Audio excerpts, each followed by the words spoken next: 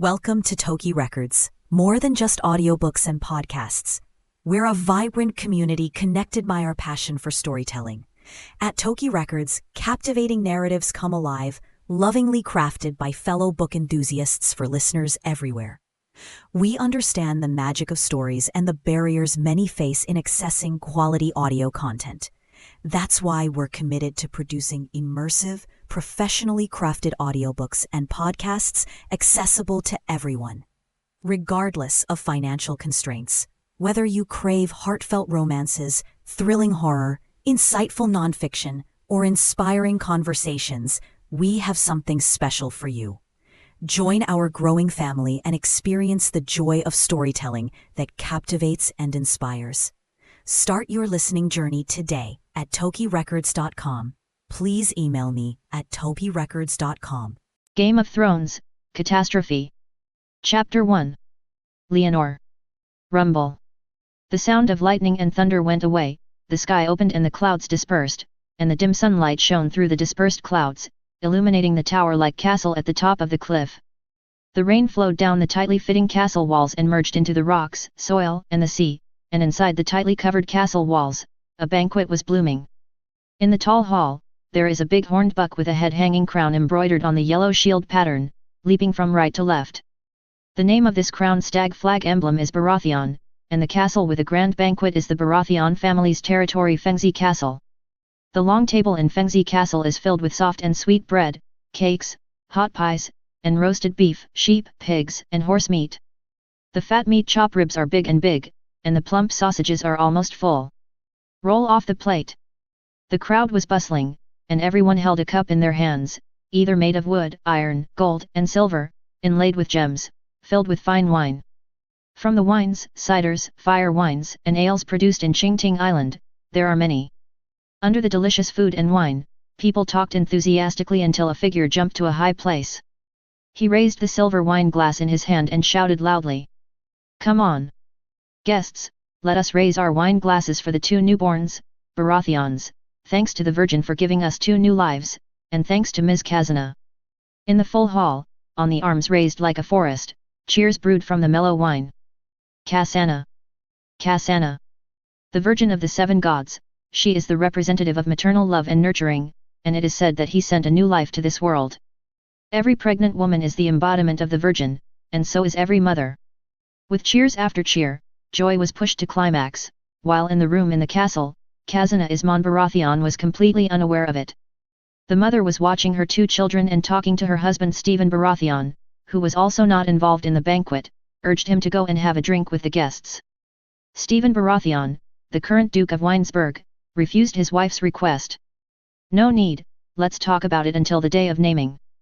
Speaking of which, Kazana, what should we name our 2 children?" As Duke Stephen said, one of the 2 children in his arms was held by Kazana, suddenly giggled and pulled out his little arm from the swaddle and swung it.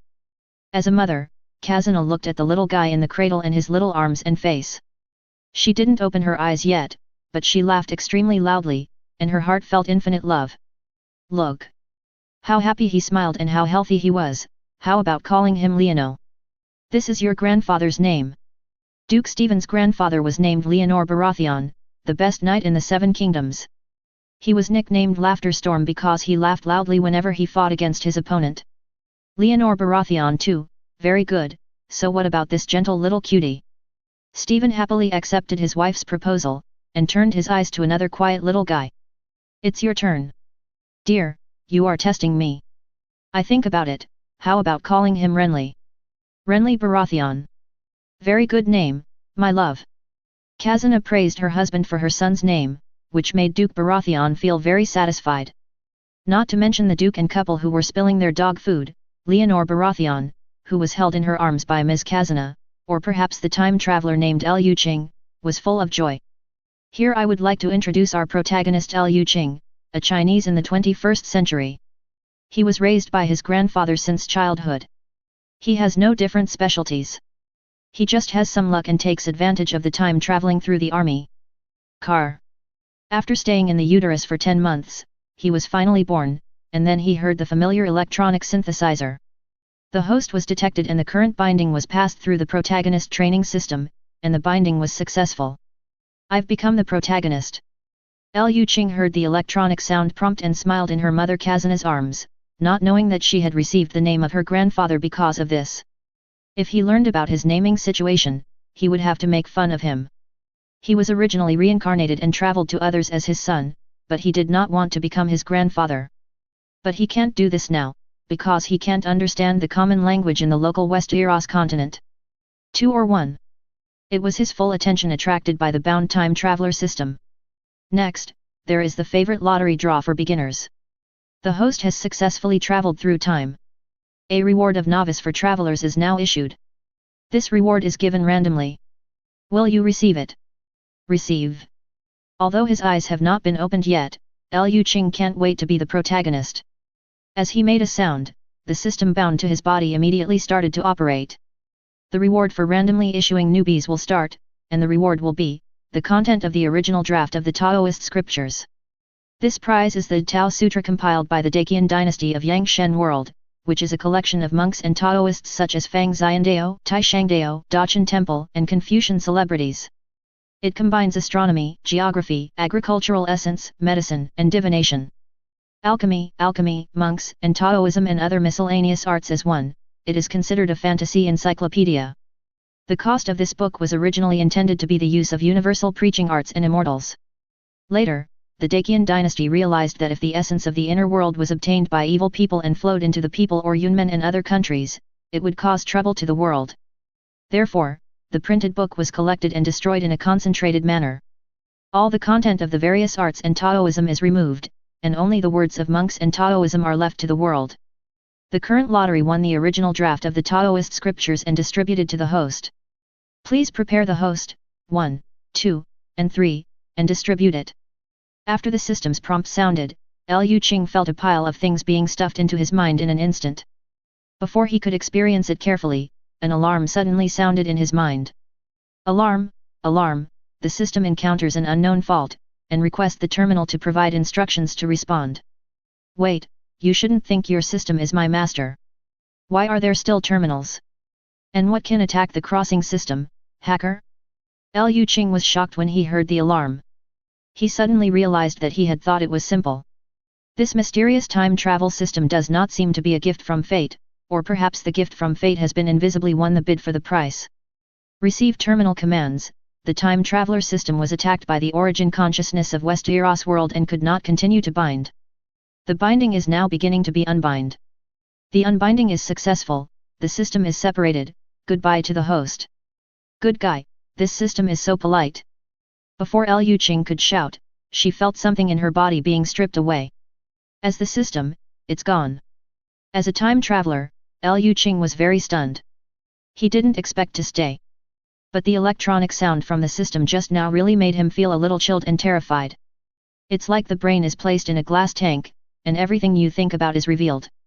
Also, the terminal of the system and the original will of the world, what are the attitudes of those two things towards themselves? Why does the terminal bind the system to itself? Will the world's original consciousness recognize itself as a smuggler? I won't give myself a lot of bad luck. Liu Qing's mind was very confused. He thought a lot for a while, and it was not until a while before he thought of the last prompt from the system. The time traveler system is attacked by the origin consciousness of Westeros. Then what he is traveling through time now is the world of ice and fire, known as the A Song of F and Kill, Game of Thrones, Rhapsody of a Fatty Man, Westeros. Then which family did he travel to? As the protagonist, Liu Qing is still in a state of misunderstanding about what is happening around him. Chapter 2. Liu Qing was eager to understand everything, but the baby's body was not enough to do anything.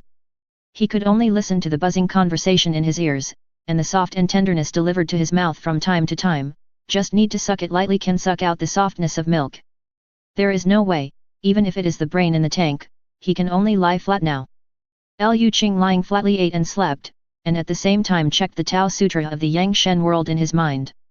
Although the system was unbounded by the attack on the world consciousness, the content of the initial draft of the Tao Sutra instilled in his mind was still there, and a large group of knowledge was allowed to be read at will.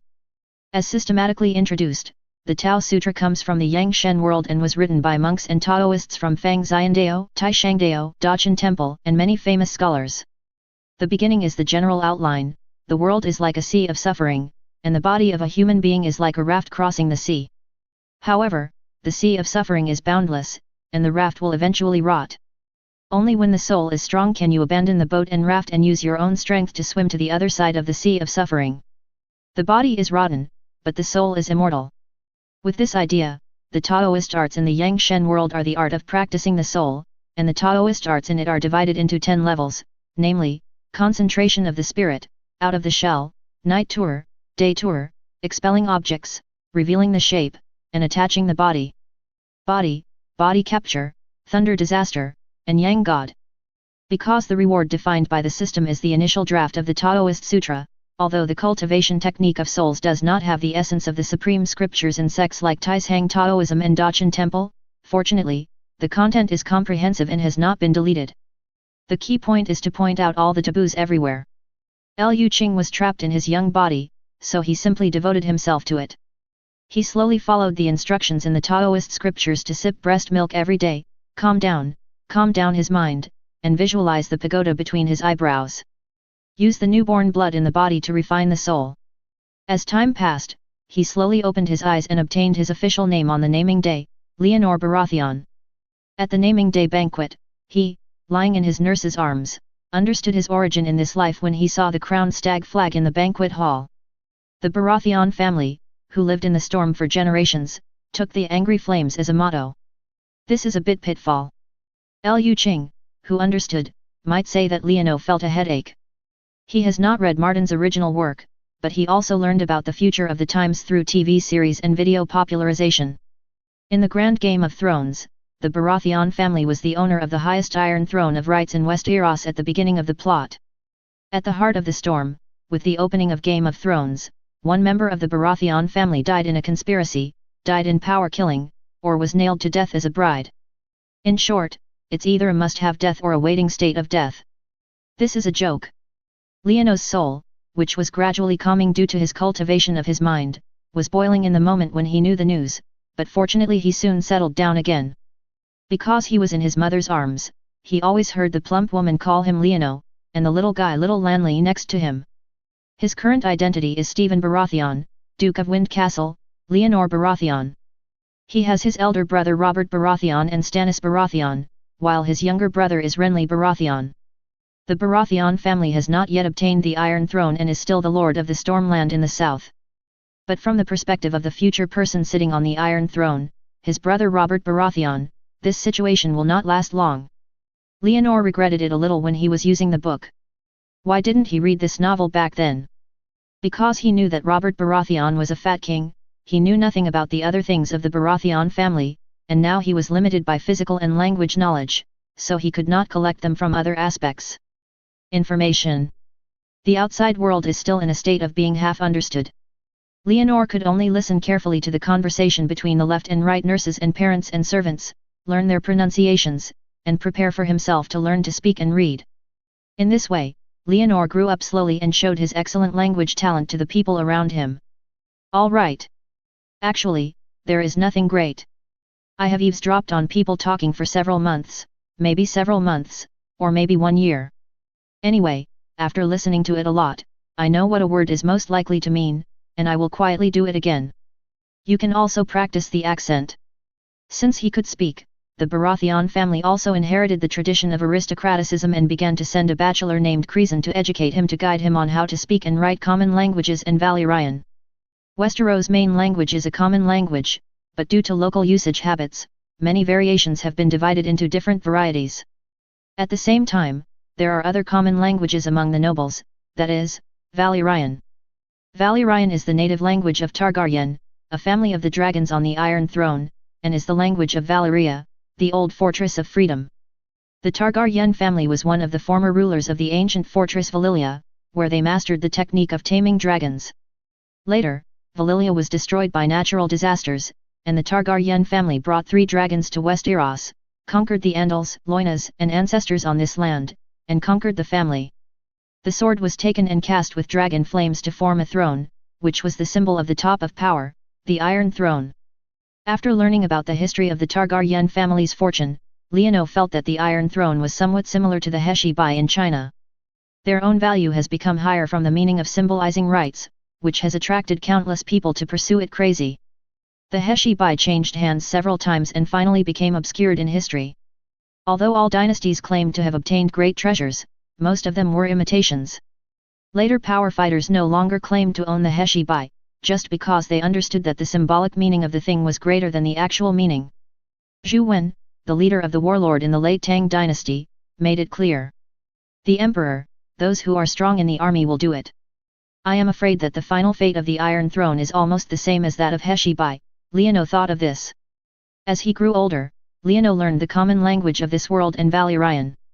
He could walk on the ground, looking at everything around him novelly, and had no idea that the two figures were missing around him. Until this afternoon, after a storm passed, the entire Fengzi castle was in an uproar. The storm site is located in the southeast corner of West Eros and is located on the coastal cliffs, so there are constant storms here all year round. Whenever a huge storm comes, nearby residents will flock to Fengzi Castle to take refuge in groups. Because the rumored Fengzi Castle was built with magic, only it can withstand the storm from the narrow sea. After every storm, the castle was messy. Leonor learned to walk. He was very interested in Bachelor Clison's telling him that the family's castle was built with magic, but before he could walk out the door, he was a Nanny Michaela. He rushed to pick it up and walked to the hall. The hall of the castle was noisy, with many people making noise, including his brother, Robert Baratheon, who had just returned from Eagle's Nest 2 years ago, and their great-uncle Habert Baratheon. Robert has a handsome face that is completely different from the Fat King in the TV series. His face is trimmed and his black hair is meticulously repaired. He looked angry and stood in front of his younger brother Stannis, whose lips were tightly pursed, and scolded loudly. "It's all Targaryen. If it weren't for the Order of the Dragon, my father wouldn't have taken a boat to Valentes, let alone encountered this storm." As the oldest man of Baratheon, Harbert was the third son of Duke Leonor, the uncle of Duke Stephen, Robert's uncle, with a white beard and a strong old face. "Refute the words of my nephew loudly. Rob, pay attention to your words. Your father's death has nothing to do with His Majesty the King, it's just that the stranger summoned him. No matter how bad Targaryen is, he is also the owner of the Iron Throne. If he offended him at will, it is very likely to cause a catastrophe to the Baratheon family." This was Harbert's consideration, but Robert, who was only 16 years old, didn't understand this. He was sent to Eagle Nest City as the adopted son of the Aelin family since he was 9 years old. He had just returned to stay for less than 2 years and his parents died at sea. He hated Targaryen, so he cursed directly in public.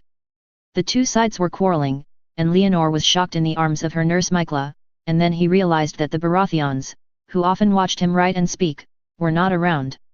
According to the argument between the eldest brother Robert and his uncle, they seemed to be heading to the trading city-state of Valentes, a trade continent in the east of the continent of Essos, to serve the king, but when they returned, they encountered a storm at the sea. Leonor's heart was heavy, and at the same time he was a little surprised, and he probably guessed how the Iron Throne belonging to Targaryen fell into Baratheon's hands. Chapter 3. It's noisy, but it can't be restored. Duke Stephen Baratheon and his wife Khazana Isman Baratheon have lost contact because the Crown Prince Rhaega, the current king heiress to, find a suitable wife and encounter a storm near the sea.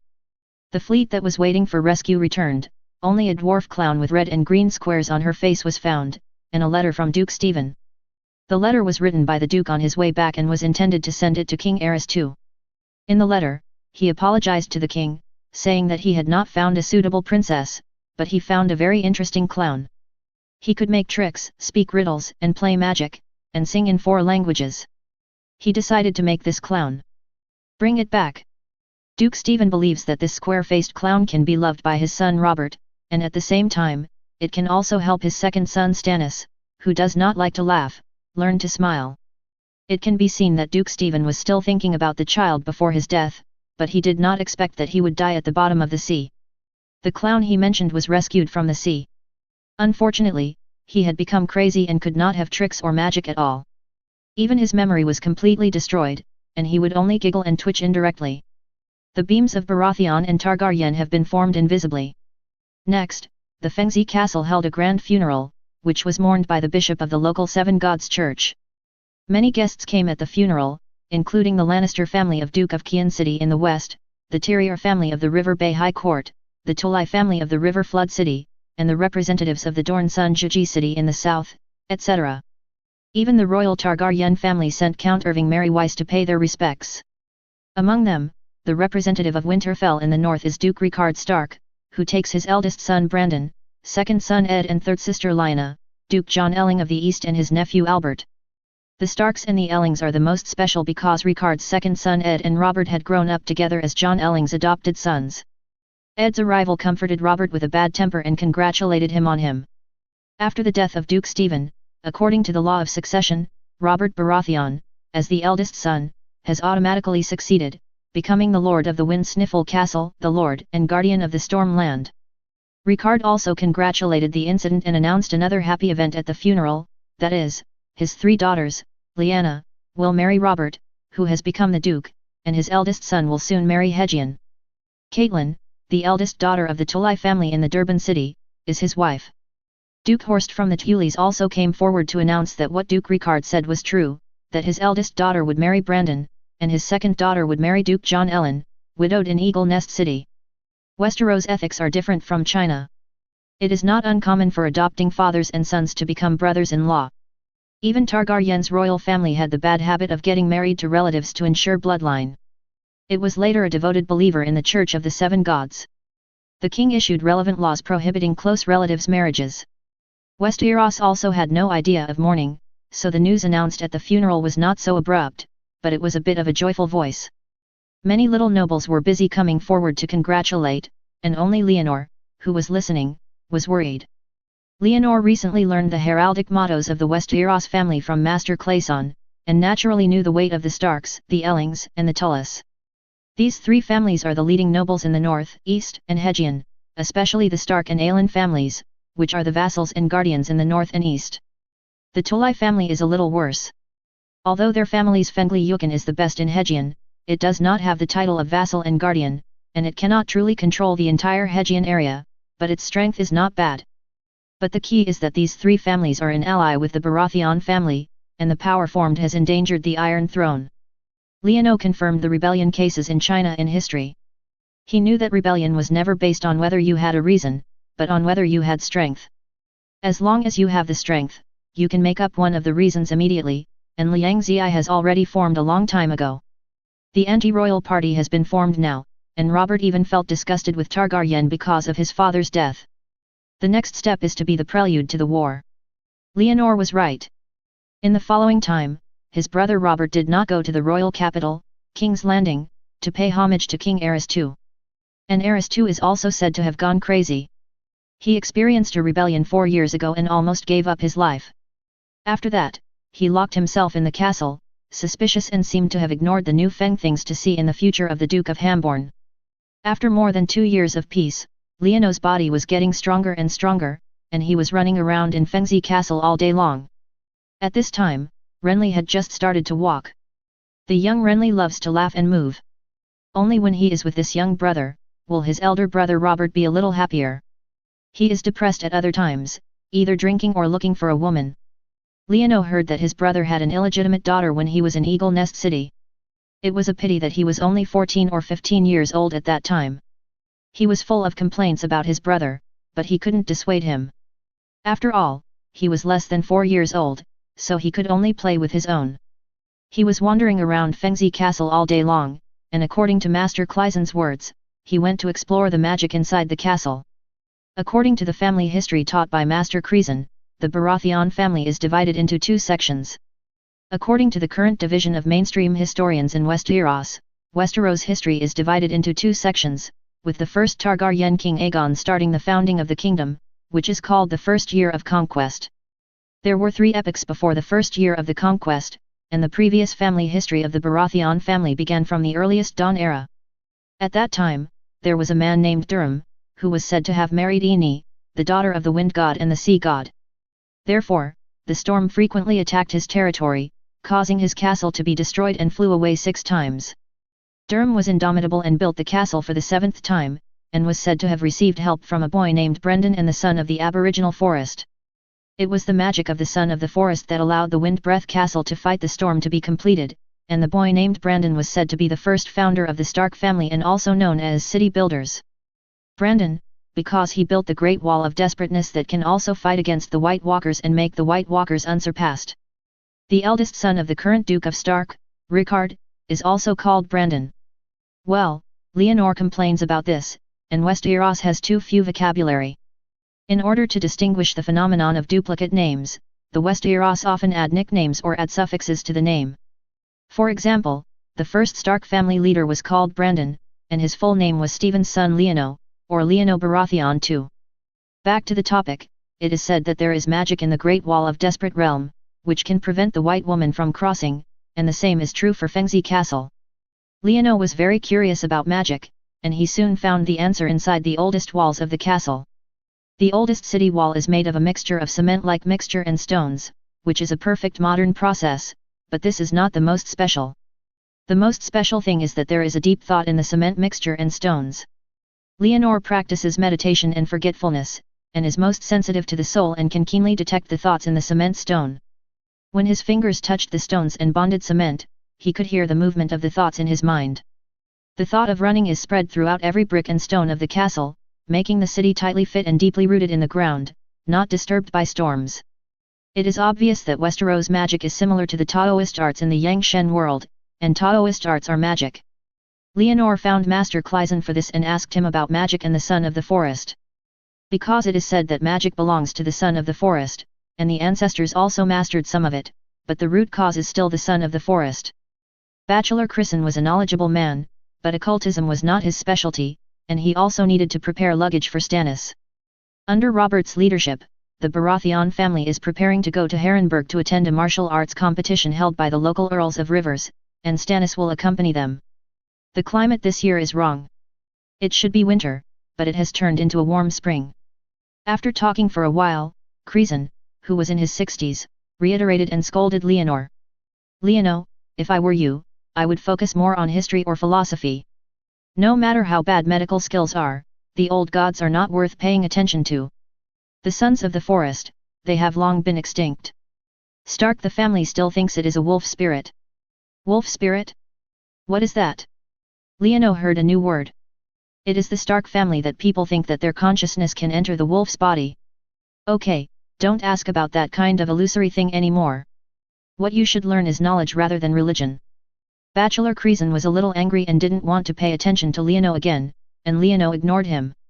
He was just a little surprised because the wolf spirit sounded like possessed. Chapter 4.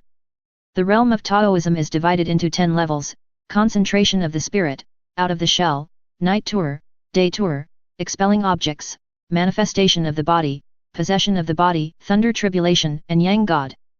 Among them, the main ability to cultivate to the realm of possession is to force the soul to a certain living body, while the later body grabbing is to completely abandon the body, and the soul exists alone, and is called a ghost immortal. Leonor found magic that was almost like Taoist from the world of Westeros, and he was naturally overjoyed. It's just a pity that the bachelors don't seem to like magic, which prevents him from getting more information. Soon, Robert took Stannis to Harrenburg, and Uncle Habert, although he was old, also followed him. All the affairs of Weinsberg were managed by Cryson, appointed by Robert, while Leonor served as the nominal acting city lord, serving as an eraser seal for the old bachelor.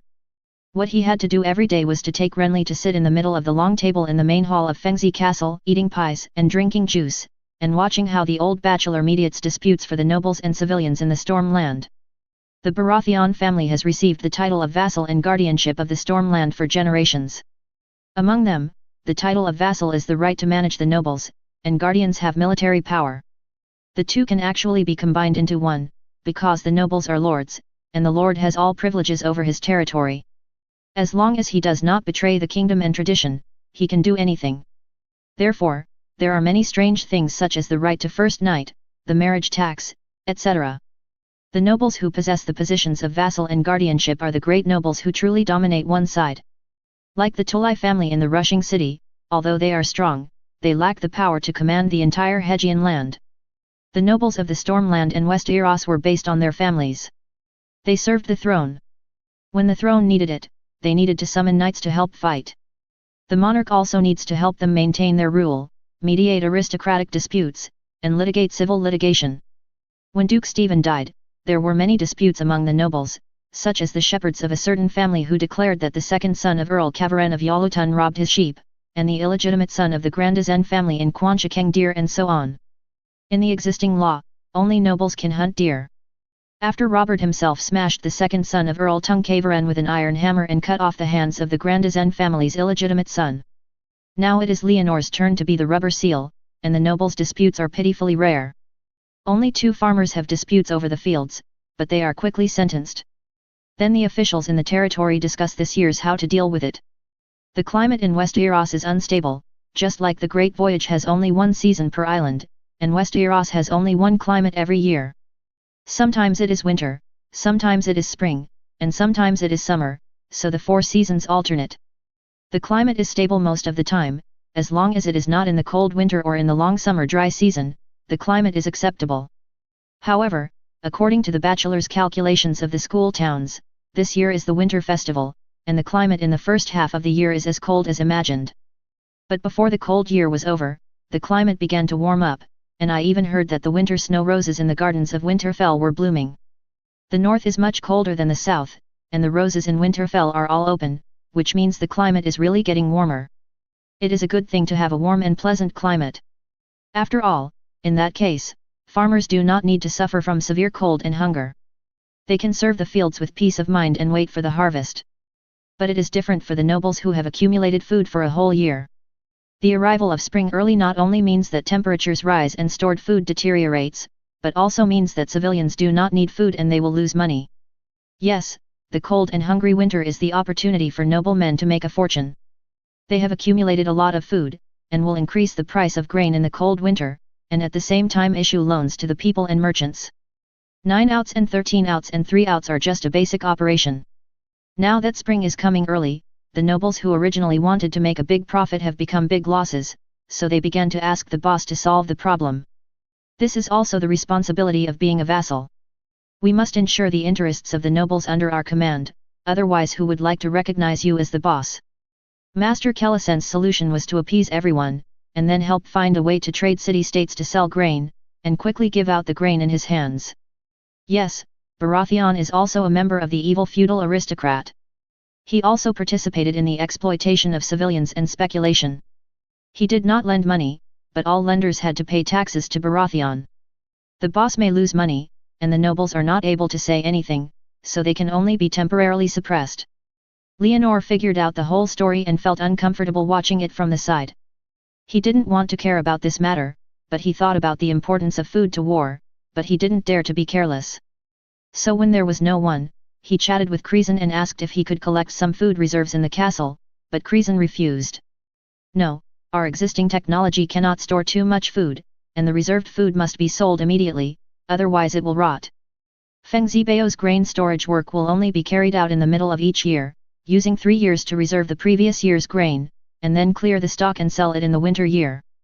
This not only maintains public order in the territory and avoids starvation everywhere, but also makes a lot of money.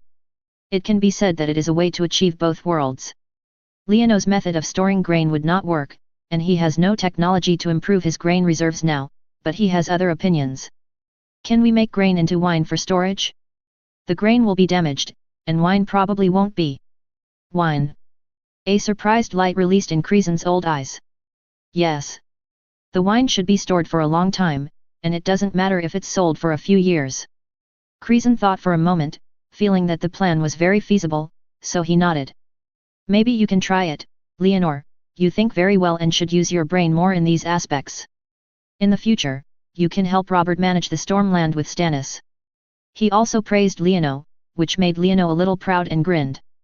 So, a simple workshop was quickly set up in Fengzi Castle, and Kreesen invited the winemaker board, and recruited the farmers during the slack season. Bags of barley, oats, and corn are carried out from the cellar and warehouse, soaked in a pot and cooked, then fermented and filtered, and after various processes, they are brewed into wine and stored. Also reminded by Leonor, Kreesen felt that the wine was easy to store and could be sold to various nobles. Therefore, after informing Robert of Herrenberg, he received his approval. He said that he would buy the food from the nobles at a low price. The grain in the cellar of Fengseberg was quickly replaced with barrels of beer, ale, and fire wine, and piles of lees were piled up in the stable. The wines were stored in the cellar, waiting to be consumed or sold. Drinking can offset the expenses of the banquet, while selling can make a small profit by waiting for the price of the wine, but not now. After all, it is not only Baratheon who wants to turn grain into wine to sell, but only families like Baratheon have the capital to store wine and sell it on standby. Overall, Baratheon's small profits have opened up new industries and gained some reputation. Bachelor Crisson, who handled the matter, was very happy and praised Leonor's wisdom whenever he met everyone, but these were quickly broken by another more explosive news. There was something going on at the martial arts competition that Robert went to Herrenberg to attend. Chapter 5. The martial arts competition is a tradition in Westeros. This tradition is specially set up for knights and those who are aspiring to become knights. It is usually a group of people gathering together to perform swordsmanship through one-on-one or many-to-many. Equestrian and gun art showdown. The basic rule of this conference is to be raised by the organizer to select a Queen of Love and Beauty, usually the daughter of the organizer. The Queen of Love and Beauty has 5 original guardians, and other participants can choose to challenge these 5 people and defeat them to get their place. While challenges will also occur between the 5 guardians until the final winner is determined. The champion has a privilege to give a garland representing the Queen of Love and Beauty to a girl he likes, usually for showing love. The champion of this year's Herrenberg martial arts competition is Targaryen's Prince Rhaega, who is said to be extremely handsome and defeated many knights, including Robert. But in the final flower offering, he skipped his original wife, Princess Dun, and gave the garland representing love and beauty to Lyanna Stad sitting with Rickard in the stands. In front of her fiancé Robert. Since Stephen's death, Robert has been a little depressed and addicted to alcohol and women. Now he is furious by Rhaega's attempt to do so. Although Uncle Habert stopped him and failed to get into an attack, he still threw down his plate and pushed the chair after returning to Fengzi Castle, causing a constant stir. To be honest, Lyanna was a little disappointed with this brother and felt that he was not of good standing, but he could understand that Legia did a little too much. If he had changed, he would have to draw his sword on the spot and ask, "Is my sword not good?" In any case, Targaryen and Baratheon had another extra payment. After returning to Windbreath Castle, Uncle Habert quickly fell ill, and Robert felt unhappy here, so he simply took a boat to Eagle Nest City in the east. Old Harbert failed to survive the winter years, died in the warm climate, and everyone buried him together, and the last person who could stop Robert also disappeared. All the work of the Windsnack Castle fell on Stannis, and Bachelor Crisson helped him with all his best. Leonor is also carefree. His nanny Michaela brings him a playmate named Vincent Stormsky. The Westeros continent seems to have special care for illegitimate children. Depending on the region, illegitimate children have fixed surnames. For example, Du's surname in the north, Du's surname in the east, Shidong, and illegitimate children in Fengshang land are all surnamed Fengshang. Vincent is 8 years old this year. He is Michaela's eldest son. His father is unknown, but he should be an unknown nobleman, or even an unknown relative of Leonor. The nurse Michaela brought him to Leonor, hoping to be a sergeant. If he does well in the future, he might be a knight or something. Leonor also knew the little bit of lace in the aristocratic circle, so he didn't care much, just thought it was cultivated and taught him how to read and arithmetic. Vincent was also an ambitious person. He did not bring any ridiculous country children's games. He honestly did whatever he asked him to do. He didn't learn quickly, but he won't be solid. Leonor was in a good mood, so he took him to the city, occasionally asking his coach Gavin Wilder to ask a knight to guard him and ride his pony to the outskirts of Fengzi Castle to see the forests and farmlands there. Time entered the 282nd year of the conquest. At the end of the spring year, just when Leonor was almost 4 years old, a black raven flew into the spire of Windbreath Castle and sent a letter to Bachelor Crisson. The content of the letter was a warning that something big happened in Junlan City just 2 days ago. Richard, Duke of Winterfell in the north, led his eldest son Brandon Stark to break into the King's Red Fort with his men, intending to murder Prince Rhaega, but he was caught by the king and most of his companions were killed on the spot. In order to punish Brandon Stark's crime, King Aerys II burned Richard, Duke of Stark in King's Landing, and sent people to pursue Robert Baratheon and Ed S. Tucker. It is said that the two were involved in the conspiracy. This news was like a bolt from the blue, which shocked the old Bachelor Crisson and immediately responded to Stannis quickly. When Stannis heard the news, his reaction was not much different from that of the old Bachelor Crisson. Only when Leonor unaware of the abnormality, the anti-royal parties have reached such an alliance between marriages. If King Aerys II does not react at all, it will be really unwise. That's why he wanted to burn Richard Stark to death? Wouldn't it be better to detain people and threaten the north? And why should I even bring Robert? No matter how bad it is, the Starks should be removed and targeted separately. It is normal to unite the majority and target small parts, and avoid the anti-royal party grouping. Are you afraid that Stark and Baratheon will not be united enough? Leonor was very confused about Aerys II's operations, but now it is not the time to solve it. I don't know who made the notice from Junlin, but it can be seen that the Baratheon family is in danger now. Leonor also ignored the taboos of age and directly proposed to respond at the family meeting. No need for his reminder, Stannis and Kristen also knew how to deal with it. The two of them were also confused, but it did not prevent them from sending spies to inquire about the news. At the same time, they strengthened martial law on Fengzi Castle, accelerated the collection of food and reserved the war. Soon they also got specific further news that what happened in King's Landing was real. But the fundamental reason why Brandon Stark broke into Red Fort is that his sister Lyanna Stark was kidnapped, and the person who abducted her was Targaryen's crown prince Rhaega. The prince gave the Garland of Love and Beauty to Lyanna at the spring martial arts competition that changed last year, which not only caused Robert to be furious, but also became a scandal among the nobles. Because he himself has a wife, Princess Ilia Martell from Sunji City, the Dun Desert in the southern region. Now that he forcibly abducted Lyanna Stark and locked her up in the southern Pure Land, he naturally made Brandon, the eldest son of the Stark family, furious. The eldest son Brandon rushed into the Red Fort Palace with his attendants Ethan Glover, Joffrey Melister, Keller Roose, and his companion Albert Ellen. Unfortunately, Prince Ray at that time Ifjia is not here, the young people may have a little tone, angering King Aerys II. Aerys II ordered the guards to catch several people, except for Brandon and Ethan Glover being caught, including the future heir of Eagle Nest City, John Ellen's nephew and adopted son Albert Arryn was killed on the spot. After the incident, Richard, the Duke of Stark, was still thinking about saving his son, and he asked Aerys II for a trial. The competition trial is a special duel in Westeros.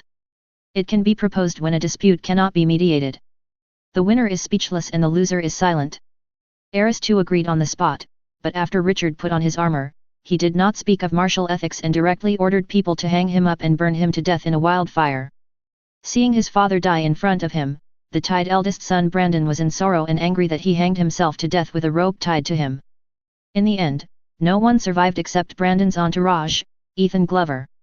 King Aerys II also sent people to inquire that Robert Baratheon and Ed Stark were at the Duke of Ellen in their adoptive father, Eagle Nest City, so he sent a messenger to ask for people.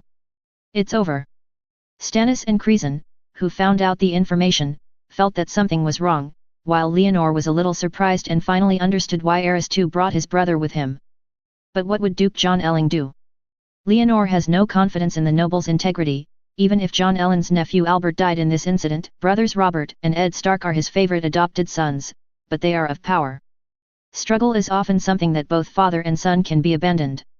Leonor was worried, but his concern was unnecessary, because just when the information was in chaos, Robert, who had run away, had already returned on a boat. Chapter 6. Robert returned to the storm. He wore bloody armor and a black warhammer in his hand. After entering the castle, he announced to Stannis and Bachelor Creason, as well as Gavin Wilder, the coach of the Winesburg. He announced that he would lead the Stormland nobles to a coalition army of Stark, Ellen and Tully, and other rebellion against the Mad King Aerys II.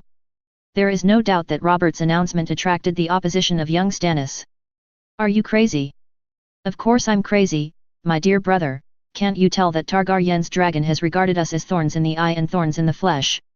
Aerys II was crazy, and he used wildfire to bring Duke Ricard alive. Burned to death in Red Fort, and Brandon was watching it all, strangled to death by the ropes that bound him. Rob's response did not hesitate, and he talked endlessly.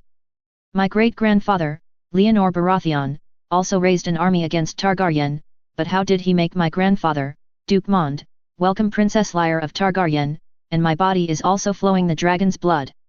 My father, Duke Stephen, chose the princess for Rhaega, and took risks to go out to sea, but he robbed my fiancé. I will revenge this revenge, and return blood to blood. The Iron Throne belongs to Targaryen, and in my body it is also Targaryen's blood flowed. Robert's words were loud and Stannis could not refute, and Leonor, another time traveler, opened his mouth wide. He did not expect that there was a precedent for his family's rebellion. Yes, the first Leono, the Duke of Leono, known as the Laughing Storm, also raised an army to resist Targaryen. The reason for the uprising was similar to that of Robert, the difference was that Duke Leonor's daughter was divorced by Prince Targaryen at the time. The Targaryen royal family asked Prince Duncan to choose between the Iron Throne and love, and the other party resolutely abandoned the Iron Throne, which made the Baratheon family deeply feel ashamed, so the storm of laughter rose up in revenge. Because the Targaryen royal family made a mistake first, they did not receive public support, and eventually they could only quell the dispute and seize Duncan's position as crown prince. At the same time, they brought the royal princess Lilexp to the eldest son of the storm, Mond. This made Baratheon possess the royal bloodline. Because of this bloody relationship and the prelude to the old things, Robert was determined to follow his predecessors and planned to go up and sit on the Iron Throne. His words also made Stannis, Bachelor of Creosan, and even Sir Gavin Wilder argue. This is the law of Westeros, and bloodline is above everything else. Robert has the right to inherit from his bloodline, and from the perspective of reason, Targaryen was injustice first, and Aerys too even violated the tradition of martial arts trial. The most important thing is that there are lessons from the past. This made people want to stop Robert from speaking, but he just watched the whole family go to the guillotine. Everyone was in awkward silence, and just as Robert became more and more angry, a silly voice came out. Then let the rage flames grow wild.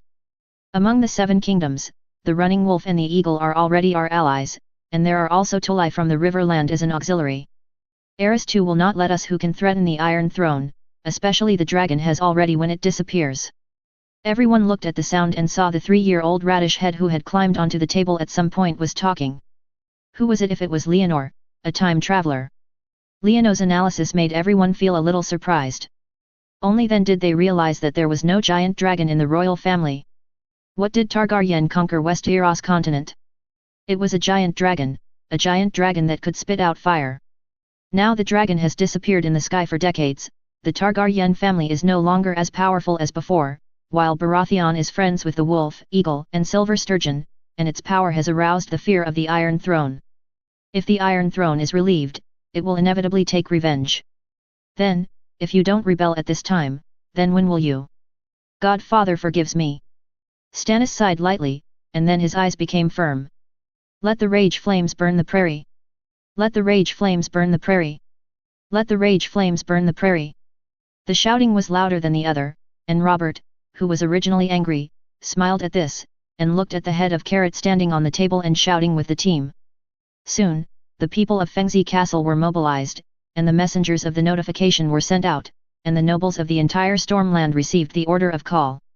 The nobles who received the convening order slowly set off and came to the Fengzi Castle where the people lined up for a meeting. Before the meeting began, Stannis, who was in charge of the reception, quickly completed the statistics of the guests, and only 3 nobles in the entire Stormland did not come. These 3 families are Cavalentun, Grantend in Quan Chi City, and Fairhouse in Luomo City. It is obvious that these 3 families have already stood on the side of the Royalist Party. At the meeting, Robert once again informed everyone of his rebellion, and asked all nobles to obey Baratheon as usual and send troops to help. Robert repeated the statement in Fengzi Castle, which was reasonable, and he also added a message, that is, when he returned from Eagle Nest City, he killed Mackay, the leader of the royal army in the east in Haihu Town. Graf's son. The army of the Duke of John Ellen in the east and the Stark family in the north have been assembled and will move south soon. Hearing Robert's news, the nobles of the entire Stormland immediately agreed.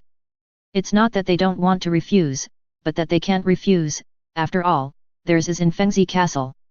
Jas Gavin Wild, with his soldiers, guarded outside the hall. As long as any lord dared to refuse Robert's recruitment, they would immediately rush into it and lift the rejection up the tower and throw it down.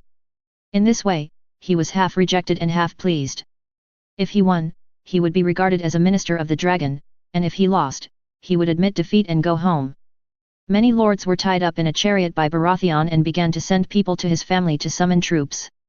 Soon, a unit of 5,000 people was summoned, and the spies that were spilled out also responded. The royal party, who will attend the meeting in the storm, are gathering troops in the direction of the Midsummer Hall. The Midsummer Hall is located at the junction of Dorne, River Bay, and Stormland. It was originally a summer palace belonging to the royal family, but was later destroyed by a royal fire.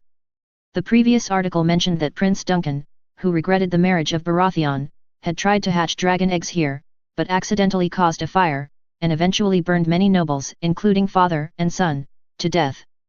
Midsummer Hall Tragedy. The fire not only caused the Targaryen population to wither, but also destroyed the once grand royal summer palace. Today, the ruins of the royal summer palace have become the gathering place for the royalists in the Stormland. After receiving the news, Robert took the army without hesitation. He set out early in the morning, but when the sun was just rising, news of victory came. Robert defeated the Cafulon family in Yolutun halfway to the summer hall. At noon, the Grandsend family in Quanxi City were defeated, and in the evening, Robert killed Count Fair in Luomo City. 3 wins a day. This is the first time Leono discovered that it seems that in addition to drinking and playing with women, the young man has an illegitimate daughter, and it seems that his combat power is really good. However, his amazement was soon replaced by other ideas. Chapter 7. Under the rushing crowned stag, the Wind Snack Castle is filled with various flags, the starry purple electric flag of the Tang Delian family, the black nightingale flag of the Karen family, the 3-branch wheat ear flag of the Seer Mi family, and the black and white of the Shiwen family swan. There are also a variety of flags, each of which represents a family's participation in the war in the Stormland. The latest additions are the Kavalunt family's Young Deer Double Leap flag, the Fair family's black and green crescent flag, and the Grandesson family's black Lying Lion flag. Yes, that's right, the 3 royalists who were just defeated by Robert, even the Fur family, who was killed by the head of the family, were led by Silver Axe Fair, the son of the former Earl of Fair, and joined the father-killing enemy, Labo. Under his command. The nobles in the feudal era, the nobles who have the mission of loyalty in legend, are so casual. Leonor even had the illusion that the army of 3 families, including Kavaluan, gathered in Shenxia Hall not because they supported King Eris II, but because they ran the wrong way and thought they were gathering in Fengzi Castle. When they saw Robert facing each other, they probably mistook him for the welcome, but they were beaten up by Robert. They were able to live up to the boss's face and to cover up their IQ that they didn't even recognize, so they went through the motions. Pretend to be back on track. Damn it. It's so absurd, the so-called 3 wins a day are just like funny. Leono was full of complaints about the feudal army, but he also clearly realized that the world was still in the era of feudal division, and it seemed like that was it. The so-called aristocratic forces are also grass on the wall, and the wind blows both sides. Just as Leonor's complaints came laughing in his ears, but his brother Robert was pulling Kavalunt, Grandezin, and the new Earl of Fair to drink and tease each one. There was a custom woman in her arms. Seeing the so-called nobles embrace customs women, Leono couldn't bear to look at them anymore, so he shook his head and left. After Fengzi rested and recuperated, more troops came to join in the next few days. All of them were unknown nobles, nobility in the corners, hedge knights who were seeking jobs, that is, knights without fiefdoms. No matter how many people came, Robert accepted it all. Leonor just watched silently, watching Robert form a less focused army of complex elements such as customary women, down-and-out beggars and strong peasants, and set out to the south. Robert only left a small number of troops for the Windshi Castle, but he was quite conscientious because he went to the south to relieve the worries. Now the war has begun, and just as Robert conquered the princes of the storm, King Eris II of Tang Arian had issued an edict to the whole country.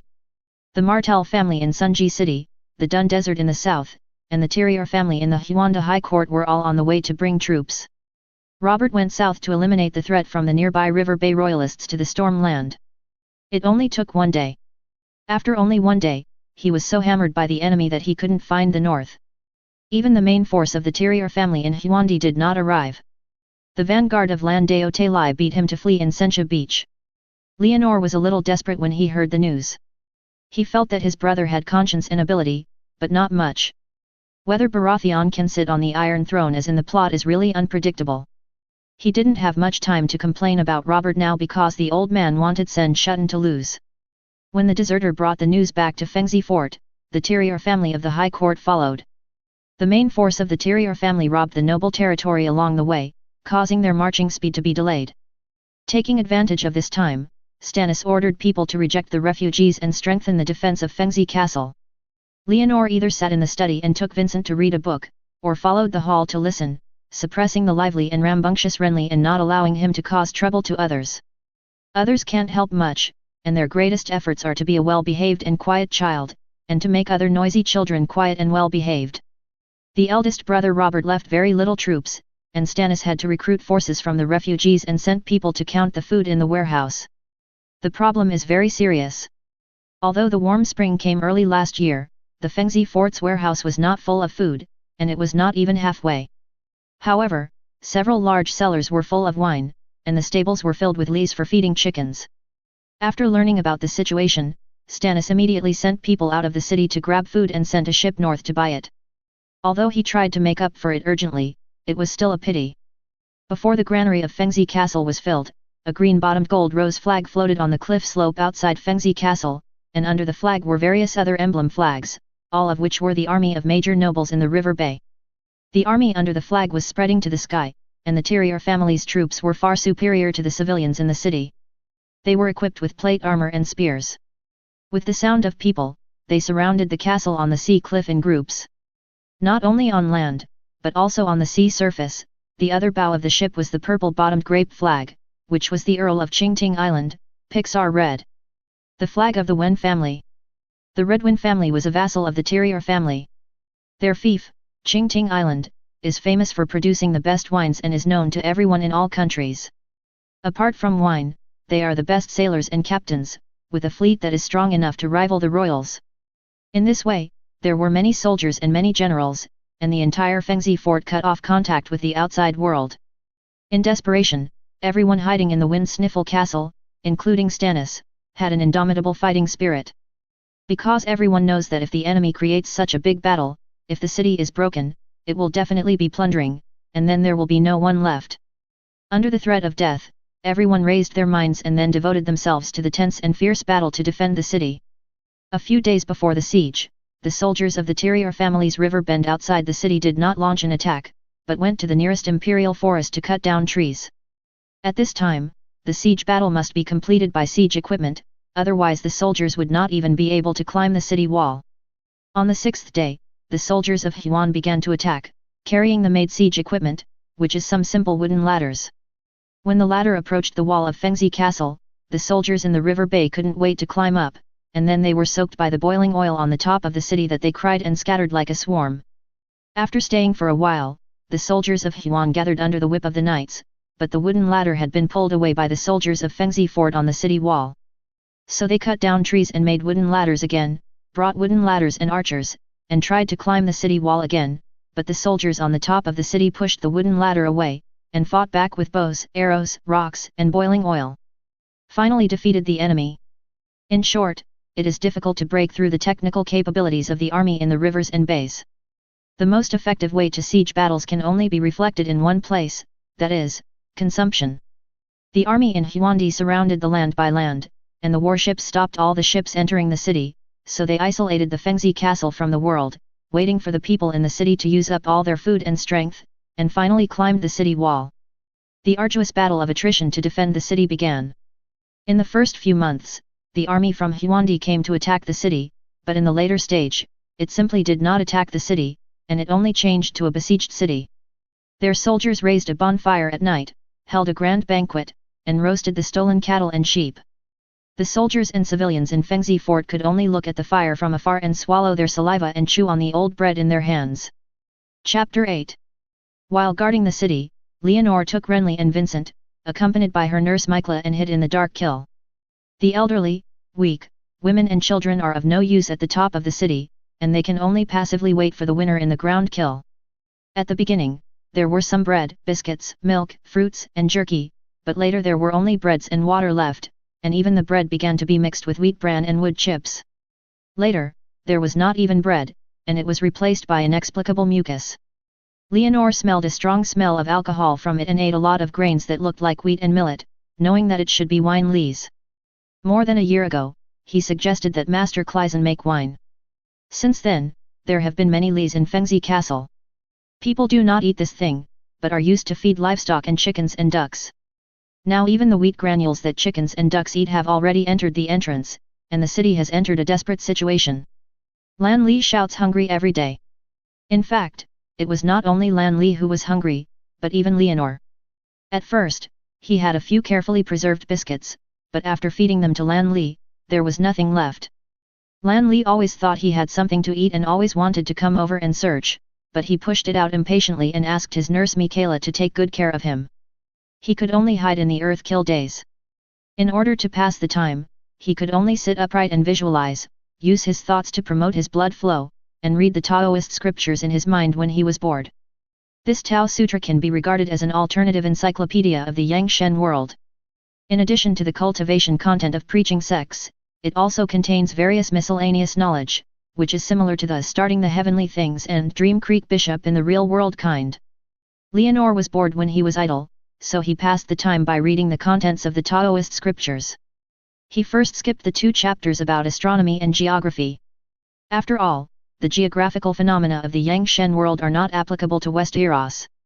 He used to mainly watch how to practice Taoist arts, but now he sees the miscellaneous arts, which are also called alchemy by people in the Yang Shen world. The full name of Fengzi is Fengzi, also known as the art of all crafts, covering all aspects of food, clothing, housing, and transportation.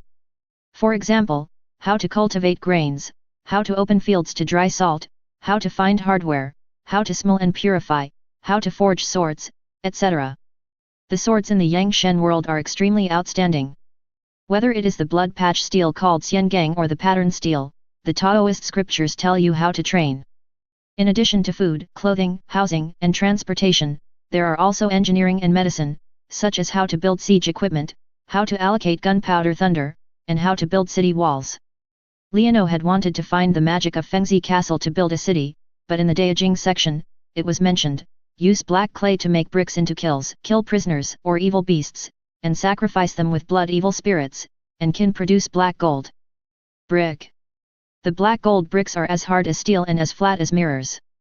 When the city is built with glutinous rice mortar, the city walls will be indestructible. They will not fear evil swords, and the purple thunder gunpowder will not be broken. The alchemist in the Yang Shen world also created gunpowder, and the power of the most advanced purple thunder gunpowder explosion is no worse than that of modern TNT-type gunpowder. Some Taoist masters can use their thoughts to penetrate gunpowder powder into the talisman paper, metal, and wood, and refine them into powerful thunder talismans. It is said that when a thought moves, they can explode and subdue demons. Good guy. Leonore felt like he had discovered a new world. It turned out that the reward of the system was also gold fingers, so he almost missed these fantasy black technologies. In the Earthkill, Leonore, who discovered the new world, began to absorb knowledge hungrily and thought about how to copy those fantasy black technologies into this world. He remembered that there were also some black technologies such as wildfire in this world, and he had to do it well. Preparation for a response. The war in Fengzi Castle outside is still continuing. After the spring year, it should be the summer year, but unfortunately it suddenly turned into winter again. The wind on the beach was as cold as a knife, but the siege of the Darier family was still not removed. The knights in fur and plate armor were eating and drinking at the campfire, while the flags of golden roses and purple-bottomed grapes were patrolling back and forth on the sea. But except for the first few months, they did not attack in the days afterwards. This gave Stannis a buffer, and he tried to appease everyone in the city and suppress a rebellion. After the food was exhausted, Sir Gavin Wilder, the coach of the Winesburg, tried to lead people to open the city gate and surrender, but fortunately he was discovered in advance. Stannis wanted to kill the traitor and threw his head out of the city, but was dissuaded by Master Creason. Stay him. Maybe he can make some contributions to us, and our lees are almost finished. Master Clison's old eyes flashed with an inexplicable light, firm and terrible. Master Clison's eyes were terrible, but Stannis agreed that he could do anything in despair. Fortunately, the terrible thing did not happen, because on the night when the food was almost gone, a black sailboat passed through the Redwyn family's fleet blockade, bringing a full ship of dried fish and onions to the Winesburg, causing a sensation in the city. When Stannis walked through the crowd that warmly welcomed the food and came to the edge of the sea cliff, he saw a grey-bearded bald man standing in front of the black sailboat in the cold wind, so he stepped forward to have a conversation. The man named Davos, from the flea nest in King's Landing City. He was a businessman in the narrow sea. He encountered a purchasing ship driven out by the Redwyn fleet at the sea. He heard that the Windshee Castle was surrounded and decided to send it. Come to food and support. Stannis knew Davos, and it could even be said to be well known. This lord is a maritime smuggler wandering between the Westeros continent and the 9 major trading city-states. He even heard that he had sold weapons to savages outside the Great Wall of Desperate.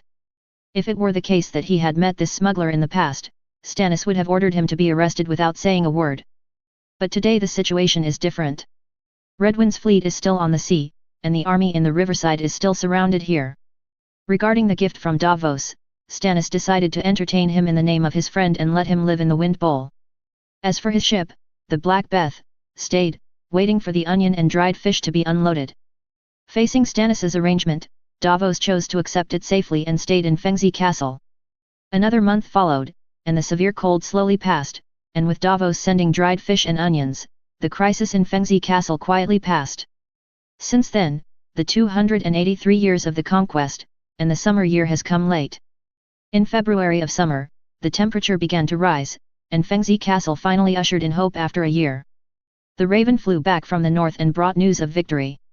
Robert Baratheon was lucky that he was not caught up and killed by Lando Tally, but joined the army of Stark and the Tully family in Ringing Bell Town.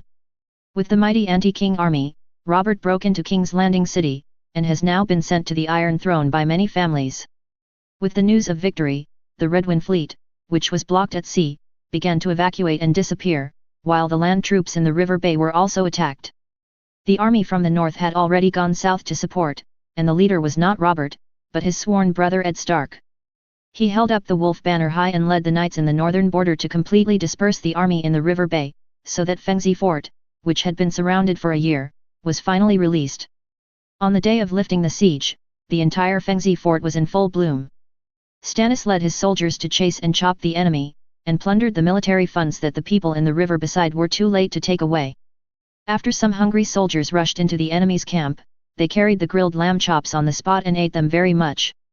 As the pursuit of death unfolded, the city cheered, and Leonor also brought Lan Li. The two of them walked out of the Earthkill with a pale face, facing the scorching sun above their heads, as if they were a different world. Chapter 9. After the victory of chasing the death of the North, Fengzi Fort held a victorious banquet after being surrounded for a year.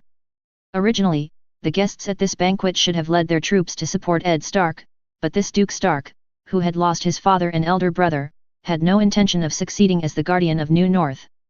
After he conveyed the orders from the army in the north, he immediately led several knights to continue south. Stannis was a little displeased with this, but said nothing. Stannis presided over a celebration banquet, invited the nobles from the north to attend, and gave a greeting after everyone had enough food and drink, thanking the subjects for their support and the reinforcements from the north for their timely arrival. Leono felt that this old man was not suitable for this kind of scene, but the heroic and loud laughter of the nobles in the north made up for the shortcomings. He was also satisfied with cutting a roasted lamb leg with a knife and using tenderness. The fragrant and refreshing mutton came to visit the Woodian temple, which was empty for almost a year. Just as the banquet was about to end successfully, a noise suddenly came, but a man rushed into the hall under the obstruction of the guards. Davos, who rushed into the banquet, knelt in front of many nobles, told Stannis in the main position that he had given his merits to the supplies at the critical moment of Fengzi Castle, begging for rewards, with a humble attitude. Leonor put down the knife and asked the nurse next to him to take care of Renly beside him. He sat on Stannis' left hand, looking at Davos, who was extremely humble below, but he felt a little uncomfortable. Because he realized that Davos had great kindness to Fengzi Castle, he should not be so humble, but he also noticed that everyone in the room looked as usual, and some even looked funny as if they were watching the show, and they couldn't help but feel melancholy. The same thing is said, nobility and humility, and the rules are like this. But are the rules right? Leonor felt a little sad when facing the rules of another world, but Stannis beside him spoke. Davos, my forgiveness of your sins is my greatest reward. Dear Lord Stannis, I want to be a knight. Davos, who was kneeling on the ground, showed no doubt great courage, but it made the Storm nobles unhappy. There are many types of knights, including hedge knights who work in a wandering and working, oath knights who have labor relations with the nobles, and also, who are almost equivalent to the nobles and have personal territory. Davos claimed at the banquet that he wanted to become a knight, no doubt that he would become a knight of vow or a hired knight, but a wealthy knight with a fiefdom. The proprietary knights are dependent on the nobles, and the nobles are a circle of family lineage theory. The nobles attending the meeting did not like Davos' remarks and felt that smuggling sellers were not qualified to become knights or nobles. They waited for Stannis' ruling and waited for Stannis to order the smuggler to be beaten out or sentenced to death. They felt that Stannis, who had always been serious, could do it. While everyone was waiting, Stannis in the main position spoke, his words were cold and unkind. Leave. Davos, while I have not changed my mind yet, pursue your smuggling crimes. If you insist on asking for my reward, then I will also settle your guilt. A just knight must not have any sins. And I don't need a knight without hands. Under Stannis's old-fashionedness, although very limited, is still hidden in his gratitude to Davos. He asked Davos to leave, and if he insisted on claiming compensation, he would be held responsible for smuggling, and according to the law, he would cut off his hands. Leonor was stunned when he heard it next to him, because according to the plot story in his memory, his second brother should only cut off the other party's fingers. Why did he cut off his hands now? The silence of the room was so quiet that even Davos had no sound. He mustered up great courage to come here, not to lose his hands. It wouldn't be a big deal if it was just a pair of hands to exchange for the fiefs inherited from generation to generation, but the problem was that Stannis on the opposite side had no promise. The words of the nobles are like storms on the sea, and they leave as they say they come, and leave as they say they want. Just as Davos was hesitating in his heart, Leonor saw the situation stalemate, but he had a thought in his heart, because he felt that Davos was a talent and the benefactor of Fengsey Castle, so he stood on the chair and spoke. Stannis, can I make a judgment? Stannis turned his head and looked at his younger brother in surprise. What you up to? Let me judge this future knight's guilt. Leonor asked. Stannis glanced at the many guests in the hall, but he didn't know what he was thinking about, so he asked. How do you plan to make a decision? The eyes of the entire living room were attracted, and Leonor saw this and cleared his throat slightly. I have heard a saying about the Lannister family in the West, called Lannister, you will be compensated for your debts. For this purpose, the Lion eliminated the Reyes family in Castome to punish their infidelity. Warn the world about the price of offending the nobles. Mr. Davos, you lend a helping hand in the critical moment of wind sniffle.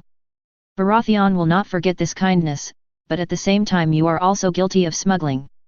In view of this, I will sentence you to you. You are guilty.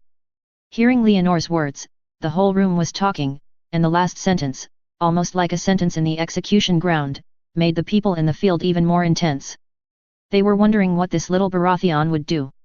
It was like Lannister dealing with Reyes that Davos died, but Baratheon would also be called ungrateful. Or just forgive Davos directly, which will offend the nobles of the Stormland. Even Davos, who was kneeling in the hall, held his breath and waited for the next words. But you have a power, come on. Start a trial against me who was ruling. Leonor's words surprised Davos below, his face full of shock, and the nobles who were talking in the hall exploded with a blast. Quiet. Stannis spoke loudly, and the banquet hall under the town was roaring, and then he whispered to his younger brother standing on the chair next to him.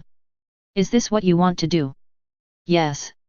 Leonor nodded, and after Stannis understood, he was speechless for a while, and finally said to Davos below. Davos, thank my brother. Davos, kneeling on the ground, looked up at the little boy on the seat, and felt that the other person's figure was extremely majestic, and his brown eyes were even filled with tears of joy. How dare I? Don't procrastinate like this. Stannis' tone became dissatisfied, and Davos quickly wiped away his tears when he saw this. I propose a competition trial. According to tradition, as long as he proposes a competition, he can decide whether it is right or wrong based on his winning or losing. I accept it, I admit defeat. Leonor happily admitted defeat, and then couldn't help laughing out loud. His laughter was wild, making the people in the room, including Stannis, feel inexplicable. Only Davos was grateful and tears were crying. Stannis only felt that the laughter of his younger brother beside him was a little harsh, but then he had to announce his reward. Your sin is clear. Davos, now in repaying your kindness, I, Stannis, granted you a knight in the name of Baratheon, and granted you good fields of the Horn of the Wind as territory. When he heard Stannis' reward, the nobles of the Stormland sitting in the banquet hall were all unchanging, while the knights from the north praised him, and Davos, who received the reward, kowtowed again.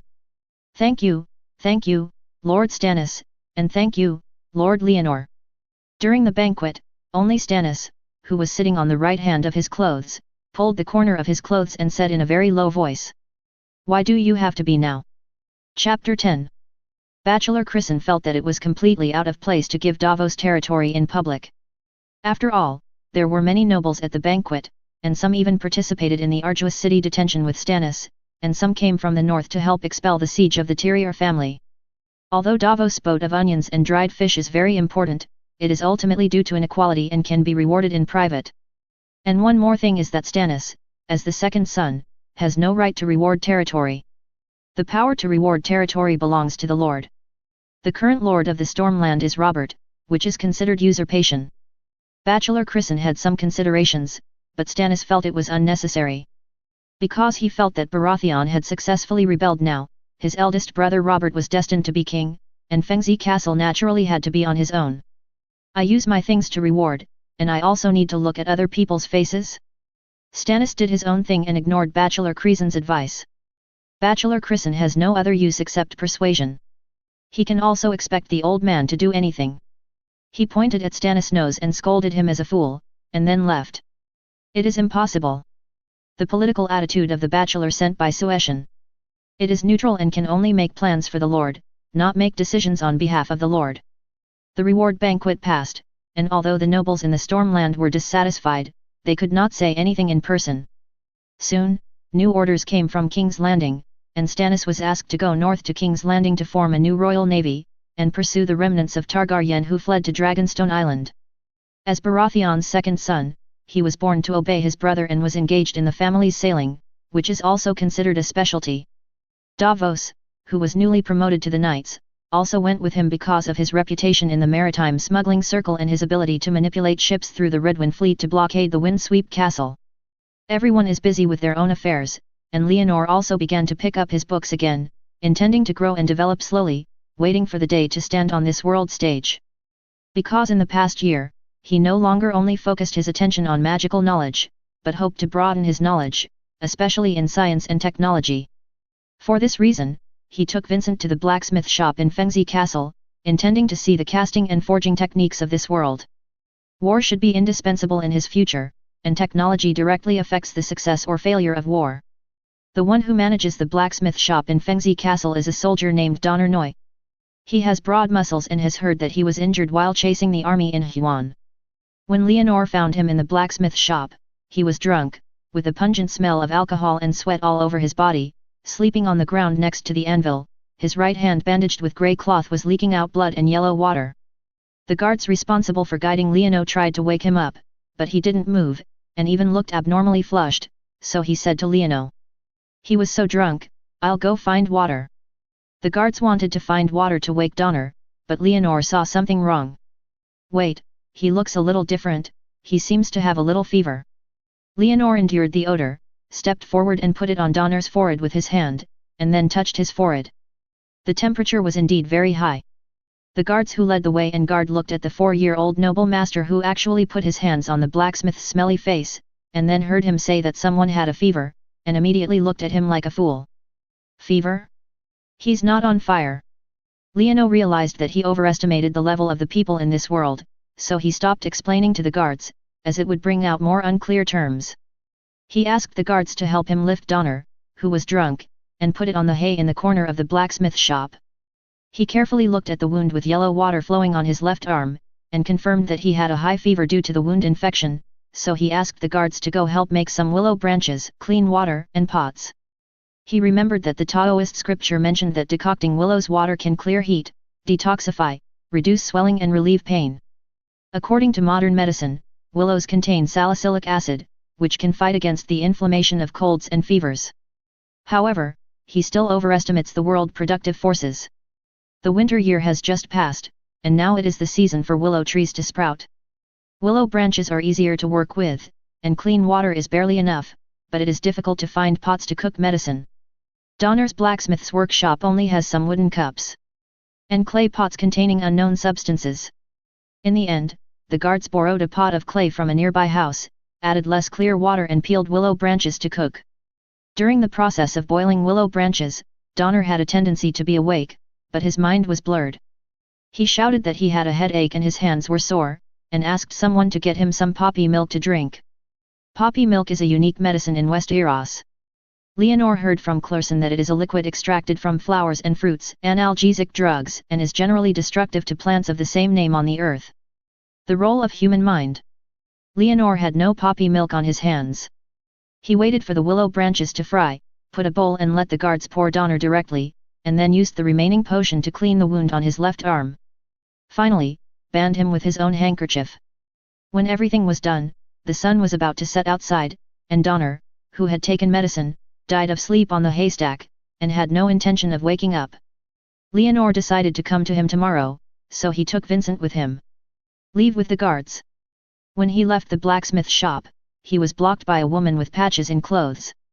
He was a little confused, but the guide guards who were accompanying him suddenly realized that they took out the pot of decocting medicine from the blacksmith shop and returned it to her, and explained at the same time. This is borrowing her jar. It's just a jar. Leonor looked at the woman with the patch of clothes and was amused and laughed. The woman actually stopped herself for a jar. If she had changed to another noble, she would have to whip it up. The woman who took the can and left with a look of alert, while the guard who led the way twitched the corner of his mouth after hearing his words. Master Leonor, this jar is perhaps one of the most valuable things in her family. Leonor looked absent after hearing this, and he was a little disbelief. How much does that jar cost? It could be 1 silver deer, or 2 silver deer, or even more. So expensive. Leonor was surprised. He learned the world's currency conversion from Klassen. This world has 3 main currencies, golden dragon, silver deer, and bronze star. 1 golden dragon is exchanged for 17 silver deer and 1 silver the deer is exchanged for 32 bronze stars. Those who set up such a conversion system do not have a pitfall, but do it intentionally, because the people do not understand and will ask for help from literate people, and businessmen, officials, and priests can take the opportunity to make a profit. Leonor did not know the income and expenses of ordinary people, but he heard Vincent say that before Fengzi Castle, 3 pumpkins could be bought in a copper plate in the city, which was enough for a family of 3 to eat for 1 to 2 days. And an ordinary clay pot actually costs a family of 3 for 1 or 2 months. Isn't it a bit expensive? Expensive. The guard looked confused. He had no idea about cheapness or expensiveness, and only knew that he could afford it or could not afford it. May I have your name? My name is Dorrit. From today on, follow me and be my guard. Leonor needed someone to help him understand the social level of the world. He remembered that the Taoist scriptures contained the skills of burning pottery and porcelain. Those are all techniques that can make a fortune. Then my job. Dorrit showed joy and couldn't help but hesitate. He had no idea about many things, but it did not mean that he was stupid. He didn't know what the meaning of being Leonor's guard. I'll go and tell Sir Codenipon Lose. Chapter 11. Sir Codenipon Lose is the new coach of the Weinsberg after Gavin Wilder, who rebelled in the siege. He is responsible for the protection of the Weinsberg and the training of ordinary soldiers. All the soldiers are under his management. Leonor wrote a letter to the new coach when he returned to the castle, and he successfully took the soldier named Dorrit to his disciple. The next day, he was about to ask Dorrit to continue to take him and Vincent to find Donner, but he didn't expect the other party to come to him. The blacksmith he had treated with willow water has recovered his health, and his figure is indeed as strong as the legendary one. His black eyes were grateful, and he knelt down to express his gratitude when he saw Leonor. Leonor Chiron was bowed by the blacksmith and asked him to stand up. You don't need to kneel down, Mr. Noi, you were injured to defend Fengzi Castle, but don't drink alcohol after being injured next time, it's not good for your health. Although Leonor was far away, he could still smell the alcohol on the other party's body. He gave a word of advice, but this sentence made the already grateful man Donner cry directly. Leonor couldn't tell what the blacksmith's tears mean. What's wrong with you? Donner stood up, cried so hard that he blew his nose again, and wiped the sticky and shiny snot on the torn straw sandals under his feet, crying in a muddy voice. So kind, you are so kind, Lord Leono, I have never seen a kind nobleman as you are so young, and you will definitely be a noble man in the future. What can I do to repay you? The word aristocrat has never been related to mercy. I just can't help you. Leonor complained in his heart, but looking at Donald's tearful expression, he thought he was serious, so he nodded. I have received your gratitude and I want to learn about ironwork if you want. A iron smashing thing? Donna, who was crying so hard, was stunned after hearing this. What did a noble do to understand the coolie doing such a inferior talent do? Although Donner was a blacksmith, he never thought how sacred his work was. Although he sometimes looked at the hammers and warmers he made, and how hard it was to pound them from ore to such a level. Thinking about the life that is always stinking and unattended, he feels that he has had enough. People always talk about weapons such as warhammers and swords, and talk about how brave the people who wield warhammers and swords are, but they never care about what kind of people who cast the warhammers and swords are. Donner believes that except for those poor people who have no food to eat, no one would want to know about the blacksmith, and no fool would think about how to become a blacksmith. Now a nobleman said he wanted to become a fool, so. Leonore looked at Donner, who had been silent for a long time. Do you feel something is wrong? Donner. His heavy voice recalled the strong blacksmith's ingenuity, so he quickly shook his head. No, respected Master Leonore, if you want to know about the blacksmith, I can tell you in detail, from the mining of ore, to screening, melting, crafting, and grinding. I will take everything I know. I'll tell you, because you saved my life. The blacksmith Donner's words were extremely earnest, and Leonore once again took his words seriously. Then let's start with the ore. Where does our ore come from now? Where is the quality good and where is the quality bad? Our ore source is mainly two types.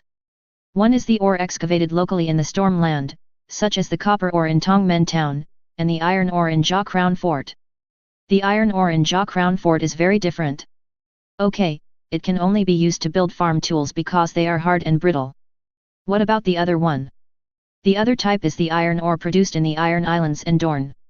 Those iron ore are extremely excellent, and the swords created are not only hard but also flexible. Can you see the quality of those ores? How do you see it?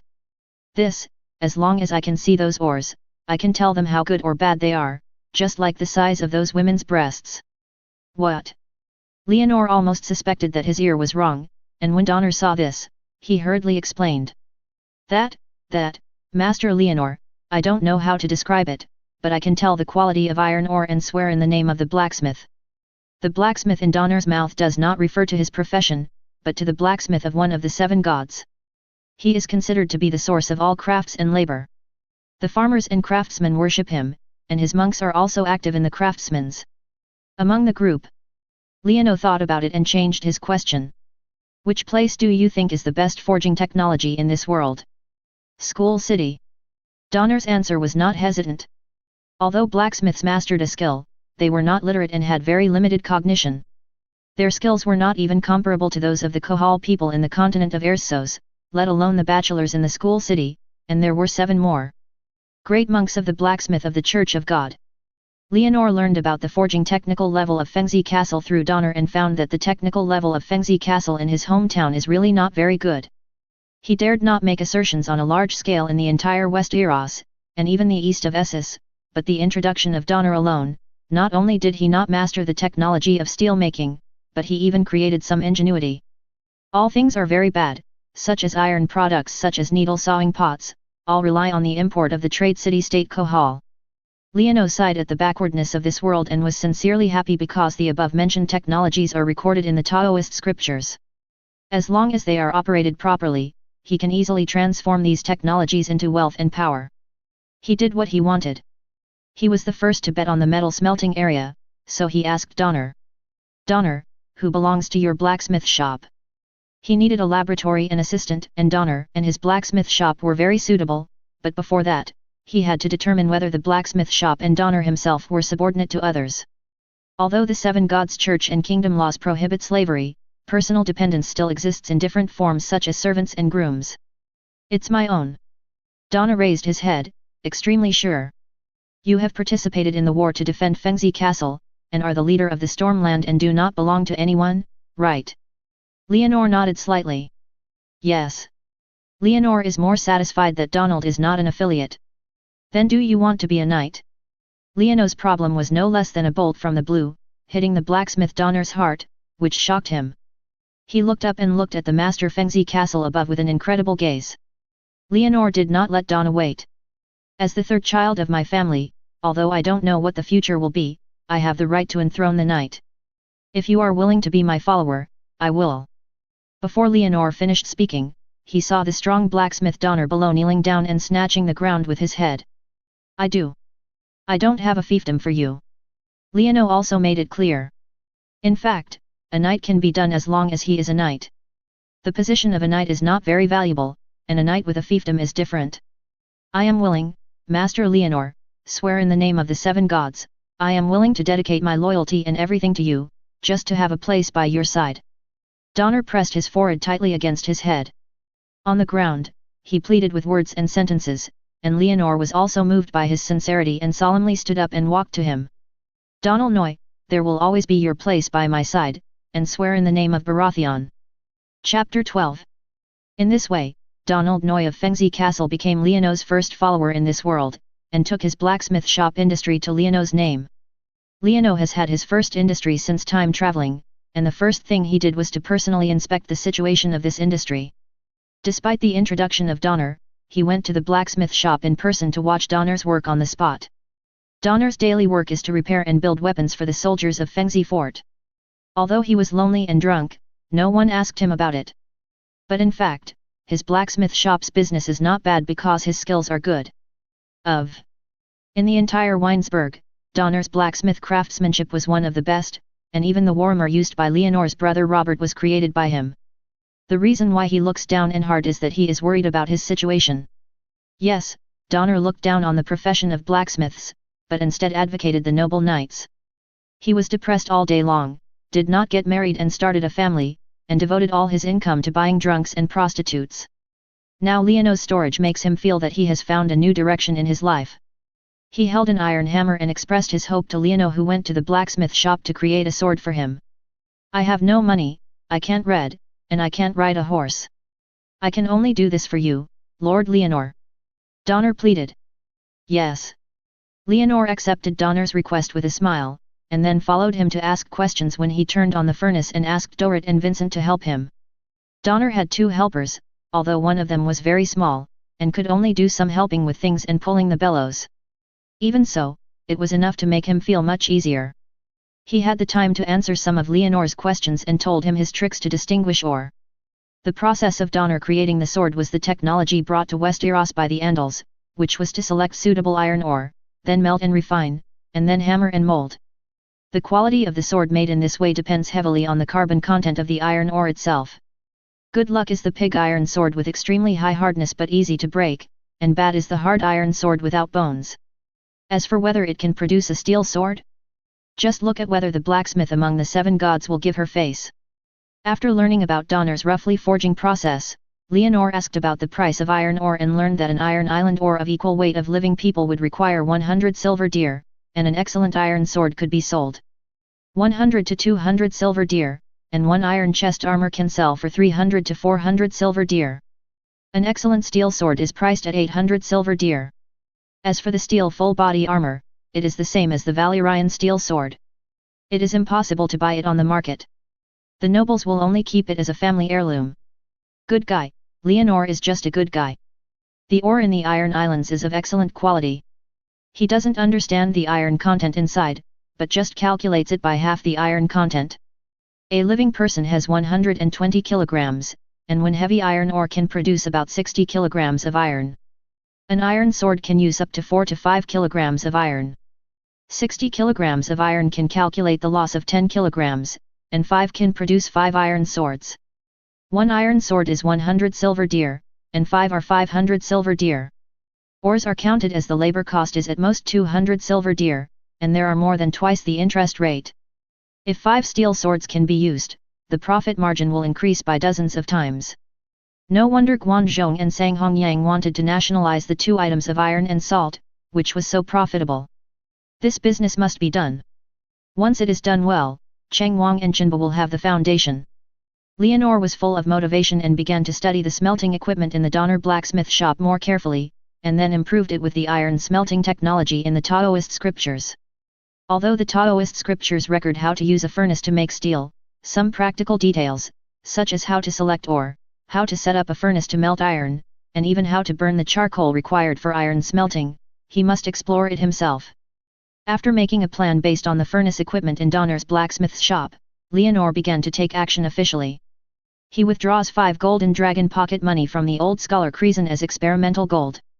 The old bachelor has been busy with the post-war restoration work of Fengzi Bao, summoning people to cultivate, repair mills, etc., and has no time to pay attention to him, so he agreed to his application for funding casually. Leonor resigned to hand over the hardware dragon to Donner, and no one else was available to him at the moment. He asked Donald to remodel the blacksmith shop according to his requirements and buy charcoal and manpower. As for the most important iron ore raw materials, he doesn't need to spend money to buy it for the time being. There are still 500 or 600 kilograms in the blacksmith shop, which is enough.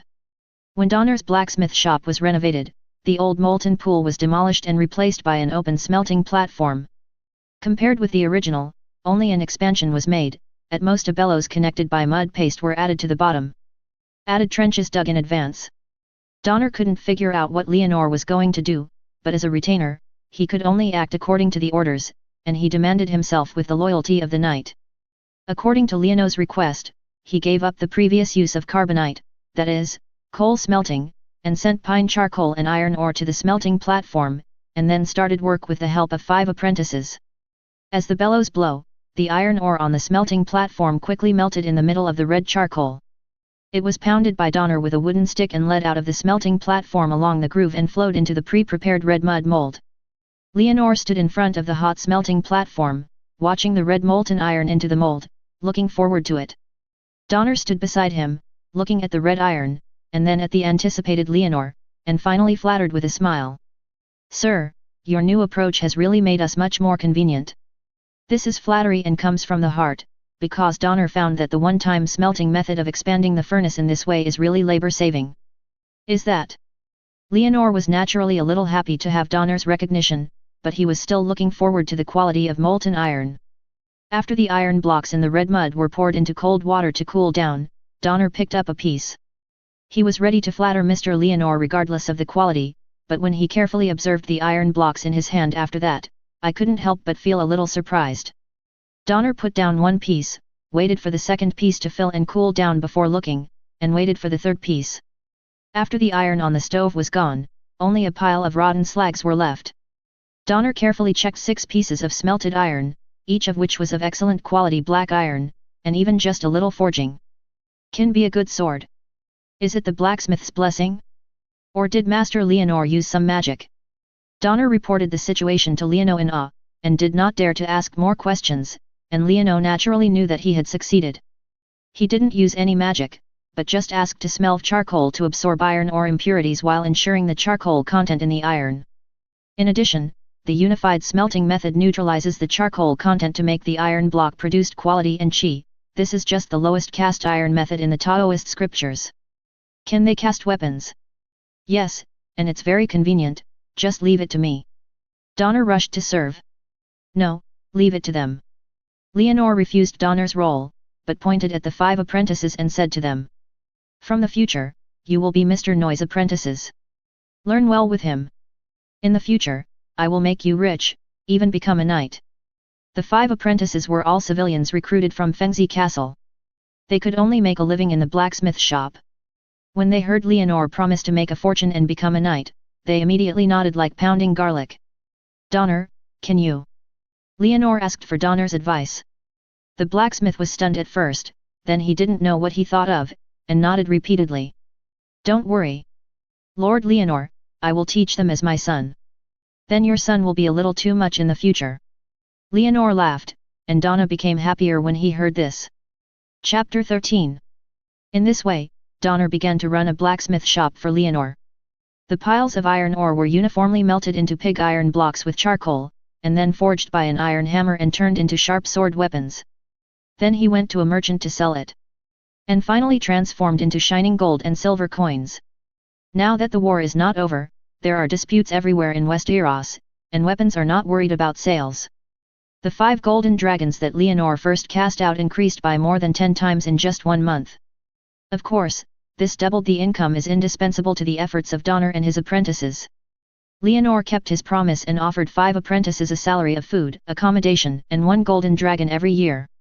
At the same time, he asked Donald to expand the blacksmith shop, recruit more apprentices and workers, buy more iron ore, and earn money. More money.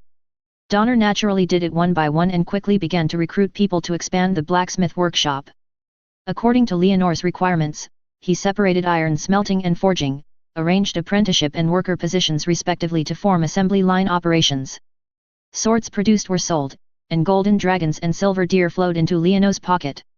In just 3 months, Leonor's capital invested was returned again, with more than 100 spare money from Golden Dragon on hand and 17 apprentice workers, including Donner, able to produce 7 to 7 every day.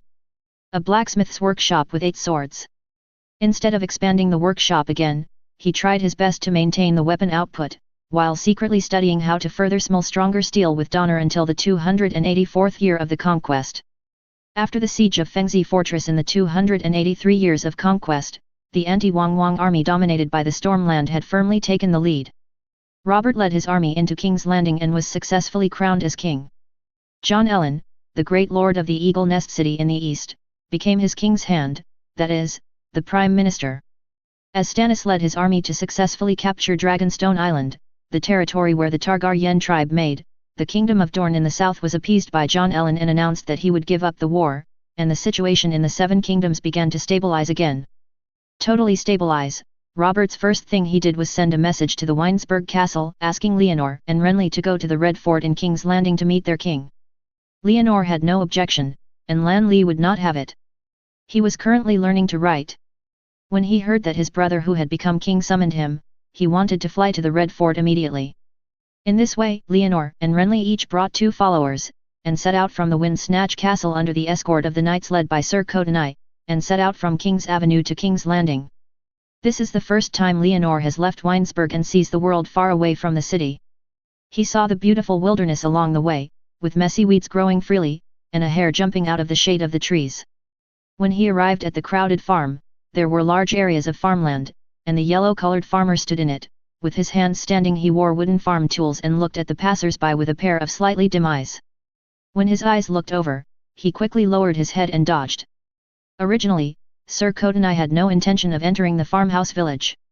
He bypassed the village along the way and planned to travel quickly to King's Landing for 2 days, but Leonor arrived at the first one out of the need to be familiar with the world. The larger Tongmen City was so scammered that we couldn't leave, so we could only spend the night in Tongmen City on the east bank of the Wenda River. The Copper Gate is an affiliated leader of the Stormland and belongs to the Buckles family. They are affiliated to the Baratheon family. The current Earl of the Copper Gate is Ralph, who is currently serving Robert in King's Landing. Sir Rarzi, who is left behind, is to lie. Anno and his party gave a diligent reception. The next morning, the team started again, crossed the bridge built by the Buckles family on the Wenda River, and entered the boundless woods. Leonor was still looking around the way, looking at the woods where birds were chirping, asking Sir Cotonai about the geography here, and only then did he know that this place had left the territories of the Stormland and began to enter West Eros Royal Grove. The Royal Grove is a royal hunting territory in West Eros. There are also some villagers living in it. They plant in the clearings of the woods, take care of orchards, and pick mushrooms, but cutting and hunting are not allowed, because all trees and animals are property belonging to the royal family. That night, he entered a farm next to the Imperial Road as he wished. The farm was composed of 20 or 30 farmers. The house was full of low mud houses. It belonged to a knight named Donalds. The knight ran to Junlin. The city serves the king, probably because he died outside, and now there is only one manager named Backett. Although there is no backbone in the family, the manager of the Night Manor, Batchet, is very smart and arranged for them to enter the largest wooden house to live. However, Cotonai was a little worried and personally brought Renly by his side and asked Dorrit.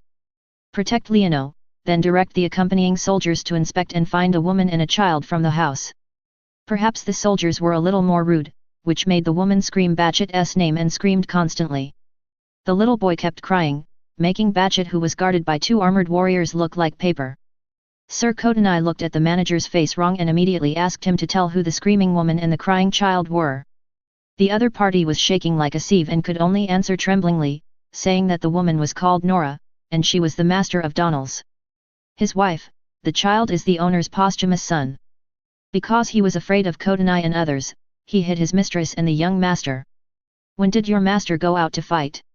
A year ago, no, 2 years ago. What's your master's full name? Call Dantes. Say, who are you? Why dare you pretend to be a knight? Sir Cotonai had already seen the clue. This territory did not belong to a knight at all, it was purely batched acting impersonation. Every noble or knight has his own surname, and the civilians in Westeros call the knights not master, but prefix the name with Jez. When facing unknown superiors, they will also call adults masters answer. Seeing through Sir Cotonai, the man Bucket's expression suddenly changed. He waved his hand and broke free from the constraints. He wanted to escape, but a soldier was quick-eyed and quickly cut off his head with a sword.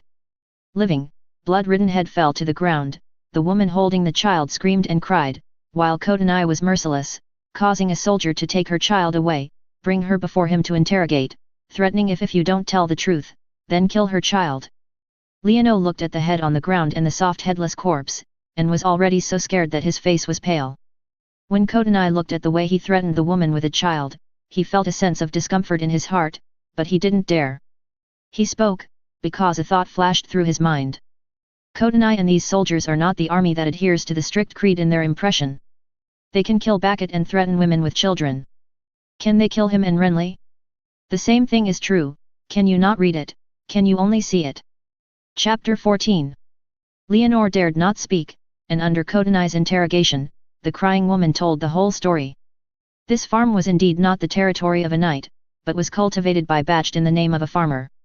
As for Bucket, he was a mercenary who fled from the opposite side of the narrow sea. He summoned farmers to reclaim this farm in the name of Knight Donalds, intending to rely on it to survive. He took the opportunity to become famous and upright in the future, but he did not want to encounter Coda. However, this group of evil stars was discovered on the spot and threw their heads away for this. After Cotonai asked about the whole story, he immediately announced that the territory would be returned to Wang Yu and asked the soldiers to inform the others in the village of the news.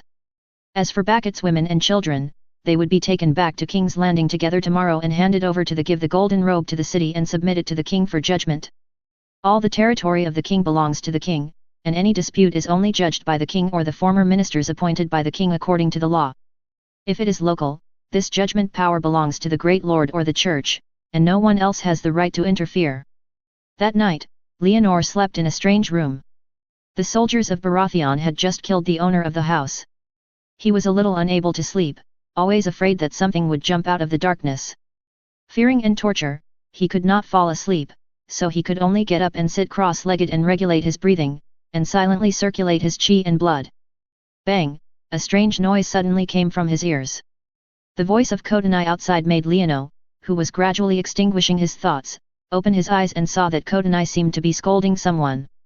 He got up from the bed and wanted to sneak out to see it, but was blocked by the dark night of Westeros. There was no light in Westeros and he couldn't see his 5 fingers. He used to get 1 or 2 candles in the Wind Snack Castle. There is nothing in this royal farm.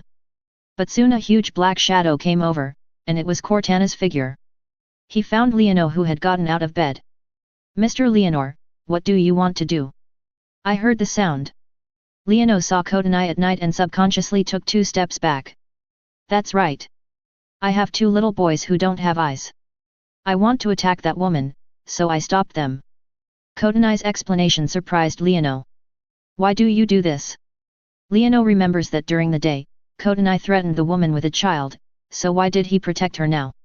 "Of course it's honor, Lord Leonor. A man should not attack an ignorant woman, even if she commits a crime. He should be tried by the king or by the law." "Then today, is that an honor?" Leono did not directly mention Cotonai's threatening women with children during the day, which was not an honor. "If that woman doesn't explain, do you really want to do that?" Cotonai could not have imagined that Leono's order was so clear and understood the nature of his behavior today. He pondered for a while and replied, "I don't know." "Don't know?" Leono's fear of Cotonai was a little lacking, because he found that Sir Cotonai was not an unreasonable person. At least he did not speak out loud and double standards for his behavior. "Yes, I don't know, that behavior is definitely not honorable, but I think I should understand the truth here more, so when necessary, I may take measures that are not honorable, but the behavior that is not honorable is not honor. So honor is because of its performance, not its person." "That's right, maybe I should strengthen my literacy and writing skills when I look back." Cotonai's tone contained some gentle and affirmative smiles. "Thank you for your teachings, and I'm sorry, I've caused you trouble these 2 days, so I've gone to bed. Please rest with confidence, I will protect you and Lord Renly." "Thank you again, I'm going to sleep." Leono obediently returned to the bed, and Cotonai, who was outside the door, left. That night, he thought of many things and clearly realized the essence of the knight. The knight is not only a military system, but also a moral value and an economic embodiment. With the name of a virtual knight, Batchet was able to open a farm in the royal forest, and only by relying on the name of the knight and relying on their force, farmers could plant with peace of mind. Without the protection of the lord or knights, the passing robbers or bandits, and even neighboring farmers or other idle people, will plunder the farmers without hesitation and rob them all. It seems that if you want to hang out in Westeros in the future, you will not be able to avoid the knight's barrier. Leono thought of falling asleep very late, and woke up the next day, feeling refreshed, and followed Kotanai to Junlin. As he said, Kotanai brought back its wife and children with him, and left a soldier to guard the farm and take care of the farmers in the farm so that they could not be robbed. There was nothing to say all the way. In the morning, the team finally reached the north shore of the Blackwater estuary, which is the largest city in Westeros so far. It lives in a large population, and its lively level is far more lively than Fengzi Castle. When Leonor followed the team and reached the height of the Imperial Forest, he looked from a distance and saw a high wall extending across the rushing Blackwater River. There were countless houses in the city, with 2 huge castles as the core. Scattered on all sides, people traveling endlessly. Kotanai and others rode downhill and came to the bank of the Blackwater River. They called a few boats from afar. After paying, they drove everyone across the river. Leonor sat on the deck of the wooden boat and looked at the bank. The women washing their bare arms in the water lamented that the social landscape was indeed completely different. After crossing the river, Kotanai and others rowed again, and Leonor also rowed with Dorrit. A large group of people entered through a gate in King's Landing, bypassed under a prominent white marble castle, and passed through numerous crowds of people. The market is heading to a red fortress in the southeast corner of the city, where is the Red Fort. Leonor and Dorrit shared a horse, holding the soldier's waist tightly, and could not see how the Red Fort was built nearby, because he did not see any gaps. The city, it seems that it is a pottery made from pinched clay. It is not difficult to make. It is always possible to urge manpower to make it. The key is how to burn it. This city was not burned by the Targaryens with dragon flames. A sudden idea popped up in Leono's mind. He looked at the city of Red Fort, lamented his majesty and fortune, and speculated on the steps of the building, but he could not feel the thoughts like Wind Whisper Castle, and he didn't know whether this city could resist the storm like Wind Whisper Castle, or block the White Walkers like the Great Wall of Desperate. While Leonor was indulging in fantasy, he was brought into the Red Fortress by Dorrit. From the inside, he could once again see that the Red Fortress was like a small city in the city, with the square tower as the core and 6 spires towards the surrounding area is pulled, connected by the city wall, and is laid out into irregular multi-stitched stars, like a castle on the earth, with the connected city walls covered with battlements, and occasionally you can see iron spears embedded on the wall. There are also low houses and courtyards of all sizes in the middle of the 7 city towers. They are not red, but built with bricks and stones. Among them are nobles with silk clothes and shiny jewelry, and they are also wearing lotus helmets and armor. Warrior in golden robe. Chapter 15. Sir Kotanai took Leonor and Lanley all the way to the Red Fort, crossing the street with the crowned stag flag, and heading towards the center of the square mega tower, which is named after the Targaryen dynasty. The third king, Meg Targaryen, was the builder of the Red Fort. He was called the Cruel Megari by people because he ordered the killing of all the craftsmen involved in the construction of the Red Fort and suppressing the Church of the 7 Gods. Thinking about the aristocratic history he had studied, Leonor followed Kotanai straight into the Megha Tower, got off his horse and walked up the steps to a vast and brilliant hall where he saw his brother Robert, who had been away for 2 years. Compared to last time, Robert now gains a lot of weight, with his cheeks protruding outward, which is obviously round, and shallow beards grow on his chin, but he barely remains handsome. He saw his 2 younger brothers who had been away for a long time and made a rare appearance. Laughing, and reaching out to pinch Leonor's cheeks, he leaned over and asked, "How about it? Leono, what about you, Renly, see if it's okay here." "Okay." Lanley's reply made Robert laugh at it, let Leonor rub his face and scream in pain, and then he picked up his youngest brother and announced, "Then you can live here from today." Just as Robert's words fell, a thin old man standing beside him in green clothes shouted, "Rober." Only then did Leonor notice the others on the scene. In addition to this old man, there is an old man Long Zhone with an iron ring necklace, and 7 warriors with bright armor and white robe. "They are my younger brother and can live here." Robert was dissatisfied with the old man Shauba's shout, but the other party refuted without giving in. Leono doesn't matter, but according to our discussion, Renly doesn't work, he can't live here for a long time. The old man Xiaoba said something that made Leono confused. Robert had no choice but to nod his head with his fate. Okay. I get it. Now, Leonor and Renly, listen to it. Leono, I appoint you as the prince of the summer hall, and the territory and taxes of the summer hall belong to you. Robert hugged Renly, first spoke to Leono, and then said to Renly in his arms. And Renly, you inherit the Fengzi castle of our family for generations, and let the storm guard. How about it? Are you happy? Robert did not have any kingly manners and teased the most ignorant young brother. Where is Stannis? Leonor didn't expect that he could also be a prince. The summer hall, where Robert won 3 wins a day. It seemed that there was no fuel and no money. Shouldn't Stannis inherit the storm land? Could it be that he had gone to Longshi Island? I heard that he was so poor that he was so unlucky. Robert, who was originally happy, suddenly turned bad when he heard the third brother's words, and said in an impatient voice. I have given a territory that matches his identity. This is not something you should worry about, Leono, your next task is the heaviest. My task is the heaviest, what does it mean? Before Leonor could change his mind, he heard Robert turning around in his arms. Pissir, and Balistan. A tall and strong man with white armor and an old man with a different colored iron ring on his chest came out and bowed to Robert together. His Majesty. Leono, from today on, you'll follow them both, and I'll stare at you. What's the matter? Leonor was puzzled and then made a prince. The name sounds nice, but what does the situation behind it mean? Just follow the arrangement. Under Robert's arrangement, Leonor and Lanley were left in Red Fort. Lanley was idle, but Leonor was arrested from bed by Balistan every day, asking him to learn to wield his sword and imagine to fight for the attack.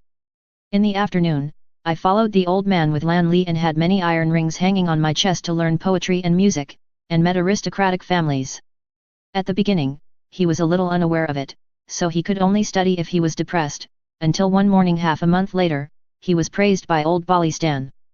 Mr. Leonor, you have a high talent in learning and I believe you can fulfill your Majesty's expectations of you. Under Balistan's helmet was a rosy young face with white beard and hair. He came from the Seer Me family in the Storm Harvest Hall. He was the other party's royal guard as early as the period of the Mad King Iris II. Anno also heard people mention him at the Fengzi Castle celebration banquet, and they all said that he is the strongest knight in the world today. Robert encountered the tenacious resistance of Balistan during the attack on King's Landing and finally defeated the other party. However, for the need to conquer the people's hearts, he did not kill the other party, and even appointed the other party as his royal guard captain. Thus conquer the other party. Leono also remembers that this old BA seems to be quite famous in the play. It caused controversy when he defected to Long Mom, but in the end he died at the hands of an unknown young man, and his great reputation was wasted. During the past half-month of contact, he had not seen any strengths of the other party. He didn't talk much. Compared with the nagging Paisley, he was very calm and restrained, but a bit ordinary. Now such an ordinary guy told him that he was given expectations. What does it mean? Leonor couldn't figure it out and asked directly. What expectations? Sorry, I can't tell you. I hate Ritter man. Leono cursed in his heart and could only continue to learn from Balistan. Balistan was responsible for teaching him martial arts and military strategies. His daily exercise was to wield a heavy wooden sword to exercise, and then use the world's unique Shiva's chess to train his intelligence. Pachel taught him the history of poetry, telling the story of the 7 kingdoms and various family forces on the eastern continent, their badges, their history, their specialties, etc. The learning process is boring, but fortunately, the freshness of the first arrival of Red Castle relieves Leonor's loneliness. In half a month, he traveled around every corner of the Red Fort and visited places including Mage Tower, Prime Minister's Tower, Virgin House, White Sword Tower, and King's Hall. He wanted to find the TV series too. Ya escaped from the tunnel of Red Fort, but failed, but he also gained other gains. He asked about the whereabouts of the basement from some Red Fort guards, and saw dragon skulls of all sizes inside, which are said to be giant dragon skulls controlled by the Targaryen family for generations. These giant dragon skulls were originally exhibits hanging in the King's Hall, but after entering the Red Fort, Robert ordered Mill's tapestry to replace the keel, and the dragon's head was put into the basement to eat dust. What a waste! Liano complained about his brother's new dynasty Yajing. When he was discussing with Donner how to forge stronger steel, he heard the other party mention more than once that keels can be used to build weapons, and some suitable keels can it is made directly into a longbow, as strong as steel and lighter. The keel bow and the Valyrian steel sword are hard to find, and they are regarded as treasures that are enough to heirloom by the nobles. But when they come to Robert, they throw them directly into the basement to eat ashes. No, I can't watch the pearls covered with dust. Since Robert doesn't like these dragon bones, I might as well find a way to solve it for him. Chapter 16. The straight arrows were nailed straight into the bull's eye, and the powerful force penetrated the wooden target, and the feathers were trembling continuously. This scene made a black-haired and blue-eyed person in the distance, about 16 years old, holding one in his hand. The handsome young man with short bow nodded, and his face was very satisfied. No, Leonor put down the short bow of Dorn in his arms, which was pale and bone-colored in his hands, and commented with satisfaction. The Dorn short bow made of this keel and quartz wood is very strong, and its performance is no less than that of the golden heartwood longbow. It is smaller and lighter. It can allow an adult to sit on the horse and keep it open. It is very excellent and can be used as a large number of people. The cavalry bow made is not required to have a whole branch like a longbow, nor does it require a specific and large enough keel like a keel bow. It can be created as long as the keel scraps and a small branch of beamwood or yew. In a blink of an eye, it is now 293 years of conquest. In the past 9 years, Leono has been able to fully study in the Red Fort in King's Landing. When he is bored, he has explored the art of craftsmanship, bringing the pottery and forging skills in the Yangshen world to this world, and it was transformed into a continuous stream of wealth through Donner Noi. He also reserved a large number of swords, spears, bows and armor, and explored better weapons manufacturing techniques, among which the short bow of the keel complex beamwood is one, and the other is the protective armor. Armor. Leonor casually played with the short bow in his hand. In the battle formation, the two most favorable equipment were bows and arrows, and the other was armor. According to his investigation, Westeros' highest skill at present is plate armor manufacturing. This process requires a large amount of steel and the best craftsmen. The labor hours consumed need to be calculated in months, which is the highest luxury. It is an existence that can be regarded as an heirloom by the nobles. In addition to plate armor, Westeros knights wear the most leather armor, zippers, scale armor, and chain mail. Among them, chainmail and scale armor are more precious, and the complete chainmail and scale armor are also the same. Little knights can be passed down from family existence, while armor and leather armor are the most common, and their qualities are also different.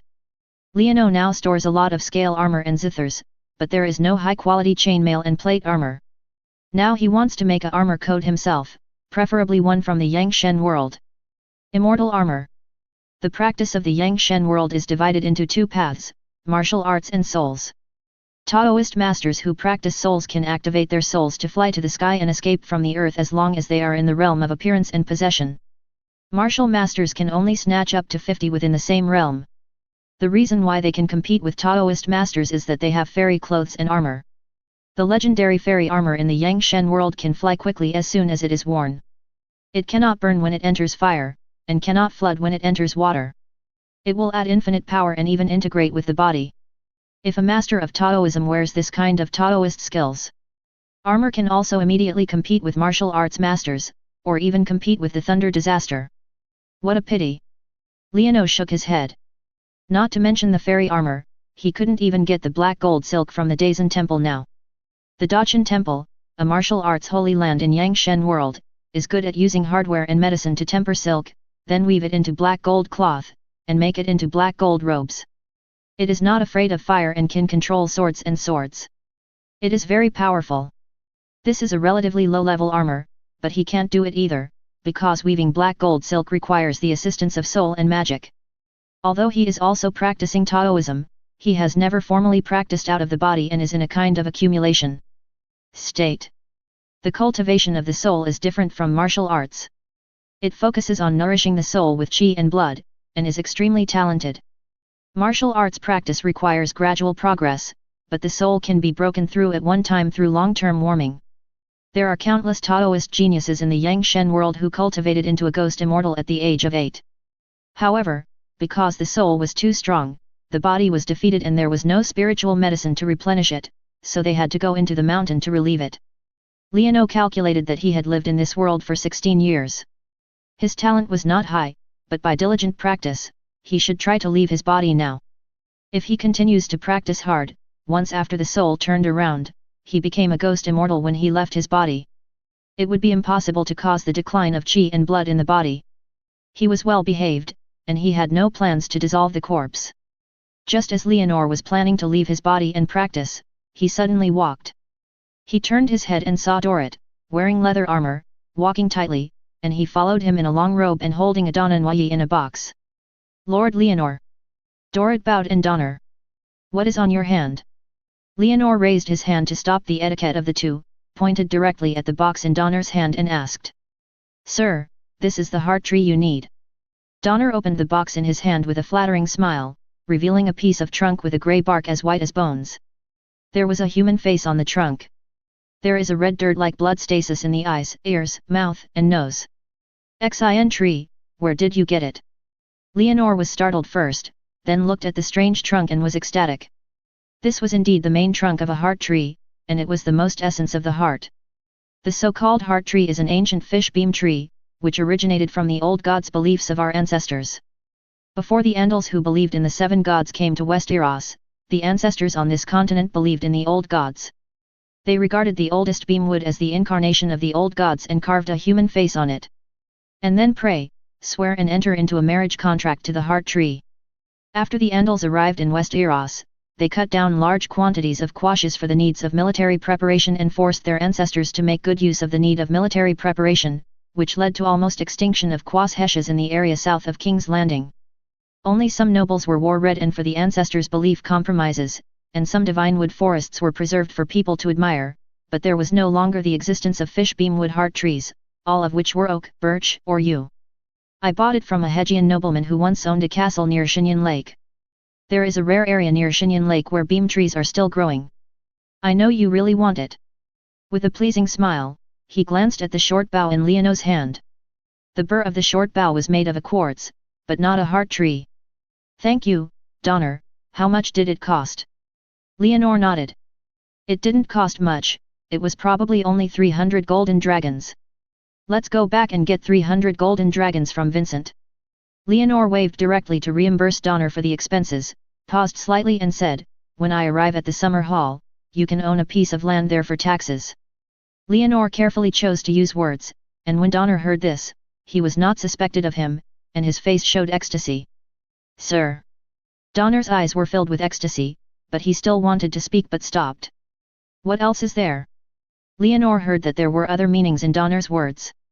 I've been in love with a woman recently. Donner was a little embarrassed. Which family is from? Leonor understood Lao Tang's nature very well. This guy has never been married before. It's not that he doesn't want to get married, but that he looks down on ordinary women and has a preference for superior women. Doran Barish, she is. If I remember well, she should be the maid of Dilina Florent. You'd better not think about this woman for the time being. Leonor directly used a basin of cold water to extinguish her. Lao Tang's fantasy. Donner's expression froze. He instinctively wanted to ask why, but he couldn't ask. Dilina is very popular with my brother. You can't catch up with her now. If she is willing to wait for you, I will help you in the future. While Leonor told the truth, he did not forget to draw a for Donner. Cake. Really? Donner reborn with hope. Of course, as long as she wants, do you think she will do it? Leonor didn't say anything, but he found that the blacksmith on the opposite side gave a wretched smile. This guy hasn't already put people asleep. Leonor was a little surprised and started quickly, but it was hard to say who would sleep with the surname Barish. Chapter 17. Leonor put Donner's stamp aside in advance, turned around and found tools to start processing the trunk of the heart tree, peeled off the grey-white bark, exposed the blood-seeking bright red tree trunks, and carefully collected the solidified blood. The juice is then processed by boiling the tree trunk. Finally, the trunk of the entire heart tree was sawed open, and only the center part was taken. After polishing and polishing, it turned into a stick about 1.34 meters long, and put a 6-page sized fist on the top of the head. The hammerhead is a bright red mace. Leonor originally planned to cultivate into a wooden sword to drive things. If the soul spells in the Yang Shen world want to control objects, the wood that can accommodate the soul is the best, jade is second, and steel is the second. The strength of the heart tree is not bad, but the attack after making a sword blade is not satisfactory. His martial arts cannot achieve the realm of wood and stone as a sword, so he simply settles down and takes the magic route directly. Make a nail hammer, turn around and find the right jade crystal and change it to a staff. Then get a Valeria sword, which is considered a double cultivation of the sword staff. Perfect. Leonor held the newly made mace, and was satisfied, and made up his mind. At night, he found an uninhabited dark room and took out a piece of fragrant fragrance made of tree sap, ambergris and lilac. Put it in the tray, then throw the nail hammer aside, make seals with both hands, and start to use the pagoda to visualize it, fantasize the body into a pagoda, and the consciousness settles into the lower danshan. Unexpectedly, Leonor consciousness found a staircase inside the pagoda, walked up one after another, and finally arrived at the top of the pagoda, looking up at the surroundings of the void, as if he had arrived at the top of the city wall of Fengzi Castle, and looked up. You can see the clear sky and the strong winds are shaking. You can look down at the waves. Here, Leonor jumped down from the tower without any sorrow and joy. He felt a strong sense of weightlessness. The moment his flesh and blood fell into mud, his soul soared upwards. Floating, suddenly the sky was bright, and Leonor opened his eyes. It was already bright, and a cloud of smoke was shrouded in his body. Success! Leonor lowered his head, and could see the incense burning in the tray beneath him, and the darkness in front of him was clear. In the corner, the boy with his hands sealed seals was about 16 years old, closed his eyes were very handsome, and he looked like he usually looked in the mirror. It's so weird. Leonor looked at his body and couldn't help but shake his head, turned around, and walked directly through the walls of the dark room with the protective incense smoke. The substance that can block the body is like a false view to the soul. Leonor easily walked through the wall and came outside the house. He felt a cold covering his body.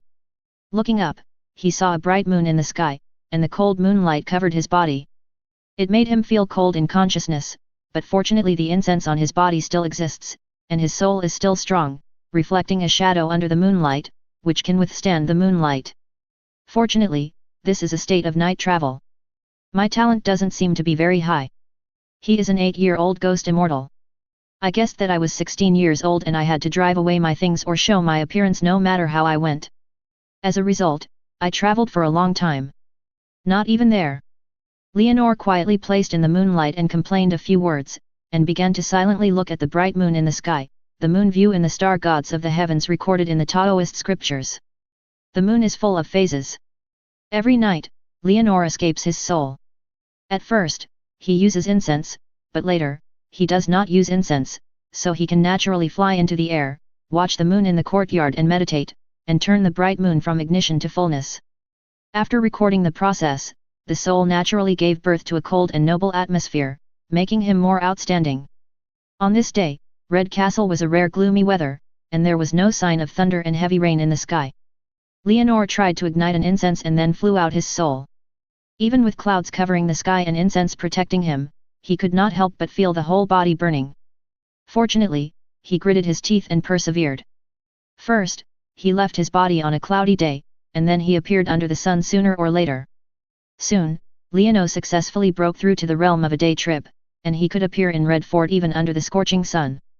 On this day, Leonor walked through the room of Red Fort, looking for something interesting to pass the time, suddenly broke into a room with mill carpets, tapestries and round windows of gold frames, but broke into the Prime Minister's tower inside.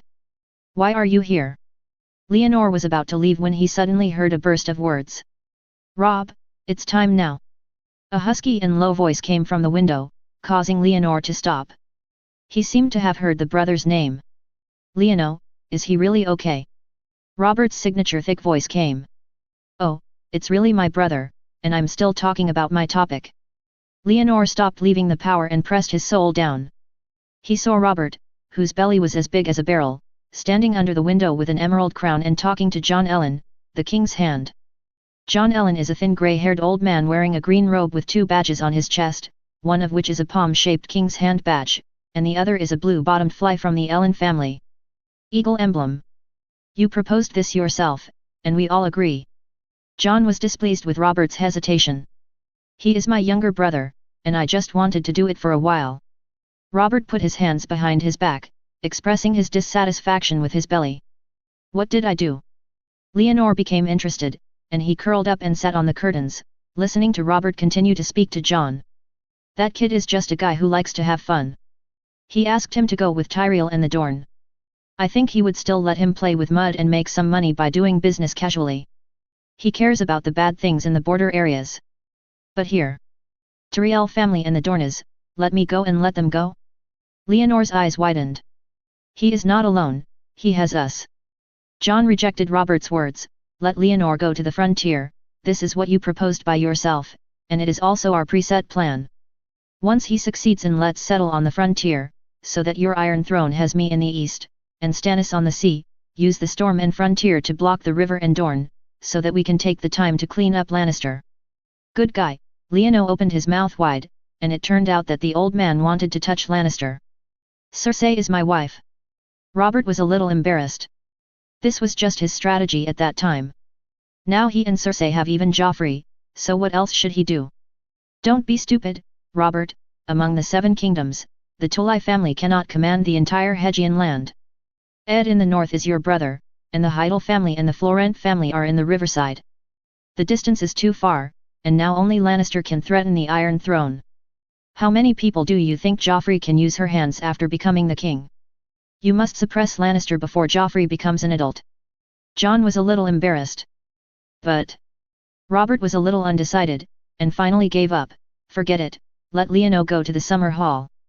Anyway, as you said, there is the Heidel family in the riverside, Dorne's the distance is very long, and we are behind him, so we may not be able to fight.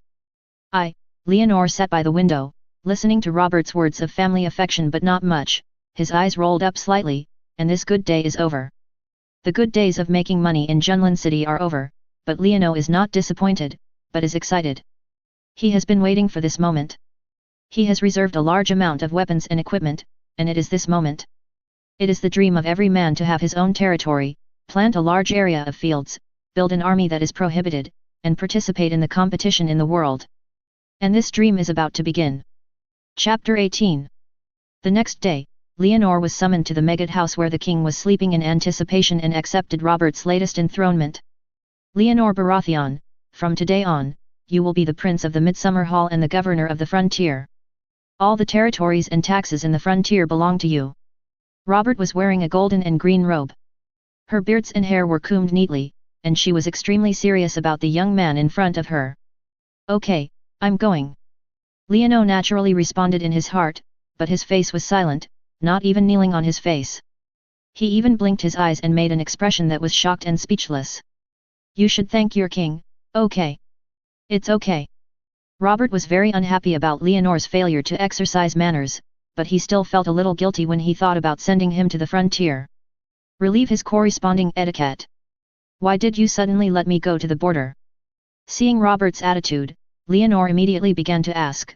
He has family affection but not much, and he must take advantage of the fact that he still has family affection and needs to provide more support. What does it mean to suddenly ask you to go to the border? You are the prince of the Summer Hall. It should have been your territory. You are going to return to your territory now.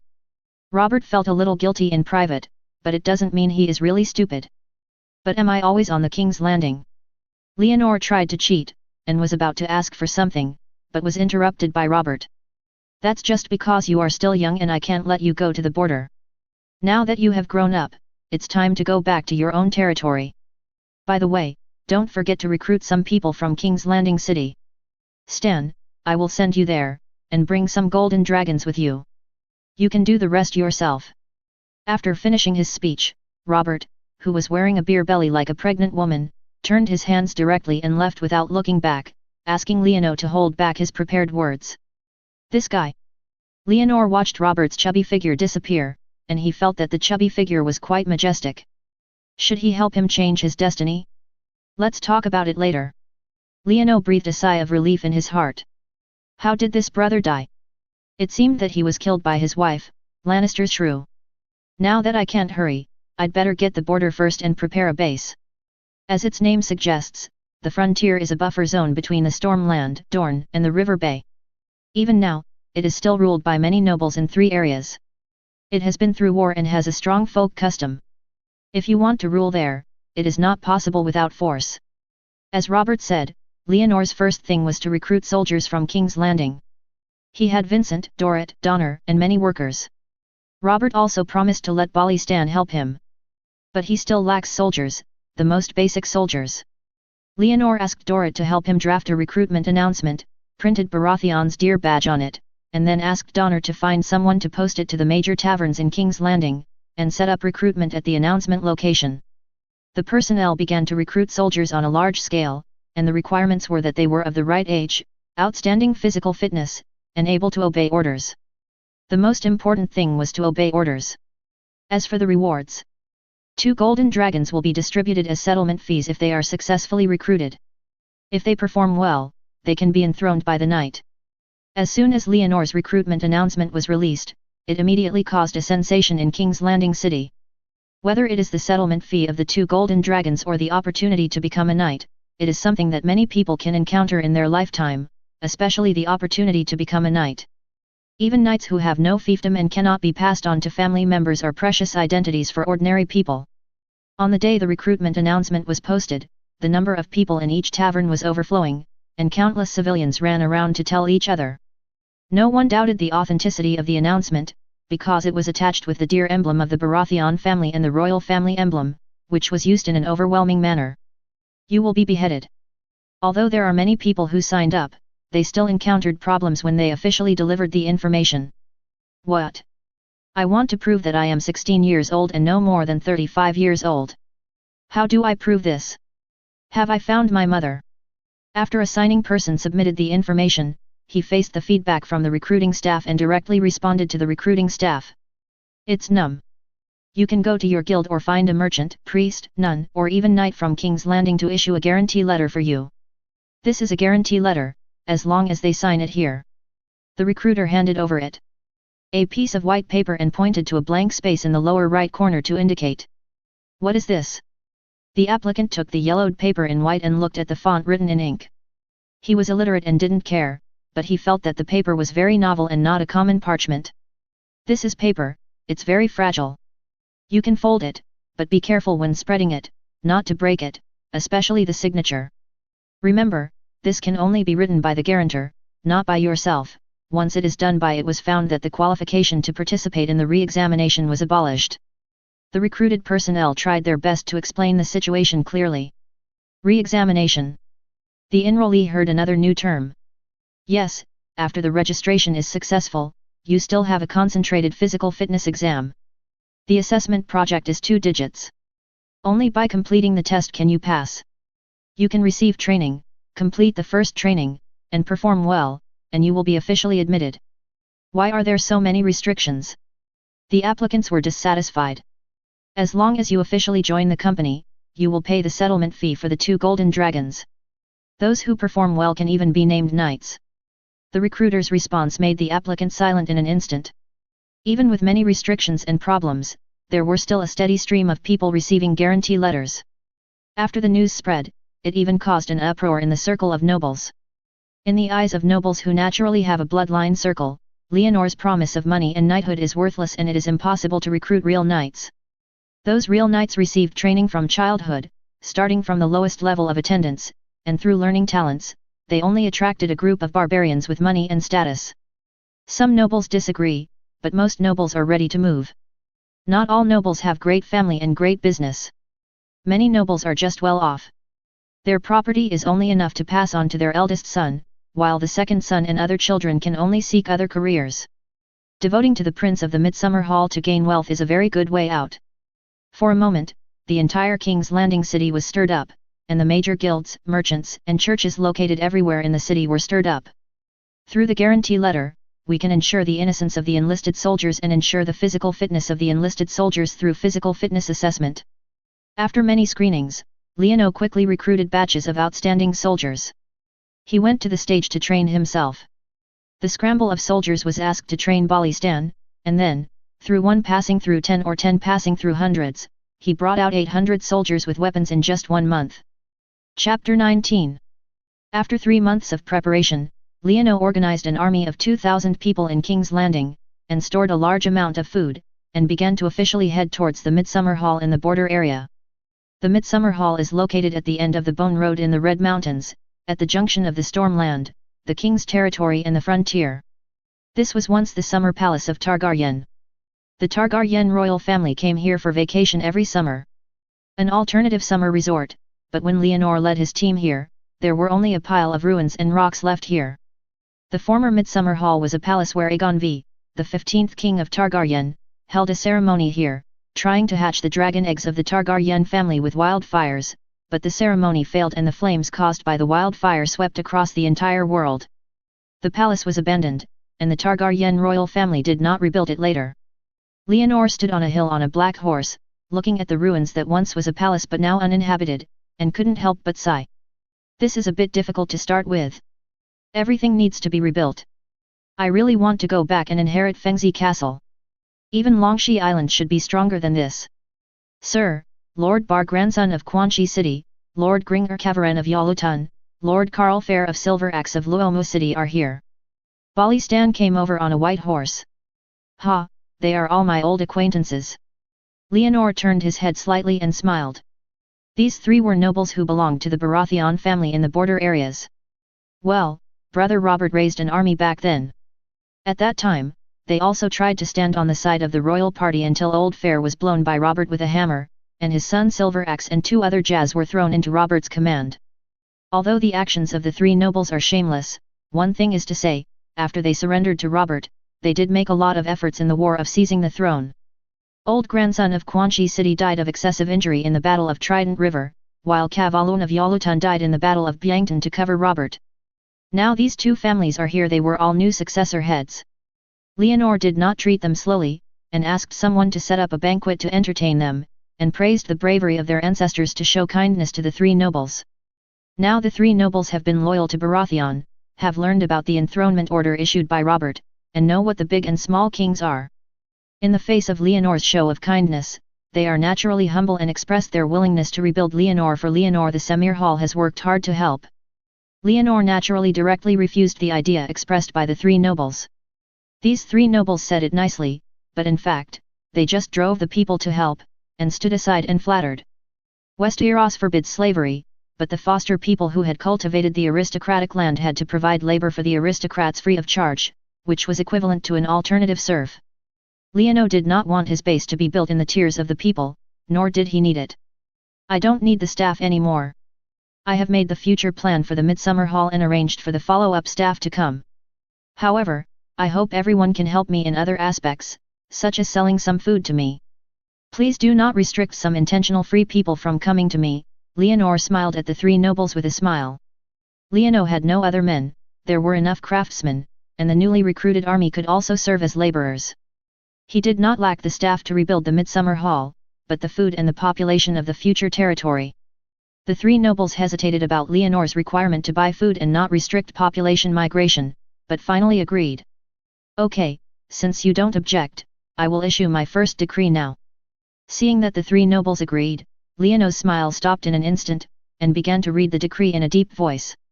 From today, all free people who come to our territory can freely reclaim the land after making a declaration and exempt personal taxation. After 3 years of successful reclaim, the land can be owned by the people, as long as the land is paid on time. Taxation is protected by my laws, in the name of Baratheon. Westeros is a feudal system. Except for the common laws of the King's Peace, the 6 principles, the widow's law, the law of succession, etc., each lord is free to make rules.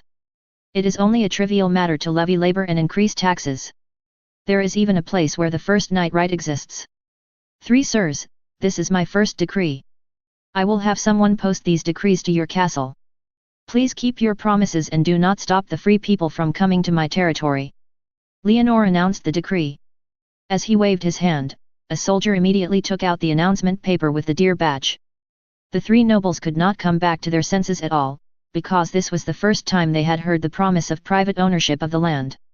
To be honest, in Westeros, the feudal system, people simply cannot understand the concept of private land. All the land belongs to lords and nobles. Anyone who hears this is confused if he agrees to share the land with the people. In their opinion, Leonor is like a big fool, a fool who distributes his own property to others. Because of the shock, even if the three nobles came to their senses, they couldn't find anything to say. Even after the banquet was over, they were still shocked. Leonor ignored the reactions of the nobles, and asked someone to post the announcement to the frontier, the Stormland, and the various noble territories in the king's territory, and then began to prepare for the reconstruction of the Midsummer Hall. The Midsummer Hall was originally a palace, not a castle, and there were not many fortifications, which was inconsistent with Leono's idea.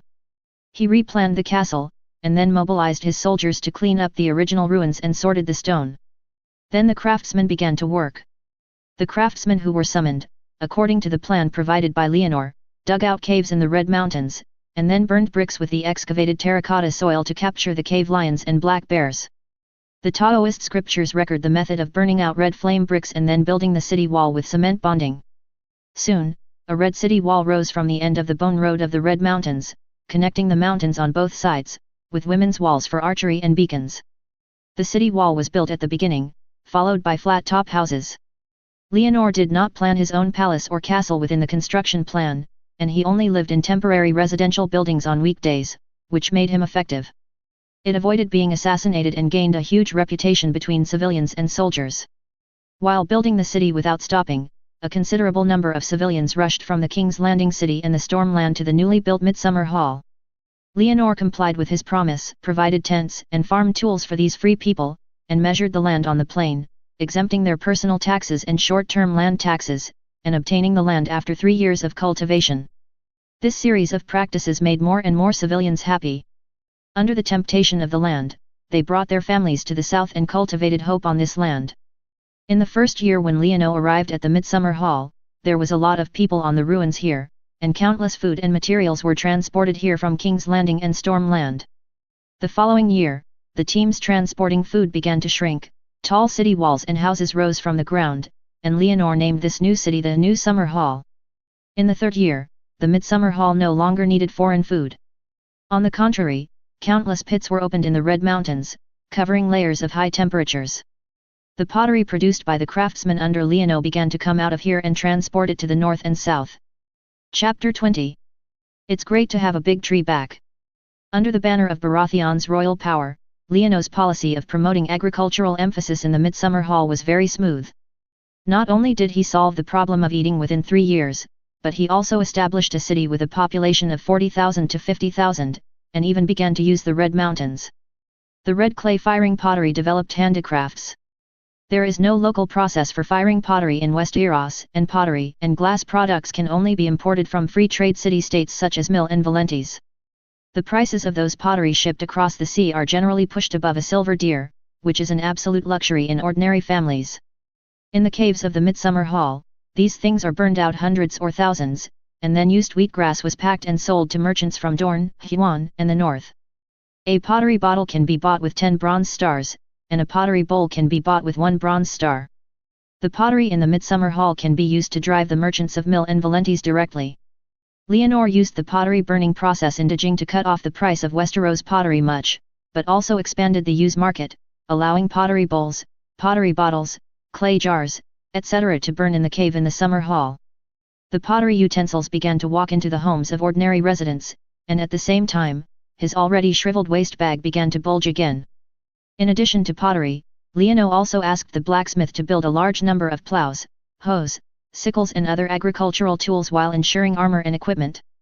However, since there is no iron ore in the territory of the Midsummer Hall, these iron agricultural tools are now in the form of loans provided to farmers in the territory in exchange for the food they grow. Earn small money through pottery, link grain with iron, implement a policy of valuing agriculture, and at the same time, use the recognition of private ownership of land to stimulate the people's enthusiasm for production. Finally, with the blessing of King Baratheon, Leono's farming work is orderly after the pottery burning, it further remediates agriculture, develops water conservancy, and promotes crop rotation and planting of high-yield crops such as corn and pumpkin. Another year of unremitting efforts, the overall scale of the Midsummer Hall has emerged, a city built at the end of the Red Mountain Bone Road, a vast city surrounded by mountains and city walls. The mountains south of the city are full of earth and fire kills, and dust ash are emitted all day long. On the vast plains north of the city are fields after fields, planted with high-yield crops such as wheat, corn, pumpkin, etc. Today, the Midsummer Hall has completely gotten rid of foreign grain reliance, and even saved up grain for a whole year in the urban ground kills. The general population of the Midsummer Hall has exceeded 70,000, which has doubled directly. Other people came from the King's Land, the River Land, and even the River Land. Leonor was very happy that the population had been rising. Nothing could make him more happy than watching the city that he built was prosperous and prosperous, but more and more people also made him feel pressured. There is nothing else, there is not enough land that can be cultivated. The Midsummer Hall is close to the Red Mountains, and the existing land here is not rich. Leonor promises that the people who come here have private ownership of the land. The 3-year period has passed long ago, and there is not much land left to cultivate near the city. Now, Leonor was not worried about financial difficulties by credit to farmers and controlling the price of grain. Although he allowed private ownership of land, he still retained the collection of land taxes. But the key is that there is no land. How should he attract the next population? This is a development issue. If the original policy of valuing agriculture is still in line with the original policy of emphasis on agriculture, then outward expansion is essential. Leonor now finally knows why the ancient Chinese dynasty map has been expanding, and modern European powers have been pursuing colonies in a crazy way. This is essentially seeking the direction of development. The development of all countries has bottleneck periods. Once they fall into a bottleneck period for a long time, then it will enter a recession, which is also the reason why the ancient Chinese dynasties are constantly changing. The development of the Midsummer Hall is now a bottleneck period. The east and west sides of the Midsummer Hall are mountains, and have been developed as brick kiln pottery factories. To the south is the territory of the Storm nobles, and to the north is the Black Harbor of the Dandelion family, which is the frontier nobility loyal to the Iron Throne. Not to mention the Storm, they are all untouchable existences. Really, why didn't anyone come to hit me? Leonor sighed a little. Baratheon's royal flag was too dense, which made Dorne and the nobles in the riverside land dare not provoke him. He is here farming alone, has no chance to expand. Nothing interesting. Leonor was a little bored. Just as he was thinking about whether he could find fault with others, a raven from the north brought news that the old Duke of Prime Minister John Ellen died of illness and brother Robert wanted to. He was summoned back to Junlin City and entered the imperial meeting to serve as the Minister of Justice to consolidate the government. Is this coming? Leonor stood on a mountain peak in the Red Mountains holding parchment, looking down at the thriving city at the foot of the mountain, and breathed a sigh of relief.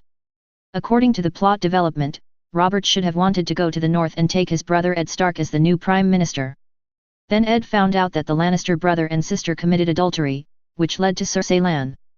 Nice sent people to assassinate Robert, and the Iron Throne was hanging in the air. Joffrey, Stannis, Renly, Baron Greyjoy, and Robb Stark each claimed to have the throne, thus forming the 5 kings. The pattern of the battle. Stannis, Renly, Robert. Leonor held the parchment in his hand and read out the names of his 3 brothers respectively. He was a little hesitant. Should he go back to King's Landing to save Robert? If Robert is saved, will the battle between the 5 kings still happen? If there was no battle of the 5 kings, would there be other wars? There is no doubt that without the battle of the 5 kings, there will be other wars. In the Westeros continent, the Baratheon family has 3 territories: King's Territory, Stormland, and Frontier. It seems that its strength has jumped above the 7 kingdoms, but in fact, cracks have appeared, and the 3 territories have been separated.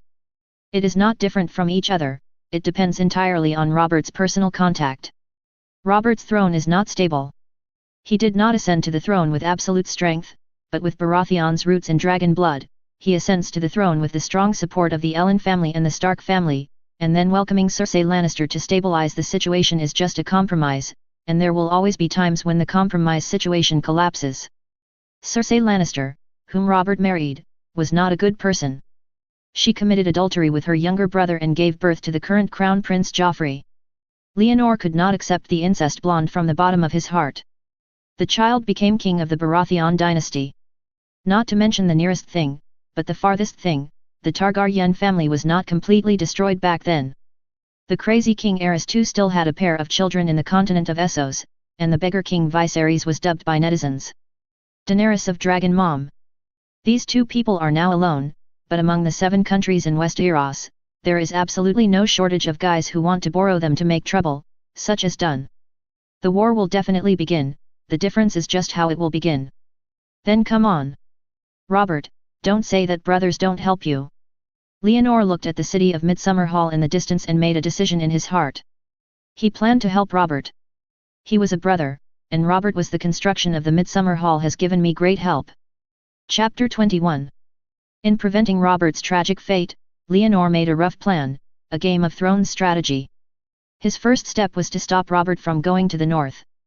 Judging from the situation he knew, the brother Ed Stark was not a person suitable for Game of Thrones. This upright guy was originally the second son, but by chance he became the head of the Stark family. Instead of letting Robert pull him to King Lyn as a ruthless devil, it would be better to let him stay in the north and guard him with his upright character. As long as he lives for one day, the Starks will always be an ally of the Baratheon family. With the Stark family as an ally, in the future, the Baratheon family can at least ensure the neutrality of the princes in the northern border, monitor the White Walkers outside the Great Wall for the Iron Throne, and even if handled properly, they can pass through them. Go to threaten Lannister's flank. As long as Ed Stark is successfully prevented from entering the game, find time to pick out the pustule of Lannister and successfully remove it. In addition, Robert is not dead, the future battle of the Five Kings will be almost broken down.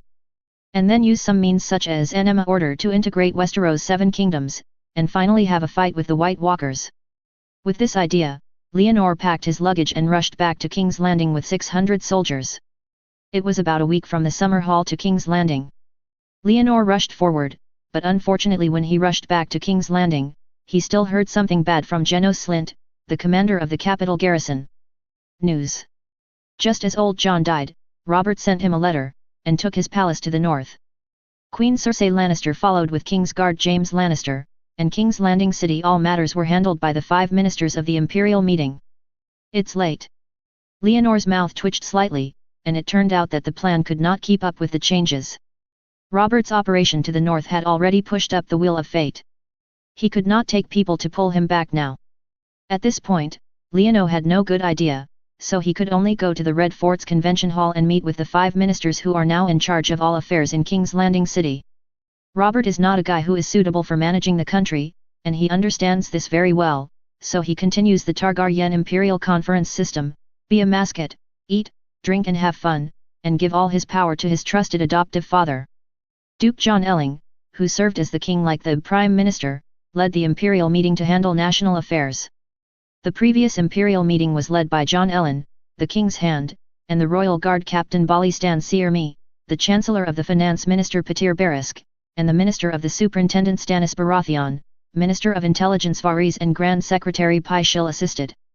Now John Ellen died suddenly, and there were only 5 people left in the imperial meeting, but Robert was obviously not satisfied with them, otherwise he would not have rushed to go to the north to find Ed Stark. There was a flame burning in the fireplace. With neat short hair, and wearing a green robe, Leonor walked through the reception room and came to the conference table. He glanced at the hanging main seat first, and looked at the white beard on the left side of the long table. Balistan of A bowed slightly to him. Teacher, we've been missing for a long time. Balistan was not only his martial arts teacher, but also once escorted him to the frontier and served as a guard by his side for more than a year. Leonor's teacher was definitely true. Your Highness, we haven't met for about a year. Balistan responded formally to Leonor's kindness. As the captain of the Royal Guard, he was only loyal to Robert on the Iron Throne.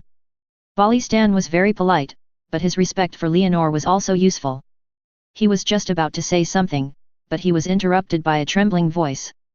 Your Highness, it's time for you to come back. Teacher Pazier, we have been missing for 3 years. You still look so healthy. Leonor smiled at Pazier, the old man in white robe who interrupted Balistan, but it was somewhat formulaic. After saying that, he also smiled. Before he could reply, he looked at a thin middle-aged man next to him with a light cheek. He was wearing a green double-breasted windbreaker, with silver jewelry in a robin-shaped collar and belt, which was very delicate. You must be Lord Petyr Berisk. Yes, Your Highness. The middle-aged man with a light cheek was slightly shy and bowed to the young man with a cold temperament but gentle temperament. You are excellent. Leonor smiled and looked at the last person present. Then you must be Lord Varys. What he saw was a tall man with dough, wearing shiny silk clothes, his hands hooked into his sleeves, his dress and posture were a bit distorted. You are so polite, His Highness Leonor. The tall man in a brocade robe spoke with a slightly sharp voice, as if he was feminine. He is really a eunuch. Leono tried his best to prevent himself from looking at the intelligence minister Varese, so as not to offend the other party. His eyes glanced around the table and couldn't help but frown. Stannis, where is my brother? After Leonor glanced at the audience, he found that there was one person missing.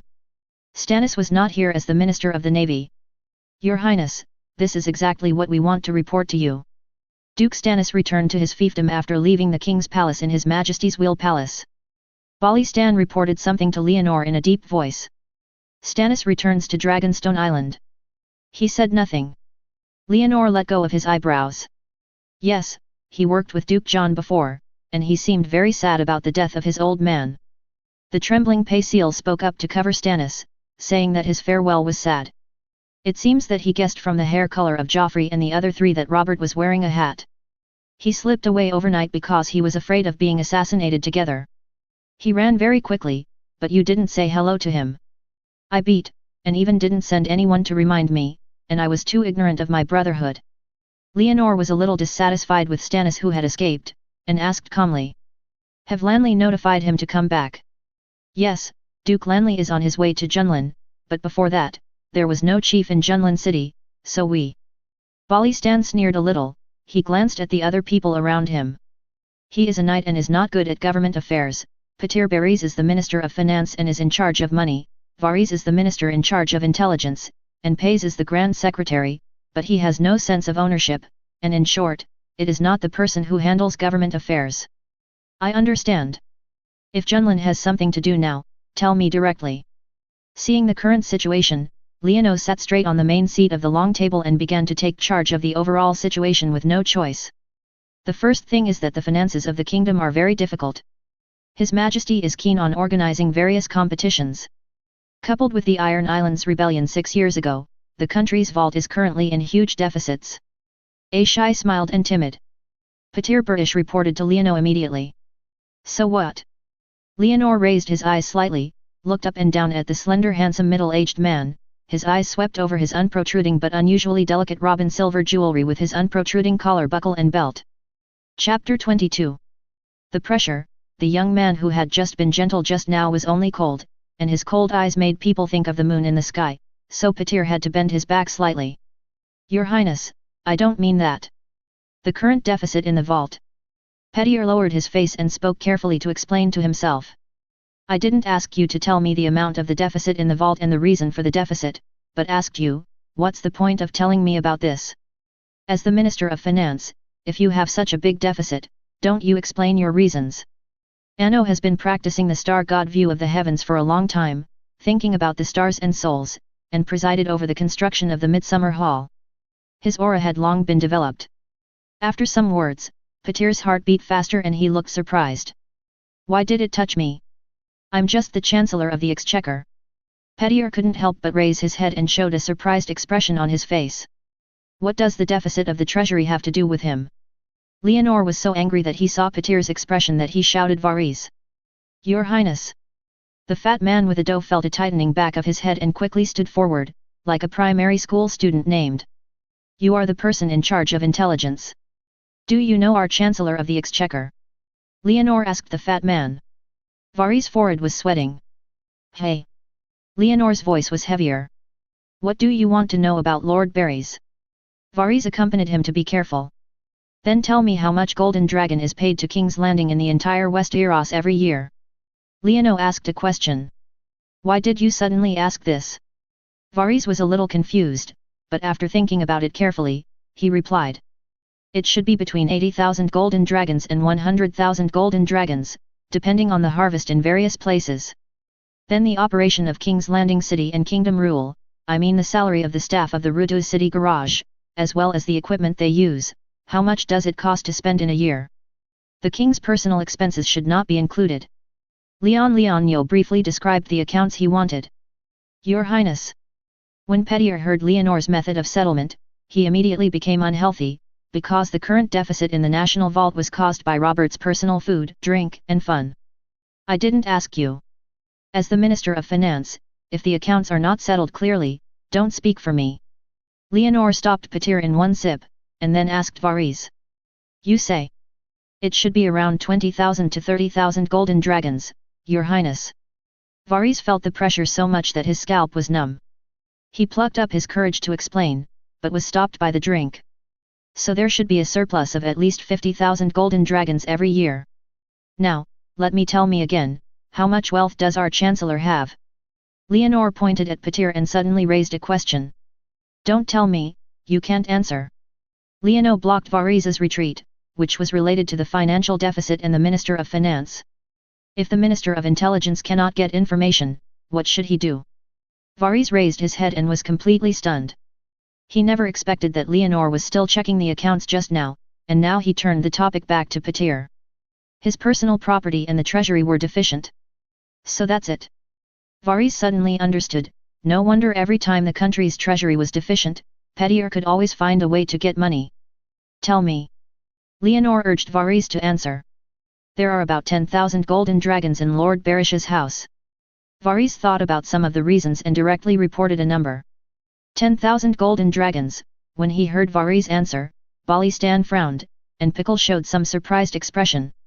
He glanced at Petyr, who had regained his calmness, and then buried his face again and pretended to be everything. An attitude that has nothing to do with it. 10,000 golden dragons. Leonor frowned. The number was too small. But he owns a brothel, a salt field, and a boat. Varys followed again, which attracted Petyr's glare. Real estate is right. How much is it together? Leonor was inspired and turned into real estate. No wonder he had so little cash. I can't figure it out, it's probably not less than 1 million golden dragons. Varys made an estimate, which made both Balistan and Pickle unable to help but widen their eyes. Varys. Your Highness, these are my personal legal property and have nothing to do with the deficit of the state's treasury. Petyr glared at the fat eunuch, stopped his words, and at the same time made a statement to Leonor. Looking at Petyr, who was anxious and blushing, Varys suddenly remembered and said to Leonor. By the way, I remember, Your Highness, Lord Barish still has a huge deposit in the Iron Vault. I have friends who can find it. Shut up. Petyr's face began to turn from red to white. Come. Leonor stood up directly and began to shake people outside.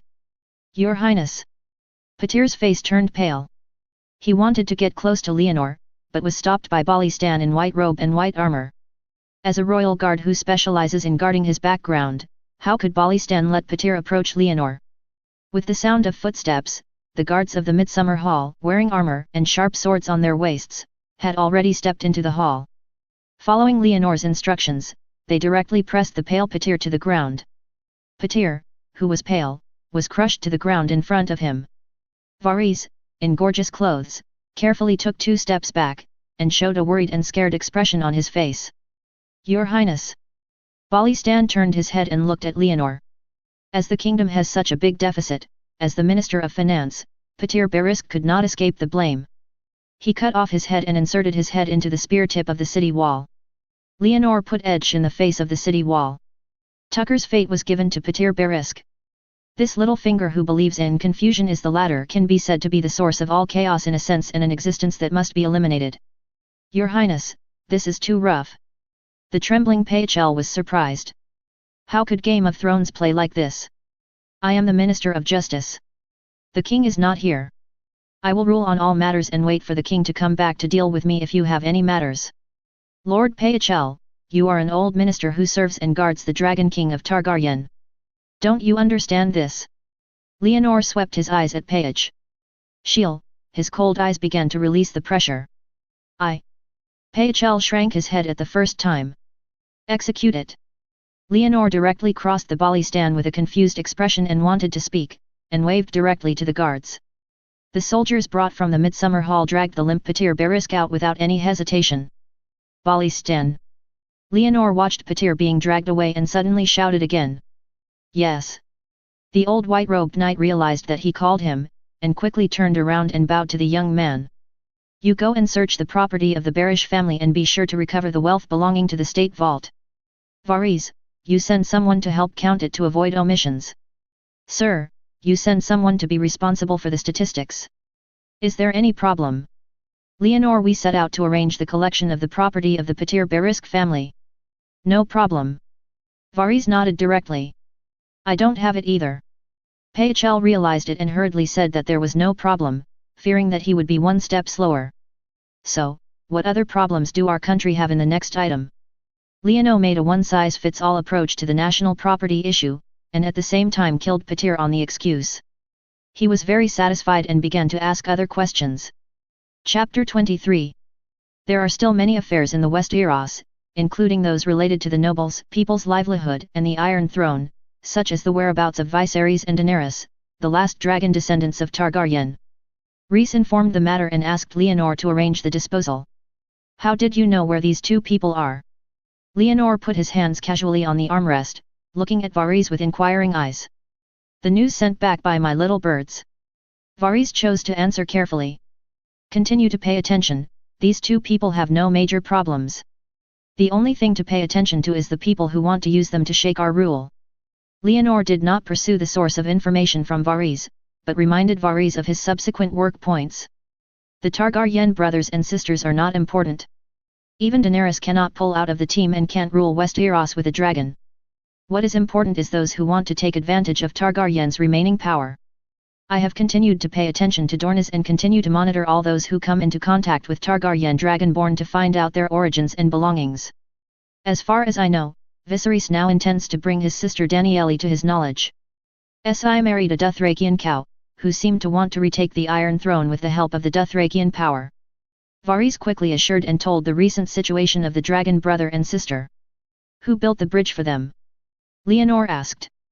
A governor of Pantos, named Illyrio Mopedus, was a mercenary when he was young, and later became rich and gained status by marrying a princess. He explained the situation of Illyrio in detail. This Illyrio and Varys seemed to be companions. Leonor heard Varys talk endlessly, as if he could even say anything in the color of Illyrio's underwear, and he curled his lips in his heart. The intelligence minister was quite good at pretending. He felt disdainful, but Leonor still pretended not to know. Compared to Littlefinger, he still had a lot of things to use for Varys next. Let's let him go first. When Varys made a rough introduction to Illyrio's intelligence and showed off his identity as the Minister of Information, he spoke. I see. Ah. Varys showed off for a long time, and saw that Leonor had only one response, he couldn't help but become stupid. Leonor ignored Varys and turned to Petzel and said. Pager, write a decree, and in the name of the kingdom, to the kingdom's territories, to prohibit all ships of Pantos from approaching the port of Westeros, to prohibit business with the merchants of Pantos, and to violate it, severe punishment will be carried out. What's the use of this command? Not to mention Paisiel, even Balistan slapped the corner of his mouth. Pantos is one of the major trading city-states. I wonder how many nobles are trading with them. Can this kind of interest connection be interrupted by a decree? And it is a decree that has not explained the punishment. Balistan was willing to dissuade him, but when he thought that Leonor was young and energetic, he could only shut up. It was not a big deal anyway, so let him go. Peichel also had some discussions in his heart, but as the person who was directly ordered, he nodded and replied yes. You put the matters you want to deal with now into a list. Write down the whole story clearly, and then let's discuss it again. I'm a little tired now. Thank you for your hard work, and you must complete the collection of the Barish family's property as soon as possible. Yes. Balistan, Varys, and Pisir nodded together. After Balistan, Varys, and Pickle left, Leono clenched his fists slightly and a smile appeared on his face. For a while, Leono calmed down, got up, and left the living room, and came to a balcony to watch the whole city. He saw a thin head stuck on the spear of the Red Castle gate. It was Petir Barris' head, a man who was called Littlefinger, who always claimed that he had slept with Tully sisters, had his head cut off and was inserted into the city wall. Humph! Leonor looked down at Petir's head that was stuck on the tip of the gun, reached out and patted the railing of the balcony, closed his eyes and began to think about the current situation. Robert still went to the north. He should have brought Ed Stark back to King's Landing for a while, but he had already cleared his little finger. Without this troublemaker, the next scene should not be too difficult. But I can't be without preparation. The Lannister family is a big thunder. To prevent them, they must grasp the power in King's Landing. Come on! Leonor opened his eyes and shouted out. The sound of footsteps came, and Dorit, who followed Leonor to King's Landing, led two guards in, bowed to the balcony and called Sir.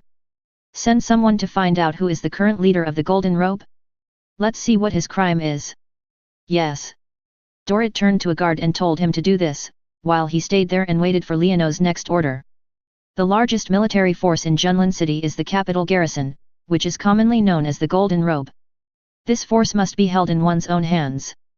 Come Ake again, ask her to bring a group of accountants here and meet me in the vault. Leono conveyed the order again. Yes. Dorrit sent another guard away, and he followed Leonor away from the Prime Minister's tower and went out to take a group of soldiers to the vault. The Vault of Redfort is not simply a place to store gold, but a place where a large number of books are placed, which is also the office of the Chancellor of the Exchequer. When Leonor brought his men here, some golden robes were searching for things here, and a bunch of thin men in sackcloths were held together and crying softly. Who are those? Leonor came directly to a young golden robe, pointed to the men in my who were being held up and asked. What does this have to do with you? Get away quickly and don't block us from doing things. The young golden robe was a little ruthless and could not recognize who the black-haired young man in front of him was. It seems that I have not arranged a garrison to handle the vault matter. Leonor frowned slightly at the young golden robe, but then he remembered that although the capital complete team had its own commander, they were the captain of the Imperial Guard, that is, the old Balistan was responsible for it. It was probably the old Balistan arranged them over. Tell him who I am. Leonor turned around and signaled to Dorrit. Standing before you is the Prince of the Midsummer Hall, the Minister of Justice of the Royal Conference, Lord Leonor Baratheon, who had just ordered the execution of Petyr Barisk, and also ordered you to deal with the lords here. Tell me quickly, who is that?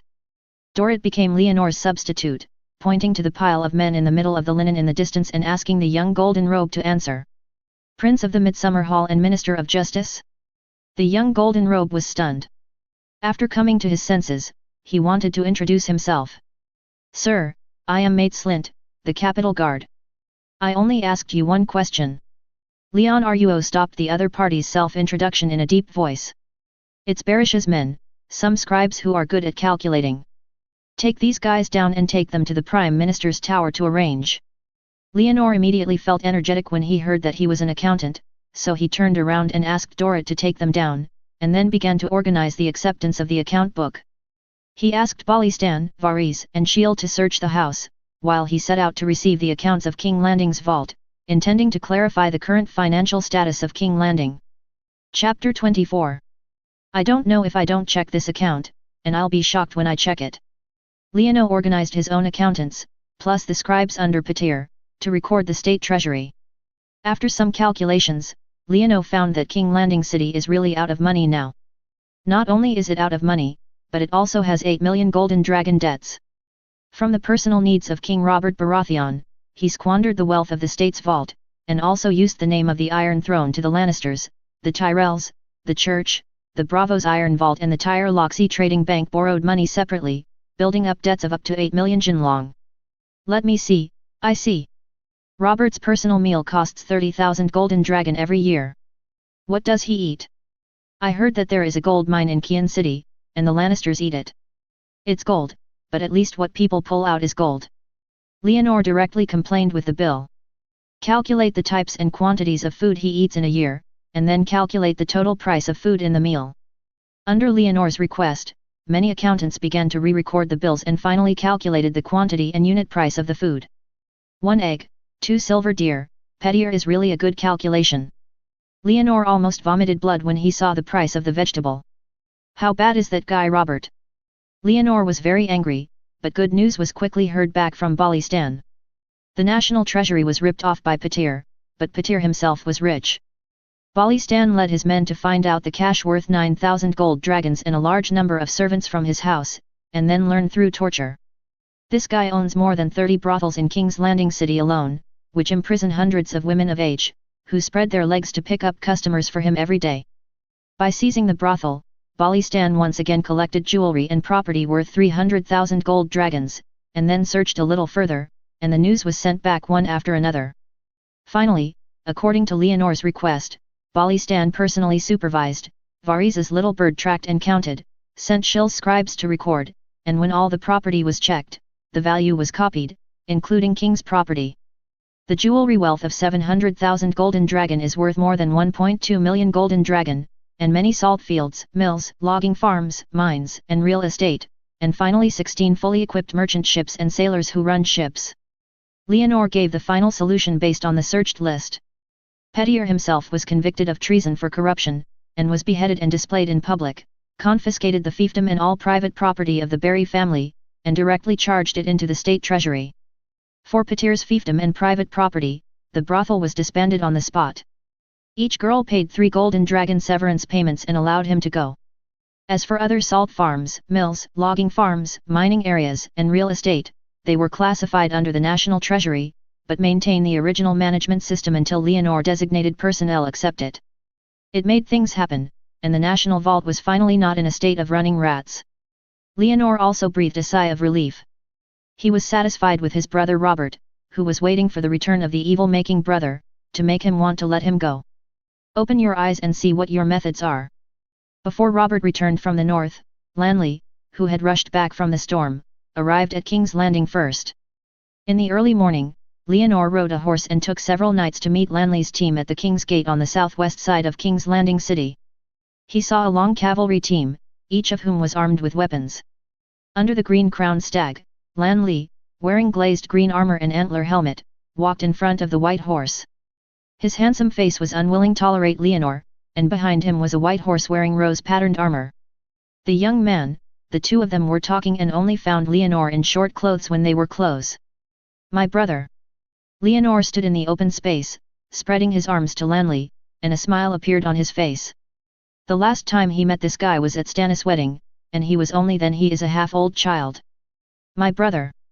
Lanley saw Leonor in short clothes and strong clothes, and also showed a bright smile on her face. She first took off the deer antler helmet and threw it to the young man beside her, then turned over and dismounted, and went out of the horse with Leonor made a hug. "You look good." Leonor patted Renly on the back, and then took advantage of his unpreparedness and suddenly stretched out an arm to tie his neck directly. "Let go, let go." Lanley was caught off guard and was not very adaptable. She lifted her head, her face became reluctant, and she patted her brother's arm with her palm and begged to let go. "But the strength is not great." Leonor hugged Lanley for a while, and when he saw that he did not resist, he also let go of his arm at the right time. "Strength is not the whole of an excellent knight." Renly was relaxed and retorted to Leonor. "What else?" Leonor asked with a smile, while sweeping his eyes at the young man who came with Lanley and glared at him with his eyes. "There are also loyalty and courage." The young man spoke first with Lanley's antler helmet in his arms. "Who is he?" Leonor smiled and turned to ask Renly. "Sir Loras, the third son of the Tyrell family." Lanley looked at a loss. Leonor's smile suddenly became calm. He turned to look at the boy named Lolas, and then looked at the helpless Lanley, his eyes wandering between the two, and he remembered some small interesting stories. At that time, it was just an interesting story about eating melons. Now, "Mr. Leonor, your eyes are not polite." Loras was not very satisfied with Leonor's eyes. "That's really embarrassing." Leonor smiled faintly, turned around and pulled Renly's arm, forcibly leading him to the city of Junlin. "Leonor, slow down." Lanley was not very adapted to Leonor's drag, and tried to break free while following quickly. Leonor let go of Lanley while he was moving, waved away the guards coming from the surrounding area, and asked them to keep a distance before whispering to Lanley with her. "I've heard some rumors about sweet wine, are they true or false?" Lanley's expression suddenly became worse and she answered silently. "What are you going to do?" Leonor and Renly walked side by side on Linhey Avenue, heading towards the Red Fort in the distance. "My brother, my personal life has nothing to do with you. His Majesty the King has sealed the Midsummer Hall and appointed me as the Lord of the Storm Guardian and the Wind Sniff Castle. We all have their own missions." Lanley was a little angry. He suspected that Leonor was implying that he had no descendants like this, and no one could inherit Fengzi Castle without descendants. "I'm just talking about your question. Why did you say so much at once?" Leonor showed a surprised expression. This guy thought he was coveting Fengzi Castle? "I have no problem. My destiny is decided by the gods, and you can't help but point fingers." Lanley replied stiffly. "Okay. Since you don't want me to interfere, I won't ask." Leonor glanced at the angry Renly and shook his head directly. This was not the kid who asked for biscuits from him when he was hungry. The atmosphere fell into an awkward silence for a moment. Renly and Leonor walked side by side. Seeing that he really had nothing to say, he couldn't help but want to say something, but there was no topic. After a long silence, he took out a pendant. Look at this. Chapter 25. What? Leonor took the gold pendant from Lanley and saw a small square box with a bright and charming girl's sketch. She had a melon-shaped face, her claws wrapped around the hair on the back of her head, and her mouth was slightly curled up. And his facial features are somewhat similar to those of the young man Lolas just now. Who? Leonor remembered who this was, but he did not say it clearly, but returned the pendant to Renly. Her name is Margaret, Margaret Toriel. Lanley put away the pendant, put his hands behind him, and walked side by side with Leonor from the river to the red fort in the distance. Who is Loras? She is Lola's youngest sister. Do you think she looks very similar to someone? Lanley asked a vague question. Who? Leonor was confused by Renly's already vague questions. Lyanna Stark. Lanley's face showed an expression of "it turns out you don't know. I haven't seen Lyanna Stark. Do you want to send this girl to Robert's bed?" Leonor understood. Renly planned to replace Cersei Lannister, but in the plot, because Robert died of assassination. In order to win over the Darier family, he had to personally take the battle to win over the woman nicknamed Little Rose. Lannister is a strong enemy, and Robert has always planned to deal with them. Lanley showed a confident expression. If he really makes this decision, then he is not Robert. Leonor smiled contemptuously. If Robert really makes this determination, he really should look up to the other party. What does this mean? Renly was stunned by Leonor's slightly contemptuous words. Our brother, he has never been a person with great ambitions. All his decisions were a temporary rise and emotional impulse. He opposed Targaryen back then, but now he doesn't like Lannister, and he is the same. Anno complained directly. As long as you have this emotion, it's fine. When he really reaches that step, he can't make a decision. Lanley showed a very sure expression. What do you know? Leonor's expression became serious, as if everyone except himself knew about Robert's hat. I know as much as you know, my brother. Lanley smiled, and he consciously won the game back. I know you will die in the future, under the magic commanded by Stannis. Do you believe it? Leonor complained in his heart, but he didn't say this after all. Stannis left without saying goodbye in King's Landing City. He was unhappy with this second brother, but Lanley was still his younger brother.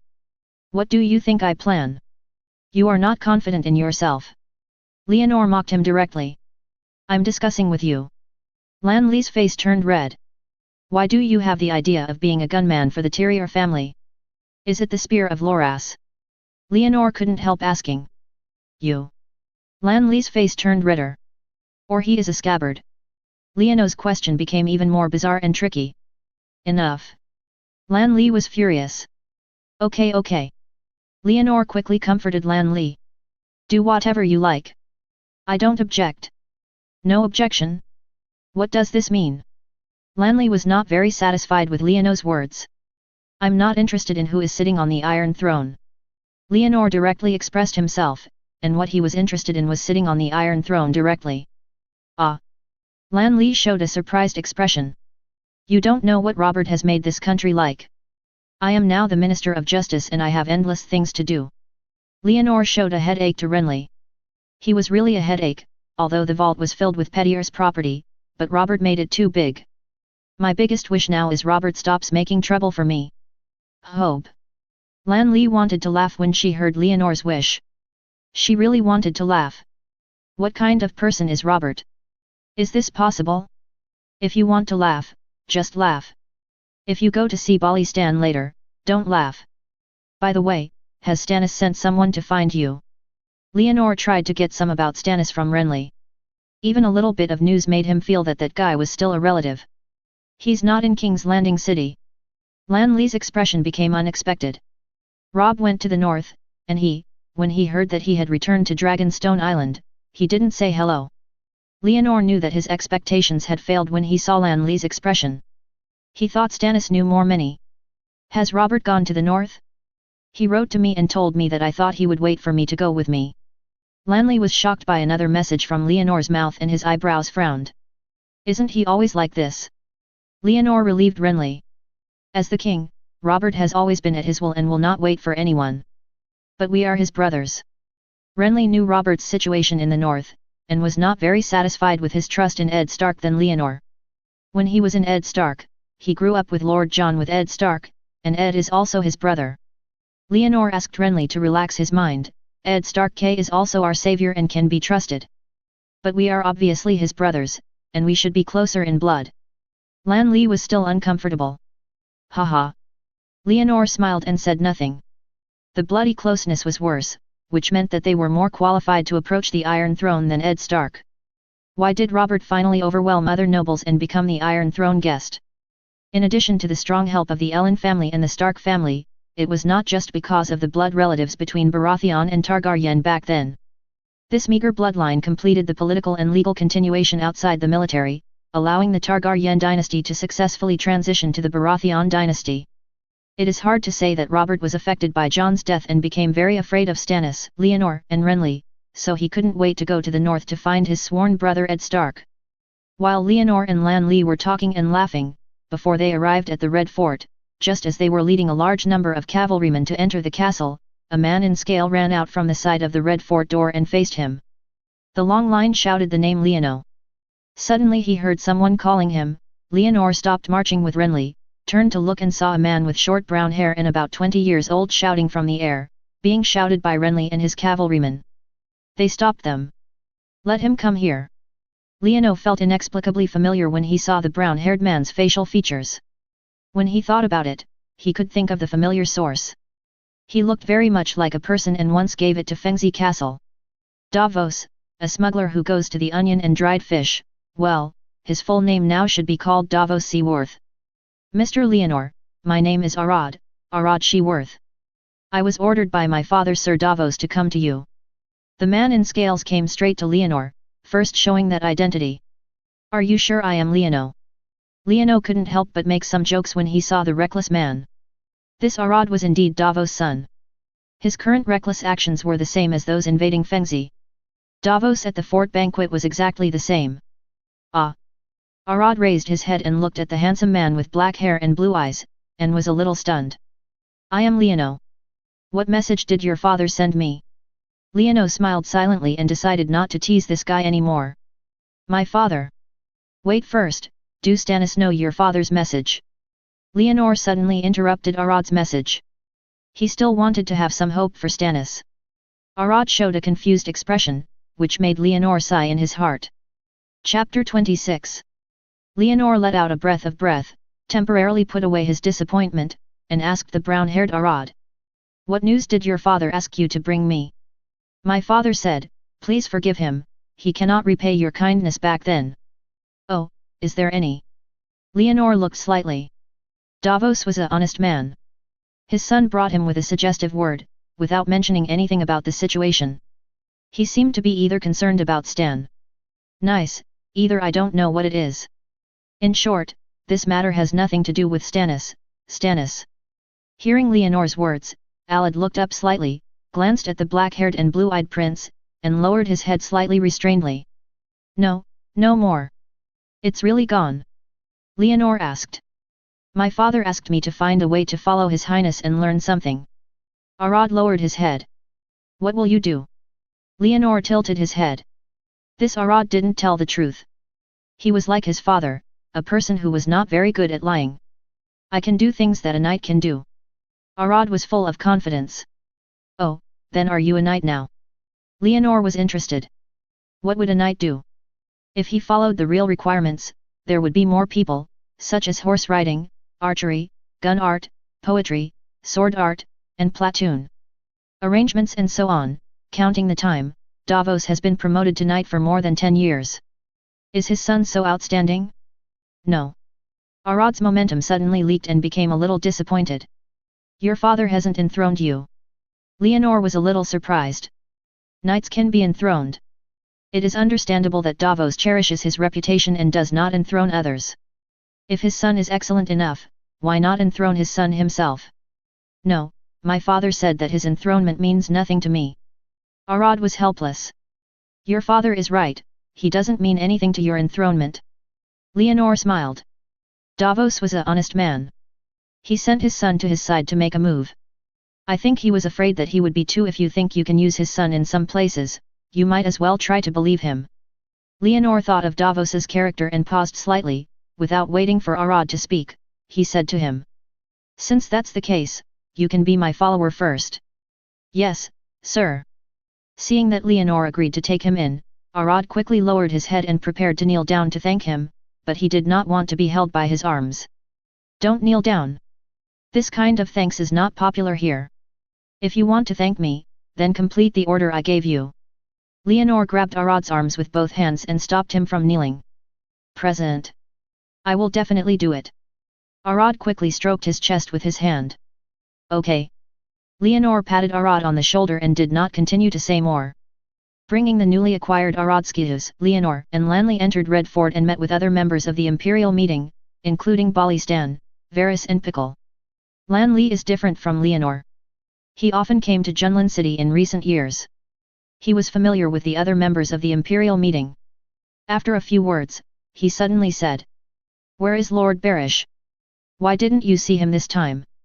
As soon as Lanley finished speaking, the air inside the Prime Minister's tower suddenly fell silent. Balistan opened his mouth, Varys and Pickle looked at each other, and they didn't say anything, or they couldn't find anything to say. Lanley, maybe you are not leaving the God's Gate, so you didn't find that our Lord Barry, his head was being stuck there. The old god Leonor explained with a smile to Lanley. What? Lanley's expression changed suddenly. Yes, you heard it right, his head is on it. Leonor explained to Renly in a sure tone. Why is this happening? Robert. Lanley subconsciously thought that he had done it before leaving King's Landing. As for the reason, Patir Barish kept boasting everywhere that he had taken the virginity of the two sisters Turi sisters. It may be that it angered Robert, making him want to avenge his dead adoptive father. No, I did it. Leonor corrected Renly's wrong guess. Lanley didn't say anything, but looked at Leonor with a surprised look. As the Minister of Finance, this person has put the state's treasury in debt and has tried to throw the problem to me. I can only let him clearly understand his mistakes. Leonor explained in an inadvertent tone. Then he probably can't recognize his mistake. Lanley twitched the corner of his mouth. Robert was not at home, and Leonor actually cut off his Chancellor of the Finance Minister. What did he think? Yes. After all, my head is on the top of the city. I'm definitely not just killing him, there are other questions. In short, this person is not a good person. He committed treason. If you don't believe it, you can ask Bali. Stan. Leonor said as he threw the topic to the leader of the Imperial Guard. There is no doubt that that little finger, his huge property must be inseparable from the huge losses in the state's treasury. Balistan did not give up Leonor's face. It was really Patir Barisk is not a top noble like Lannister. No one believes that his huge amount of property was not corruption or bribery. Huge amount of property. Lanley became more and more confused. You should know that Xiofin is a person promoted by the dead old John. Now that old John is dead, he has no background, so he will be killed if he kills it, but this is traitorous and it is huge property and also involves huge losses in the state treasury. What is the situation? Mr. Lanley, please listen to us. Seeing that Lanley was puzzled, Varys stepped forward with his hands and explained to the Duke. When he learned that the total amount of property that was copied from Baelixi was over 1 million golden dragons, Lanley was also shocked. He was not a person without family background, but he left the land, mines and real estate. The total amount of money is only 100,000 golden dragons, and the money and real estate are inherited from the Baratheon family in all generations. It is really exaggerating to have so much money like Barish. This Barry must have been treason. After knowing Xiao Ei's property total, Lanley made the same conclusion as Leonor. I won't talk about this matter. We have reached an agreement. It would be great if you can see this way. Now the position of Chancellor of the Exchequer is vacant. When Robert comes back, I can recommend you. Leonor saw that Renly didn't have any. He was very satisfied with the objection. With Renly's support, Robert would be able to deal with it. No. Lanley quickly refused when he heard what Leonor said. I don't know how to manage finances. If you want, you can be the Chancellor of the Finance Department and hand over the legal affairs to me. Just kidding, the National Vault is now a big hole, and Renly doesn't want to take on the hot potato. You know the law. Leonor couldn't help but be curious when he saw that Ren Li was unwilling. No, but I will judge. Lan Li shook her head directly. Legal affairs, this thing is still blank in Westeros. The title of Judge of Legal Affairs in the Imperial meeting is nice, but in fact it is not about writing, publicizing and preaching the law. But the one who is responsible for the judgment of the king, as long as he can cut people with a knife. Chapter 27. Leonor was speechless by Lan Li's words knowing to judge. After thinking for a while, he felt that he was not a legal talent, and it didn't matter if he gave up such a name, so he turned his attention to the three of Balistans. "Three sirs, what do you think?" "I have no objection." Balistan shook his head directly, while Varys and Pakel next to him quickly followed, saying that they had no objection. "Then let's decide this. Let's talk together when Robert comes back." Seeing that everyone had no objection, Leonor immediately decided on the matter. After determining Lan Li's position in the Imperial meeting and completing the comfort of the Stormland, the Imperial meeting officially entered the discussion stage and Leonor and everyone entered the seats of the President's table to sit. According to Leonor's prior request, Balistan and others formulated the problems they encountered as questions and then discussed them in different topics. The first speaker was Varys. "Your Highness, King's Landing has a huge problem now and the most urgent problem is waiting to be dealt with. Whether it is Master Page or Sir Balistan, they all think this problem is the biggest, so let's discuss it first." The fat on Rhea's face was glossy and his expression was tense. "Tell me the matter directly." Leonor waved to ask Dorrit to get some clean water for himself to moisten his throat. "The price of bread in King's Landing has increased." Varys said a serious sentence. "How much has it increased? Why has the price increased?" Leonor sat up straight, "And the price of food increased, which is really not a trivial matter. The residents of Junlin City generally use bread as their staple food, including black bread made of oats and wheat bran, and white bread made of fine flour. These breads are not expensive individually, but everyone cannot do without this thing, a bread. If the price increases by 1 copper, then the 500,000 people will be 500,000 copper coins, which can be piled up into a mountain.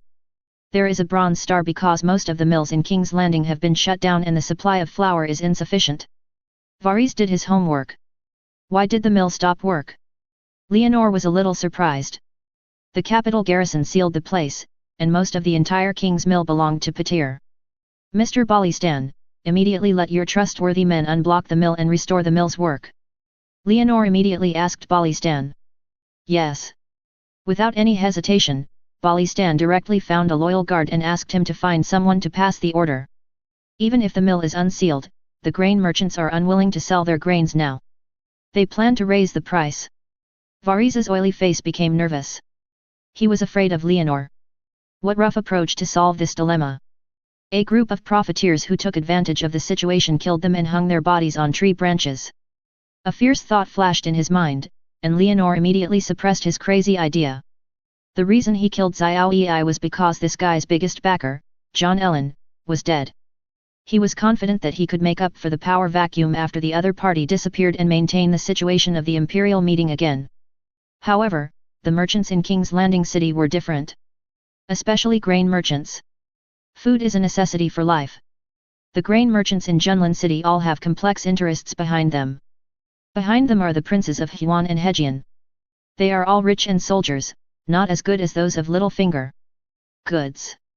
The saying chaotic is a ladder sounds very impressive, but in essence, it is that it is not strong enough, no soldiers or generals, and can only rely on catching up on the waters.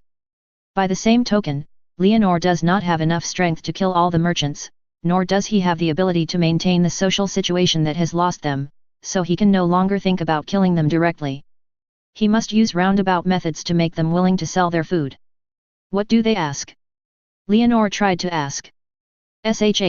Varys felt relieved when he heard Leonor not directly shouting for fighting and killing, and at the same time sighed, thanks to the 7 gods, this prince is not only good at fighting and killing. Make money. Varys expressed the needs of the merchants. How much do they want to make? Do you want me to open the national treasury for them? Leonor asked sarcastically. That's how merchants are. Varys sighed. The nobles were always full of contempt for groups outside of them. When merchants were not satisfied, how to deal with these guys was also a headache. The conference table fell silent for a moment, Dorrit brought the water cup for Leono. Lan Li next to him listened carefully to the whole process. Seeing that Leono got the water cup and refused to drink it, he leaned slightly towards him and the others on the table. Do you want to hear my advice? Leonor looked up at Renly and suddenly remembered that his brother had a friend from the Tyrell family. As the monarch of the Riverland, if he could handle this guy, at least he would do it. More than half of the businessmen. Speak. Let me talk to those businessmen, how about it? Lan Li recommended himself. Yes, I agree.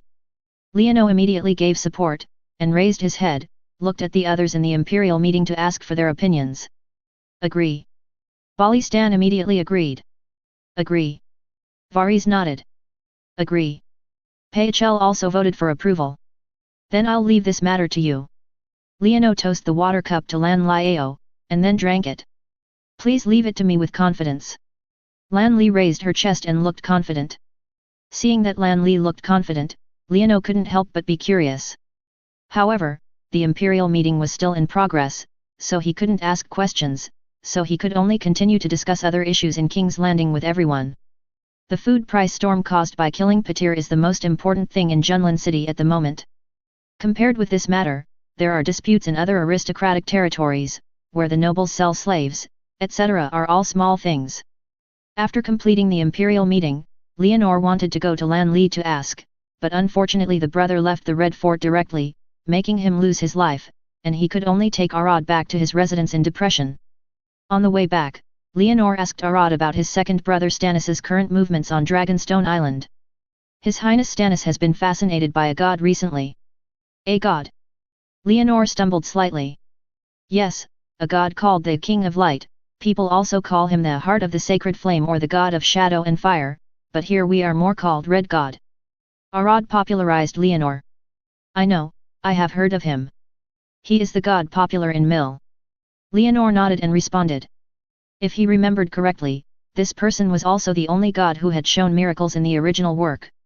By the way, Stan Nice does have a relationship with this god, and is even recognized as the savior by a priestess of the Red God.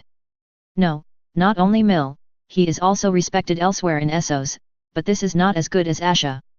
Arad's tone became erratic, making Leonor's thoughts unable to help but follow him. His words, through the vast land, headed to the Shadowland southeast of Essos, where there was a town full of magic. Chapter 28. Before becoming a knight, Davos Shius was a smuggler on the Narrow Sea. His ships had been to many places, including the trading city-state of Essos, the ice and snow outside the Great Wall of the North. As Davos' second son, Arad also ran with his father in many places. He had heard many legends, including the eternal decision of the Red God and the Cold God, and the legendary Azor Ahai, who was destined to save the world. And the old gods who stare at the world through the Tree of Heart. The description of the world in Arad's mouth is far more touching than the stories told by the clowns. It originated from the storm he experienced at sea and the countless smuggling experiences he wandered on the line of life and death.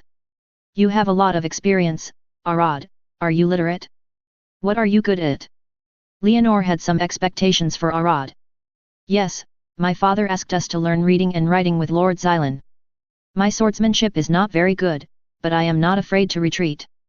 Arad heard Leonor's expectations, so he tried hard to express his abilities, but he always feels that his meaning is not in place. Where did you grow up? Leonor was already satisfied when he heard Arad's literacy, but his face remained silent. The flea nest in King's Landing. Arad felt a little panicked when he saw that Leonor had no expression changed. Then are you very familiar with King Landing? Leonor was surprised. The flea nest was the slum of King Landing. Davos actually came out of it. It was amazing. Of course, the children living in flea nests know every street in King's Landing. Arad nodded affirmatively. It's very good. Let me ask you again, what are your plans for the future? Leonor asked Arad's thoughts. I want to be a knight. Arad said firmly. What do you think the knight looks like? Or do you want a piece of land of your own, then marry a beautiful wife, give birth to your own children, and then let him inherit your? Leonor refused to comment. The word knight is a class in his understanding. No, the knight I think is not like this. Arad shook his head decisively and rejected Leonor's description.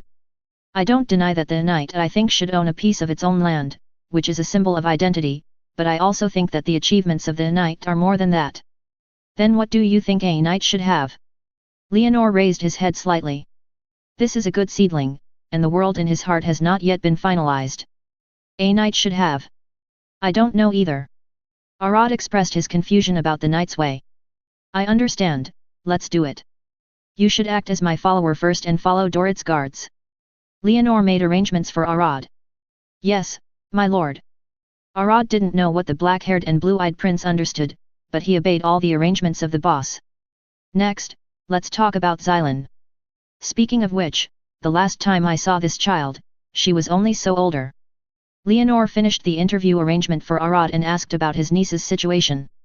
After Robert occupied the Iron Throne, he strongly approached another Florent family who claimed to have ownership of the River Bay in revenge for the Tyrier family's siege. He asked his younger brother Stannis to marry Flor. Saris from the Lune family also found a lover of the Florent family named Dilena. Tangnyo, under Leono, once fell in love with Dilena's maid. Not to mention the past, Stannis and Chalice gave birth to a daughter named Xylan, who was a very cute girl, but Leonor had never seen each other several times. Sir Xylan is very good. She is with the patched face every day. Is the clown my father Duke Stephen's plan to bring back from the trading city-state? Leonor was a little surprised. After his father was in the sea, the ship that rushed to rescue brought back a letter and a clown. The clown was later taken away by Stannis. Yes. Arad stopped talking. What's wrong with Shilin? Leonor realized what Arad wanted to say. Mr. Shilin was confirmed by Bachelor Chrisen a few months ago and had grayscale disease. Grayscale disease. Leonor's face changed. Westeros' medical skills are not primitive, at least not as popular as in the Middle Ages, but there are only a few medicines that can cure diseases and save people, but strange diseases are endless, and grayscale disease is a contagious and severe illness. The body of the patient will become distorted, the skin will become hardened and turn into a rock-like gray. At first, it will only be partial, and when it spreads throughout the body, it will completely petrify and die. Yes, Lord Xylan survived very strongly and lived happily. Arad's tone was a little sad. Happy, a child destined to die, she. Leonor felt some pity for his niece who had never met several times and directly interrupted Arad's words. I'll write a note now, and you'll get it to Phl. He was talking about Xylan just now, and now he was about to write another letter to Phl. Arad, who was interrupted, was a little surprised, but Leonor's next words made him unable to help but look surprised. Let Master Sir check the classics, I remember that grayscale disease can be cured. Really? Arad couldn't believe why Bachelor Chrisen hadn't said this before. Of course, I don't remember which book it is, but I'm sure that as long as it is a disease, it will definitely be cured. If Pissel cannot find it, I will go to the school town to check it out in person. Leono vaguely remembered in the TV series, the dog-licking dog seems to be a grayscale patient. That guy found a way to cure himself, and there was no reason Xiao Xylan couldn't do it. As long as it is a disease, it will definitely be cured. Arad was stunned by Leonor's words. He used to be sad that Lord Xylan was infected with grayscale disease at such a young age, but he never thought about this. Of course, don't talk nonsense. The disease can be cured, but if it is delayed for a long time, it may not be cured. Leonor said as he speeded up, and Arad quickly trotted and followed him. After returning to his residence, Leonor found a paper and pen to write a note, and asked Dorit to send someone to Phl. It was not that he did not trust Arad, but that this guy didn't know the road in Red Fort, so he asked him to. I'm afraid I can't even find where Pissel lives. After Leonor found someone to give the note, he temporarily arranged Arad to Dorit's command, asking him to teach Arad how to obey orders. An excellent knight should start with a soldier. Chapter 29. Everything in King's Landing City is going on as usual. No matter whether it is the price increase of bread or the princess disease, it cannot stop everything from going on. Lanley and his knight Loras held a private banquet, invited the major grain merchants in King's Landing to attend, and made a public speech at the banquet, conveying the idea of hoping that everyone would give them face. However, no one paid attention to him. Even the grain merchants who belonged to the Tyrier family in Huandi were just looking at it. Most of the merchants ignored Lanley's rhetoric and indirectly expressed their unwillingness to give up their interests. The next day, the grain in Junlin City began to tighten, and the price of bread began to double. The rise in bread prices caused a commotion throughout the city, and the imperial meeting had to be held. Sir Renly, you didn't go to those grain merchants? Polly Stan was confused and asked Renly about his achievements as soon as possible. Lan Li's face looked ugly. He was already full of confidence in the banquet for the merchants, but now he realized that he had been completely fooled. This matter is not the focus now. Those businessmen ignore the security of the country and ask for money at will. We must give a countermeasure. Liano gave Lanli a cover, and Lanli was also trying hard, but the effect was not ideal. Forget it. How should we deal with it now? Varys asked. How much grain is there in Red Fort? Liano asked a question. There are some, but more of the wine needed for the banquet. Varys did not understand Leonor's question very much, but he still gave the answer, which was not accurate. What he had was information about personnel, not this. A trivial matter. Where is the food stored in Fengzi Castle? Liano asked Lanli. Fengzi Castle stores the food needed for a winter year. Lanli answered. Dorite, send guards back to the summer hall, and let someone transport the food we stored to Fengzi Fort, and at the same time send people to Huandi and Dorne to buy food storage. Leonor turned to Dorite and issued a statement to Dorite. With an order, while he stroked his chest and left, he turned his head to Lanli and said, Fengzi Fortress will transport the existing stored food to Hong Fort. After he finished speaking, he turned his face to everyone in front of him. Since those merchants want to make money, I will make them lose their pants. Varys, you send out the news and submit to the Imperial meeting and take the initiative to lower the food prices. That is, those who have made contributions to the country, I will do it to them. Reward, if confronted by the Imperial meeting. Leonor did not continue to say anything and silently conveyed the outcome of fighting against the merchants, but this made Varys relieve the breath that was hanging in his heart and answered yes. Are you having any difficulties? Leonor made arrangements on his own, and suddenly remembered that not all of them were his subordinates, especially Renly. Although he was a brother, Fengzi Castle belonged to his territory. Will it be unhappy for him to cross him to mobilize food? Lan Li was stunned by her brother who decisively made many orders. She came to her senses and asked him if there was any difficulty, and quickly shook her head. My brother, I support you at any time. Lan Li replied, wondering what Leonor could do, but as long as he could take revenge on those businessmen who dared to ignore him. With Renly's strong support, things went smoothly. After Leonor finished the arrangement of the Imperial meeting, he made another arrangement, asked Arad to find connections, and established several strongholds in the flea nest, preparing for the used to sell food. Yes, Leonor is ready to fight a battle with merchants to defend food prices. When Varys released the news as he asked, the grain prices in King's Landing fell into a one-day stagnation, but in the following time, all grain shops began to stop selling grain, and grain merchants and local merchants began to hoard the market, and the price of grain began an uncontrollable increase. The price of 1 bushel of oats, 25 kilograms, rose to the outrageous price of 20 silver deer in just 2 days. The soaring grain prices forced Leonor to order the opening of the barns in the Red Fort and start selling grain at low prices in flea nests. However, there is not much grain stored in the Red Fort, and it is really a drop in the bucket to save the huge grain market. Almost only at the same time when Hung Bao was selling grain, major grain merchants also sold grain, but their grain prices soared again during this period, and the price of 1 bushel of oats jumped to 26 silver deer. Faced with the soaring grain prices, several violent incidents occurred in Junlin City in just one day. The grains of Fengzi Castle arrived in Junlin City one after another. Every time they were sold, they were stolen, which could not stabilize the grain prices at all. At the table of the former president of the Imperial Congress in the Red Fort, sweat beads were oozing from Varys' bald head. He conveyed the latest news collected by Xiao Ziobi to the others in the meeting. There were many stored foods delivered by Fengzi Fort when it was sold. The grain was bought by the grain traders.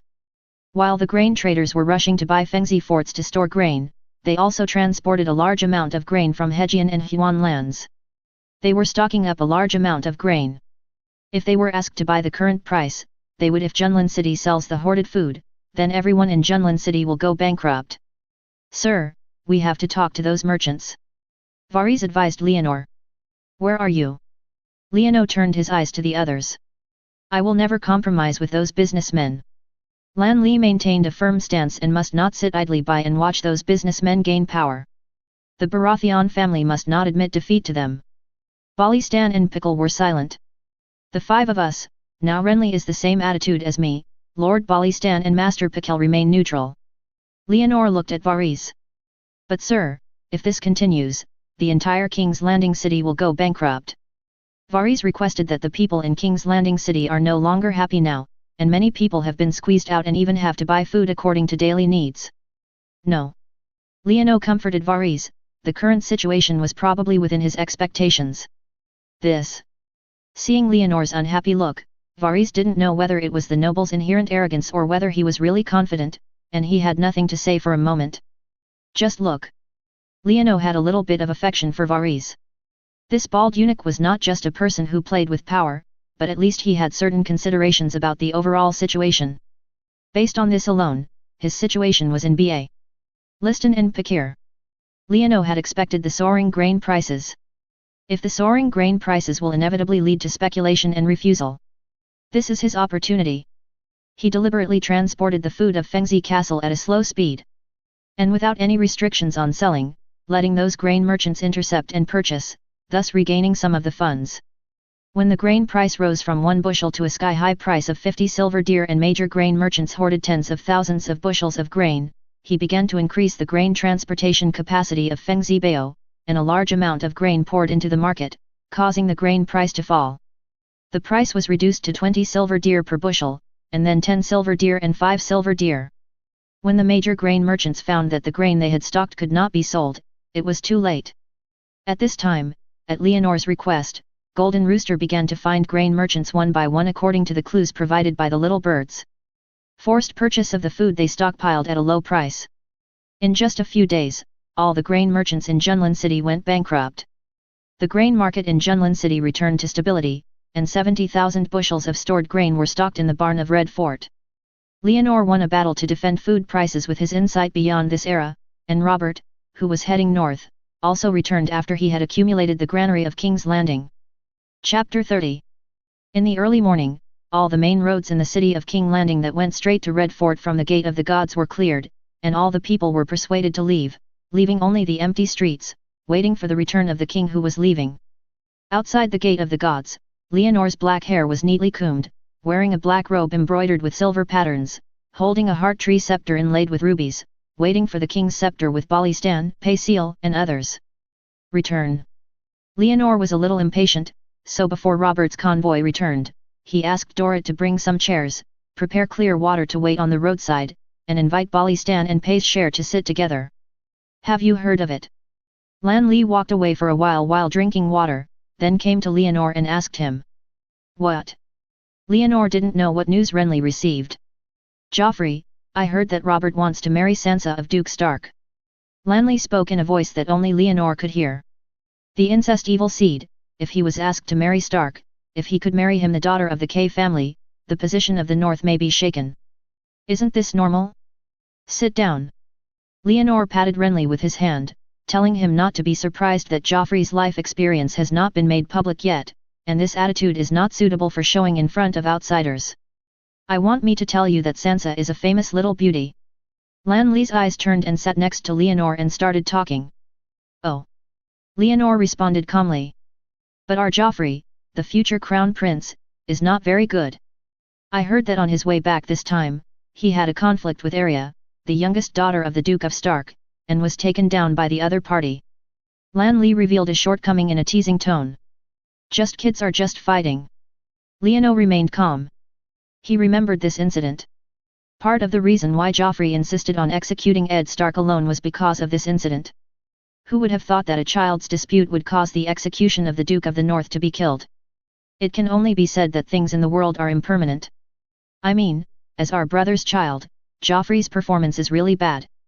Lan Li deliberately increased his voice, which attracted the attention of the guards and nobles around him, making them whisper. Leonor heard Renly's intentionally increase the volume and turned his head to look at the younger brother, with a very serious expression. What's wrong? Renly felt a little uncomfortable when Leonor saw it. It's just a dispute between children, don't say it anymore. Leonor asked Renly to shut up. Joffrey's life experience is indeed a powerful tool for them, but this powerful tool is not used like this. Lan Li was bored now, and she pissed her mouth and didn't say anything, so she could only sit there honestly. When the sun rose to mid-air, several golden robes passed in the distance, a long line came from afar. The knights in gold robes were guarding a car dragged by 8 horses and wrapped in silk. The carriage is coming. Seeing the king's car returning, Leonor immediately brought the scepter, stood up with Balistan, Pasir, and others, and went forward to greet him. The long team was approaching in a blink of an eye. At the forefront of this team was a handsome knight riding a white horse and wearing a white horse, with brilliant blonde hair and arrogant face. He was the Imperial Iron led by Balistan. A member of the guard, the younger brother of current Queen Cersei Lannister, and the real father of Crown Prince Joffrey.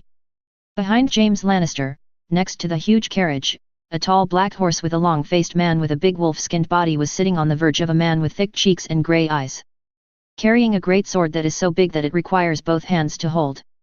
Although Ed Stark, although his face has become much more vicissitudes after many years, his style remains the same. Beside him, there is a girl riding a pony. She is wearing a jacket and trousers, the iconic long face with the Stark family, with brown hair tied to the top of the head, without any fatigue or dust on the face of traveling far away, but was full of youthful and lively interest in everything. I think it was Ed's young girl Arya She Tucker. When the long line reached King's Landing City, the huge 8-carriage stopped.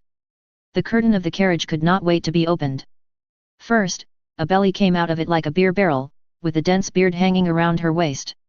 The king of a sword was Robert, followed by the beautiful but mean Queen Cersei in a golden robe, and the blonde boy Joffrey wearing a crown. Seeing Robert showing his face, Leonor couldn't look at the other people in the team, holding a scepter, and taking Balistan and others to pay their respects. "Leonor, you did a good thing for me." Robert got out of the car and expressed his dissatisfaction as soon as he got out of the car. "Your Majesty, I don't understand what you mean." Leonor pretended to be stupid. "Patir, he was promoted by John Ellen, do you know? That woman wrote me a letter saying that you should pay your life." Robert's expression was very angry. "Who?" Leonor knew that Robert was talking about killing Xiofin, but suddenly a woman popped up. "Who is it?" Lesha Tully Ellen, my wife's sister, Duke Ellen's wife." Ed Stark, carrying a big sword, came to Leonor and looked at the black-haired blue-haired man. The prince with his scepter said, "Hiss, I forgot that my little finger has no background, but his mistress, Lisa Tully." Leonor heard Ed mention it now and thought about it. Lisa Tully, the mistress who missed the little finger, was a crazy woman, and a crazy woman who was crazy about the little finger. It was through her that the finger poisoned old John to death. Even the person next to the pillow can be poisoned to death. How would such a crazy woman deal with herself? Promote yourself or let the faceless person assassinate him. As the widow of John Island, she will definitely be enemies but not friends in the future. "Hello, Lord Ed." Leonor realized the situation in his heart and thought about the future, while still politely saying hello to Ed Stark. "Your Highness, even if Patir takes money that shouldn't have, you're doing it too roughly," Ed said to Leonor earnestly. "Even if Littlefinger should be killed, he shouldn't be so casual. The man has been killed, and I can't perform miracles like the Virgin Mary now." Leonor stopped pondering the situation and expressed his helplessness to Ed slightly. "My wife has now rushed to Eagle Nest City. I hope to reconcile for you. If necessary, I hope you can make some public apology at that time," Ed discussed with Leonor in a gentle tone. His wife Caitlin Tully and Lisa Tully are sisters. They grew up with Littlefinger, who was fostered in the Flow City since childhood, and they have some love. "Okay. No problem." Leonor agreed with a smile. If he lost some face and could gain the obedience of the princes of the Eastern Realm, then he didn't care. Game of Thrones only has trade-offs, no gains and losses. Chapter 31. When Robert saw Leonor agreeing to Ed's words, his expression relaxed a little, but he still didn't look good, and scolded him again. "Look at the good things you do." Yes, my Majesty, I have you, and your king's hand have bothered me." Leonor beat Robert. "If you want to thank your king, prepare a martial arts competition for your king." Seeing Leonor surrender, Robert also made a request. "The competition is great," Leonor responded. "I want to give the first place in the competition 50,000 golden dragon as a reward." Robert continued to ask. "A generous king, there are too many 50,000 golden dragons." Leonor rolled his eyes. "Patir never said something like you." Robert was unhappy. "Yes. He didn't spend your money for you. Have you ever thought about whether you are carrying the debt of 8 million golden dragons now? Those creditors will come to you for any time. Leonor explained to Robert that he explained to Robert. Pros and cons. This time Robert did not speak, but instead a mean voice came from beside him, holding the Queen of Joffrey Cersei. She sneered and attracted everyone's gaze, and then spoke slowly. Mr. Peter never lets debt disturb his king. His queen, it is better for the Lannister family to forgive their debts from King's Landing and to fund the martial arts competition of His Majesty the King. How about it? After all, the Lannister family brings gold. Leonor also sneered at the same slightest harsh retort. The Lannister family is also one of the creditors of King's Landing. Why? Cersei's face turned gloomy. Aren't you our queen? Not your wife of His Majesty the King? If you can't make these masters, why bother saying such unpleasant words? You seem to have no education and you want to teach our future crown prince. Leonor turned his eyes toward him. Joffrey, who was held in Cersei, smiled slightly at him, which made Joffrey pull his hand out of his mother's hand calmly. What do you mean? Cersei was so angry that her body trembled, and she didn't feel her son's movements. Enough. Seeing Leonor quarreling with Cersei in public, Robert felt his scalp explode and shouted in time. Sorry, my majesty. Leonor stopped provoking in time and apologized as a minister. You must handle financial matters in time. I will talk to you another day. Robert glared at Cersei fiercely, threw a sentence to Leonor, and then held the long sword at his waist and left. Ed also followed in time. Leonor waited for Robert to leave, giving Cersei a provocative look, and then turned around and left with a scepter, regardless of her reaction. As for the situation where Renly and others looked at the scene, they stopped in place. Don't know where to go. The celebration ceremony that was supposed to be lively was dissatisfied by a quarrel, but this effectively stopped Robert's idea of holding a competition. Leonor left everything aside and returned to Red Fort to continue his financial affairs. Littlefinger used to have two financial measures for King Landing. They were crazy about the happy service industry and used women's bodies to make money.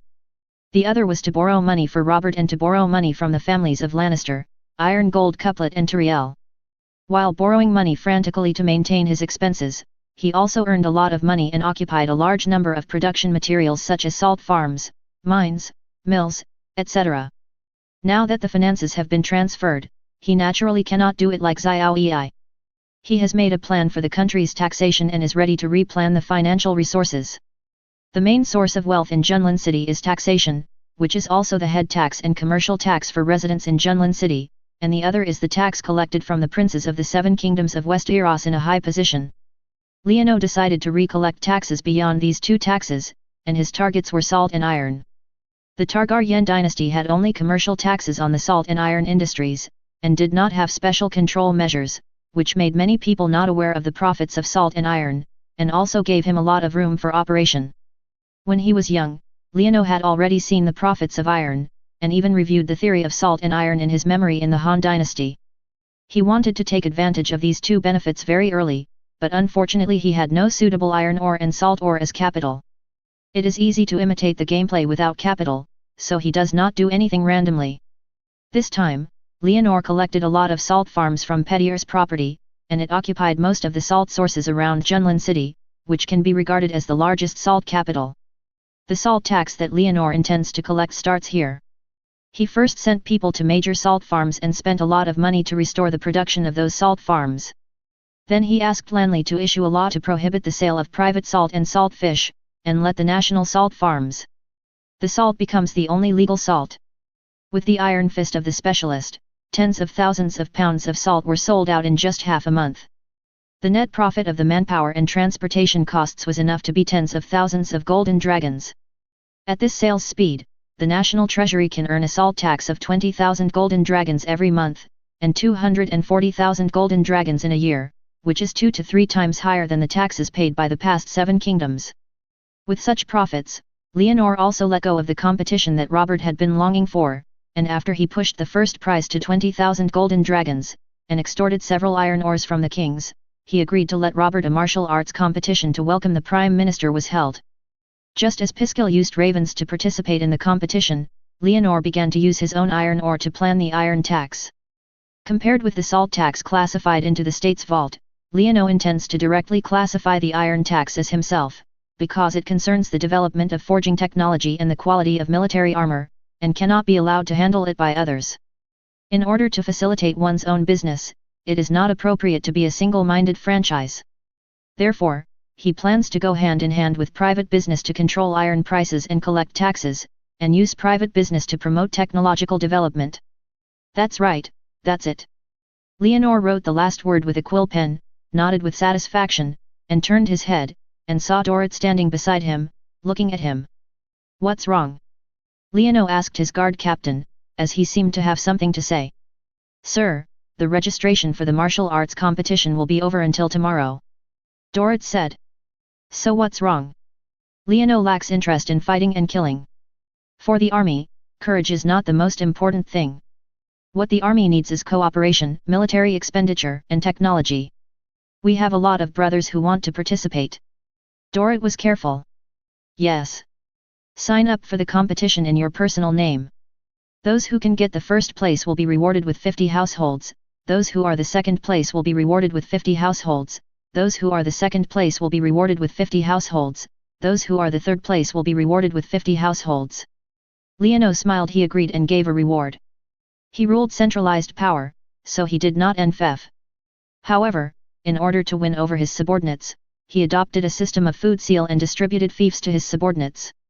According to the cap tax, the fief is calculated according to the counting tax of the family of 3, each with 2 silver deer. One household is 6 silver deer. 50 households have fiefs equivalent to 300 silver deer. Knights with 50 households can get from him every year. I will receive 300 silver deer here, and I will take it for a lifetime until I die of old age, but it is not allowed to be licensed and cannot be hereditary. The harvest of the territory depends on the knights themselves, and the fief is available when distributed and will never fluctuate. Therefore, everyone is very happy to accept this system. The soldiers in the Midsummer Hall also default to having fiefs as a symbol of becoming a knight. Yes, my lord. Dorrit was very happy to see Leonor agreeing and gave a reward. If there are many people who sign up, we will conduct an internal selection to allow outstanding people to participate. Leono did not forget to remind him that there are many soldiers under his command who want to become a knight. Chapter 32. Before heading to the summer hall, Leono recruited 2,000 soldiers in King's Landing with the opportunity to be promoted to a knight and the treatment of the 2 golden dragons settlement fee. He was originally preparing to take advantage of the opportunity of war in the frontier to give these soldiers the opportunity to be promoted to knights and build his own noble group. Unfortunately, the cover of the Iron Throne was too strong, which led to Don and the Huan area not daring to invade him at all. There is no war in the Midsummer Hall. Although he did not encounter war, he still held competitions such as archery, running, horse riding, stone throwing, and cultural learning. He commended several of the first contests, promoted them to knights, and rewarded 30 to 10 households with food. There are different quotations. In 4 years, no more than 30 people were promoted to fief knights among the 2,000 people, and the total number of fiefs rewarded was no more than 300 households. However, even so, it was enough for the remaining 2,000 people to follow them wholeheartedly. After all, he has food and drink with him, and he can really become a knight. Although there are not many opportunities, he really has it. The soldiers of the number 2,000 are waiting for promotion and wealth. If they hear that they can get the first place in the martial arts competition to welcome the Prime Minister, they can't squeeze out the registration points for the competition. Leonor let his men go to the competition and predicted the situation in advance. After asking Dorrit to make preparations, he sent him off, and asked the guards to call his breast brother Vincent. How about what you asked you to do? Leonor secretly told Vincent before coming to King's Landing, asking him to gather people in King's Landing, to inquire about information from all aspects, and to build his own intelligence system. Vincent is the illegitimate son of Leonor's nurse, Mrs. Mikla. Now that he grows up, he has black hair and grey eyes. He doesn't look outstanding, but his temperament is calm. He responds respectfully after hearing this. Sir, we have recruited some people and now we have heard some news. For example, our Prime Minister, we have been in the city in the past few days to inquire about old John's life. Where has he tracked down? Leonor raised his eyebrows slightly, and it seemed that Ed Stark was also suspicious of the death of Duke John, his adoptive father and brother-in-law. As a native of the north, he has no acquaintance in King's Landing City, so he can't find out the situation. Vincent's tone was filled with regret. Then can you find it? Leonor smiled. He heard the pride in the tone of the breast brother, and it was obvious that he had some clues. I bribed a scribe under Pazier and found out that the old Prime Minister had been reading a book during his lifetime, and Pazier had been looking at books about poison for a while. It seems that our Master Pickle also knows some situations. He was the Grand Secretary of King's Landing during the reign of Aerys II. The Lannister army was able to enter King's Landing before my brother, so I want to come and go with him. It's inseparable from relationships. The Baratheon family launched a rebellion, and Robert led the army to win 3 times a day in the frontier. He was beaten by Landeo Tally and Senschutten so that he could not find the north. He fled north to Mingzhong town and got Stark. Reinforcements with the Aelin family finally hammered Rhaega Targaryen to death on the banks of the Trident River before turning defeat into victory. Before the anti-king army entered King's Landing City, the Lannister army in Kian City in the west took the lead in breaking into King's Landing City. The Mad King Aerys II was also killed by James Lannister, who was then the royal guard, but the western border was under pressure. The army did not successfully occupy King's Landing City, but just grabbed a vote here and ran away. Yes, I just don't know why His Majesty the King still tolerate this cunning guy staying by his side. Vincent expressed his confusion. This is not very normal. My brother would not care about these issues. In order not to waste his energy, he continued the general personnel and policies of Aerys II. Leonor spread his hands directly. Why did Robert spread his hands? He is so generous, but he doesn't want to waste his time. This is not cautious. Vincent shook his head and rejected this approach. You have too high demands on him. Leonor complained about Robert's character without any guilt. Sir, what do you want to do next? Do you need me to find the cause of old John's death? Vincent did not answer Leonor's words, but asked his request respectfully. Don't be so old-fashioned, Vincent. Leonor couldn't help but tease him when he saw Vincent's old-fashioned look. Then let me tease the king like that? I can't do it. Vincent's mouth twitched. That's really hard for you. I have 3 things to do next. Leonor's expression became serious, and he said 3 things in Vincent's serious expression. The first thing is that you need to investigate the situation of the capital garrison, especially the information of the commander of the capital garrison. The second thing is that you supervise the daily life of Queen Cersei Lannister, and it is best to find out who are her lovers.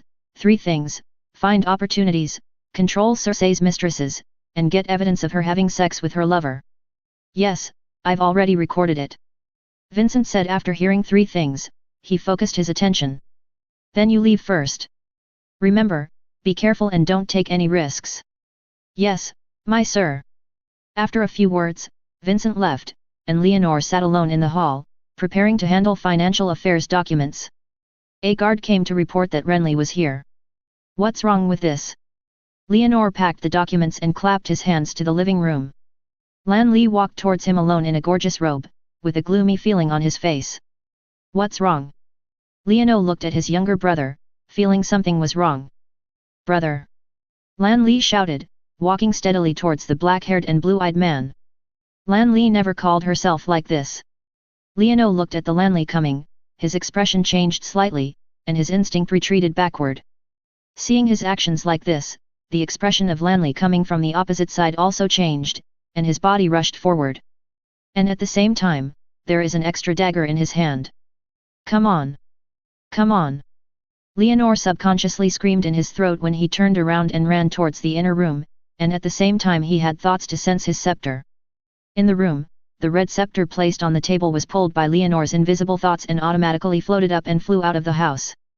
Lan Li saw Leonor turn around and run away without saying anything, and his body was bullied like a ghost, and his short sword in his hand pierced directly into his back. A pain in his heart, and the aura of death caused Leonor's pupils to shake violently, but fortunately the scepter flying out of the house also fell into his hands in time. After receiving the red scepter, Leonor, under the pressure of death, turned around and slapped the tip of the ruby on the killer's face that was almost exactly the same as Lan Li, slapping his skin off. His body twirled and fell to the ground. After panting and patting the killer, he did not feel any relief, but instead tightened his nerves even more. He quickly stepped forward, waved his arms without thinking, and bang bang a few times. The short scepter was treated as a mace, lifted it as they rose and fell. The killer on the ground was blossoming directly. It was not until the red and white flowed all over the ground that the guards guarding around arrived late. Chapter 33. After hearing the news, Dorrit and Vincent, who had just left, rushed back. As soon as they entered the hall, they saw many guards standing at a loss. In the middle of the hall, Leonor was standing there with a breath, holding a red scepter dripping blood in his hand. An assassin's body was lying at his feet. The red and white turbid liquid flowed on the floor, next to the assassin's corpse with a flowering head, the human skin face that was violently beaten down, and the bridge of the facial features and nose slowly disappeared, and in the end only a half-soft human skin mask was left. "Sir!" Dorrit and Vincent were shocked, and they all walked around the assassin's body and came to Leonor. Leonor has the Tao Sutra, which is not mainly about practicing martial arts. Now he is suddenly attacked, and he is inevitably a little shocked. When he uses his scepter to fuck the assassin, he can't help but feel a little disappointed. Now he is breathing.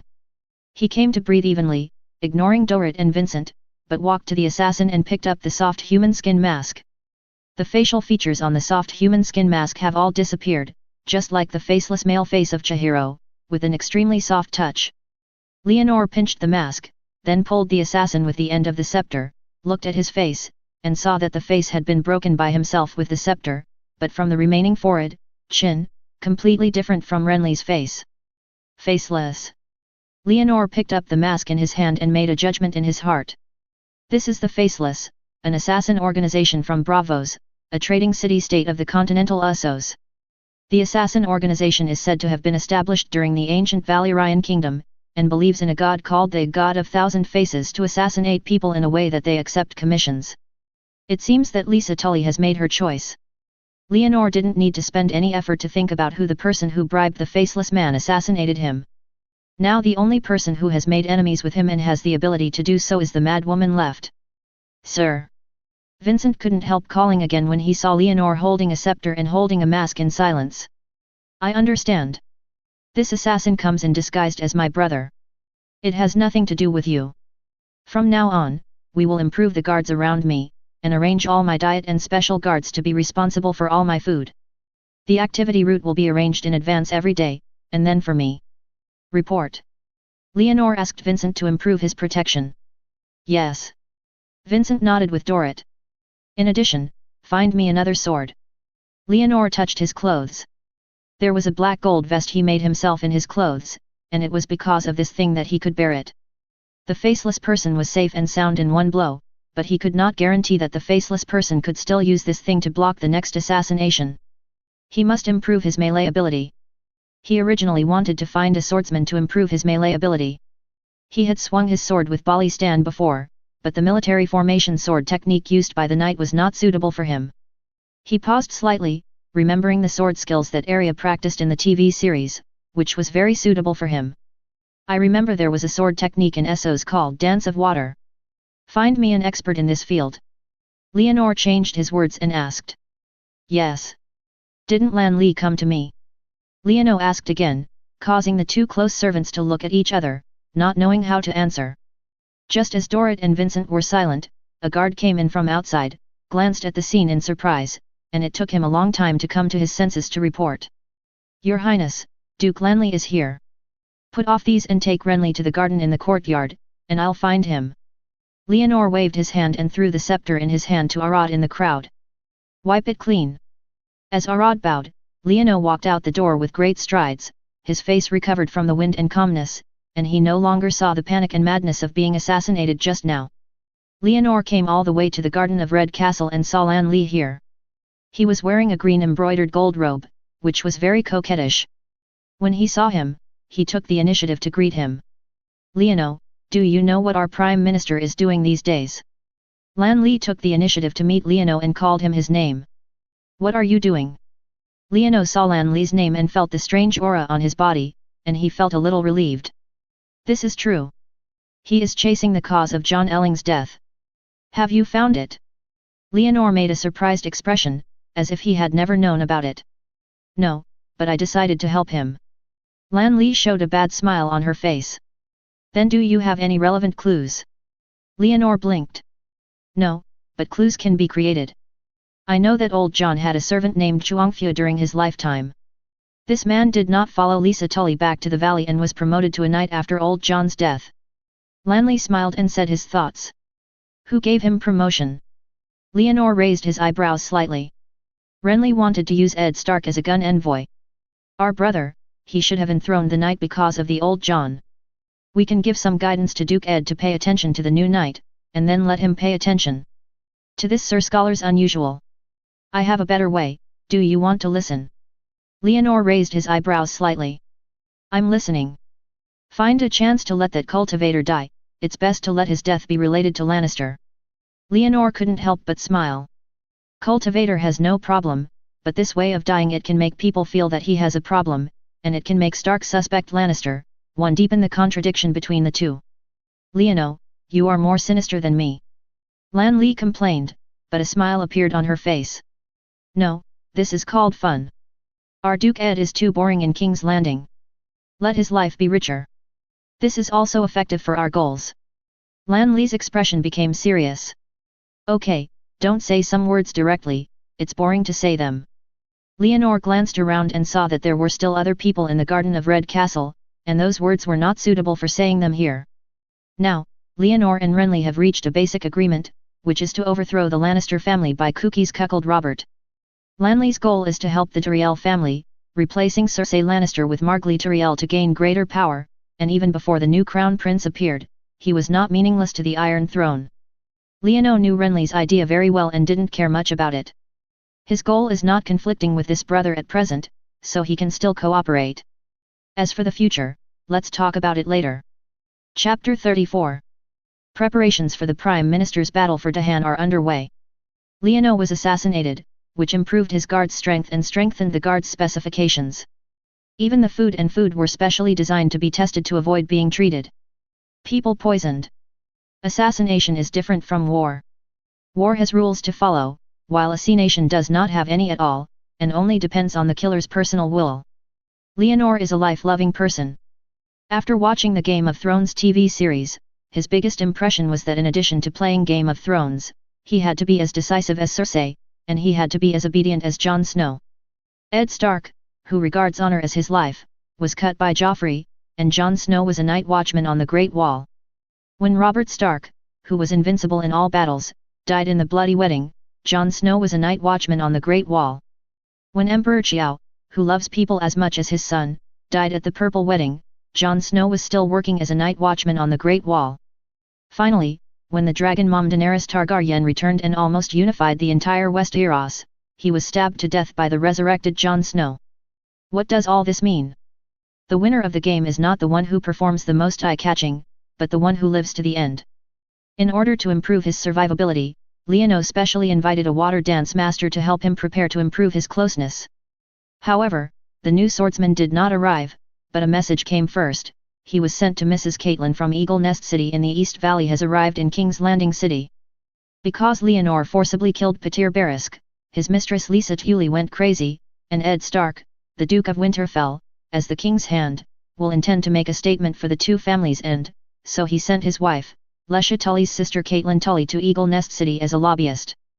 Now that Mrs. Caitlin has come from the east to King's Landing, the beautiful and dignified lady with brown hair and blue eyes brings back bad news.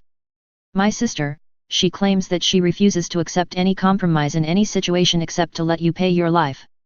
Robert sat on the black throne surrounded by countless sharp swords and received a reply from Lisa Tully. His face was so angry that he could not do anything to Lisa Tully, so he could only look at Leonor.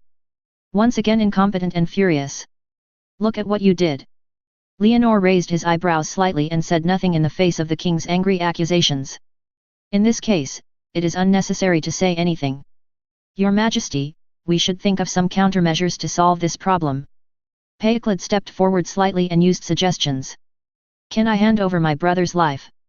Robert immediately glared at the old scholar, and his angrily voice shocked everyone present to speak. Petyr's huge wealth is unknown. He is suspected of embezzling the country's wealth. I think he is guilty. There is no problem with Leonor's handling. Renly stood up and supported Leonor. Then what should I do? Take action against a widow with a child. Robert turned to Lanley to question. Leonor was his blood brother, and John Ellen was also his adoptive father.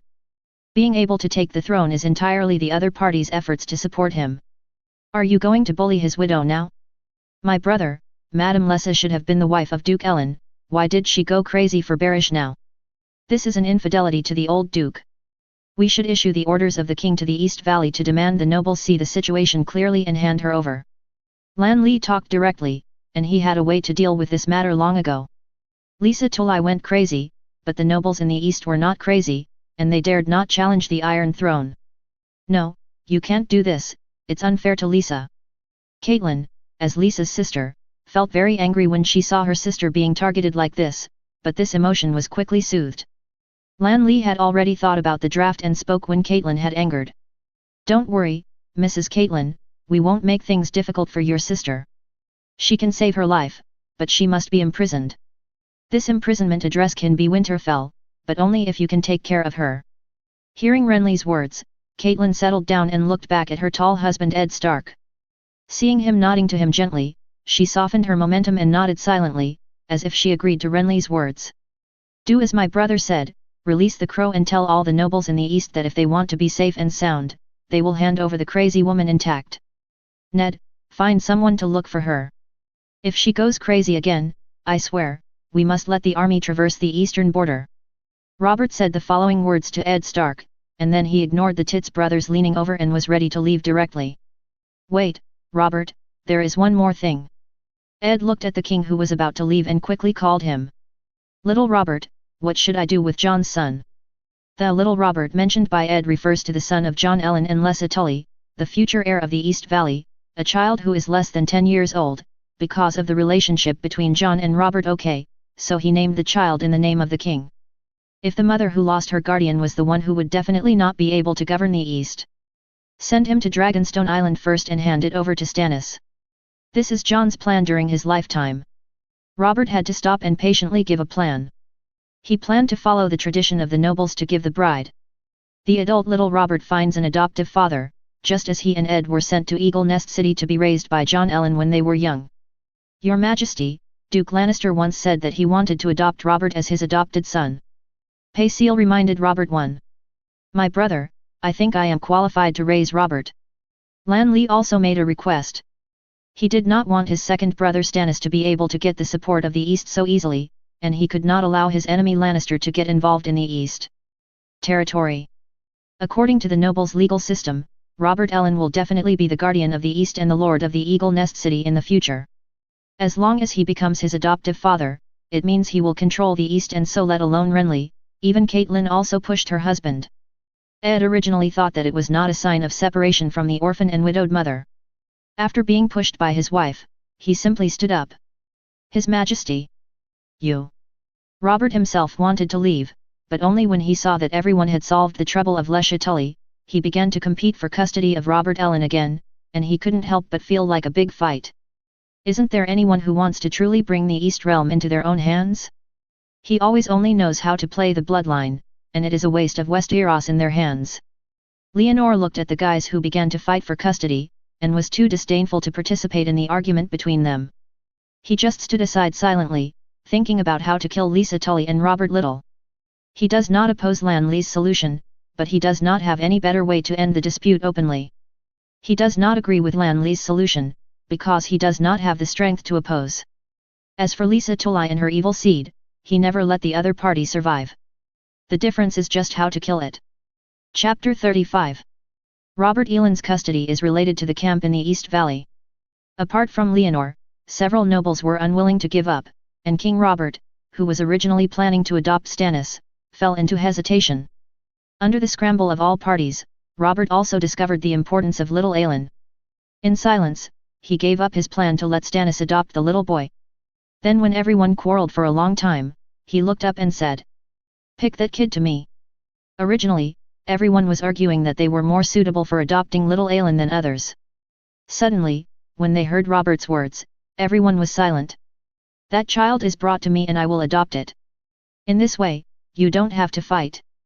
Robert looked at the silent people, snorted coldly, got up and left. There was no room for quarrel, and everyone could only disperse themselves. Leonor and Renly walked out of the king's hall with a smile on their faces. He was rarely satisfied with his reaction to his brother. Although he knew that Robert's thoughts were different from his own, it was difficult to get the wrong answers in the process and the correct answers. Xiao Ailan's custody is related to the ownership of the camp in the east. The lions in the western front are potential enemies, and it is appropriate to not let them succeed. What satisfies Leonore is that Robert did not allow Ed to adopt little Ailan. You should know that although the northern border is a poor land, the residents are brave. Moreover, the Stark family itself is in laws with the Tully family in Hegian. They adopted the Greyjoy family during the Battle of the Iron Islands a few years ago. The child, I heard that the child is the only male in the Greyjoy family today. In this case, the Stark family, together with themselves, already potentially mastered 3 of the 7 major territories in Westeros. If they get support from the Eastern Realm, they will have the ability to rebel. Leono, you didn't say anything just now. On the way between Lan Li and Leono, they saw the smile on their brother's face, and they were a little dissatisfied.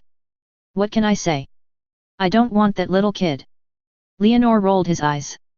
Then you can recommend me and let me adopt Xiao Ailan. Lan Li couldn't help but say. No need. Leonore shook his head directly. He would find a way to kill the child.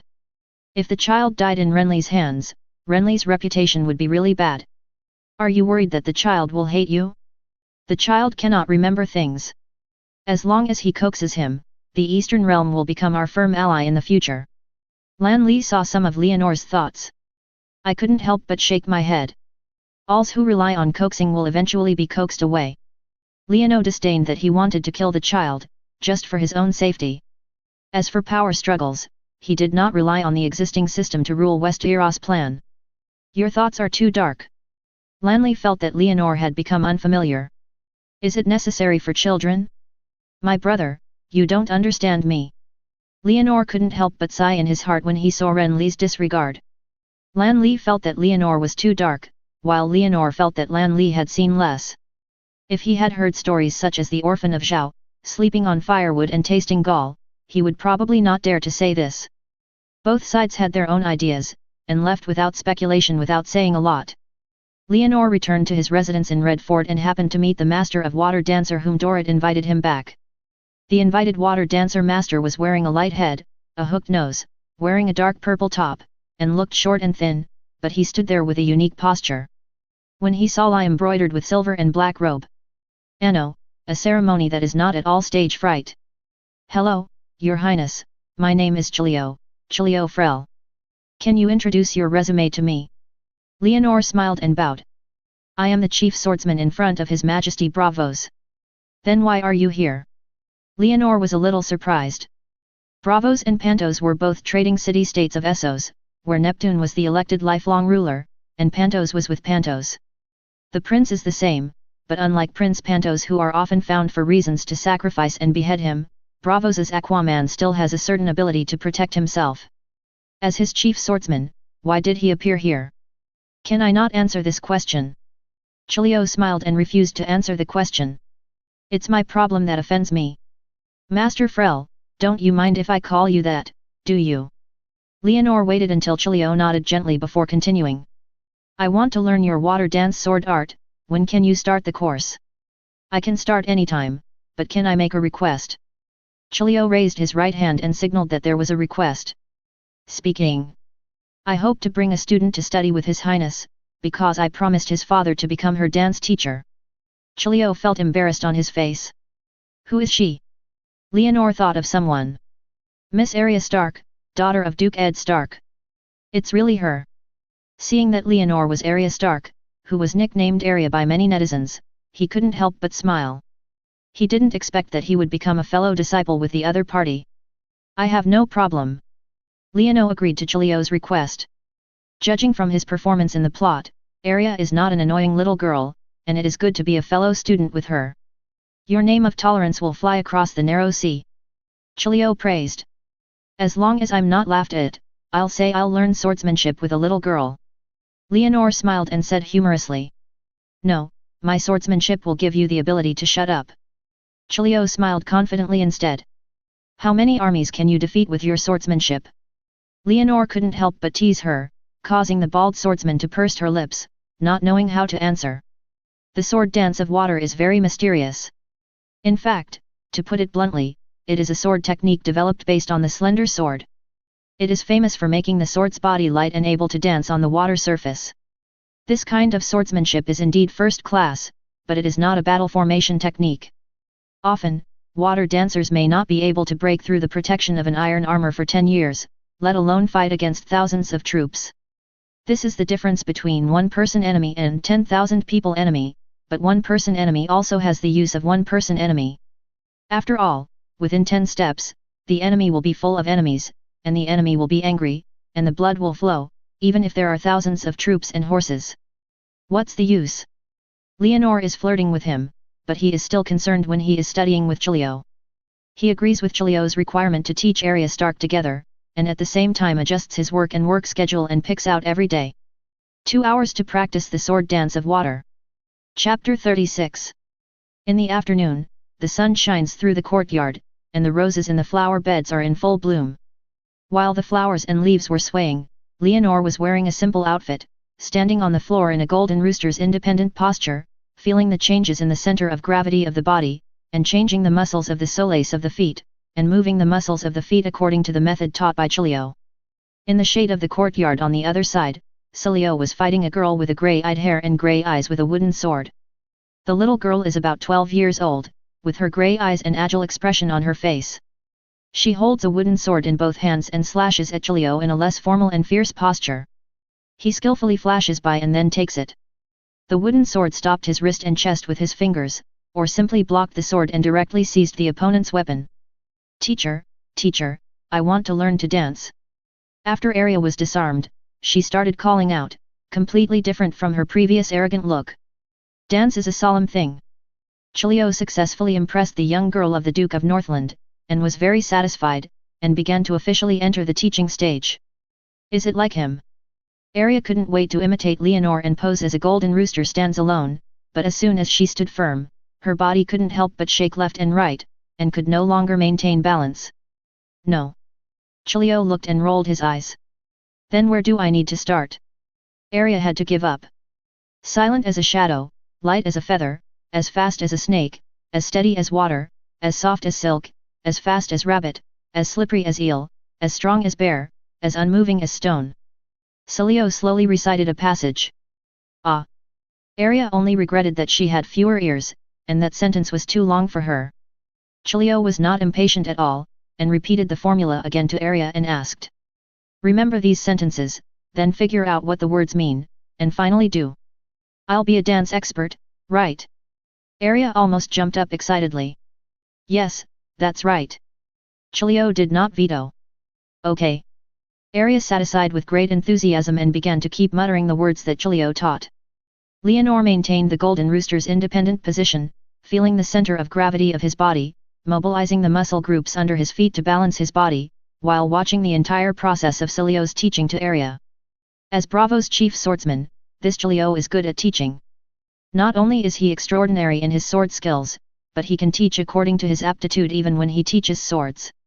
He chose to use formulas to hone his perseverance and spirit in his nature for a girl like Arya, and to suppress her natural activeness and despicability, while he adopted direct training skills for adults like Leonor. Water dance has extremely heavy steps in swordsmanship, so he taught Leonor to use the unique skills of the golden rooster to balance the body with the muscles under his feet, which is to exercise the muscle groups on the soles of the feet and also exercise the body's center of gravity balance transferability. After practicing his body, he asked Leonor to find the smart Bravo's cat, and after letting it go, he asked him to catch the cat that is famous for its smartness, or stay in the empty courtyard, squatting on the occasional landing birds.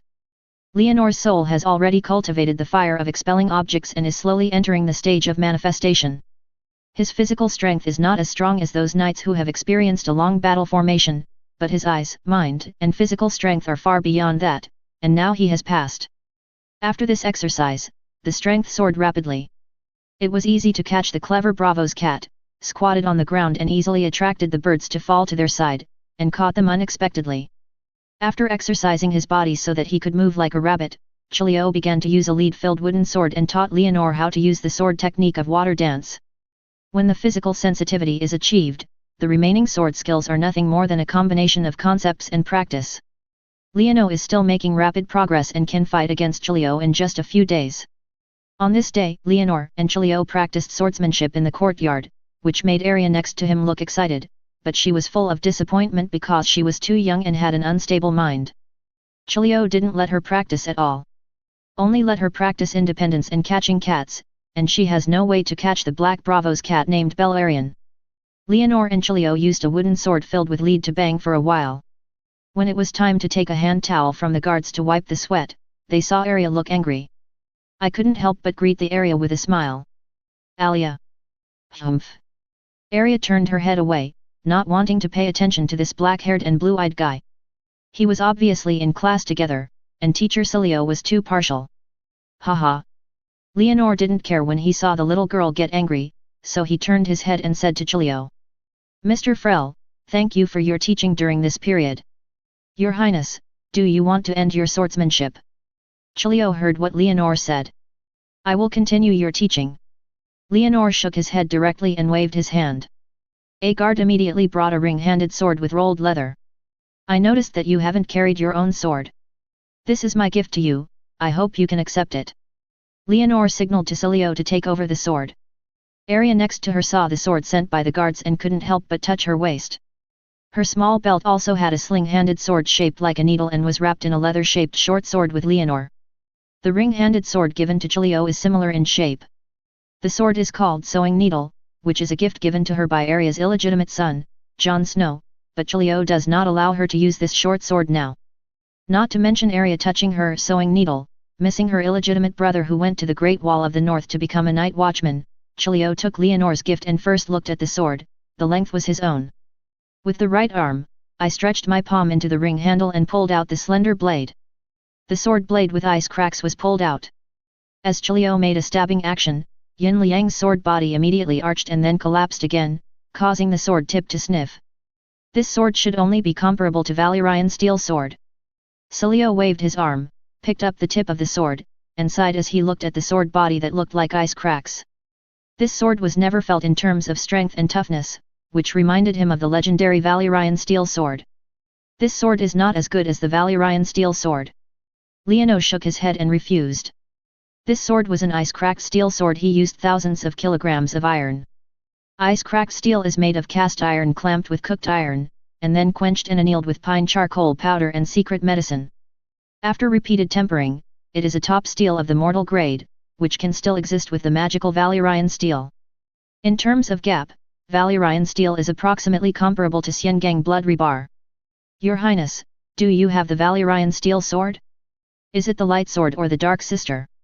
Cilio couldn't help but be surprised when he heard this. Why did he make a judgment like this? This is a comparison with the Valyrian steel sword in his hand. Is it right? Chapter 37.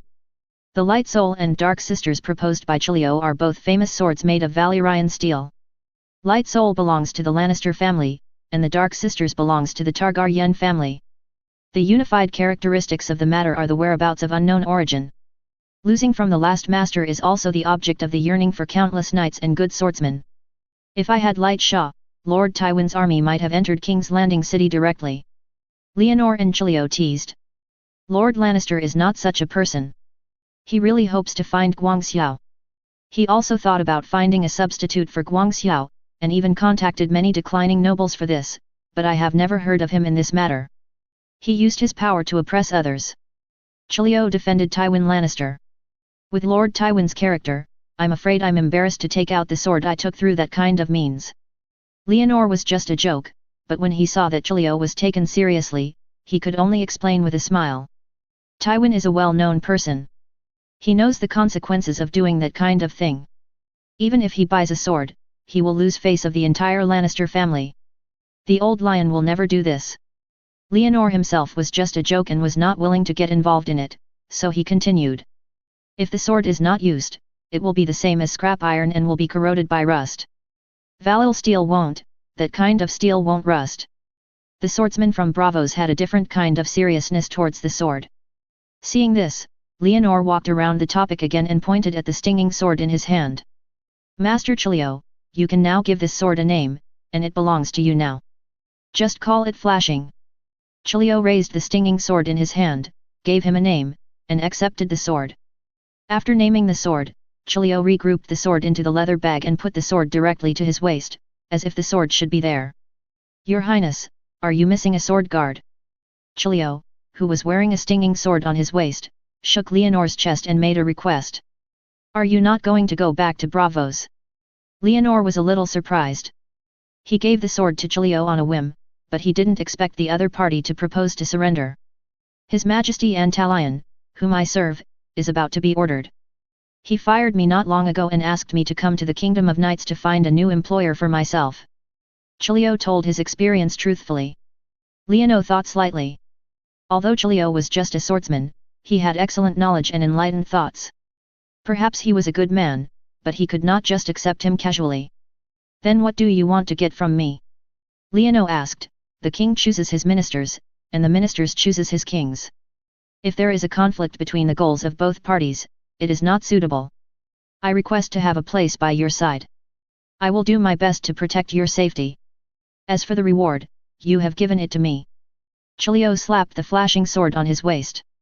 If I could make another request, I hope to have a house and enough money in King's Landing that I can teach my sword skills to more people. This means that it is necessary to promote the sword dance of water, which is an acceptable existence. Leonor and Chilio had been together for a while and had a good impression of him, so they agreed directly. Yes, I will fund you, but it's not now. I have a lot of things to do in King's Landing City and I need guards around me. Is it a martial arts competition that His Majesty Robert is about to hold?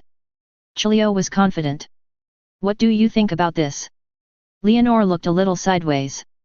Chilio was showing his thoughts to himself. This guy is not a simple swordsman in Bravos. Well, how can an ordinary swordsman make him? The Stark family in the north has hired as a professional teacher. His Majesty Robert is not a good king. Chilio said it very bluntly. I have a very pertinent evaluation, my evaluation is even lower than you. Leonor did not care about Chilio's guilt of offending the king, and he didn't like that brother much, but he was lucky. Duke Ed is not a good prime minister either. Chilio added. That's my dad. Arya waved her arms next to her to express her presence, expressing her unhappy with the teacher's evaluation. No, this is a fact. Arya, you have to learn to recognize that your father is a good person and a good prime minister from him are two different things. Chilio did not avoid Arya, and was very serious. Said to her. Arya thought for a moment and finally nodded pertinently. I also think he is not suitable to be prime minister, and he is not willing to be prime minister. Okay. Seeing Arya's serious and filial look, Leono couldn't help but twitch the corners of his mouth, and gestured to Chilio, intending to pause the conversation first. Chilio also knew that Arya was a very smart child and some words were not suitable for him to listen to, so he simply obeyed Leonor's words, turned to the little girl and said. Alia, you're off today. Why? Arya directly threw out a golden question. Mr. Chilio, you'd better continue teaching her. Leonor had a headache with the problem girl, so he didn't have to finish the course. Some words could be discussed after class, and there was no rush. As you wish. Chilio got Leonor to speak without hesitation, and immediately changed his words, as if he was already a guard who only obeyed the order of his employer. Leaving the venue to Chilio and Arya, Leonor turned around and returned to his courtyard and calculated the accounts for a while. He has now all run the salt fields left by Xiao Finger, producing nearly 20,000 pounds of salt every day. These salts are transported to designated stores for sale, transformed into copper and then into pieces. The silver deer and golden dragon were eventually sent to the National Vault for storage. The salt industry's specialized policies have greatly filled the Junlin Vault. Leono now plans to add several salt farms to the beach. He wants to increase salt tax revenue by increasing the production capacity of salt, and at the same time, the control of the iron smelting industry must also be put on the agenda. His salt industry relies on the salt field that was violently seized from Xiaja, and then monopolizes with the king's power and military strength. This method does not apply to the iron smelting industry. Torbumot. Leonor knocked his knuckles and recited a name. This is the best blacksmith in King's Landing City. He once studied in the trading city-state Kohal, claiming to have mastered the manufacturing Verlia steel spells and techniques, but this is just a rumor. Not to mention the iron smelting technology, as far as Leonor is concerned, this blacksmith with a background in Kohal is the first in the iron smelting industry in Junlinchange. If he wants to master the iron smelting industry, then it can't be avoided. Coercion or temptation. Chapter 38. Ding ding dang dang, the hammer fell regularly on the burning iron bars, slowly knocking it into shape, shaping it into a vague shape of a sword. My Your Highness, I feel honored to have your arrival. Can you tell me what you need? Tobu Mott, who was wearing a leather apron around his waist and a thin chin, looked at his black short dress with pants with flattering eyes. Leonor. I need you. Leonor looked at the apprentice who was wielding an iron hammer. He was a boy who was 13 or 14 years old. He had long hair and blue of his own color. Although his eyes were not old, his muscles had just begun to show their size, and his face mold was vaguely similar to his own, which reminded him of a person. Ah! The blacksmith with sparse stubble saw Leonor staring at his apprentice gently and saying strange words to him, and he couldn't help but show a strange expression. He had always heard that the nobles were about the same sex, especially the same sex. The boy has a special affection. Don't have this expression, I'm not that kind of person. Leonor turned his head, saw through the blacksmith's inner shock at first glance, and explained what he had just said. I believe in you. Tobu Mott nodded with an affirmative expression. What does your belief have to do with me? Leonor rolled his eyes, pondered for a moment, and instead of continuing to entangle, he asked a question. I heard you would make Valyrian steel. You know, I have been to the city of mages, lived there for a long time, and I spent tears and sweat, and finally learned a lot of iron smelting skills. The city of mages, the nickname of Kohal, is famous for its popularity of divination and blood magic as the Asian Xia in the east. Kokar was one of the colonies of the city-state of Valyria in ancient times. After the destruction of ancient Valyria, he gained independence. Now he believes in many gods, mainly one of which is called Black Goat. Lord, who believes that the head-covered sacrifice of the Black Goat will use cows, horses, and even newborn babies to sacrifice to the gods. Tobu Mott prepared a big speech, ready to talk, but Leonor was not pleasant to hear the stories in the book. Answer my question positively. Leonor just wanted to know what the spell was in Tobu Mott's mouth. Your Highness, you should be a little patient. I paid a lot in coal, so I learned a lot there, including the spells and methods of making Valyrian steel. Tobu Mott also had some habits of the nobles. Understand, but I admit, I have not successfully tested the authenticity of those spells so far. Turn everyone out. Leonor gave the order, and Dorrit next to him waved his hand, and immediately guards rushed in. The influx of guards with swords in Eredivisie made Tobu Mott's expression a little uneasy. When the apprentice who had made the blacksmith and the others were driven out by the guards, Dorrit finally left and brought the door. At once, only Leono and Tobu Mott remained in the shop. Leono turned his attention to the blacksmith. Your Highness, you can't do this. Tobu Mott was alone, with surprise and struggle on his face. His skills can be regarded as a scorpion cake in Westeros, the only one, but in the face of such irrationality as a nobleman, the class really has no way to use it, and it will be beheaded. Tell me. Leono only gave one sentence. He asked Tobu Mott to make the condition, so that people would not feel that Leono bullied the weak with his strong. This damn nobleman. Facing Leonor's oppression, Tobu Mott was forced to have no choice but to tell the method and spell of Valyrian steel. It was an unverified ritual. It required the use of living people as sacrifices, and combined with that spell to smell iron, which could turn ordinary steel into Valyrian steel. I asked you to make the conditions, not to let you explain it directly. Leonor was amused and laughed by the blacksmith's straightforwardness, but he also felt that the noble name was sometimes useful, so he thought for a while and said. From today, your blacksmith shop will provide the kingdom with 5,000 pounds of iron ore every month. At the same time, everyone will start working to create armor sheets for me, and the drawings of the armor sheets will be sent to you. Sir, you can't do this. Tobu Mott cried soon and forced himself to hand over the iron smelting method of Valyrian steel. Isn't it enough? This is a business. How much does it cost? You can make a quotation later. Leonor did not make things difficult for Tobu Mott, but threw him an order, one that would make him rich. Orders. Ah! Tobu Mott was so surprised that he couldn't come back to his senses. Do you think I will rely on your account? Leono asked angrily. He was not that bad. No, no, no. Tobu Mott quickly rejected. There is a saying that I want to say in front, you must first make a suitable sample. If the thing you create is unqualified, then I will not let you make this order. Leono asked Tobu Mott. No, I have been studying in Kohal for many years. Tobu Mott immediately rejected. He may not be as good as Leono in status, but he does not believe that there are things in this world that he cannot create. Then let me see your skills. By the way, in order to make you concentrate on preparation, don't open your store. Leonor's words made Tobumot's face bitter again. Just as Leonor made a request to Tobumot and slowly took his blacksmith shop for himself, a noise suddenly came from outside the door. Tobumot couldn't help but turn around when he heard this. Looking out of the house. Your Highness, Duke Ed is here. Dorrit's voice came from outside the door. Let him in. Leonor ordered, lifted the ban outside, and said to the hesitant Tobumot. You can try to tell Ed Stark what I did to you, he is a fair person who will stand up for you. The words of the clouds and the wind slide made the blacksmith tighten his scalp and quickly shook his head and smiled. Your Highness, no, no. With a smile on his face, the blacksmith cursed in his heart.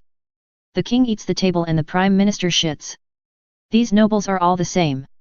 Stark in the north is a barbarian and aristocrat, and they are all the guys who should eat shit. Haha. Leonor replied with an indifferent chuckling. Not to mention the blacksmith's inner curse, the guards outside the house lifted the ban, and Duke Ed, who had a long face, walked in strode. He looked at Leonor, who was alone with the blacksmith in the house, with a puzzled expression on his face. Your Highness, why are you here? Mr. Stark, I have a deal to do with Mr. Mott. Leonor explained. You must have the beautiful qualities that a noble should have. Ed looked at the blacksmith boss with a grievance and warned Leonor. Yes, my brother. Leonor didn't care, and even raised his voice and called him brother, which made Ed show a restrained and confused expression, and he didn't know how to respond for a while. Chapter 39. When he was a teenager, Ed was sent to the East Eagle Nest City by his father, Duke Ricard Stark, as an adopted son. He was raised by the late old Prime Minister John Ellen, two of them. It is considered a brother who has been a charity, so Leonor has the title of brother. Logically speaking, if it were usual, Ed would definitely not accept such a title. After all, in the education he received, there is a difference between the monarch and the subject. As the royal family, Leonor has a respectable status. Even his colleagues should be called Your Highness. It's a strange feeling to be called brother by such a noble person, and it seems proud and intimate. My brother, what's wrong with you coming here today? Leonor asked Ed's purpose, but he remembered the blacksmith elementary apprentice I just saw. Has the Prime Minister finally found the clue? Leonor thought Ed found the clue that Robert was wearing a hat according to the plot, but he did not expect Ed, who was opposite, to take out a dagger with a bone-like handle from under his robe. I want to ask Master Mot, where is this dagger? Ed pulled out the dagger with the bone-like handle in his hand, revealing the arc-shaped blade that was dark but wrapped around his eyes. Though Mot, whose face was full of grievances but his heart kept twisting, looked up and saw the blade of the dagger in Ed's hand, and his eyes couldn't move away. Verily a steal. Leonor also recognized what Ed had in his hand, and at the same time he roughly remembered that he had already slaughtered Xiao Yi. What, by the way, Xiao Yi must have assassinated Xiao Yi before his death. Bran's killer sent out. Yes, it must be like this. Ed is looking for the owner of this dagger, which means that the situation in the north is still happening as usual. Bran still fell off his leg, and he was still maintaining his Green Prophet's destiny. Is this Valyrian steel? Ed showed a surprised expression. Isn't your ice the Valyrian steel sword? Don't you recognize it?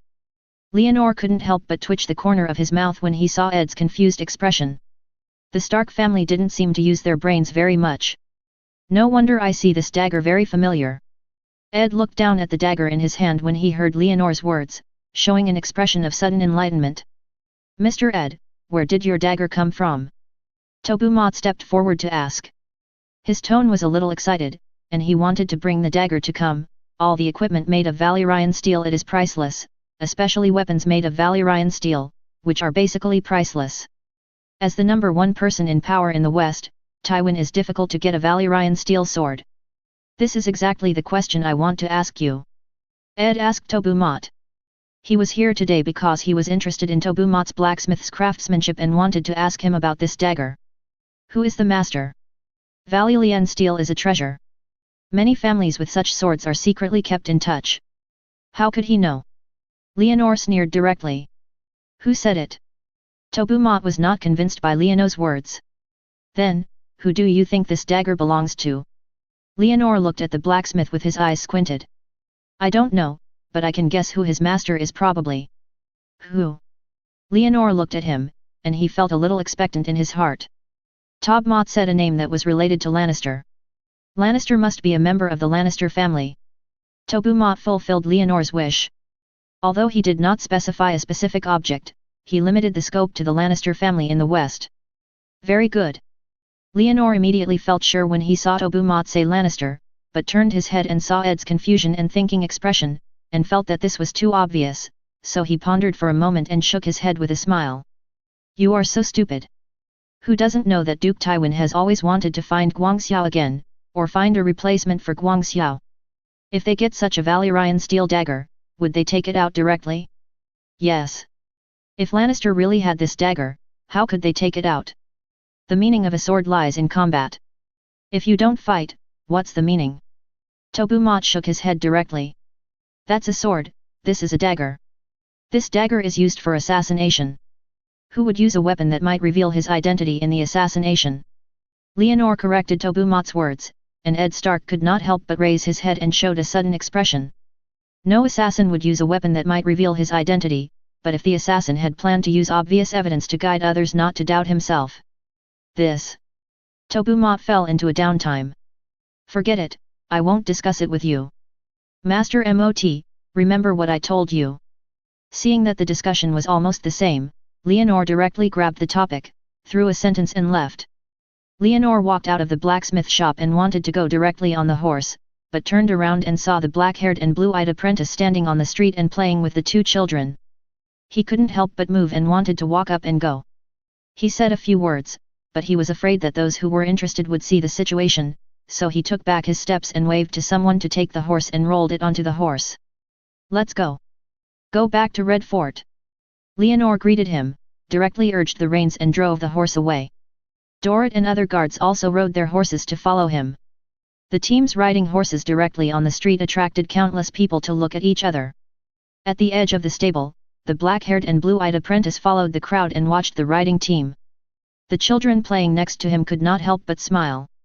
Gondly, do you want to be a knight, too? I'm just a blacksmith. Gendley withdrew his gaze and spoke honestly. You have such a strong strength, you must be able to do it, do you know? Anne's father on the street has become a knight.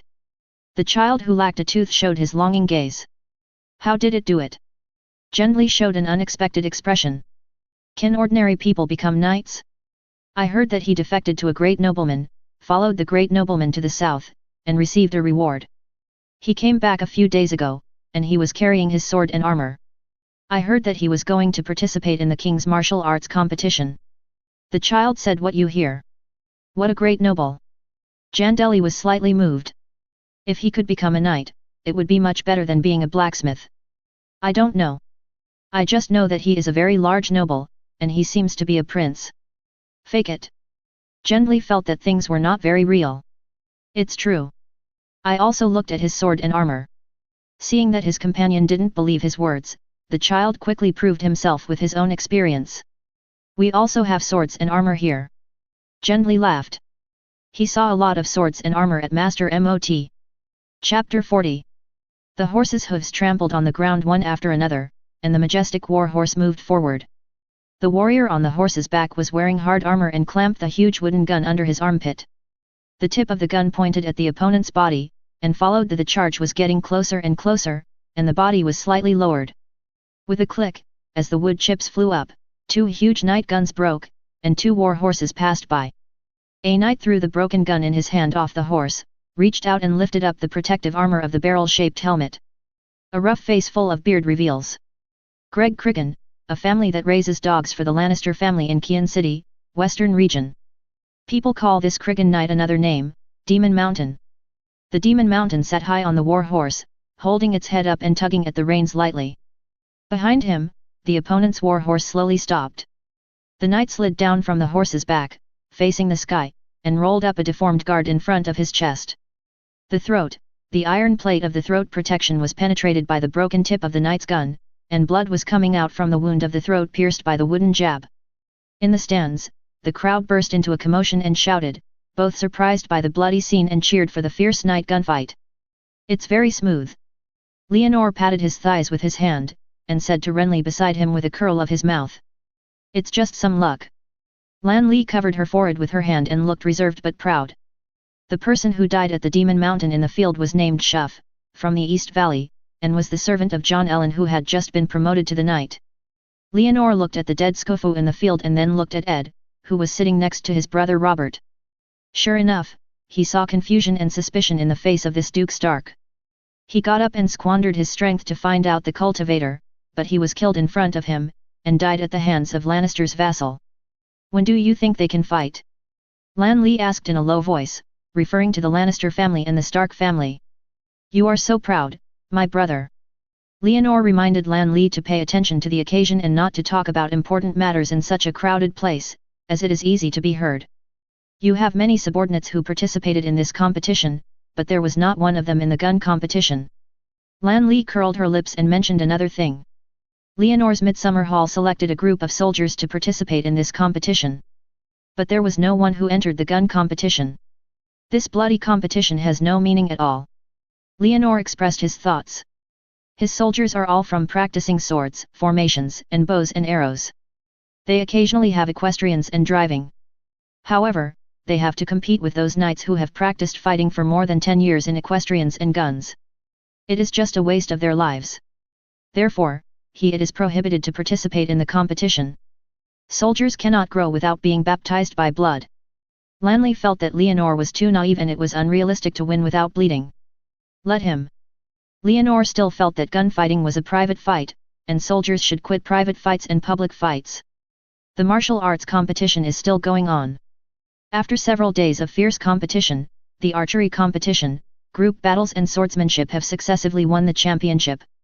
Among the 3 competitions he participated in, Leonor's subordinates selected from the Midsummer Hall only performed well in team battles and directly won the championship. As for the archery competition and swordsmanship competition, he directly won nothing. Although he gained very little, Leonor was still satisfied overall, because most of his soldiers were from down-and-out nobles and civilians. Why did he compare how many years of hard training to the hard accumulation of others over the past 10 years or even several generations? Leonor was very satisfied with the current results. He fulfilled his promise to the players who won the team battle championship and the 3rd place in archery, and granted full amount to the corresponding fiefs, and promoted the positions of the people participating in the competition to encourage them to do so. Keep trying to spread the good experience of group combat. In addition to digesting his experience in his own internal organization, the most important gunfighting competition in the martial arts competition also decided on the final 4. The gunfighting competition is valued for its involvement in the competition's equestrian, gun technique, physical fitness, and mental qualities. People can say that group battles are not honorable, archers are not honored, and swordsmen rely on external objects, but they cannot say that there is something wrong with the charge knight wearing heavy armor and galloping horses.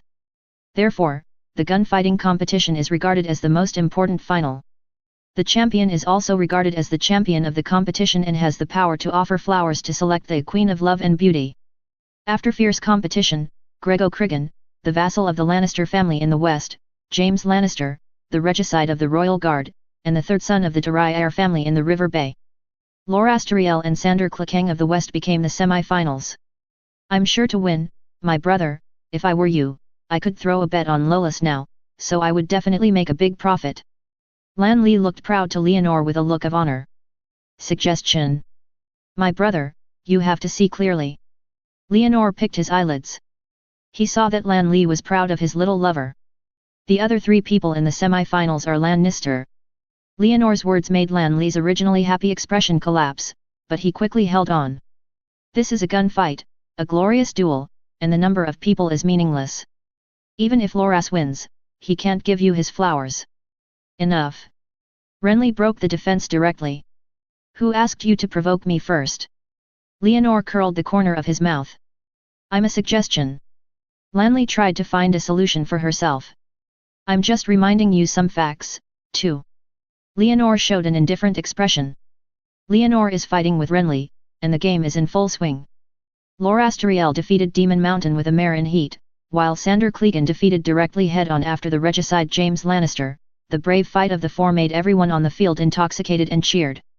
In the final 4, everyone showed their style in the duel, and as Leonor watched, he gradually improved the gunfighting game. Leono himself has always scoffed at the battlefield generals, and always felt that this kind of personal fight was a private fight. However, as he was on the audience stage, he saw that he was obviously just four human-shaped cans running against each other and had no highlights. Countless onlookers cheered, and hundreds of people were in their moods one after another. Suppose this is a battlefield, and four iron cans, including Demon Mountain, are enemies, and hundreds of spectators are their own soldiers. Even if they have 100 ways to command hundreds of people to defeat the four iron cans, Leonor is expected to end. The one who lost must be himself, because the audience of hundreds of people had no morale at all. The four iron cans, including Demon Mountain, look bulky, but as long as they charge, even 100 times more enemies will be dispersed and driven away. Faced with the feeling of oppression from the horses, those who can turn around and run have good psychological qualities. Most people may have weak legs and cannot run even if they run. Leono for a moment understood the powerlessness of the Song and Ming dynasties in ancient China facing the northern nomadic peoples. Chapter 41. After watching a match between the strongest knights in the world, Leono suddenly realized that his idea of farming in the past was very naive. It's not that Leonor did not use the existing knights as imaginary enemies to train the army. He designed the way to deal with the phalanx and chariot formations for the heavy armored cavalry, and focused on training the various methods of the troops, paying great attention to discipline. Achievement, but everything is still theoretical. Just as Lan Li said, his soldiers have not shed blood so far. If they really go to the battlefield like this and meet a team led by a guy like Demon Mountain, it is hard to predict whether they can survive several rounds of charges. Leonor was conceiving various ways, and suddenly a warhorse neighed in his ears, followed by a roar of people. Before he could look up, he saw Renly jumping up next to him. What's going on? Leonor didn't bother to press Lan Li, and looked at the field with his eyes. He saw that the black horse riding by Demon Mountain had already had 2 pieces of corpse, while Demon Mountain, who was wielding a blood-splashing sword, was killing it. After riding his own mount, he headed straight for Loras riding. No. With Lan Li's scream, the adult wide sword swung heavily, and the head of the horse riding Lolas was directly cut off. The neighing sound of the horse stopped abruptly, and the unexpectedly abrupt Loras was overturned. When he came to his senses and raised his head, he saw that the big sword dripping with blood had already chopped over. Clang, 2 big swords intersected in the air, making a dull and crisp sound. A rough man with a half-faced face seemed to melt and held the slash of Demon Mountain with his sword. A dull roar came from his throat, and Motion saw clearly the man who stopped him, and his expression became even more angry. Sander Krigan, the second son of the Krigan family who blocked the Demon Mountains, was also his younger brother. Because of his cruel and indifferent execution of the master's orders without any condition, he was given the nickname Hunter Dog. Demon Mountain became particularly angry when facing the blockade of his younger brother Hunter. The sword in his hand swung and fell, and cut out 3 swords in succession. The sword held by the hunting dog steadily took it. Clang clang clang, the giant swords crossed the sparks, and the hunting dog's face, which was half burned, became gloomy, and his head almost subconsciously wanted to shift backwards to avoid the tiny Martian particles. Enough! A slightly hoarse roar spread throughout the field, suppressing the gathered guards and stopping the gloom on the hunting dog's face. The burned hunting dog heard the scolding sound and subconsciously took a step back, almost avoiding his brother's sword blade, and then bowed down in the direction where the scolding sound came. The person who stopped him was sitting in the center of the stands. King Robert Baratheon. Demon Mountain cut the sky with a sword, looked at his younger brother who was kneeling down, and then looked at the fat king on the stage, throwing the giant sword in his hand to the ground, with anger on his face. He looked down on his younger brother's obedience, but he had to surrender. Following the power of the fat king. Irregular. Leonor saw that the situation on the court had basically settled and jumped out at the right time. He wanted to take advantage of the opportunity to kill the Demon Mountain, but before he could take advantage of the situation, he was yelled by Robert next to him. The sound interrupted. Enough, I said enough, it means everyone, and I will also ask you, Leono. Robert stopped Leono. Leono turned his head and looked at his brother, his eyes becoming innocent. Why did this brother look like he knew this? He knew what he wanted to do? This game ends here. Magic Mountain, you violate the rules of the competition. I deprive you of participating. Get out of my sight, the farther you want. Hearing Robert's words, the rebellious Demon Mountain looked dissatisfied, but he still picked up his big sword and left the field without looking back. What a pity. Leonor watched the general of the Lannister family escape from the front, and couldn't help but feel regretful.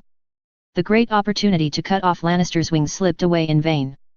His brother probably had forgotten the previous dealings with Lannister. I have an idea. Robert is like this, just by hand. Due to the king's obstruction, Leonor had no way to deal with Demon Mountain, so he had to sit back and pull the terrified Lanley back to his seat. How could he let that bastard go? Lanley came to her senses and sat next to Leonor and expressed his dissatisfaction with Robert with a low roar. The bastard almost killed Loras. Don't you understand? He doesn't have that determination. Leonor spoke expressionlessly. After a while of speech, Lanley said muffled, I will never let that guy go. His tone was still unhappy, as if he had the urge to bite the Demon Mountain. Leonor knew that he was angry about Loras being almost killed, so he comforted him a few words, but was thinking more about how to strengthen it. Military power. If you fail to kill the Demon Mountain and cut off a great combat power of the Lannister family, you can only increase the pressure on your body to meet the future. There was a Demon Mountain who did not follow the rules to draw his sword and kill the horse. The martial arts competition made a bend before the climax of the decisive battle that should have arrived, but fortunately, things were different. Loras almost died under the sword of the Demon Mountain. He was still scared and did not dare to force himself to compete with the hunter. Therefore, in the final against the hunter, he chose to admit defeat decisively and announced to hundreds of nobles with his hand. He was the champion, ended the competition decently, and received cheers from countless girls in the boudoir. As the champion, the hunter was held by Loras as the champion, and for obedience to the king and helping Loras in critical moments, it won the recognition and cheers of the audience, and obtained the highest honor and a bounty of 20,000 golden dragons. The team from the Midsummer Hall won the team battle championship, the nobleman Bane Dondarrion won the archery competition championship, and the final swordsman was won by a red-robed monk wielding a flaming sword. The competition ended successfully. Robert completed the competition he was thinking about, and news came from the east on the other side that Lisa Tully was given the old nobles in the east at the Eagle Nest cities such as Rehus of Runes and Waywood of Iron Oak City. The siege was forced to remove the military equipment of Eagle Nest City. He was captured and sent to King's Landing. As for Robert Ellen, the young man who should have been sent to King's Landing, was left behind by nobles such as Rehus and Waywood, and claimed that this is the future heir of the valley and will be raised by their valley nobles. I want to cut off these bastards from the east. Robert was furious at the disobedient nobles of the east and roared at the imperial meeting. Robert was very angry, and then he got angry. After that, he should hunt and drink. He could not really attack the valley. His mood had not reached that level. Leonor was speechless about the performance of this brother. He even doubted himself. Robert took the king to this point and even put him in a lie. His ambitions were worn out. If you are just eating and waiting to die, what's the point of saving such a guy? I have to think of some ways to cheer him up again, and maybe it is time to let him know his situation. Chapter 42. In the early morning, when the sun shone into the king's hall of Red Fort, Cersei woke up from her sleep, pushed away her cousin Lansire's hand, got up from the bed naked, and let her confidant maid wear it for her. Put on a silk dress, then drink a glass of wine that has been warmed up in advance, and sit on the balcony and wait for the new day to come. Cersei was enjoying the wine produced in Qingting Island and was aimlessly looking at the sky and sea outside the window. Suddenly, a confidant maid came over to report. Mr. Queen, send Master Sir. Let him come here. Cersei pursed her already slender lips, placed the silver wine glass back on the table, and put a dignified posture that she thought was in line with the Queen's identity. When the maid who left returned, she brought back the trembling Grand Secretary. Good morning, sir. Paechel dragged a series of necklaces between his neck and came to the table to salute. Tell me. Cersei maintained Lannister's usual arrogance. Mr. Queen, recently Duke Ed, His Highness Leonor and Duke Renly often go to Tobu Mott. Paechel didn't care about Cersei's arrogance and directly told his news. Tub Mott? Who? Cersei looked a little confused. A blacksmith, he is the best skilled blacksmith in King's Landing, and he is also the leader of the King's Landing Blacksmith Guild. Paechel explained the origin of Tobu Mott to Cersei. Little character. Cersei's comments were full of contempt, but she had this qualification. After all, her husband was the only king in Westeros, and her father was one of the most powerful people in Westeros. The family is the richest and most powerful Lannister family. What matters is not the man Tobu Mott, but Duke Ed and the others went to him, and Duke John Elling also often went there during his lifetime. Seeing the Queen's mean words, Pay's share couldn't help but remind him. Don't men all like armored swords? Cersei's face was indifferent, but he made some gestures. What did those of them ask Tobu Mott for? I was also confused before today, but my servant told me that there was a child with black hair and blue eyes in that blacksmith shop. Paychel lowered his voice. A child with black hair and blue eyes. Cersei's expression suddenly became serious, with black hair and blue eyes. There were not many people with this characteristic, and Baratheon was a typical example. Seeing Cersei's expression becoming serious, Paychel was slightly brewing and was about to tell him something, but he didn't expect footsteps to come from his ears. He turned his head and saw that the disheveled Lancer came from the curtained room. He walked out and shouted, "Sister! Master Payseal!" Lancel came out of the house and saw his sister sitting on the balcony as usual. There was an old, white-bearded man in the room. He couldn't help but look slightly panicked and subconsciously raised his hand to sort it out. "Your own clothes. Okay, Lancel, go back to the king. Don't complain to me next time." Cersei's expression kept telling Lancel to leave, and explained that he was here to complain to his sister. "Yes." Lancel looked slightly panicked, tidied up his clothes and walked out with his head down. He is a good young man. It would be great if he could have the courage of Lord James like a lion. Paychel watched Lancer walk out with a smile. Lord Kevon's son was very beautiful, not only inheriting Lan Nister's unique blonde hair, and her lips and teeth are red and white, which is even more beautiful than the little girl. I think in addition to the Queen, Lord Renly should also like it very much. Continue. Have you seen the black-haired and blue-eyed child in the blacksmith shop? Cersei ignored Pikil's praise and asked him to continue the topic just now. No, but I sent one of my servants to see it. He drew a portrait and brought it back. Payseal took out a roll of parchment from his arms and unfolded it, revealing the sketch image inside. Cersei's breathing became heavy when he saw the boy's sketch on the parchment, his pupils dilated, and his face turned from carelessness to secret anger. It's not wrong, even if there is no connection, Cersei can recognize it at a glance. Even if the young man in the portrait does not have the characteristics of black hair and blue eyes, she can tell at a glance that this is the illegitimate son of her husband Robert. The two look exactly the same. The black-haired and blue-eyed apprentice Gendley in the blacksmith shop was like a mold carved with Robert when he was young. Robert was still a person who made Cersei expect and even love. Now, the Queen is here, all that was left was anger. I understand.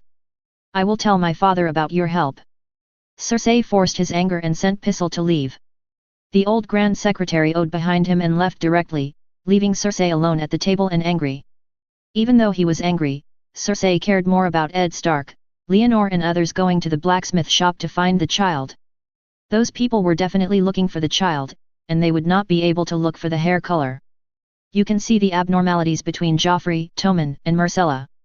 Suspicion of being a dark ghost, Cersei had already incest with her younger brother James Lannister and gave birth to her 3 children now. Faced with some slight movement, she felt a chill in her body, so she said to her close confidant maid. Take a word to James and ask him to come over. If he doesn't come, I'll go find him. James has been hiding from her since he came back from the north, which made Cersei very unhappy, otherwise she wouldn't have brought her cousin Lancer to bed, but now it's not the time to care about this. Once that group of people bring the child back, it will definitely threaten Joffrey. No, at that time, not to mention Joffrey, even himself may not be able to keep it. You must first take action. When Cersei thought of the consequences of the exposure of her incest, all the anger in her heart turned into fear. The more she thought about it, the more she became. She felt that it was not enough to call James, the lover and brother, back to her side, so she found a confidant maid. Go, find Pickle, and ask him to send my father a crow, send the sketch in his hand to my father, and tell him that Our Majesty the King wants to legalize one of his illegitimate sons. It is not rare for aristocrats to have illegitimate children.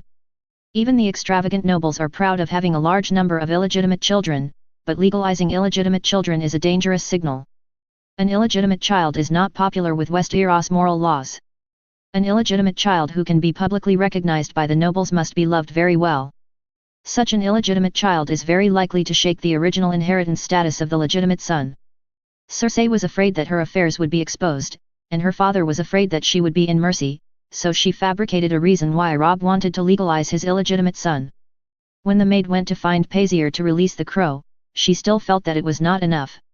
He called a maid and asked her to give Geno Slint, the commander of the capital garrison, a bag of gold, and then check if there is a mercenary group in King's Landing. Chapter 43. In the early morning, under the balcony, Leonore leaned against the wall. Listening to Vincent sitting in a chair and reporting Cersei's movements to himself, he couldn't help but nod and asked. "Can you know what the letter Cersei sent to her father?" Because the intelligence organization was not perfect enough, he asked Vincent to try to push Gendley's existence to Cersei, only knowing that she had sent a message to her parents' home, but he didn't know what the specific content of the message was. "Your Highness, according to your opinion, our intelligence acquisition work is very careful, and it is carried out through intermediaries. Pickle is loyal to the Lannister family, and his letters to Tywin were written and distributed by the Raven, and we cannot read them. Go to the contents inside." Vincent directly expressed his difficulties, and after a slight pause, he carefully said. "The most important thing now is to deal with Genos. Cersei is buying people for her mother's family. The Lannister family is still in the western border and has time to buffer. The most threatening thing at the moment is Geno Slint, who controls the capital garrison. Half of the golden robe under the control of that guy had inflated, and half of the woven had to pay him money. He was a guy who had both empty salary and had sex with soldiers. Even if he was not bribed by Cersei, he would have to deal with it sooner or later. Your intelligence work is done well. Intelligence work should be based on secrets and achieve the goal with secret means, so that the goal is not aware of the information being leaked. This is the highest goal." Leonore he first praised Vincent's approach, and then said, "As for the guy you mentioned to deal with Genos, I will make arrangements here. Your Highness has one more thing." Vincent wrote down Leonati's words one by one and mentioned another. "I heard a news here, the injured young son of Duke Ed Stark, Bulletin." Lan Stark seemed to wake up. "How many days will Lisa Tully go to King's Landing?" Leonore thought about the situation and asked a question. He didn't expect that Bran would wake up at this critical moment. "It will take about 3 more days." Vincent made an estimate. Lisa Tully is about to be taken to King's Landing City. Even if Catelyn is anxious, she will not be able to leave King's Landing City in the short term. If she does not return to the north, it means that she will arrest the little one in the original plot. The Devil's incident would not happen. In fact, that incident had already fluctuated when he killed Littlefinger. However, without this incident intensifying the conflict between the Wolf and Lion families, the TV plot could not be referenced again. Leonore was thinking about the overall situation. He had long thought of this situation and specially pushed Gendley's existence to Cersei for this purpose, but he couldn't imagine that it would be used so soon. "Think of a way to remind our Prime Minister, let him notice my brother's illegitimate son in the blacksmith shop. It would be better to make him feel kind and compassionate and protect that child." "Can it be done immediately?" Leonore asked the Breast brother. "I can pass the news indirectly to the Prime Minister. As for whether he has that kind heart, I will." Vincent dared not promise. "Then do your best." Leonore felt enough to see Vincent being able to do this. After receiving the order, Vincent stood up and left directly. After Leonore sent him away, he summoned Doradin and asked him how many soldiers and armored weapons he had in King's Landing, and whether he could be engaged in battle at any time. "We are now about 1,500 people, 800 pairs of armor, 300 shields, 2,000 spears, 900 bows and crossbows and 90,000 arrows." Vincent gave the existing data. They were previously responsible for escorting food from the Midsummer Hall and Fengzi Castle, and some of them came to participate in the competition. "Stop everything, restrain all soldiers, organize them according to 3 people, 1 team, 10 people, 1 squadron, and 5 squadrons, and be prepared to respond to the battle at any time." Leonore said to Dorit, "I made my own request. Even though I had a plot preparation as a high vision, Cersei was completely uncontrollable. She sent a letter to Tywin of Kai Rock City. I don't know what the content on the letter was. It is said that it is a coup in the palace, and even a war may come. He must be fully prepared." "Yes." When Dorit heard Leonore's request, he couldn't help but feel a stern in his heart. He quickly responded, then quickly turned around and left. "Call Master Chilio to me again." Leonore added again. He was not going to use Chilio as a guy who only worked, but now he doesn't care much about it. Hearing the request behind him, Dorit hurriedly turned around and then turned around and quickly left. After Leonor made various personnel arrangements, he closed his eyes and lay back on the rocking chair, visualizing a full moon shining through his body, suppressing the fluctuations of emotions with the moon gods in the star god temple in the heavens until footsteps approach. He opened his eyes and saw the guards leading Cilio, who was wearing a stinging sword, walked over. Master Cilio, you are going to start working now. Leonor said directly to Cilio. No problem. Cilio faced Leonor's words, his face with a hooked nose was a little confused, but he nodded and responded. Then he held the sword around his waist and went straight to Leonor's side. One stop, and began to act as his personal guard. Vincent's move was very fast. No, simply put, he didn't even do anything, but when he returned to the courtyard in the evening, he told Leonor that he had rescued him from the 2 assassins sent by Circe. Gondly, an apprentice at the blacksmith shop, then found someone to send him to Prime Minister Tower. Now the child has been asylum from Ed Stark, as Leonor asked. Very good. Leonor couldn't help but slapped his hands and looked joyful on his face. His plan went very smoothly. Next, it depends on whether the woman Circe was crazy enough. As it turned out, Circe was still crazy enough. After learning that Jandel fell into Ed Stark's hands, she found James Lannister, a brother and lover, overnight. You have to find a way to kill that child. Circe asked to the bright and handsome brother with the blonde hair. That's just an illegitimate child. James looked tired and didn't love him. Yes, he is an illegitimate child, but as long as you see him, people will know that Joffrey, Tommen and Myrcella are my children and you, not the fat king. Circe's face was full of his face fierce, narrating the pros and cons of it. Stark does not have sufficient evidence. James' face suddenly became gloomy. No, he has it. Don't forget that his son Bran was the one you pushed down the tower. Now, you have only one choice, either kill that child, or let me and Joffrey and others be tried. Tell me, how do you choose? Circe suddenly forced his lover to the corner and asked him to make a choice. As a man, as a father, as a relative, James Lannister let out a sigh of relief. He had no choice. Chapter 44. In the dark night, there was silence in front of the Prime Minister's tower. Several soldiers from the north were whispering, discussing the difference between King's Land and Winterfell in a low voice to relieve sleep. Suddenly, a chaotic footsteps surged, and they looked at it with the sound.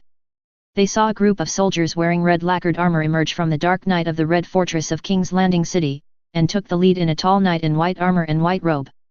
Xi Lulu, wearing silver armor and white cloak, James held the reins and held the yellow warhorse under his crotch, stopped in front of the Prime Minister's tower, and looked at the Northland soldiers with a look of shock and incomprehension.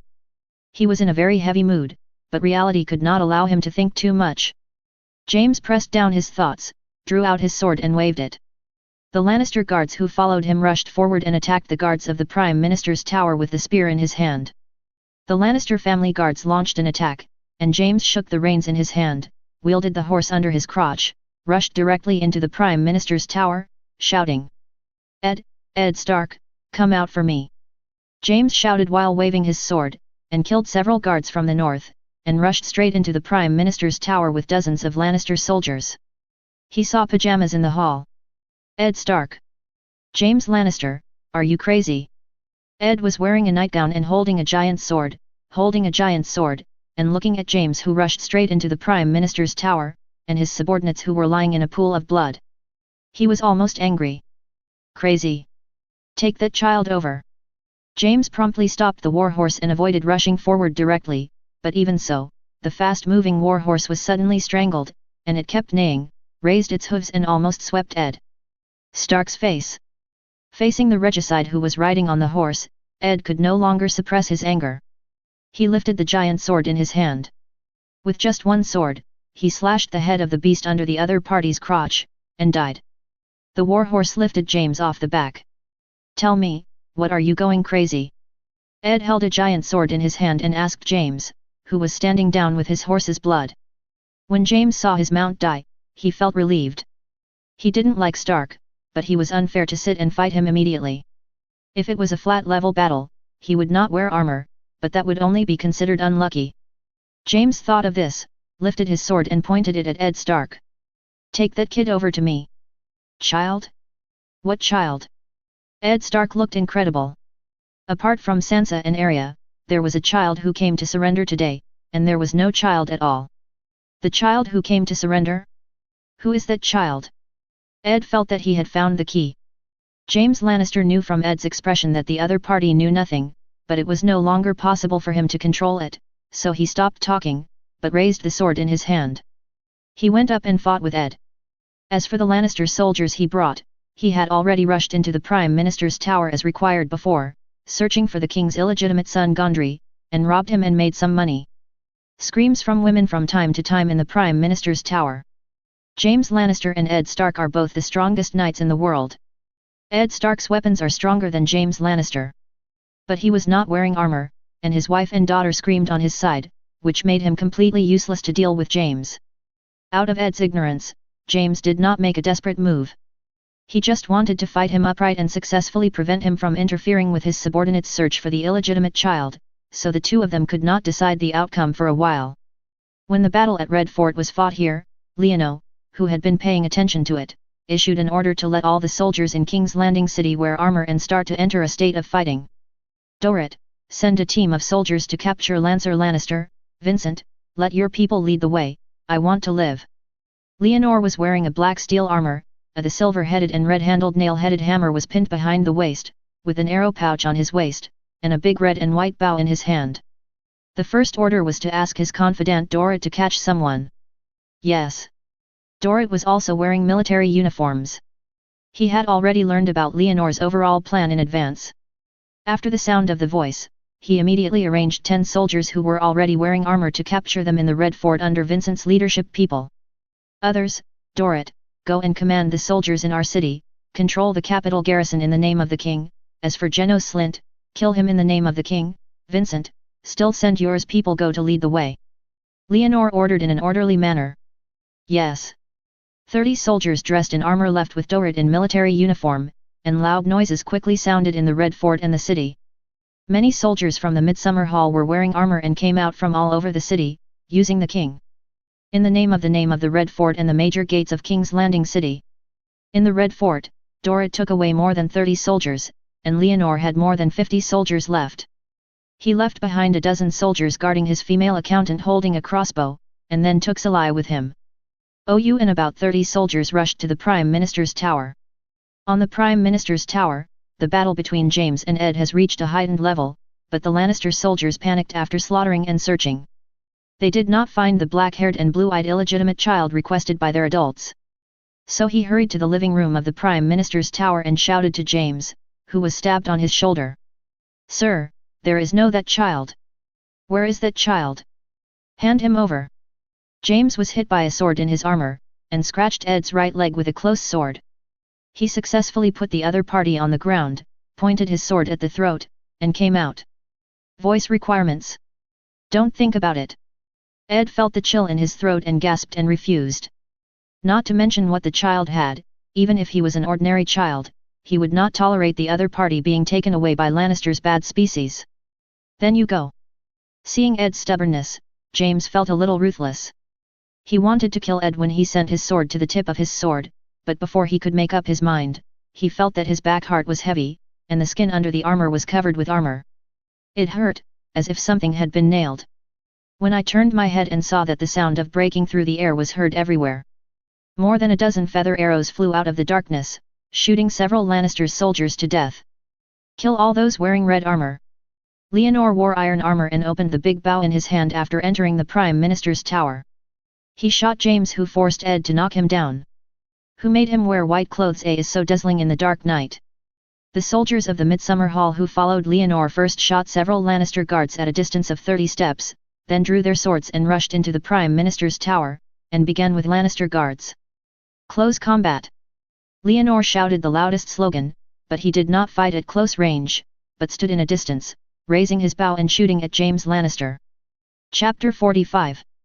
When the sun rose again, blood was already flowing in the Prime Minister's tower. James Lannister had been knocked down. He half-kneeled on the ground, with more than 10 arrows inserted into his body, like a stinger, even with armor protection. The deepest arrows have already penetrated into the skin. James raised his head and swept his eyes over several soldiers in the summer hall, focusing on the bows and long swords around their waists. He was surprised by the combat effectiveness of these soldiers in the summer hall. Last night, the subordinates he brought were almost all these guys killed them all, and they had almost no casualties. They could draw bows from a long range and draw swords from a close range. They were quite excellent soldiers, no less than some knights. James judged the soldiers in the summer hall with his old eyes. His eyes swept across several soldiers, and finally fell on Leonor, who was holding Ed. He looked at him with black hair and blue eyes, black armor and shoulders. The bow and arrow were tied with a nail-headed hammer behind his waist, and his face and spirit were completely out of reach, and he couldn't help laughing out loud. Leonor helped Ed, who had injured his foot, turned his head and looked at James, who was laughing, and ignored him. He just asked Ed how his foot injury was. However, the Duke of Stark ignored him and limped. He walked to James, who laughed out loud, and asked him, "Who is that child?" No matter how stupid Ed was, he knew that the child who came to seek his protection yesterday had a problem. "You don't know anything." James knew that things had reached this point, and it was meaningless to say more. He just laughed at Ed in front of him, then turned his head to look at Leonor next to him and asked him, "Do you know what I'm thinking? As the royal guard, you tried to murder the king's hand, and such a crime was like treason, but I think you don't care about what kind of crime you will be charged with."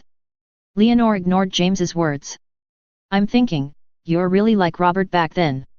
James sneered and shook his head, saying what he said in his heart. "The guy later became king, married Cersei, and became fat." The speaker is unintentional, and the listener is intentional. Ed was a little angry at James' attitude. He heard what he said, "It looks like Robert." He subconsciously turned his head and looked at Leonor's face, then looked at James half kneeling on the ground, and then recalled. The child who came to defect to yesterday couldn't help but feel moved. "You came for that child?" Ed asked James again. "Humph." The blonde knight groaned, refusing to answer any questions. I understand." Ed looked down at James' brilliant blonde hair, and couldn't help but understand it all at once. "What do you understand?" James was a little anxious when he saw Ed's appearance. Why did he understand now? "Joffrey is not Robert's child, he is your child, right? The child was Robert's illegitimate child yesterday, right? I remember John went to the blacksmith shop during his lifetime, and he had been reading through the great nobles before his death. I remember talking about the family tree, which is said in it, the combination of Baratheon and Lannister, all the children are black and blue-eyed." Ed figured out a lot of things at once. "You're not right." Seeing that Ed really figured it out, James couldn't help but feel a little anxious. He raised his body hard, but the arrows embedded in the flesh and the soldiers who were forced to control him again. "Hurry, Leonor, go see Robert with me." Ed didn't care much, and turned around and prepared to go to see Robert. "Where was Robert last night?" Leonor held Ed's stretched arm. "He didn't see the king show up last night." "Where did that guy go?" "He went to the brothel." Ed looked anxious. Leonor's face collapsed when he heard Ed's answer. That bastard could really do it. Just as Leonor was about to go to find Robert with Ed, Balistan hurried over. The old royal guard ignored the corpses all over the ground, and James with a feathered arrow, and went directly to Leon. In front of No and Ed, they took a look at Ed's leg injury first, and then revealed a fact. "The king is dead." "What?" Leonor was shocked. How could his brother die? Did the person Dorit arranged for not catching Lancel? No, the young man who was not so bold to kill the regicide was the one who sent the others to do it. Yes, Leonor suddenly thought of it. Cersei encouraged James to ask Ed for his illegitimate child as a cover, in order to create chaos, so that her killer could have a chance to attack Robert, and Robert went to the brothel to give him a chance to the killer can take advantage of the opportunity. That woman was indeed crazy. She thought she was desperate, but she didn't expect it to be a waste of money. His Majesty the King went to Silk Street through the tunnel last night without telling me. He found a woman there, and I only got news in the church in the morning. Balistan said with a little hesitant face, and the king he was loyal to was dead again. Where is that assassin? Leonor asked anxiously. After the initial shock, he accepted the fact that Robert was dead. Cersei's fireworks under the cauldron were indeed unexpected, but it caught him off guard, and he even felt that he was instead of the sadness you imagine, you feel more relaxed. Run. Balistan opened his mouth. Can you find it? Ed also accepted the facts in silence and asked whether old Balistan could find the murderer. Maybe, but, what's important now? Take Robert's body back to Red Fort first, and then control everyone in the brothel. Leonor, go and inform Lord Renly, Lord Sill, and Master Varys to come. Ed was injured while supporting his leg. Make arrangements. Okay. Leonor did not refuse, and directly asked someone to pass the message. At the same time, he asked Dorrit, who came back to report, to take people to control Cersei. Soon, Robert's body was carried back from the Silk Street in the city. The fat king who had once spitted and cursed was really dead. He died on the prostitute's belly and had a short knife in his heart. While Leonor was looking for someone to summon other former ministers of the Imperial Council, he sent people to control Cersei, but found that the crazy woman had actually ran away. Not only her, but even Joffrey, Tommen, and Myrcella were not seen. Now. Crazy woman, what a crazy woman. Leonor's scalp was numb. He never expected that the woman would be so crazy that she didn't even want her brother or lover. After assassinating her husband, she ran away with her children. By the way, she must have taken the child back to Kian City. She asked Syl to write to Tywin before, and must have Tywin sent troops to support her. Chase, you must catch Cersei, and you can't let her run away with Joffrey, Tommen, and Myrcella. Leonor immediately sent someone out of the city to chase after him, and took him back to the King's Hall to inform Ed, Ballystan, Renly, Pycelle, and Varys about the news. Chapter 46. In the King's Hall, when he heard that Cersei had run away with his 3 children, the other ministers in the imperial meeting were shocked and could not speak. Only Lanley spoke first. The facts are obvious now, the woman in Lannister killed my brother and then absconded for fear of guilt. What big thing happened in ancient and modern times, and both in China and abroad? The first time it was to determine the responsibility. Lanley also attributed Robert's death to Cersei, and named Cersei's escape with her children as fear of sin after murder. Abscond. Mr. Ed, her brother attacked you last night and was obviously assigned by her because she was afraid that some of her secrets would be exposed. Lanley said as she tried to win over Ed and let him stand up for his statement. But what secret made her do this? Ballystan said he didn't understand. Let me say it. Ed stood up. He looked at Renly and Leonor first. Seeing Leonor expressionless, and after Renly nodded, he remembered James's massive killing last night. The king is dead again, and no matter what concerns are now, he no longer hides them and says. I looked through the aristocratic family tree left by John Ellen during his lifetime and found a fact that the offspring born to the marriage between Baratheon and the Lannister family were all black and blue, and yesterday there was one the child was almost killed, and he ran to the Prime Minister's tower for my asylum. James Lannister brought people to the Prime Minister's tower last night and said he wanted to find him. Black hair and blue eyes, wouldn't that be? Ballystan, who first heard the secret of the royal family, was shocked. The 3 children of the current King Robert were all blonde. They thought they had inherited their mother's hair color. Now it seems that they are all illegitimate children of Cersei and others. It seems that the old Prime Minister was poisoned by the Lannister family after discovering this matter, and Lord Ed, you were almost killed because of this matter. Lanley followed Ed's words to the Lannister family. He put on another hat, and also a little stimulating Ed. Yes. Ed sighed directly. He was not dead, but all the entourages brought from the north were killed by the Lannister family, and his wife, daughter, and the king's illegitimate son were also unknown. Suddenly, there was no sound in the hall. There were 6 ministers present at the imperial meeting. In addition to the 2 honest men, Ed and Ballystan, Leonor, Renly, Pycelle and Varys knew the cause of the incident. They are just pretending to be stupid for their own personal gain. The most important thing now is how we deal with Lannister. The people I sent out may not be able to catch up with Cersei. Leonor felt a little guilty at this time, but when he thought of Cersei who escaped, he felt that this was the case. Embarrassment and speechlessness are just a waste of time. Cersei fled back to the west with her and other people's evil seeds. The Lannister family will definitely not agree with our statement. Lanley nodded, and the most important thing next was how to settle the Lannister family. It's true, but there is another more important thing. Ed spoke wildly, pointing to the inheritance of the Iron Throne. There is nothing more important than defending against Lannister. Lanley interrupted Ed. As far as I know, Cersei sent a letter to the Lannisters' house before, and they might arrive at any time.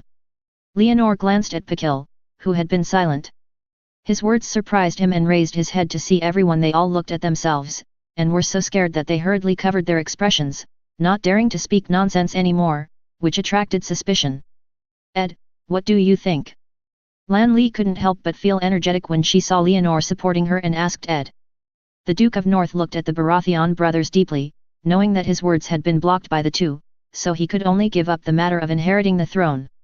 The most important thing at the moment is indeed to deal with Lannister's army. I suggest that it is better to mobilize the whole city now. Bolly Stan made the suggestion immediately. Lannister's army plundered King's Landing in Robert's War of seizing the throne. If they did not respond, they would definitely repeat it. Come again. I have arranged someone to do it, Mr. Bolly Stan, I hope you will organize the manpower. Leonor did not hesitate.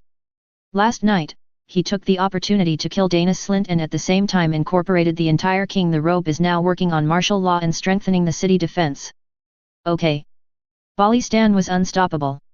Master Sir, please release the crows for me to all the nobles, tell them the whole story of what happened in King's Landing, and at the same time ask the nobles of the river and Stormland to send troops to defend King's Landing.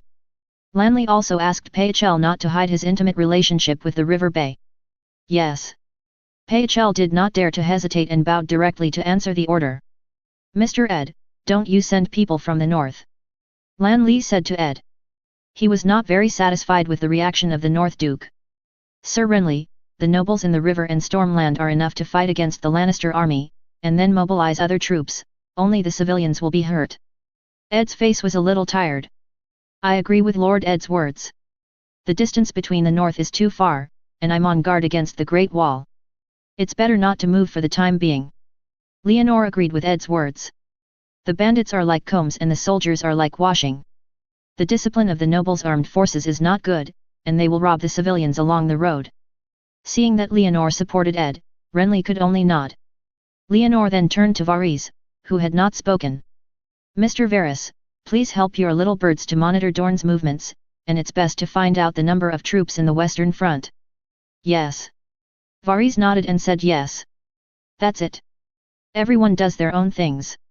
Leonor made a final statement and Bolly Stan, Pisir and Varys immediately separated, leaving only Leonor, Renly and Ed on the scene. My brother, don't worry, I've sent someone to find Mrs. Caitlin, Sansa, Arya and my brother's illegitimate child, and a message will come soon. Leonor comforted Ed. Now you should be very worried about your family. Thank you. Ed showed gratitude on his tired face. His entourage was killed by the Lannister family. Now Leonor helps him find a wife and daughter, how could he not be grateful? If nothing else, then Renly and I will leave first. Leonor comforted Ed, shook Lanley's eyes and left the king's hall. Don't you talk to him for a while. Lanley followed Leonor away from the king's hall, his face a little complicated. What do you want me to say? Let him support me on the throne. Leonor turned his head and looked at Renly. What if I want you to support me? Lanley's expression cheered. Why? It's not Stannis, it's me behind me. Give me a reason. Leonor looked at Renly with the corner of his eyes, asking him to give himself a suitable reason. Chapter 47. Seeing that Leonor was speaking harshly, Renly was not surprised but happy because he felt that Leonor had the reason. As long as there was a reason, he could successfully get Leonor's support. Do you have an army? Lanley asked a question. Not enough. Leonor was a little depressed. It was still far from participating in the battle for the 2,000 soldiers who had not experienced bloody battles. I have, the nobles in the Stormland and the River Balins obeyed my orders, and I have made a covenant with the Tyrion family. Lanley was very confident. The reason is very good, but Stannis is not bad, Ed will definitely support him. Leonor asked another question, strength is indeed a key point in becoming king, and it is more important than status, but Stannis not bad either. With Ed Stark's character, the Northland will not hesitate to support Stannis with the highest inheritance rights. Therefore, Stannis and Renly are equally divided, and Stannis can also rely on inheritance rights to occupy the name of righteousness. Lanley has many allies, the most powerful military power, Stannis has the most reputation, and he has nothing, so he can only wait for the opportunity. I like Lolas. He and I cannot have descendants. I will make you my crown prince. Lanley put forward a fact and drew a big pie for Leonor. I want to be a storm. Leonor shook his head directly. This kid is really okay and will use words to coax him. He is really willing to make him the crown prince, just marry Margaret to him and declare that he is not married. Now. Yes, as long as you promise to support me, I will grant you the king's hand and crown prince, and Fengzi Castle will also give you the fiefdom. Lan Li agreed without hesitation. What do you want me to do? Leonore nodded. Since you yearn for it so much, let you touch the black magic of the Red God Priest. Help me convince Ed. Lan Li made a demand. He urgently needed to weaken Stannis' threat, and Leonore, who has control over King's Landing, is the most suitable thing to do. Okay, I will try my best to persuade you. Lannister will leave it to you. Leonore agreed. Good. After some discussion, Leonore and Renly made a division of labor, and Leonore convinced Ed to weaken Stannis' power, while Renly organized the nobles of the Stormland and the River Bay to deal with Lannister family. After Leonore returned to his courtyard, he received a reply from the Scent people saying that he had not chased Cersei, but found Duke Ed's wife, Mrs. Catelyn Tully and her 3 children outside the city. Without saying a word, Leonore immediately took someone to look for him and found that it was indeed Mrs. Catelyn with Sansa, Arya, and Gendry. The 4 of them were all covered in dust. Except for Gendry's clothes, the 3 girls were also wearing loose clothes. Nightgown.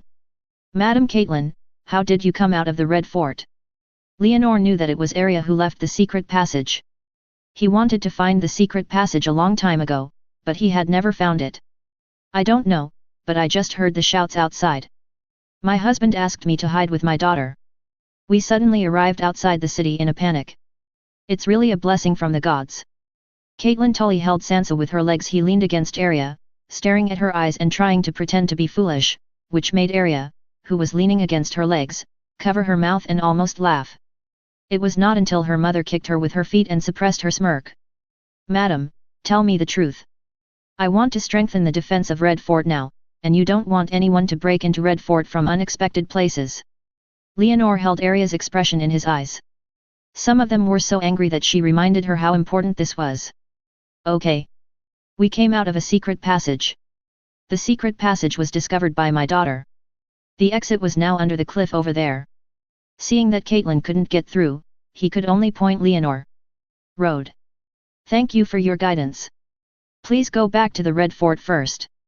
Lord Ed misses you very much. After returning to the Red Fort, can Miss Arya lead me? Leonore turned his attention to Arya, want her to take the entrance of the secret passage in the Red Fort. Why? Arya blurted out directly. I'll give you an ice-cracked steel sword. Leonore knew Arya's preferences very well. Okay, that's it. Arya was instantly bribed. Seeing Arya easily moved by a promise, Mrs. Catelyn couldn't help rolling her eyes, but she thought that she already knew the existence of the secret passage and there was no need to hide it anymore. She could only give up other ideas and go with Leon. No returns to Red Fort. Out of the need for the forces in the north, Leonore was very attentive to Catelyn and his daughter, and personally sent them back to the Red Fort to reunite with Ed Stark, which naturally won the other party's gratitude. Mr. Ed, can you talk privately? Leonore invited him while Ed was grateful. Ed hugged his wife, and when he heard Leonore's private chat request, he couldn't help looking at the black-haired and blue-eyed prince. Seeing him looking at him with a serious face, he knew that there might be something important to say, so he patted his wife and asked her to take the children away. Mrs. Catelyn took the children away, and Leonore also gave a wink to Chilio beside her. The guard also waved to the guards tactfully, and left and right to warn, leaving the space for Leonore. With Ed. Mr. Ed, I had a conversation with Renly today, and I decided to support him in the battle for the Iron Throne. Leonore went straight in. Just say it out loud. Ed Stark was shocked by Leonore and said after a while. The heir to the top is Stannis. I knew you would say that. Leonore nodded. You mean to let me support Renly? Ed asked Leonore's opinion. My suggestion is to ask you not to interfere in this matter, be neutral. Lanley will not give up, Stannis is also a bad temper. In terms of relationships, I support Lanley and promise to help him convince you, but I know you, so I don't want to convince you to support him, I just hope you can be neutral. Leonore said his thoughts. Why? Ed asked a question. Why did Leonore do this? Does he have no idea about the Iron Throne? I am unwilling to participate in their competition now and I am not able to participate, so I chose to support the stronger army, Renly, so that the war will end as soon as possible, and not cause more harm to the civilians. Leonore found a high-sounding title. The reason is that it is useless to persuade people like Ed, and they have to use moral kidnapping. Sure enough, Ed, who attached great importance to fame, fell silent after hearing Leonore's reasons, thinking about whether to bring the northern border and the entire country into war times. You can think slowly, I'll wait for your answer. Leonore didn't press Ed step by step. He believed that the Duke of Winterfell would make the right choice. What if I want to go back to the north now, and I will regret it when I return to the north? Ed couldn't help but call Leonore and told him a possibility. If you are willing to leave, you can do it anytime. Leonore bowed slightly, and he still believed in this person's character. Chapter 48.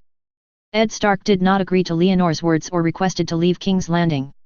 He was in a dilemma, but this also meant that he was shaken. Leonore was very satisfied with Ed's reaction. He happily went to find Arya and asked her to lead herself to the entrance of the secret passage in the Red Fort. Under the walls of the basement of a room in the Prime Minister's tower, Arya stopped and said to Leonore, Chilio and many guards behind him. It's here. There is nothing here. Leonore was a little confused. When he walked to the wall, he suddenly found a narrow hole tall in the wall, as if it had been there all the time, and it seemed like it suddenly flashed out. I'll go down and take a look. Chilio stepped forward and recommended himself with the stabbing sword around her waist. Please be careful, Mr. Chilio. Leonore did not object. Chilio was a close master of swordsmanship. If he might encounter unexpected situations, it would be better for him to go down. When Chilio drilled into the cave on the wall, Leonore was slightly stunned and found that the hole seemed to disappear again, but when he concentrated slightly, the entrance to the secret passage appeared again. This. Leonore took a breath slightly. There seemed to be some magic obstacle here.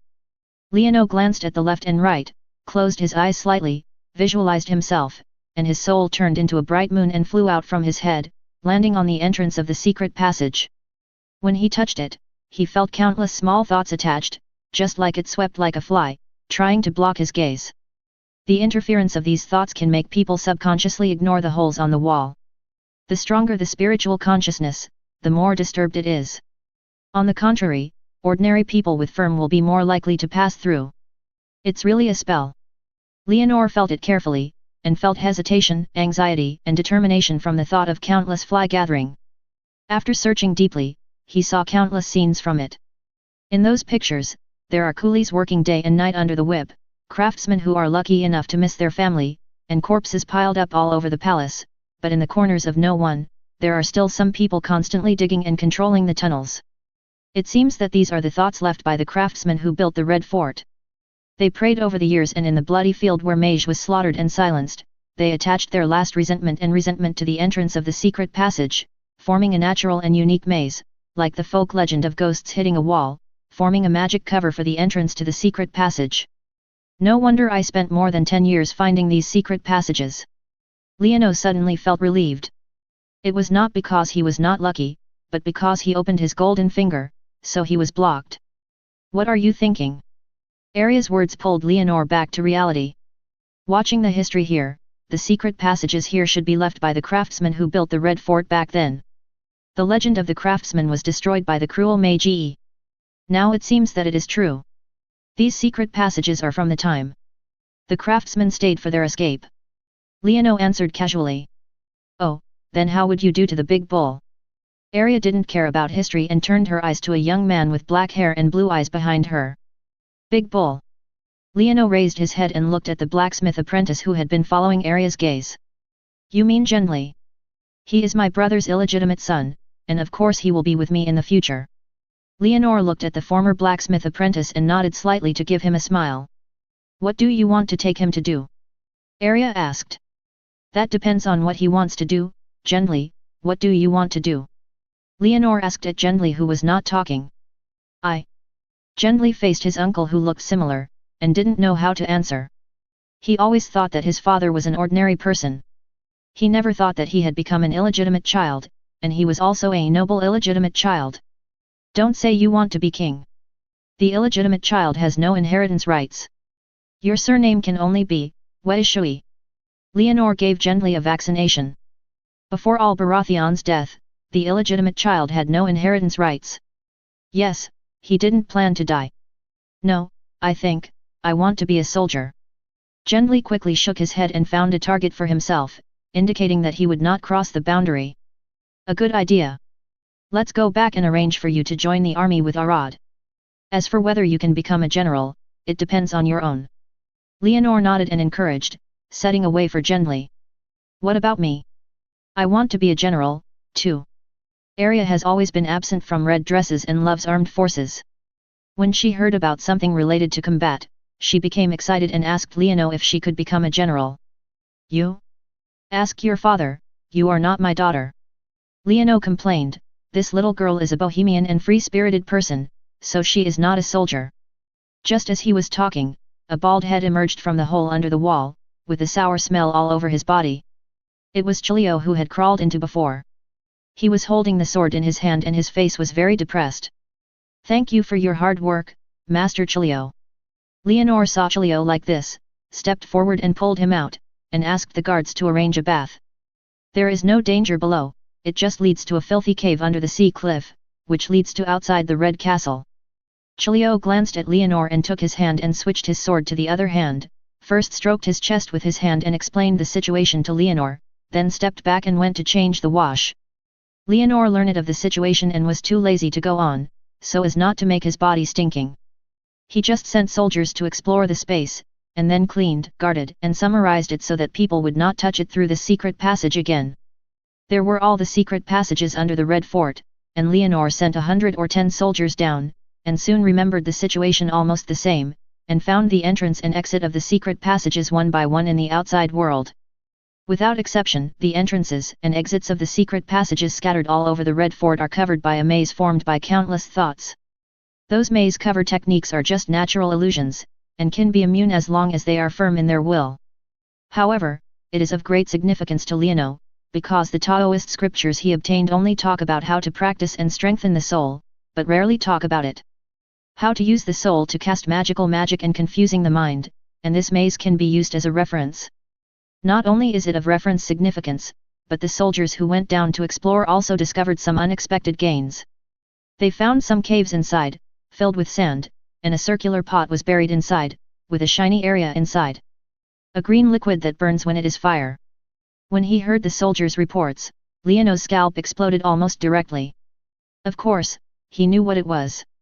He immediately ordered all soldiers to leave the cave, and then blocked the entrances and exits of all underground secret passages, prohibiting any idle people, etc., especially it is a idler who brings fire to the underground secret passage of Red Fort, especially the underground secret chamber close to storing wildfires.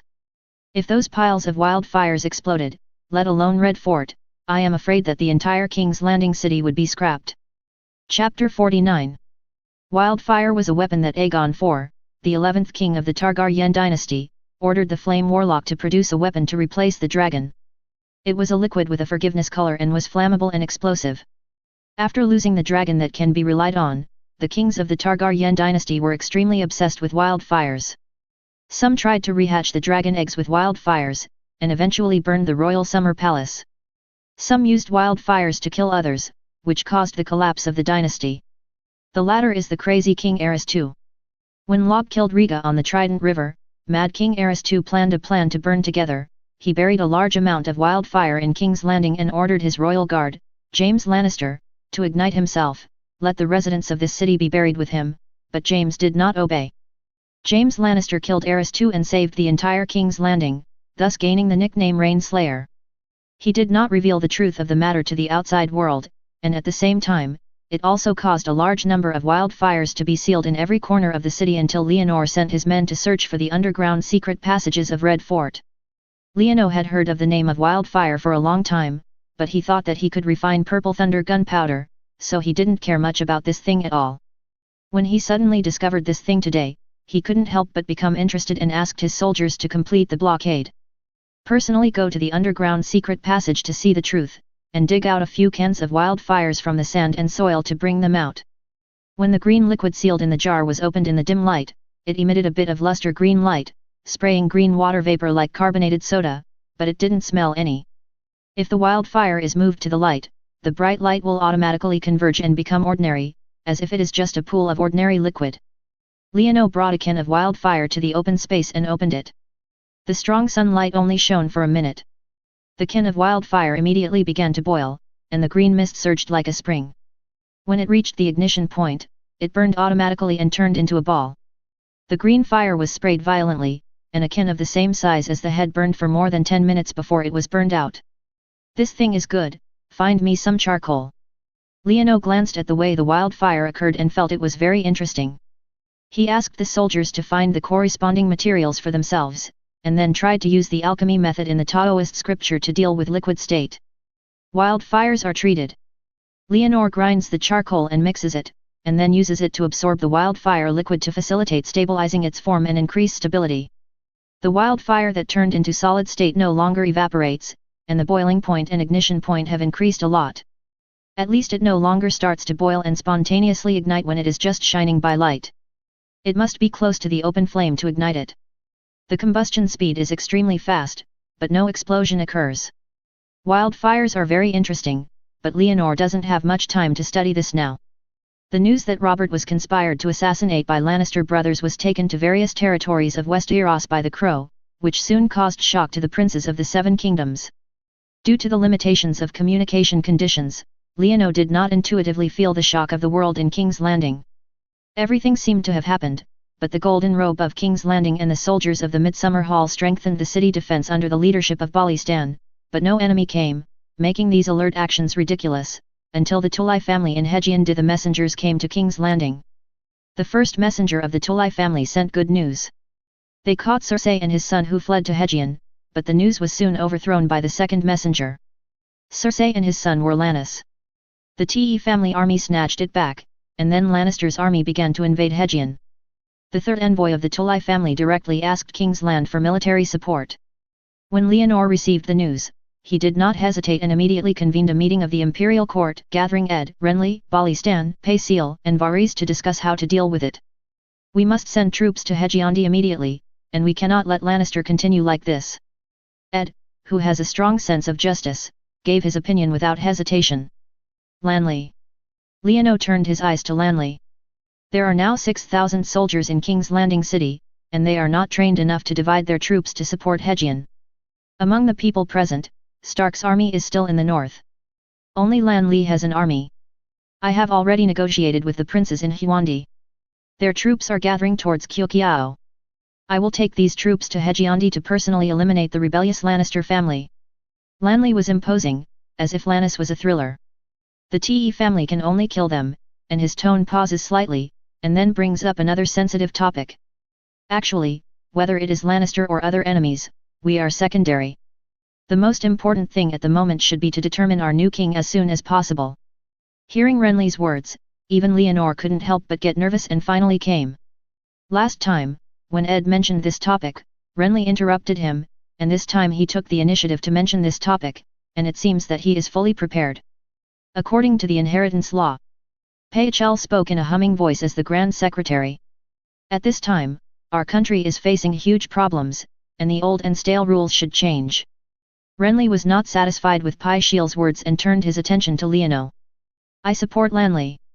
Leonor did not hesitate when facing Lanley's gaze and directly said something that made other ministers other than Ed dissatisfied.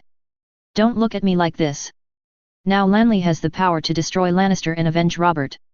He can also use this power to bring peace to the people, so I support him. Leonor faced everyone. His eyes expressed his views concisely. Mr. Ed.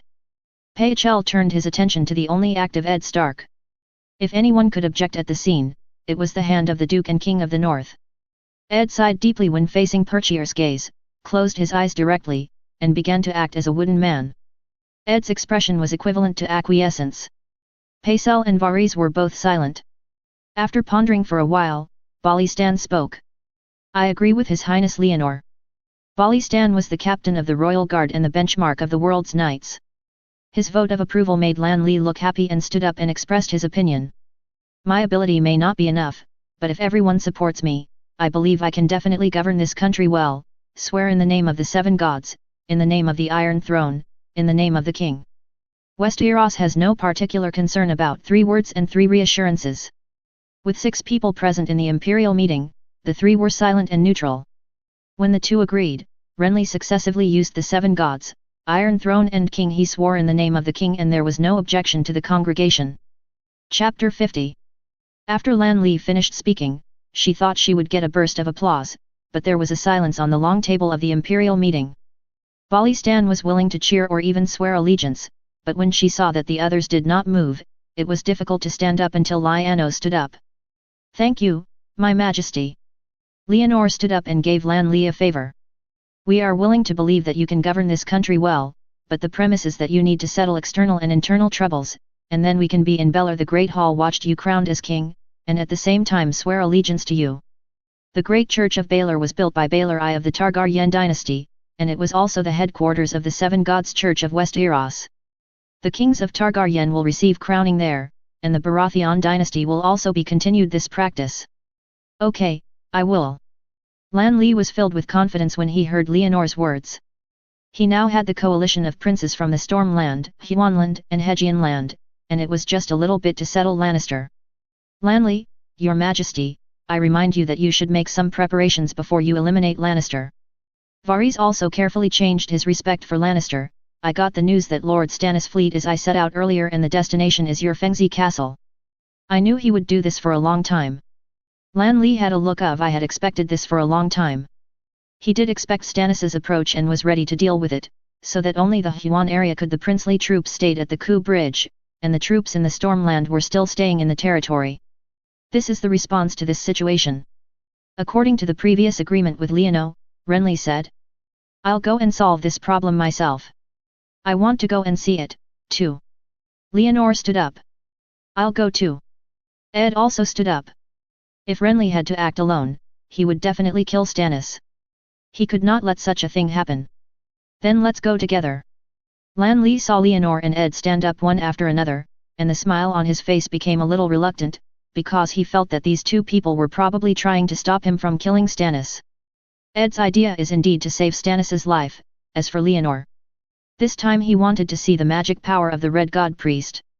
After entrusting the matter of King's Landing to the commander of Balistan, Syl and Varys assisted, Leonor and Ed followed Renly, and under the escort of more than 30 knights, they rushed back to Fengzi Castle at night. When Leonor rode his horse outside the Windsky Castle, he saw thousands of sails competing on the sea. Stannis' fleet had already set up camp on the beach, and the Windsky Castle was also full of flags. Leonor followed Ren Lixingchi into the city and met Sir Kodas Ponlos, who acted as the city lord, to find out the current situation. "Mr. Stannis' fleet landed 2 days ago. Part of his army was on the shore and part of it on the ship. The total number should be about 5,000 people. It is said that he had obtained the surrender of some pirates in the sea. It was the Onion Knight. Davos was holding a thread for him, and I also heard that he and many of his men had converted to the Red God faith, and they publicly burned the scriptures and icons of the 7 gods." Kodas left a yellow color her beard, just like the sophistication of the past, reported to Lan Li and everyone what she knew. "What do you think?" Lan Li sat in the main seat and sought the opinions of Leonor and Ed. Leonor did not answer. He glanced at Ed next to him and received his gaze. The Duke of North asked, "Did Stannis send an envoy?" "No." Kodas shook his head. "Send an envoy to ask first." Leonor asked. Perhaps Stannis would change his mind, and in that case, he could only pinch his nose and recognize the fact that Lan Li became king. "As you wish." Lan Li seemed to be kind. The Red God did not show a miracle, but Lan Li's messenger brought back Stannis' reply, and the two sides agreed to meet on the beach. In the fierce sea breeze, a red heart that surrounds the flames, the deer head stands upright. After Stannis converted to the Red God's faith, he established a new family emblem, and led his men and horses with Lan Li's team. Meeting. Under the banner of Wangguan Bao Deer, Leono found that Stannis had not seen for many years and had mostly bald hair, only retaining part of the edge of the mane, as if he was a kitten on the mural of his previous life, but he didn't know if he had become stronger.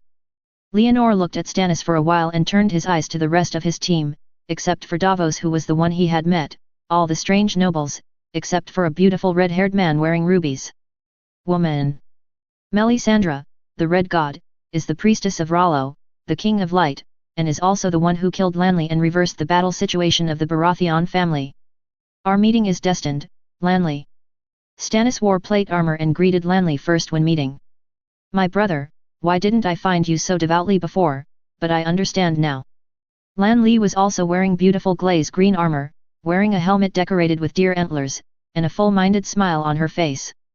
While Stannis was sarcastic, his eyes turned to the red-robed priestess in the crowd, looking like a teasing look. Humph!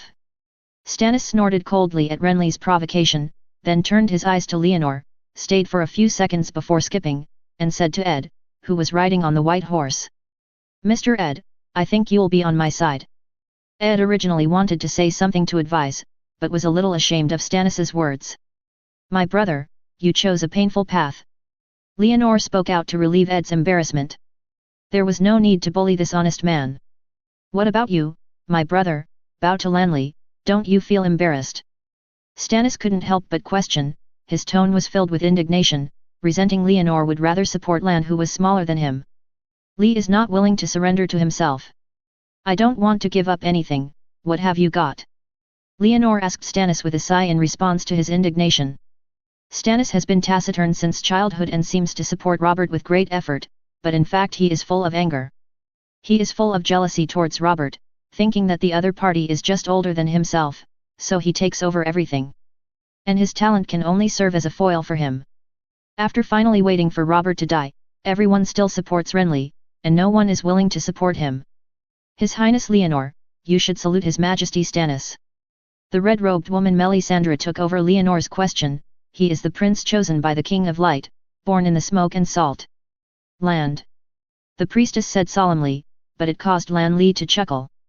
Haha, the land of smoke and salt, my brother, you are a piece of ham, Lan Li mocked again. Enough. Stannis could no longer bear Renly's reckless attitude, his voice roared like thunder, according to the law, the Iron Throne belongs to me. But no one supports you. Lan Li disregarded, look at the distance, the flags there, those who support me, my brother, surrender. Lan Li said as he took out a peach from under his cloak and handed it to Stannis, but he ignored it directly and pulled out his horse and left with his team and the flag of the Red Heart Deer Head. You saw it, he refused me. Lan Li sent Daisy to her mouth and chewed her, showing a I don't want to do this expression at Leonor and Ed. Chapter 51. As night fell, Lan Li did not return to Fengzi Castle, but came to the big tent camp outside the city and ordered the subordinate army to launch a general attack at dawn to destroy Stannis's army. After Renly gave the order, she returned to the independent tent under the escort of Sirs Eamon Cooey and Robert Reus. Seeing this, Ed followed him. He wanted La Leonor to join him, but found that this guy disappeared after returning to the camp. In the separate tent, Lan Li spread her arms and let a tall knight wearing a covered helmet remove the heavy glaze green armor for him. When he felt Ed following the tent behind him, he couldn't help but mutter. Mr. Ed, I'm going to rest. His words were refusal and rejection, but Ed did not leave as he wished. Lanley, Your Majesty, I want to make a request to you. This is a legitimate request and a request that is good for you. Ed spoke with a calm face. Forgive Stannis's life? I've given him a chance. Lan Li said, you should learn more from my other brother, and he knew I wouldn't agree, so he won't say more. The airflow blew the candles in the big tent. As the candle light swayed, Ed narrowed his eyes. He suddenly found that there seemed to be a shadow in the tent, and a black human-shaped shadow floated from outside the house to behind Renly, who had his arms wide open. Shadow? Ed couldn't help blinking his eyes, and when he opened his eyes again, he heard a female scream. Sir! The tall knight who was removing his armor for Lan Li raised his head and looked at the black figure floating in from outside the house and staying behind the lord, and couldn't help but scream. What's the name? Lan Li was a little impatient, but halfway through his words, he was cut into his throat by a sword condensed from the shadow. The plate armor specially created by Tobu Mott, which is both gorgeous and tough, is torn apart like fine paper under the shadow blade. Lanley's first half of his chest was cut horizontally, and blood surged up like a fountain. He raised the shadow behind and the armor-removing knight in front of him. Ah! The tall knight was covered in blood, and the screams under his face became even more sharp, like a desperate woman. Hearing the screams in the tent, Eamon and Robert, who were guarding the gate, broke in. Seeing Lan Li's body squirting blood, his heart suddenly became cold. After waiting for a closer look, he stood at Lan Li.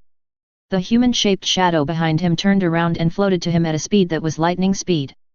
Be careful! Ed couldn't help but scream when he saw the moving shadow. He immediately pulled out the heirloom sword Hanais from his waist. The sword blades covered with fine lines had not yet been used, and the two knights in front had been killed. Die! The human-shaped shadow killed 3 people in a row and moved outside the tent, but she didn't expect the tent to float away naturally, and a bunch of figures rushed in from outside. Encircle it! Leonor wore black armor and stepped into a bloody tent with the knights led by Loras, and pointed the red mace in his hand at the human shadow. Wow! The knights around were shocked when they saw the shadows that had just killed 3 people. Not only did they not come forward to surround each other, but they were invisible to disintegrate. As for the human-shaped shadow that appeared on the voluntarily in Leonor, it swept over like a gust of wind. Idiot! Leonor could not help but curse when he noticed the fear of the surrounding knights, and the nail in his hand slammed the shadow head towards the pounced. Wherever the 7-pointed star-shaped hammer swung, the black smoke spread out and rolled, and the black shadowed head gathered as it scattered. The silhouette-shaped sword in his hand still swung horizontally, attacking Leonor's upper chest. He was very stunning to cut him into 2 pieces like Renly, but Leonor was not as careless as Renly. Leonor took a step back, avoided the shadowy sword edge, and took out a piece of white paper from under the armor. The paper was covered with purple-red drawing symbols, and followed the throw forward and stuck to the human-shaped shadow monster. The white paper spontaneously ignited. The purple fire burst out, and a loud bang, and the strong smell of gunpowder flew, making all the knights in the tent unable to help but cover their ears. When they looked up again, they saw gunpowder filled with gunpowder. Slight black smoke flew away. What is that? A knight asked everyone's questions at this time. Shadow Killer, the masterpiece of the Asisha shadow binding. Leono used the purple thunder paper talisman to blow up the Shadow Killer, sure that it would not appear again, and he breathed a sigh of relief in his heart. Sure enough, there was no spell that gunpowder could not deal with. Where is this thing? Ed walked out of the smoke from the tent, and was interrupted by a burst of exclamation before he could finish his questions. The knights realized it and found that Lanley had turned into 2 pieces. Among them, Lolas reacted the most. The knight in the armor of flowers picked up Lanley's head and showed a painful expression. He first let out a long howl. Then he stood up angrily and said, "This is Stannis's doing it, it must be him." Leonor walked closer and looked at Renly's head that was connected to his shoulders. He felt a little bitter in his heart, and tears oozed out of his eyes. "I'm going to kill Stannis, who would you like to go with me?" The furious Knight of Flowers sent an invitation, and there was silence in the tent. Notify all soldiers and launch an attack on Stannis troops overnight, regardless of their high or low status, even if it is a beggar. The person who kills the Earl will get his fiefdom to be his count, the person who kills the Viscount will get his fiefdom to be his Viscount, and the person who kills the knight will get his manor to be his knight. Only recognize the head but not the person, swear in the name of His Majesty Lanley and the 7 gods. Leono raised the mace in his hand and said a word that made all the knights present breathe heavily. "I'm willing to be a pioneer." Lolas put down Renly's head and begged directly to Leonor on one knee. "The pioneer did not kneel out here. Go out and prove it with your actions." Leonor pointed at Stannis's barrack outside the tent with a red mace. When Loras saw Leonor's actions, he immediately stood up and ran towards the darkness. After a while, the barracks started to clamor, and a group of more than a dozen knights rode out of the camp and rushed to Stannis' camp on the beach. There were the first batch and the second batch. Almost instantly, the entire barracks became irritated. Groups of knights led Wukong and rode fierce horses to attack Stannis' barracks. Fires and shouts of killing resounded across the coast, and Stannis did not expect a night attack here. He was completely killed and caught off guard. The camps of thousands of people were captured one after another, and there were also warships parked on the beach. Then a ship turned its bow and left, and those who did not leave in time were all ignited by the flames. In the big tent under the Windsniff fort, Leonor stood side by side with Ed, looking at the ignited ships in the distance. Behind them, Renly's bodies were spliced together and placed in the tent. The tall, plump-lipped buck-toothed female knight and the arrival of Kotanai are vigiling for him. Chapter 52. With the fishy sea breeze blowing, Leonor looked up and saw a loud shout of killing on the beach. A bright red flashed across the sky, like a bloody tear in the sky. "Do you have anything to say?" Leonor looked up and looked at Ed, who was speaking next to him. "What do you want me to say?" "Swear to me, it has nothing to do with you." Ed's voice trembled slightly. He suspected that I designed to kill Renly. Leonor showed a look of surprise. This honest man could have such an idea. He was so excited by the cruelty of Game of Thrones. I swear, in the name of the 7 gods, I absolutely did not harm Lanley. Leonor did it without hesitation. That shadow killer was really not created by him. After dawn, you will be the new king. I want to return to the north, Caitlin and Lisa, as well as Sansa and Arya. Ed closed his eyes and made a request to return to the north. Take it all back. Pay attention to the direction of the Great Wall. Leonor did not object, so he asked Ed to pay attention to the defense of the Great Wall. Although Westeros is fighting happily now, it is an internal struggle of mankind after all, and the final enemy is still White Walkers on the other end of the Great Wall. Pay attention to the direction of the Great Wall. What does this mean? There is no one else on that side except for the ice and snow and the savages. It's just that I'm just guarding against White Walkers. Hearing Leonor's reminder, Ed couldn't help but have many questions in his mind. He suspected that there were words in Leonor's words and felt that there were many abnormalities in his words, but he couldn't say it. In the end, he could only sigh and do it. And there was no words all night, and when the red sun rose from the sky, Stannis's army had been driven away from the shores of the Windbreath Castle. Leonor's army won a great victory. After the victory, Leonor sat directly in Fengzi Castle and began to reward him according to his merits and fulfill his promise he made last night. The Stormland Knights achieved fruitful results last night. They killed thousands of enemies. After careful statistics on the heads, there were 13 Viscounts and 137 knights.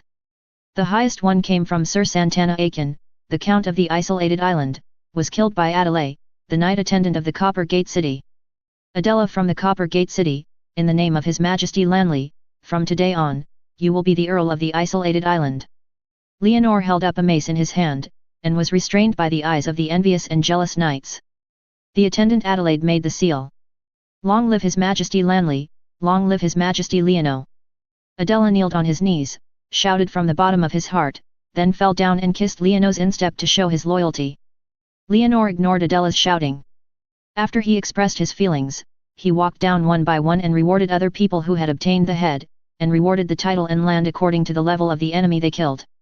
Anyway, don't he paid for money and land, and deprived them all of them from the enemy. Each time the reward was given, all the rewarded people shouted, "Long live your Majesty." The soldiers watching were not only hot and loud, but the scene was very enthusiastic. After Leonor and others sealed the block, they waved the nail in their hand, suppressing the noisy sound of the crowd. You don't have to call me Your Majesty, that's a honorable title to king. Do you think I should sit on that iron throne?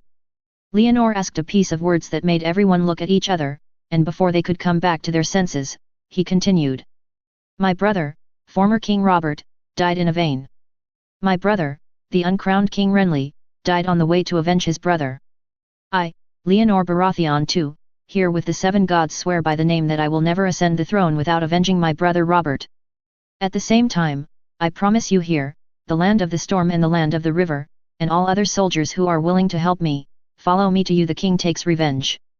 Like the sun rises east and sets west, like the sea never dries up. I swear that there can only be one of the Baratheons in the storm and the Lannisters in the west. Those brave men who help me revenge, no matter what your origin is, as long as you can kill Tywin Lannister, you can become the Duke of Kian City, Lannister Port, Yanhuo City, Yangji Hall, Corn City, Silver Mountain City, Deep Crying City, Cat Valley City. Every time Leonor issued a place name, the breathing of the nobles and knights present increased a little, and in the end everyone's eyes turned red. Go and bring my words to all the warriors you can see. I am Leonor Baratheon II. This is what I have said. This is definitely not a grain of sand drifting with the wind. He can compare to gold and stone. As long as you avenge me for killing my brother, your name will be passed down for generations and will be glorious forever. Leonor made an oath that was incompatible with the western region. With one hand, Leonor waved his hammer. The nobles and knights present immediately learned their intentions and turned around to get some clothes.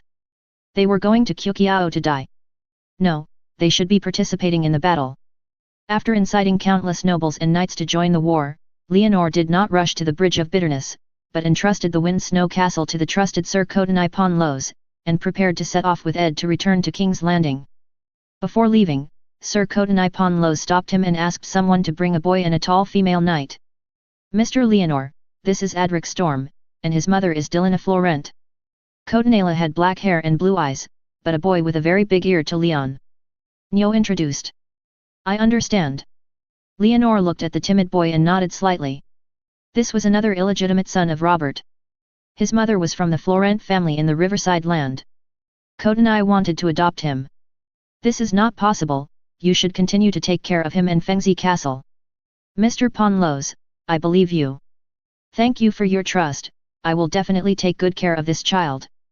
Kodanai nodded to Leono, thanked him for his trust, and then pointed to the tall female knight behind him and said. This is Brienne Tass, he is Lord Renly's guard, from Mulan Hall. The female knight who was pointed to by Kodanai was tall, more than 2 meters long, only slightly shorter than the Demon Mountain. She was quite majestic in a panel armor, but she looked slightly bad, her lips were extremely thick, and her teeth were slapped out. Apart from her blue eyes, she can be said to have no highlights as a woman, and she is indeed the legendary beauty. Sir Leono, she feels that she has not been able to protect Lord Renly, so she wants to be loyal to you.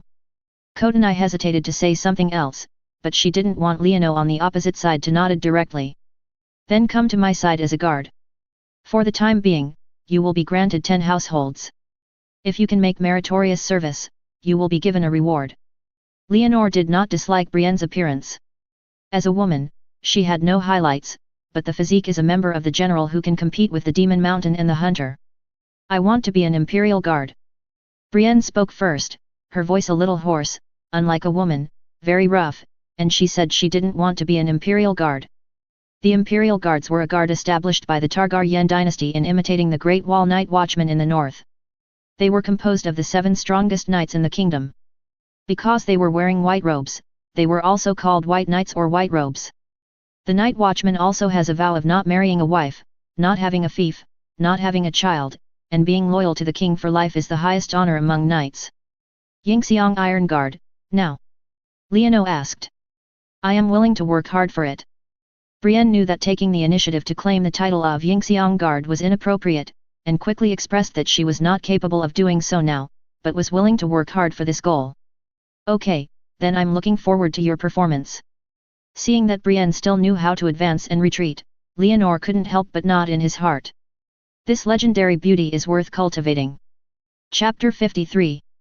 When Leonor brought the message of Lanley's death back to King's Landing City, the people in the imperial meeting were still a little confused. They could never have imagined that another king would die in just a few days. Your Highness, I just received 2 news. In the Iron Islands, Baron of the Greyjoy family regained his kingship, and the Iron Islands no longer accept the jurisdiction of the Iron Throne. Varys reported to Leonor in shock in his report. The latest situation. Who is the other news that he is king? Leonor asked expressionlessly. Stannis. Varys simply replied to a name. Stannis used a raven to send letters to many lords, asking them to be loyal to him. This happened after Robert's death, but here in King's Landing the news that Leonor only got after he went to the Stormland was severely lagging behind. 1 king died, 2 kings came, Lannister did not make any claim. Leonor raised his eyebrows slightly. Did Lannister, who was the core of this storm, not do anything? No. Varys lowered his eyebrows and looked pleased. They will soon become king. Leonor knew what Lannister meant. The Lannister family robbed Cersei and her children, but they were not in a hurry to claim support for Joffrey, a potential hint that Joffrey could be exchanged for James Lannister. It was the old lion's decision. Perhaps only he can see through the Iron Throne, but unfortunately he is facing me, Leonor. Leonor sneered in his heart. He had never thought of reconciliation with the Lannister family. He had released a declaration and reward. Those who killed Tywin would be awarded the title of Duke's Territory, Kai Rock City. This declaration destined that Baratheon and Lannister could only live one, without any possibility of easing. Your Highness, don't we make any statement? Balistan couldn't help but step forward and asked. 2 kings had appeared in the 7 kingdoms of Westeros. Did Leono not make any statement at all? In the King's Hall, Balistan, Pisir, and Varys, the Ed Stark family and other nobles living in King's Landing all looked at Leonor. Pisker Leono shouted, and Pisker, who was stunned in the crowd, shook his body, then he bent forward and bowed to respond. Release the crows to the nations to express my meaning. Lannister brothers murdered the king and rebelled the country. The 7 kingdoms and even other places, regardless of their high or low status, men, women, and young, as long as they can kill Tywin Lannister, then you can get his title and Kian City. This method can be used on any noble in the western region. In the White Hall, Leonor's words were clear, his voice was shocking, and the content of his words was shocking everyone. Other nobles except Ed were all pale. Unlike the knights and nobles in the military camp of Fengzi Castle, those who think of making achievements, while those nobles in the King's Hall think of Leonor inciting civilians to attack the nobles, and they are substituted for the nobles of the western frontier. Perspective. Your Highness. Pachel looked pale and patrolled his left and right with his eyes, wanting to get some support, but wherever his eyes could see the nobles who were frightened like him. Don't I understand enough? Leonor was dissatisfied with Pachil's cowardly look. Your Highness, this is not in line with the law. Pachel changed his usual attitude. He did not dare to use a crow to convey such news, as it would make him a thorn in the eyes and a thorn in the flesh of the nobles in the world. Since you don't want to do it, then let's change someone else to be my Grand Secretary. Leonor waved, and immediately ran 2 guards, one on the left and the other on the right, and dragged him directly. Go out. He directly removed Pazier's position as the Grand Secretary, and Leonor ordered the scribe's subordinate Pazier to release the ravens for him. After Leonor reiterated his declaration of incompatibleness with Lannister in his raven, he began to prepare for Lannister's counterattack. The first priority is naturally to deepen the military construction. Leonor entrusts Balistan, Dorrit, and others to expand the army with absolute power, and based on the existing 2,000 soldiers in the Midsummer Hall and the 4,000 golden robes who eliminated redundant personnel, the goal is establish 3 regiments and reorganize an army of 10,000 people. While organizing and establishing an army, Leonor also issued clear documents on fiefs and private land ownership, stipulating that as long as you join the army, you can obtain land distribution and exempt land taxation, which made the recruitment affairs of Balistan and others more convenient and smooth. Military construction is just one of the most critical things at the moment, and in fact, it is to connect with Renly's political allies after his death. The day after Leonor issued the declaration with the raven, he welcomed the messenger of the Durier family in the riverside, Garland Durier. Garland Durier is the second son of the Durier family in the High Court, Loras, and Margaret's brother, Vila's younger brother, and he brought 3 conditions for alliance between the Durier family in the river desert. The first condition required Leonor to continue the engagement between Renly and Margaret and marry Margaret Turiel, so that the blood of the Turiel family would be glorified. The second condition is that after Leonor ascends to the Iron Throne in the future, his imperial meeting must have a place for the Turiel family, and Mess Turiel himself hopes to be the king's hand. The third condition is that the Durier family requires Leonor to reward the western border to the Durier family. Leonor made full promises to the first article for these 3 conditions, and to the second and third articles, with limited promises. The Tyrier family will definitely have a seat in the imperial meeting, but it cannot be guaranteed to be the king's hand. As for the third western territory, Leonor asked the Turiel family to fight for it himself. His declarations were equally valid for the Turiel family. As long as any Turiel takes over Tywin's head, then the title of the duke he will personally enfeoff the fiefdom of Kian City. The Turiel family was extremely satisfied with Leonor's response.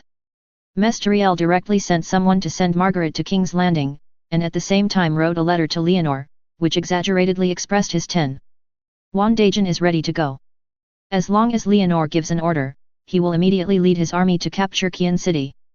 Leonor had long heard of the reputation of this inflatable fish man, so he naturally would not disappoint him. He wrote a letter himself, asking him to govern his 100,000 troops and wipe out the western border for himself.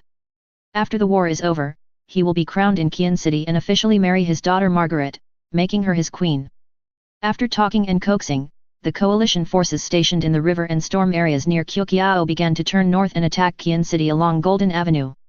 At the same time, Leonor got news in King's Landing that the Stark family in the north, led by the young wolf Lord Robb Stark, began to move south under the name of assisting the Tully family in the Penter City. Chapter 54. When Leonor received the news, the vanguard of the north had already crossed the neck, and the Duke of North Ed Stark and his family had not left King's Landing. Leonor informed Ed in time about the news of the North's troops, which shocked the North's Duke. "Aren't you kidding me?" Ed asked Leonor subconsciously. "Does Bachelor Lewin from the North have the habit of joking? He wrote this letter." Leonor did not answer and asked back. "Of course not." Ed shook his head directly. "Bachelor Lewin, an old bachelor who had served in Winterfell for decades. He occasionally made a humorous job, but he would not make such jokes. That's fine, Lord Ed, do you still have to go back to the north now? Leonor asked Ed's plan. The Duke of North was planning to take a boat to Bravos and then return to the north. Baigong arrived in Winterfell, but his son brought the army. Do he still want to go back like this? I'm going to go to Hejiondi. Ed's expression was very gloomy. What did Rob's child think? In this case, bringing the army to the south, so how could he return to the north? Do you need my help? Leonor saw Ed's complaint. Don't blame Rob, he is a child, and it is normal for him to worry about his uncle and grandfather. Let him perform well. The declaration is equally effective for the people of the north. No, I don't want them to join the war. Ed directly rejected Leonor's words. He had no desire for the West. What he valued was only the safety and honor of the people, no matter what kind of war it was. All are not honorable. But they have entered the war now. If you want to persuade them now, it may not work. Leonor couldn't help but exhort him when he saw Ed being stupid again. As long as I am still the Duke of the North for one day. Ed shook his head. As long as he is still the Duke of the North for one day, Rob must listen to him. Yes, I can't persuade you. Seeing Ed's posture as the Duke of the North was rising again, Leonor couldn't help but shake his head in his heart, but asked calmly. Do I need to send a few people to escort Mrs. Caitlin back to Winterfell?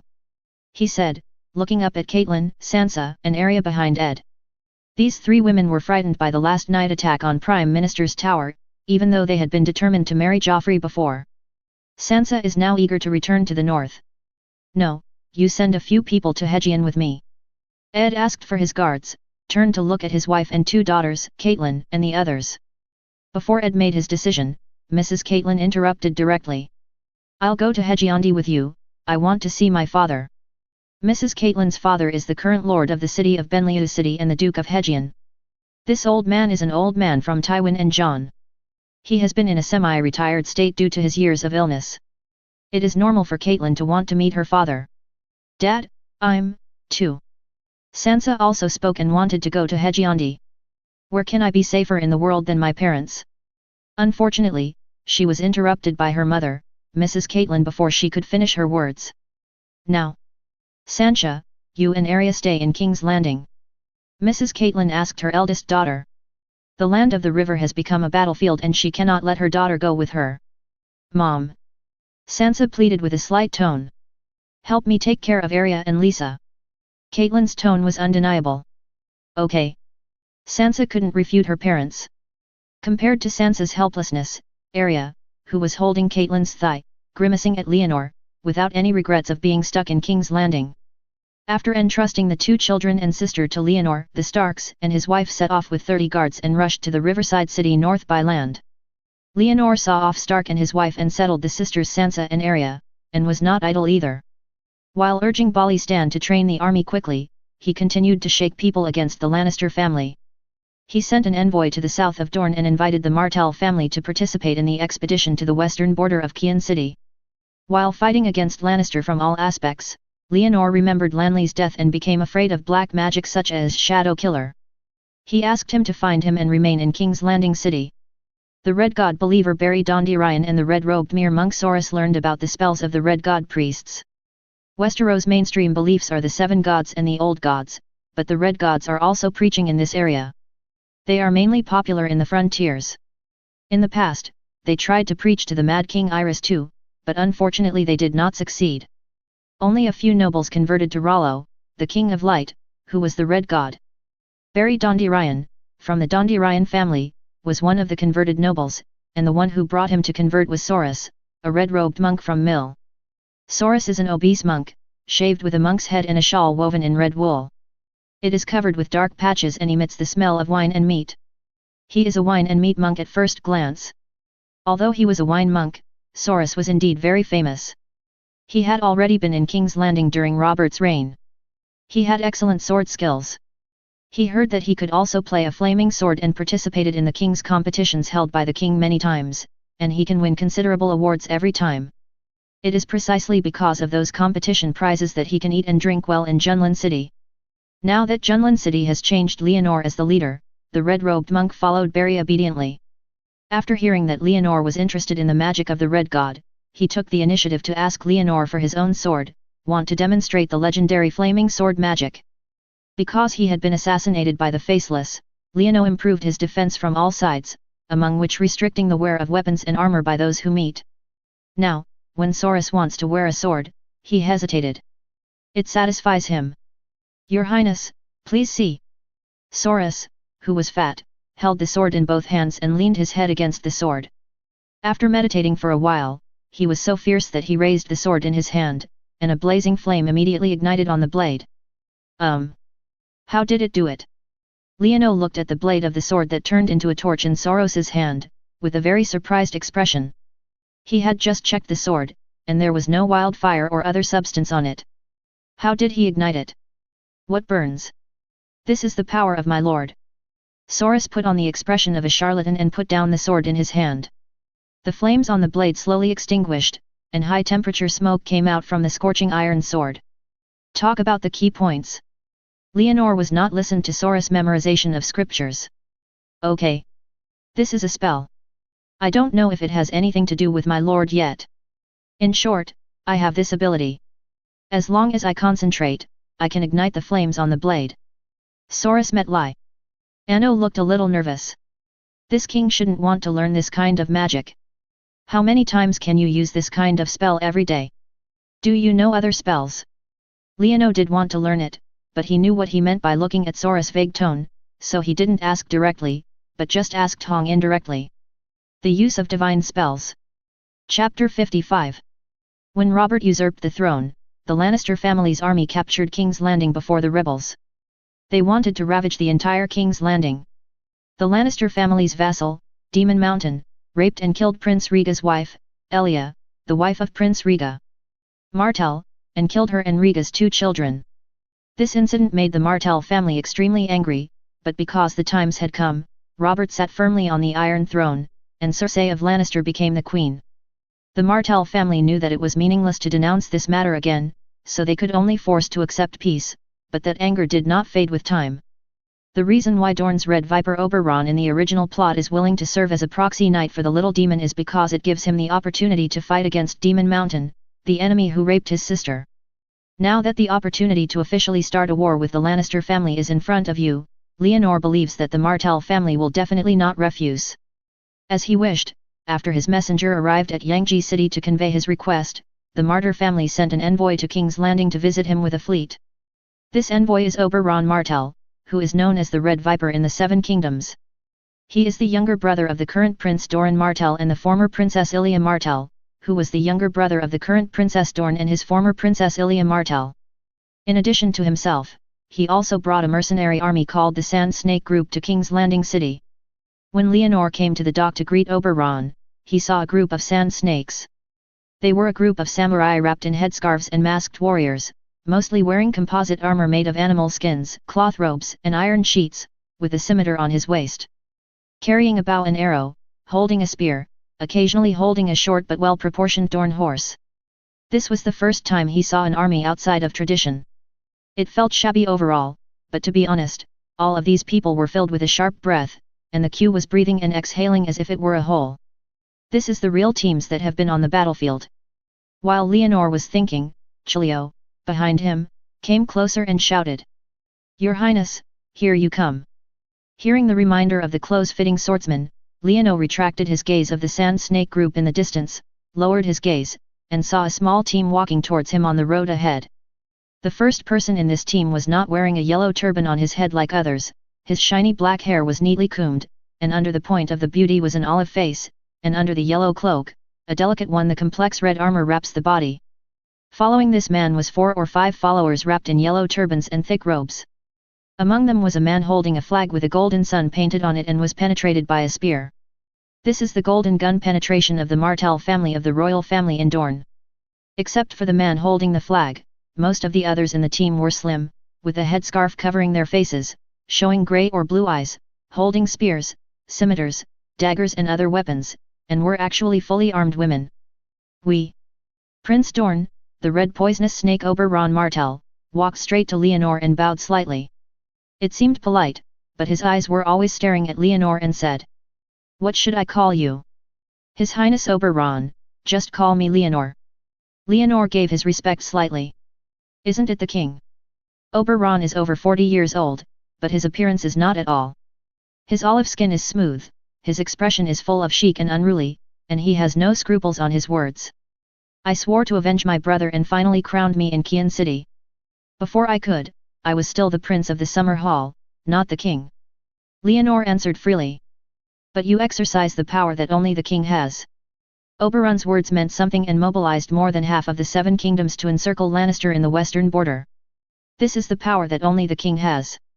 The reason why Leonor was able to mobilize the 4 kingdoms of Huandi, Dorne, Northland, and Hedgeyondi to attack Lannister was fundamentally because of Lannister's arrogant personality that made him enemies all over the world. He was just a coincidence. That's it, but this is the truth, but you can't say that. The king who is recognized is the king. Leonor pretended to be a little bitch and tactfully said that I, as a king, still rely on you to give face.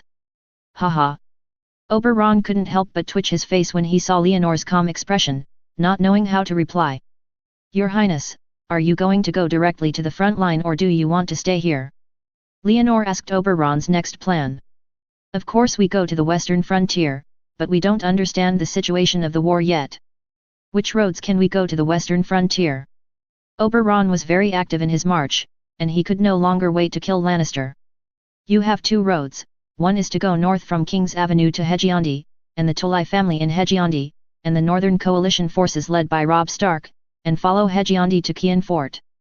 Where is another way? Oberon asked. The other road is to go west from King's Landing Golden Avenue, joining with the noble coalition forces in the River Bay and Stormland, and finally follow the Golden Avenue toward Qian Fort.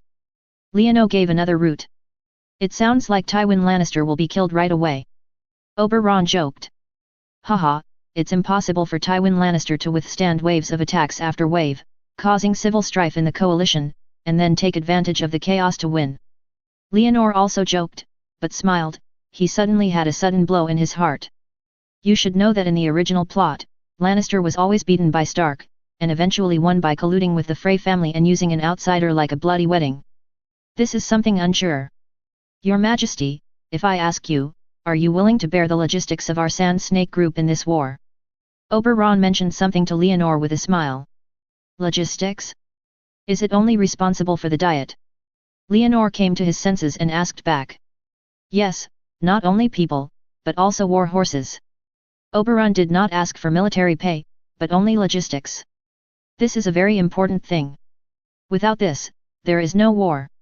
They are Dornes and cannot get any supplies here. If they do not get any supplies here, they will not get any supply. Can only rob the troops. How many people and horses have you brought?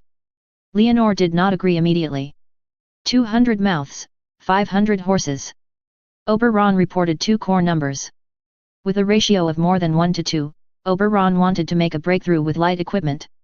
After hearing Oberon's numbers, Leonor pondered for a while, without saying a word, but shouted at Arad, who acted as a guard on the other side. Go and inform Dorrit, and let him prepare 200 men and 500 horses for food and water for our Highness Oberon.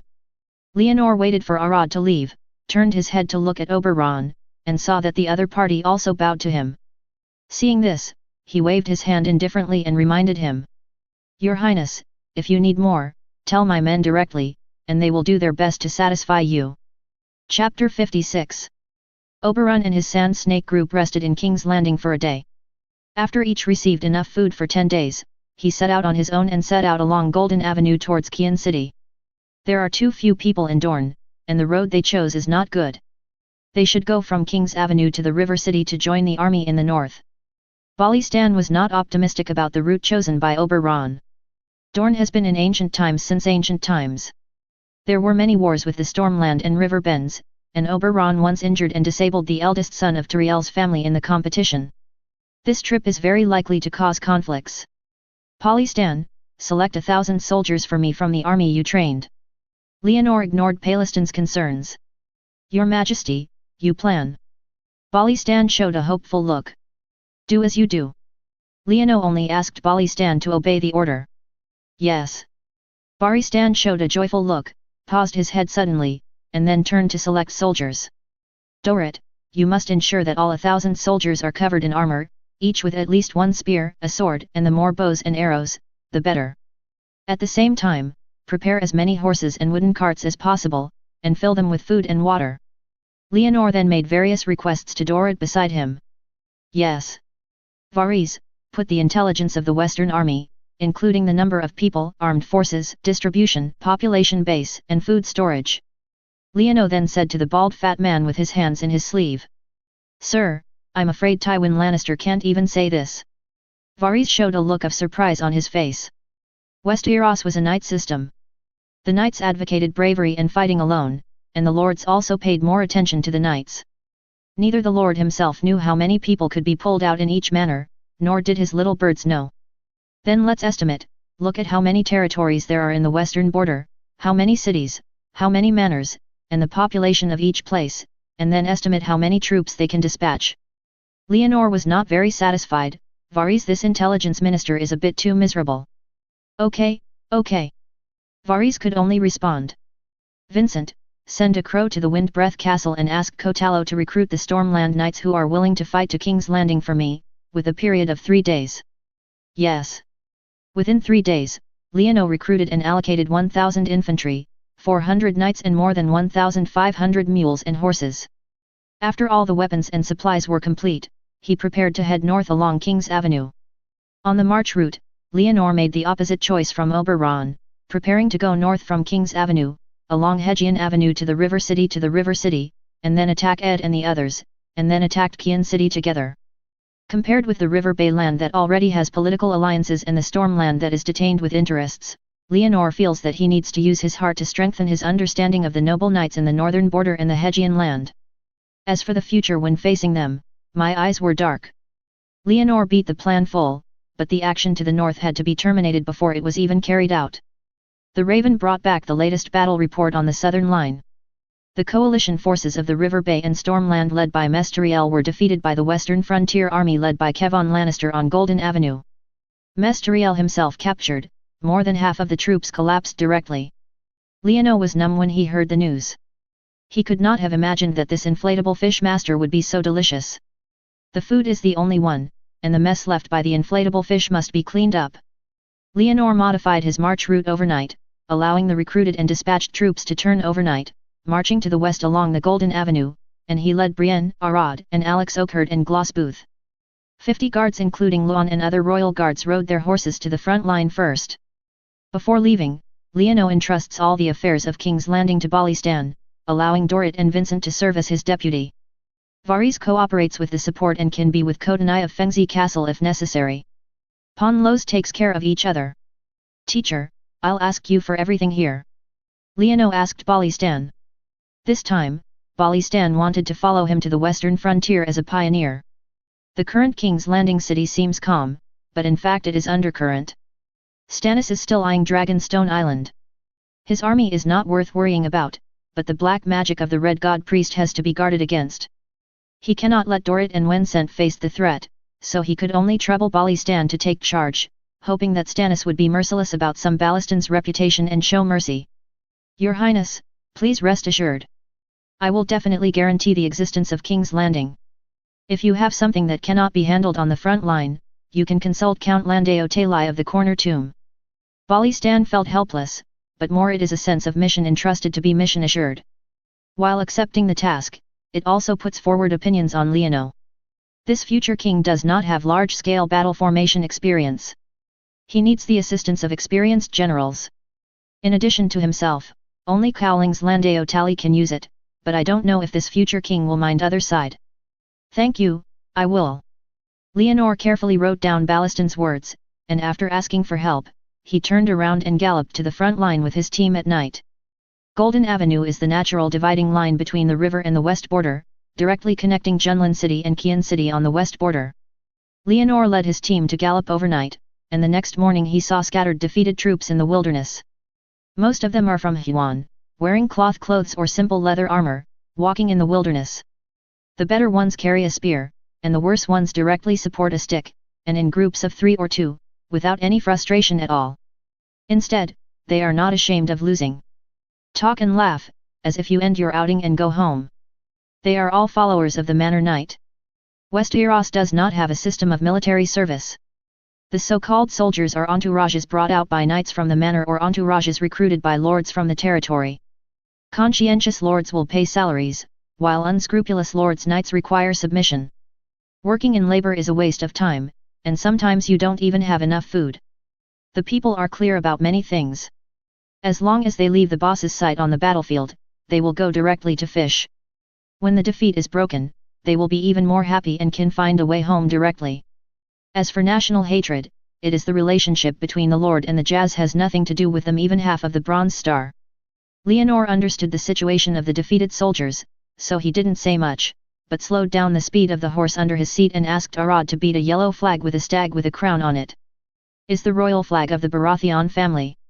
In this way, Leonor and his group of tall horses, the yellow flag of the crowned stags flickered, facing west against the collapsed crowd, attracting the people who were looking for the way to look sideways frequently. Although most of the people ignored Leonor and were still looking for a way home towards the south and the west, there were also a few people. They saw Leonor's cavalry team, quietly turned around and followed him, hanging from afar behind them. Chapter 57. Leonor was wearing a golden robe on his black armor, a yellow flag on his head, holding a red mace, riding a black war horse, and walking on the Golden Avenue with a team of 50 riders. As the sun rose above his head, his team began to meet the Riverland Knights wearing armor or scales. These scattered knights are much more capable than the soldiers. Even if they are defeated, they are still fully equipped with military equipment. Occasionally, there are still 1 or 2 riding horses. When they see the oncoming yellow flag, they will greet them directly, saying that they are certain earls, a certain Jazz in the Baron's lord. Leonor did not respond directly to these knights who came to meet, but instructed Brienne to deal with it for herself and put them around. When the sky became dim, the team around Leonor had increased to about 80 cavalry, and more than 100 infantrymen followed him. The knights and soldiers who were temporarily approaching took the initiative to share the task of camping at night, and Leonor asked the royal guard Alex Oakherd to preside over the dry food and drinking water to share the dry food and drinking water with them until dawn again depart. Continuing to march on the Golden Avenue, the collapsed knights kept coming closer, and the troops following Leonor also began to catch up. Just arrived by myself, and also dragged wooden carts with mules and horses, filled with food and water. After 3 consecutive days of rushing, Leonor led the vanguard of 400 cavalry to join the remnants of the coalition forces led by Lando Talai and Loras Tillier. Leonor asked Loras and Lando Talai about the specific situation of the battle as soon as he met. Now the siege of the Western Front organized by Leonor is mainly divided into 2 lines. The coalition forces of the Huan and Stormland are located on the Western Front battlefield. This front was first formed by Renly's order. It was a coalition of noble knights from the River Bay and the Stormland. The total number of troops reached 100,000. It was prepared to compete for the Iron Throne. The elimination of Lannister was only a secondary goal. When Leonor took over everything about Renly, the army's combat goals were readjusted and began to focus on eliminating the Lannister family in the west. As one of the supreme commanders of this army, Mesteriel had no urgency to attack the west, but this situation changed after continuing the covenant with Leonor. When Leonor accepted everything about Renly and entered into an alliance with the River Bay, he proposed to be crowned and married Margaret Tyriel in K-Rock City, while he fought against Stannis when the Wind Bowl defeated him. The princes of the Western Front offered rewards. Not to mention the noble knights of the Stormland, even the inflatable fisherman was thinking about the wealthy Kian city. The inner commotion is only secondary, and the more important thing is that Cersei escaped. The Lannister family took the initiative to attack the Benliu city in Hedgeyondi. Most of the troops were deployed in the east, and northern troops were even moving south into the battlefield. Mesteriel thought he could take advantage of the situation, so he ordered an attack. According to Mesteriel's combat plan, the coalition forces in the Riverside and Stormland crossed the Monday River, headed north to Golden Avenue, and headed west along here. After breaking through the Deep Crypt City, you can go straight to Lannister's house. Kian City. As he rushed into K-Rock City, took off Tywin Lannister's head and let the world see if he was an inflatable fish, Mesteriel ate a big gap in the hilly areas of Deep Cry. The western frontier was already prepared for the time when Mesteriel had held a brutal bridge. Tywin Lannister sent his younger brother Kevan Lannister to take charge of the Deep Crypt. Tywin Lannister was famous for his song Castermay's Rainy Season. The princes of the West were very obedient to him. In addition, Leonor gave a reward to the princes of the West this time, which made the princes in the western border felt that they had no chance to surrender, so they were very obedient to the command of the Lannister family. The Lydon family in Deep Cave City, the Brax family in Cock Valley City, and the Chaliot family in Silver Mountain City. Under the organization of Kevon Lannister, these three major families led their troops to rely on the hills to launch a night attack on the coalition forces who came here from afar. The attack started a week ago at night, and Mesteriel himself was captured by Lynn Slydon, Count of Deep Crystal City in the chaos. The coalition lost its supreme commander and then collapsed. If Lando Tally had not found Loras in time, the two of them would gather their troops to defend, build the camp again, and wait for Leonor's support. Have the troops in the western frontier attacked you during your defense? Leonor asked about the movements in the western frontier. No, they seem to have had an internal strife. Landeo Tally, who had a grey beard and a tough face, sighed deeply, with both luck and a pity. Luckily was that they had a buffering opportunity and were not beaten by the western army in one breath. They were dispersed, but unfortunately they could not take advantage of this opportunity to launch a counterattack. Internal strife. Leonor was a little confused. It should be snatching the spoils. Landeo explained to Leonor. Okay. Leonor understood that the Western army was also a combination of knights and vassals. It scattered when it was against the wind, and when it was against the wind, it would fight to grab the spoils. This is a characteristic of the times. Have you ever met Oberon of Dorne? After Leonor asked the whole story of the battle, he silently considered the situation in his mind, and asked Landeo and Lolas about the whereabouts of the Dornes. Faced with Leonor's inquiry, Lolas frowned, while Landeo showed a surprised look and said, Red Viper. It was him. I invited the Dornes to join the siege of the West, and they agreed. Oberon took his Sand Snake group to King's Landing by boat, from the Golden Avenue, counting the time. He didn't meet with you. Landeo shook his head and responded to Leonor's question. The Sand Snake group led by Oberon did not join the coalition forces in the River and Stormland, and they didn't know where they went. When Leonor learned that Oberon had not joined the coalition forces, he was confused, but he could not think so much. Seeing that Lolas's face was gloomy, he spoke to Landeo. Master Landeo, please gather the knights and let them not be defeated by the failure in front of you. You should be excited in time. Yes. Landeo glanced at the gloomy Loras, knowing that the future king probably had something to say to his brother-in-law, so he said goodbye and left. After Leonor sent the Blue Road away, he turned to find a wine pot and a cup from the camp, poured Loras a glass of wine, and said, Go to find someone who can trust and negotiate with Tywin Lannister. Loras, who took the wine glass, looked a little suspicious. It was common for the nobles to be captured and redeemed, but what would they use to exchange for their father this time? James Lannister is in my hands. As long as Tywin promises to release the captives, I am willing to exchange it. I don't want my future queen to cry. Leonor's words made Lola's face look hopeful. Look. Chapter 58. Leonor talked to Loras for a while, and when he left the camp again, he saw that the knights were no longer as low as they were when they first met. They all smiled and saw that he bowed and bowed and bowed. Landeo Tally comforted everyone in just a while. Leonor was a little surprised and saw that the Count Jiaoling, who had grey hair and thin and capable face, was walking towards him with a young man with a look similar to him. Your Majesty. Landeo Tally saluted Leonor first. Master Landeo, your work has been done quite beautifully. Leonor turned around and lifted the curtain of the tent behind Landeo. Landeo looked up at Leonor, who took the initiative to lift the curtain for him, and was a little surprised. After a slight pause, he regained his calmness. When he walked past Leonor, he pointed at the young man behind him and said, Your Majesty, this is my child, Dickon Tully. Can he be honored to serve you? Leonor waved, letting Dickon follow his father to enter the account, and then he put down the curtain himself, followed in with a smile and asked the young Tally.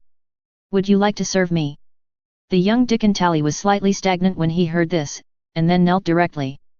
In the name of Heavenly Father, I wish to be loyal to you and serve you for life. Then you should be a flag bearer by my side first.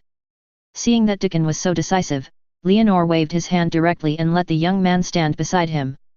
Seeing his son standing next to Leonor successfully, Landeo Tally's face also relaxed, and he stroked Leonor's chest and said, Your Majesty, as you ask, I revive the confidence of the knights with some words, and make them believe that you have brought more than 50,000 troops, and we will soon launch a new attack on Lannister to wash away this shame. Mr. Lan, how do you know that I brought an army of 50,000? Leono made himself look surprised. Landeo Tali's expression was slightly stagnant. He looked up at Leono's serious expression that was not as fake. He was a little skeptical, but his face was serious. That's great, so we have enough strength to fight back against the guys of Lannister. Landeo said, even swinging his right fist, as if he was hitting Tywin Lannister under his fist. But now I need to understand the situation of the enemy opposite, and how many knights are there in our coalition. Leonor spread his hands slightly, and he led the army back to the army. The key point on the battlefield lies in the knights. Leave this matter to me. Your Majesty. Landeo volunteered. Thank you for sharing my sorrow, Lord Landeo. Leono showed a satisfied smile on his face. Although it was full of aristocratic speculation, he had many real talents and practical work. Landao's status is not as good as Lolas, but in terms of ability, he throws out the scabbard several streets, and soon clears the power that the coalition forces can still mobilize for Leono. Before the coalition forces in the river and Stormland were attacked at night, they were known as a 100,000 army. In fact, the total strength was between 80,000 and 90,000, including more than 5,800 knights and more than 3,000 horsemen. The remaining 60,000 to 70,000 are infantrymen, responsible for logistics handling matters. Kevon Lannister organized a night attack and captured Mesteriel alive, causing the coalition to collapse on its entire line. Then, Lando Talai and Lolastariel joined forces to regroup, and only 60,000 to 70,000 infantrymen remained at 4 or 5,000, more than 8,000 knights and attendants were beaten to only half. Leonor brought 1,000 infantry and 400 knights, and gathered more than 400 knights along the way. The two sides joined forces, and there were still more than 4,700 knights and attendants, and 6,000 infantrymen. The total number of people is over 10,000. After losing 7 or 8 out of 100,000 troops, Leono had a new understanding of the future father-in-law's dish, and after obtaining the information collected by Varese, he had a new understanding of the inflatable fish's dish. In the opposite city of Shenjiu, there were many western troops including Yinshanhal and Jiaogu City. The total strength was more than 1,000 knights and more than 2,000 horse attendants, and the number of infantry soldiers was unclear. The inflatable fish has an army of nearly 100,000 in its hands, and was defeated by an opponent of less than 5,000 people, and it was the kind of defeat that collapsed across the board. This guy. How can I turn the tables? Leonor fell into trouble. Now there is no point in discussing the ability of inflatable fish, and what he needs to think about is how to gain advantages and victory in the new situation. According to Varese's intelligence, the Western army on the opposite side is still in terms of quantity, but such a quantity is meaningless, because Kevin Lannister has restrained the Western army and entered the stage of defense of the city. If we go again, if you fight, you can only engage in a siege. There is no way to fight this. Among the existing types of battles, siege is definitely the most difficult battle, no doubt about it. The Terrier family had a military advantage of more than 10 times the strength, and had coordinated sea and land combat, but they had not yet captured the Fengzi fort. Although the Deep Grottoir today is not as strong as the Fengzi fort, there are Silver Mountain Hall and Jiaogu City next to it. There are many hills in the west, and the Deep Cave City is located at the main road leading to Qian City on the Golden Avenue. To the north is the Corner Valley City of the Brax family, and to the south is the Silver Mountain Hall of the Shalot family. The three western cities are all firm in their positions. If Leonor rashly launches one of the three cities, his back and flanks will definitely be attacked by the other two cities, and he will be attacked from both sides. Leono did not expect that he encountered such a difficult situation when he first started fighting. He couldn't help but grab his hair and called Landeo Tali to ask if there was any countermeasure. Your Majesty, in this situation, we don't need to fight here. Landeo sighed at the situation and advised Leono to give up fighting in Deep Crypt City. How to say it? Leonor did not refute or scold, and asked Landeo what he meant. We can try to lead the army around the Deep Grotto City and go straight to Qian City. As long as we fight under Qian City, we will inevitably shake the army in the western frontier.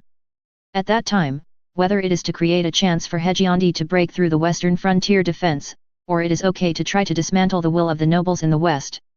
Landeo gave the solution in his heart. After hearing Landao's suggestions, Leono's eyes lit up. Yes. Why do you have to think about sieging the city? Landau's suggestion deviated from his original intention of the war planning for the western frontier, and was very risky and radical. Once he could not conquer Qian City and his back road was cut off, he really said that he was unresponsive to Tiantian and said that the earth was not effective. Landau's suggestions are not advisable, but his ideas are eye-opening. Master Landau, your idea is very pioneering, and I also have an idea. Would you like to listen? Liano had a new idea in his mind and tried to consult Landau's opinions. Please say it. Landau was flattered again. I will not forgive any nobles in the western frontier. Liano first expressed his attitude. His war plan for the western frontier was to completely reject the aristocratic system here. There must be no compromise at all. No matter how difficult it is, it must be done. Once he compromised with the western frontier, his oath and promise in Fengzi Castle became empty talk, which would cause political dishonest to the nobles who participated in the war, because he could not take out the extra land in his hand to reward the victorious noble knights. The noble knights are not really loyal ministers and filial sons. If they cannot feed them, their iron throne will definitely not sit long. I want to attack Deep A Appointment City, but I can't think of how to capture this city in the middle of Jiaogu City and Silver Mountain Hall. Siege is difficult, but what if it's a field battle? Liano's words made Landau fall into deep thought. Chapter 59. I have to fight to the end with the western frontier and to the end with the western frontier army in Shenjiu City. Can this be done? Landau's brows were frowning deeply. He looked up at Leonor in front of him. He saw that the future king's blue eyes were full of seriousness. He thought for a moment, so he asked. Your Majesty, Kevon Lannister is different from his brother. This is because the Western army refused to respond, but just defended the city. This is indeed a difficult point. If this is the case, we will bypass the deep crypt. I think that Lord Kevon should not miss such a good opportunity. Leonor expressed his plans. Landau's plan to go deep into the western region is not good, but his idea of bypassing the deep crypt city gave Leonor the inspiration. As long as his army sets off, Kevon in Deep Crypt City will definitely not let this go. The opportunity is to protect Qian City from attacking, and to be able to sneak attack Leono's army. If this is the case, then I have a request. Landau heard Leono's words and thought a little. He also felt that it was a bit risky to propose to go deep into the western region just now, but if so, it would be a good opportunity. You can say something directly, and you don't have to ask for my opinion. This is why you are an excellent military advisor. Leonor asked Landau to say something directly. Please give me a chance to wash away the shame and let me and the Knights of Jiaoling walk at the end. Landau's eyes were firm. If the army bypasses the Shenjiu city, then those who walk at the end will inevitably be attacked by the Western army in the Shenjiu city. Yes, I will be with you. Leono agreed to Landau's request. If the army is attacked during the marching, then the marching is likely to turn into a defeat, especially in this situation, there must be a suitable general. It is perfect for Landau to take the initiative to volunteer. There is one more thing. Landau couldn't help but feel relieved when he heard Leonor agreeing to cut off the guard, but he was a little worried. He and Leonor discussed it well, but everything was just a plan. You mean the case of Lord Mess being captured? I have figured out a solution and asked Loras to find someone to deal with it. There will be a reply soon. Leonor knew what Landau was worried about. Matter. You. Landau hesitated. When he captured Lord Mesteriel in the western region, he would definitely make a big fuss with this, and even coerce the coalition forces of the princes in the Huan land to withdraw from the war. This matter can be solved smoothly. Don't worry, there is a high probability that the western frontier will agree. Leono comforted Lan. He had James Lannister in his hand. If the Lannister family could take the lead, he would definitely agree to replace prisoners. The exchange of prisoners is a secret matter. Leonor did not say too much to Landau, and Landau rationally did not ask questions, but just waited silently for the result. Soon, the negotiation results of Loras came out. The western frontier agreed to replace prisoners and exchange Mesteriel for James Lannister, because everyone understood that without James Lannister, the future of Kai Rock City and the western frontier could only be inherited by dwarfs or crazy women.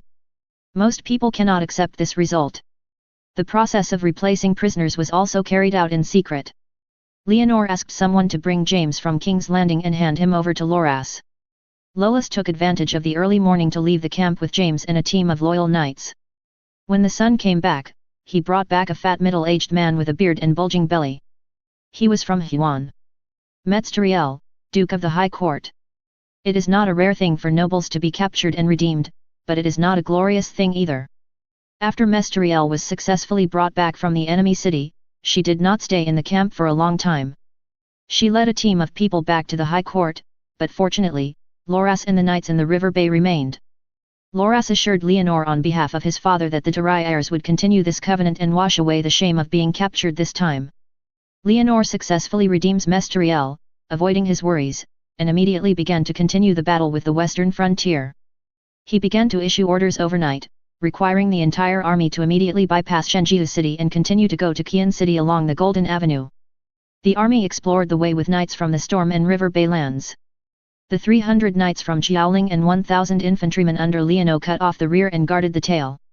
As Leonor expected, Kevon Lannister, in Deep Cave City, immediately sent knights to harass him after seeing the coalition forces choose to deter. They dared not allow the coalition forces to attack Qian City. Faced with those small groups of harassing knights, Landao stopped in place with Leonor's elite infantry, and was arranged in a square formation of 3 by 3, with the 300 knives covering the flanks and covering the storm behind him. The knights from the land and river bays advanced towards Qian City. The western army in Shenzhui City was very patient and harassed for 3 days. It was not until the vanguard of the coalition forces left 30 Liga before it began to launch a large-scale attack from the city. Looking down from the sky, at the west gate of the Deep Cave City on the Golden Avenue, rows of knights ran out, bringing up a row of yellow dust and rushing towards the coalition forces along the Golden Avenue. Outside the west gate of Shenzhui City and among the hills, Leonor also responded, withdrew the original square formation and took out the carriage that transported food weapons, relying on the way of the rear of the carriage to the outside and the archers to cover it. The hills set up a car array. The smoke and dust raised by the western knights soon came to Leonor's car formation. It seems that something is wrong. Landao and Leonor stood on the high slope protected by the chariot formation, looking at the oncoming western army coming down the slope, and keenly capturing the abnormality of the army opposite. The western army rushed out of the deep crypto city did not attack the western lion's roaring flag, but a green flag with a stag with a crown on it, followed by the red-bottomed lion's roaring flag. It is the flag of other families in the west, such as the brown and green-white badger flag of the Leiden family in the Deep Hole City, the silver-bottomed purple unicorn of the Brax family in the Carl Valley City, and the open-screen peacock flag of the Chaliot family in the Silver Mountain City. Don't doubt it was Tywin's trick. They probably beat our family's flag in the name of Joffrey. Leonor explained to Lan that the Western Frontier Army on the opposite side had the crown stag flag, which was basically based on it shows the great power and wants to shake the coalition forces politically. This kind of trick is really a despicable thing. Landao quickly rebuked. Haha. Leonor smiled and glanced at the Count of Jiaoling who was showing his position, and explained to him, if Lannister bears this wave of attack, they can use this operation to obtain the Stormland and the Riverland. The heart of the nobles, after all, the nobles would not care whether the person who raised the flag was really Baratheon. This includes the Darier family in the River Bay. Once the wind is wrong, they can still marry Margaret Darier to Joffrey, so she will still be the queen. But a real knight will not ignore justice. Landao did not dare to relax, saying that the Tally family would support justice and support Baratheon, who has real blood. Lord Landao, the Tally family is all just and brave knights, but some people are not. Leonor smiled and stretched out his fist and tapped Landao's shoulder, telling him not to be too careful.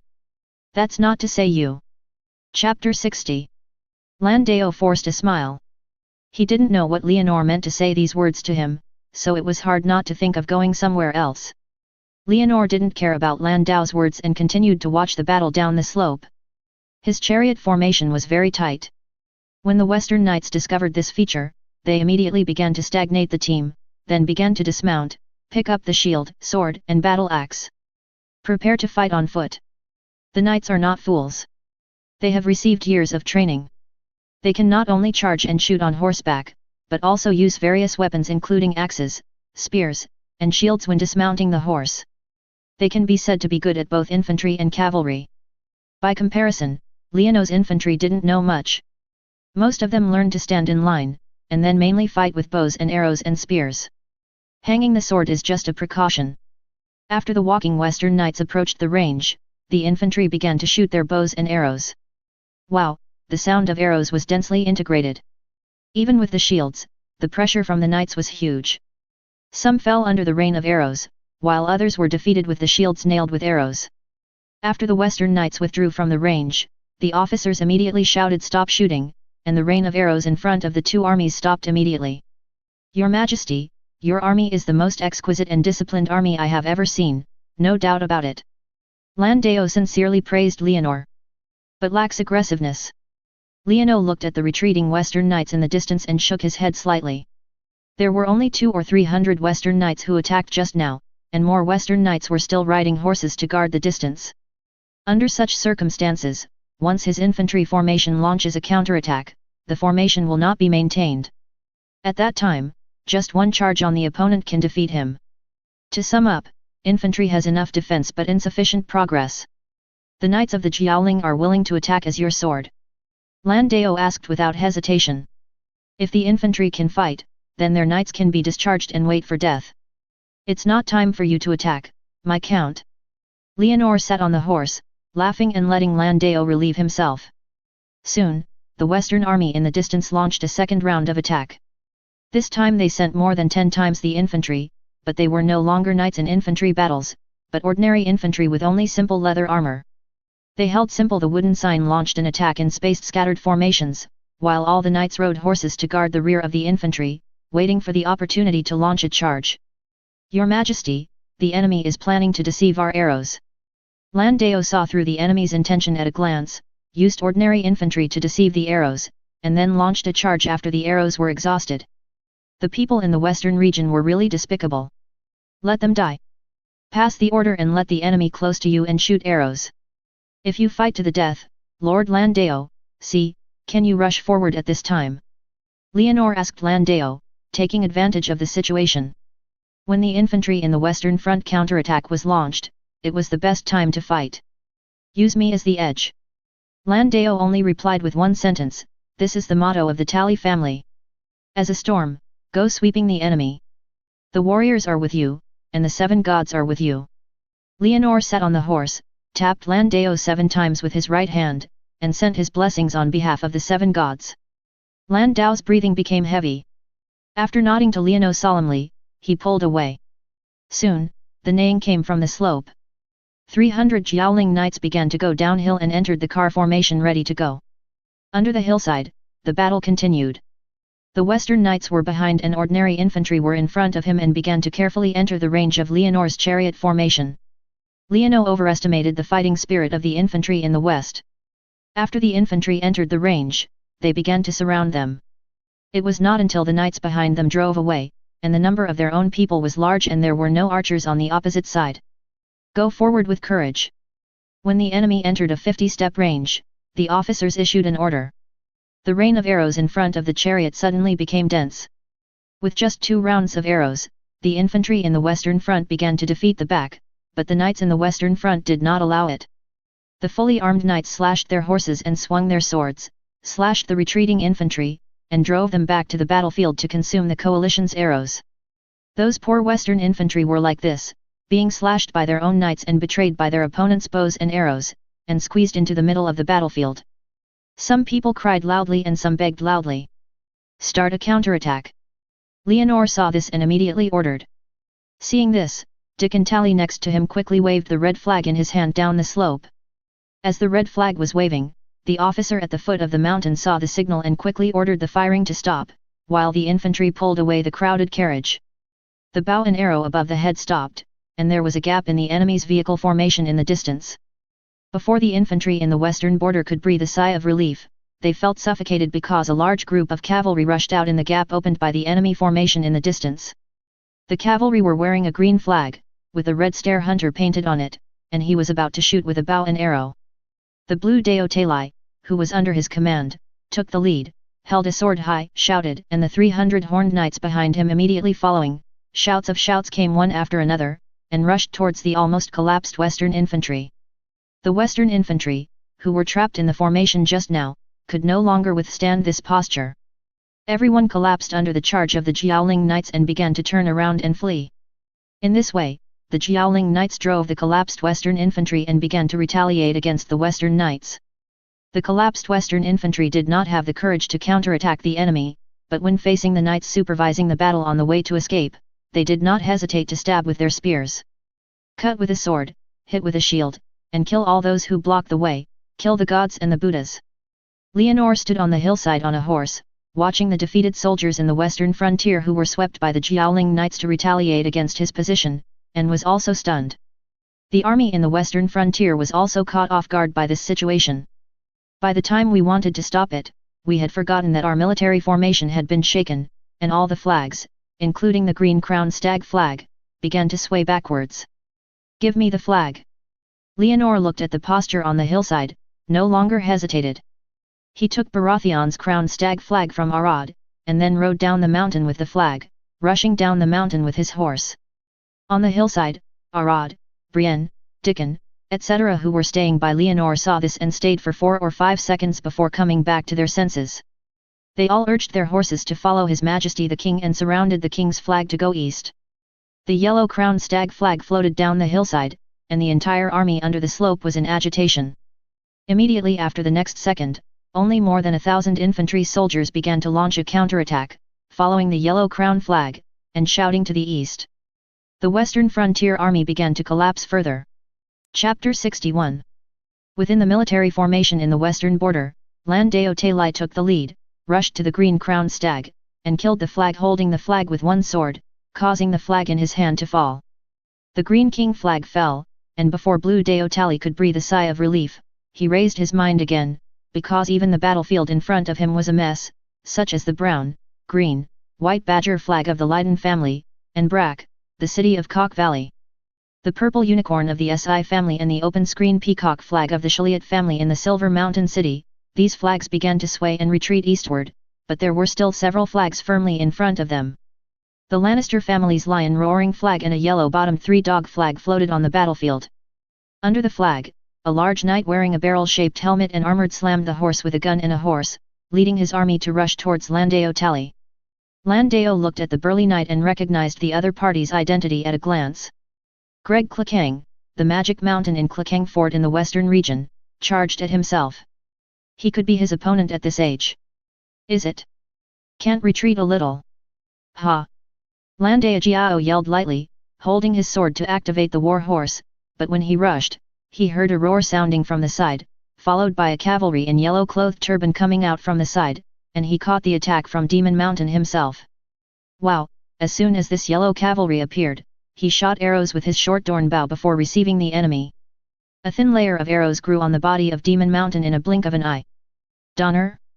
Landeo looked at it with a question mark, and then stopped carefully. The army in front of him did not have a flag, but their outfit was very Dornished. They were wearing simple composite armor, wrapped in yellow headscarf, and rode Dornish horses. The horse is small but very flexible and endurance. After the yellow-clothed Dorn cavalry shot a round of arrow rain, the team of Demon Mountain was at least half of them. Demon Mountain himself carried the arrow rain with his thick armor, but the black war horse under his crotch was not that lucky. The man stood up in the neighing sound, lifted his master off the horse, and was shot to death by arrows. The Demon Mountain, like an arrow pig, fell down from its horse, let out and roar, threw away the knight's big gun, pulled out a big sword covered with dense patterns from its waist, turned around to face a yellow knight, moved flexibly to the left side of the horse, avoid the spear that the horse knight was stuck under his right armpit, and then use a sword to directly cut off the opponent's mount's front foot. The deadly knight on the horse's back leaned forward and fell off the horse. Father! A woman's scream rushed out in the battle formation, and another yellow knight rushed out with a spear to rescue the yellow knight who fell from the horse's back. Go away! Demon Mountain roared, raised the big sword in his hand, cut off the yellow knight's spear, and tried to get closer to the killer again, but the opponent skillfully pulled the horse away. The battlefield was originally separated by the Yellow Knights and the Demon Mountain team, but as the Demon Mountain was trapped by the Yellow Knights, Kevin, who was wearing plate armor under the lion roared, saw this and quickly directed the family knights to rescue. And Landeo, a subsidiary of the Steady Hunter, did not hesitate to urge him to ride on the horse. No matter where these Dornist emerged, as long as they attack Lannister, they will be allies and they must not be annihilated. The two sides were in a melee again. Leono led the infantry to follow him at this time. Looking at the chaotic battlefield, he immediately commanded the infantry to form a formation and poured arrow rain towards the lions roaring in the distance. Leonor held a large red and white bow in the chaos, took out a three-edged arrow like a short spear, aimed at Kevin, who was under the lion's flag dozens of steps away, and directly blazed the full moon.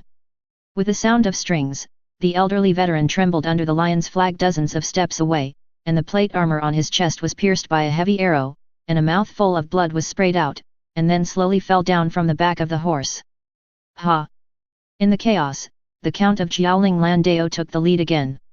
Taking advantage of the death of Kfeng, he knocked away two Western knights, rushed to the lion's roar, and cut off the flagpole with one sword. With the red lion flag falling, Lannister's army could no longer hold on, and its morale collapsed in the end. Not to mention ordinary soldiers, even the knights began to pull out their horses and escape. Leonor shot Kevin down with a heavy arrow and held up the big red and white bow in his hand and commanded the army to continue pursuing the fleeing Western army, chasing the Western army into the Deep Crypt City. In the Deep Cave City, the Leiden family, who were emblematic of the brown, green and white badger flag, saw that there was no hope of surrender, so they could only lead their troops to defend a main tower and resist to the death. Street fighting is even more tragic than field fighting. Leonor did not want to hurt 1,000 enemies and suffered 800 of them, so he ordered the Western Knights to surrender, but the premise was that the Western Knights would take out the head of a Western noble as a letter of surrender. With Leonor's promise, the knights in the Deep Cave City rebelled one after another. The Leiden family became the first family to be destroyed in the Western War. The men, women, young and old families, together with their relatives, were killed without losing their lives, and all of them became inside the city. The knight's letter of confession: if this is not the case, the knights will die together. The battle was much smoother than I thought. Leonor didn't even have time to let the coalition vanguard behind him turn around, and completely captured the deep crypt with a small amount of troops. He couldn't help but sigh in his heart. I'm not mature yet.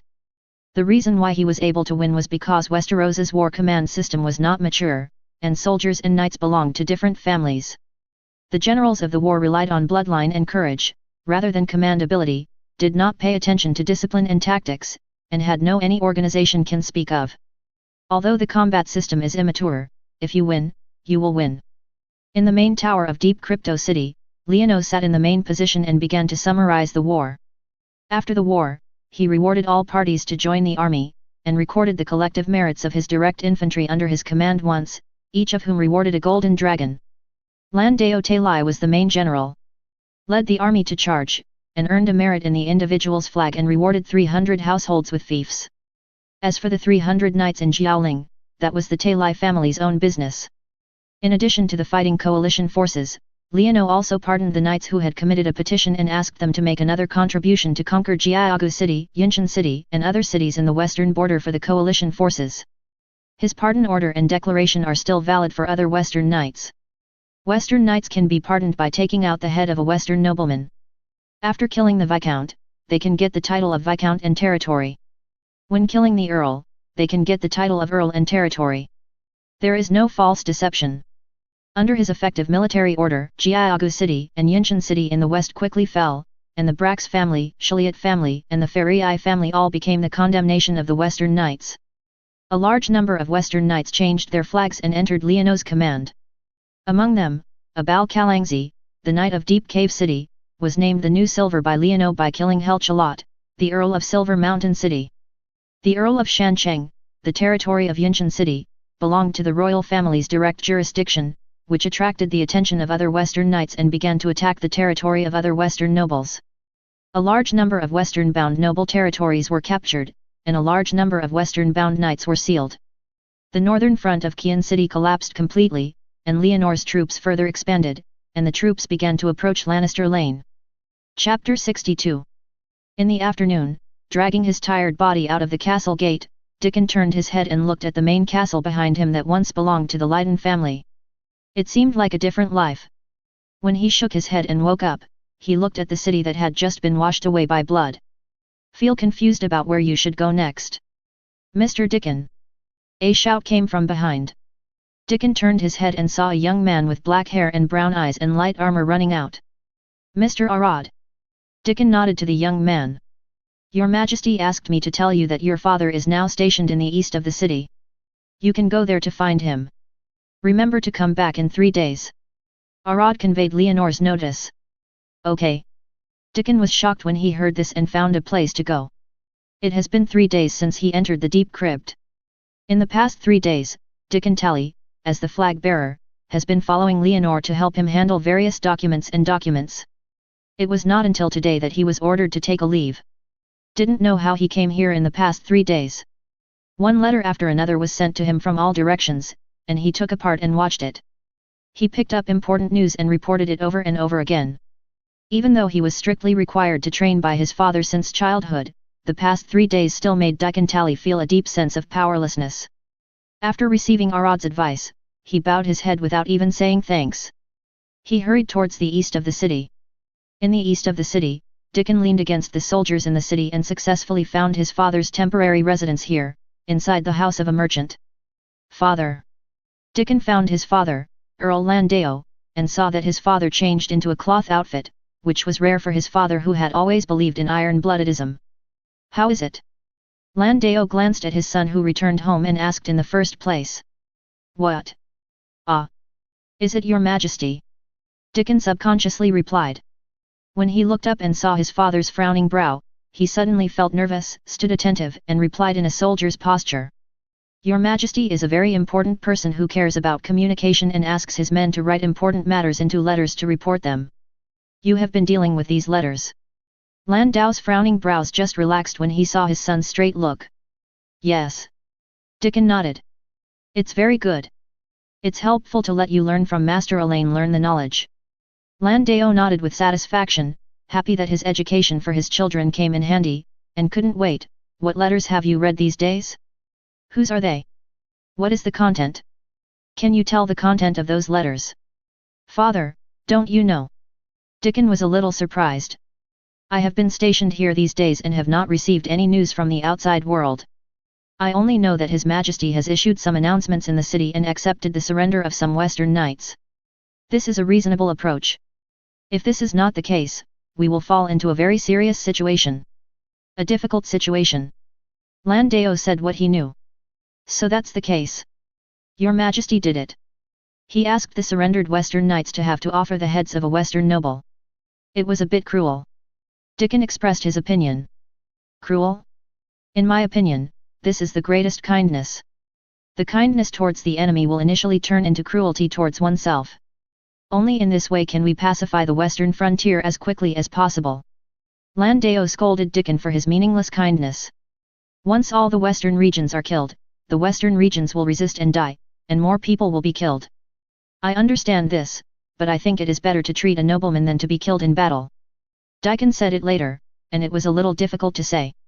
He felt that the orders of His Majesty the King were tantamount to inciting knights to murder the nobleman. Haha, it's better to be killed by a group of lowly people? What is noble and what is lowly? Don't learn from your stupid brother, he will only enjoy the romance, while you will only be brave and fierce. You must treat knowledge and strength correctly, and use these to improve one's cognition and vision, change oneself, and don't indulge in a certain environment. Landeo felt that Dickon had become weak. He paid too much attention to his courage and martial arts in the past, and neglected him to recognize it. Teaching on knowledge. Yes, yes. Dickon could only nod in the face of his strong father. Okay, don't tell me the letters you deal with. Your Majesty will focus on cultivating you for my sake. You must be grateful and not disclose the letters you see to others to avoid leaking secrets. Do you understand? Landeu's earnest lesson. Yes. Dickon nodded quickly.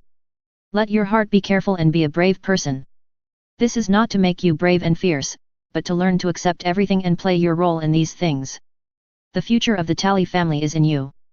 Yes, Father, I will definitely serve your Majesty as much as I can. Dickon nodded again. Then tell me, what are your hobbies? Your Majesty's hobby. Dickon's eyes were straight. He had been following the king for the past few days, and he had not seen anything interested in it. Other nobles would always look for women after completing their conquest. Or drink, or eat a lot, but he doesn't seem to have these needs. He always gives orders to count the land, population, manor, and knights here, and asks the knights to complete the occupation and killing of a certain place. Leave the nobles.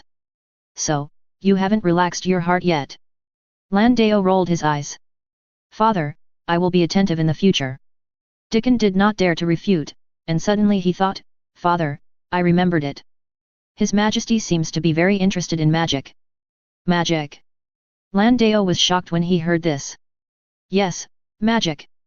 Every time your Majesty rests, he always puts a very strange position, crosses his legs together, ties his hands in front of his lower abdomen, and then slowly falls asleep, as if he is doing a very strange ceremony. Daikon recalled every time Leonor rested. Okay, I understand. Landeo nodded slightly when he heard this. He was a shallow believer of the seven gods and a fan of magic. He once asked a warlock to use magic tricks to solve some problems, but all failed, but it did not prevent him from doing so. Still believe in magic. You must pay close attention to your Majesty's hobbies and needs in the future. That is the direction you can work hard and the way you can make the Talai family more prosperous. Landeo asked his son. Yes, father, do we want to recommend some sorcerers for your Majesty? Daikon tried to ask. That's a stupid approach. Flattering the monarch like this will only make the monarch feel that his privacy has been discovered. You have to learn to use your brain. Landeo had a headache. Why did Daikon so stupid? What should I do? Daikon was also furious. Idiot, go and contact your colleagues around you first, and then tell them about our Tally family's ancestors, Hunter Hailong and Horn Haley Dong. Landeo had no choice but to teach Daikon how to use it in person, the method of meeting the monarch's preferences. Chapter 63. Just as Landeo Tally taught his son in person and taught him how to meet the monarch's preferences, Leonor put down his complicated government affairs and took Brienne and other guards out of the castle, go to Camp Dorn in the west of the city. In the camp of Dorn, soldiers of the Sand Snake Order wrapped in yellow turban put Leonor into the camp and notified Oberon, who was stationed, that Prince Dorn, nicknamed Red Viper, came out to greet him personally. Welcome, welcome, my most noble king. Oberon spread his wings and even hugged Leonor. My Highness, how are you injured? Leonor hugged Oberon, feeling that in addition to the strong smell of spice, there was also a strong smell of blood on his body. Okay, it can't be better. It would be even better if you can leave Tywin to me for the same. Oberlin laughed. On the battlefield 3 days ago, the Sand Snake group led by Oberon appeared on the battlefield and fought against Lannister's army with Lando Tally. In the melee, Grego Clegane was captured. This incident the Red Viper was very happy, so he welcomed Leonor with an intimate attitude. That depends on your own ability. Gregor, did you kill? Leonor smiled, did not agree or object, and asked about the situation in Demon Mountain. Of course, no, I want that guy to die immediately but not die. Oberon said the most gritty words with a smile. The Martell family, especially Oberon Martell, hated the Demon Mountain Grego Clegane. He deserved it. Leonor only replied, and then relaxed Oberon's gritting expression. Haha, my Majesty, you are the most special Majesty I have ever seen. I like what you do to the nobles in the West, which is something I want to do but cannot. Oberon smiled and praised Leonor for asking for the Western region. The letter of the night submitted, now most of the Western nobles live in terror. I feel very accomplished to make you happy by His Highness Oberon. Leonor smiled. Come on, Your Majesty, don't go around in circles with me, tell me. Oberon put away his smile. I'm really just here to see you and the Demon Mountain. I've had too many things in the past 3 days. Leonor smiled as usual, but in his heart, he felt that Oberon, a man born in the year of the dog, turned his back on his face and turned his back on him.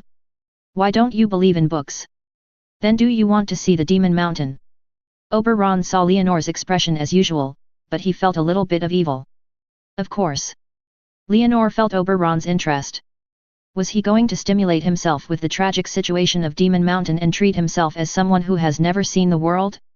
Then please come with me. Oberon waved.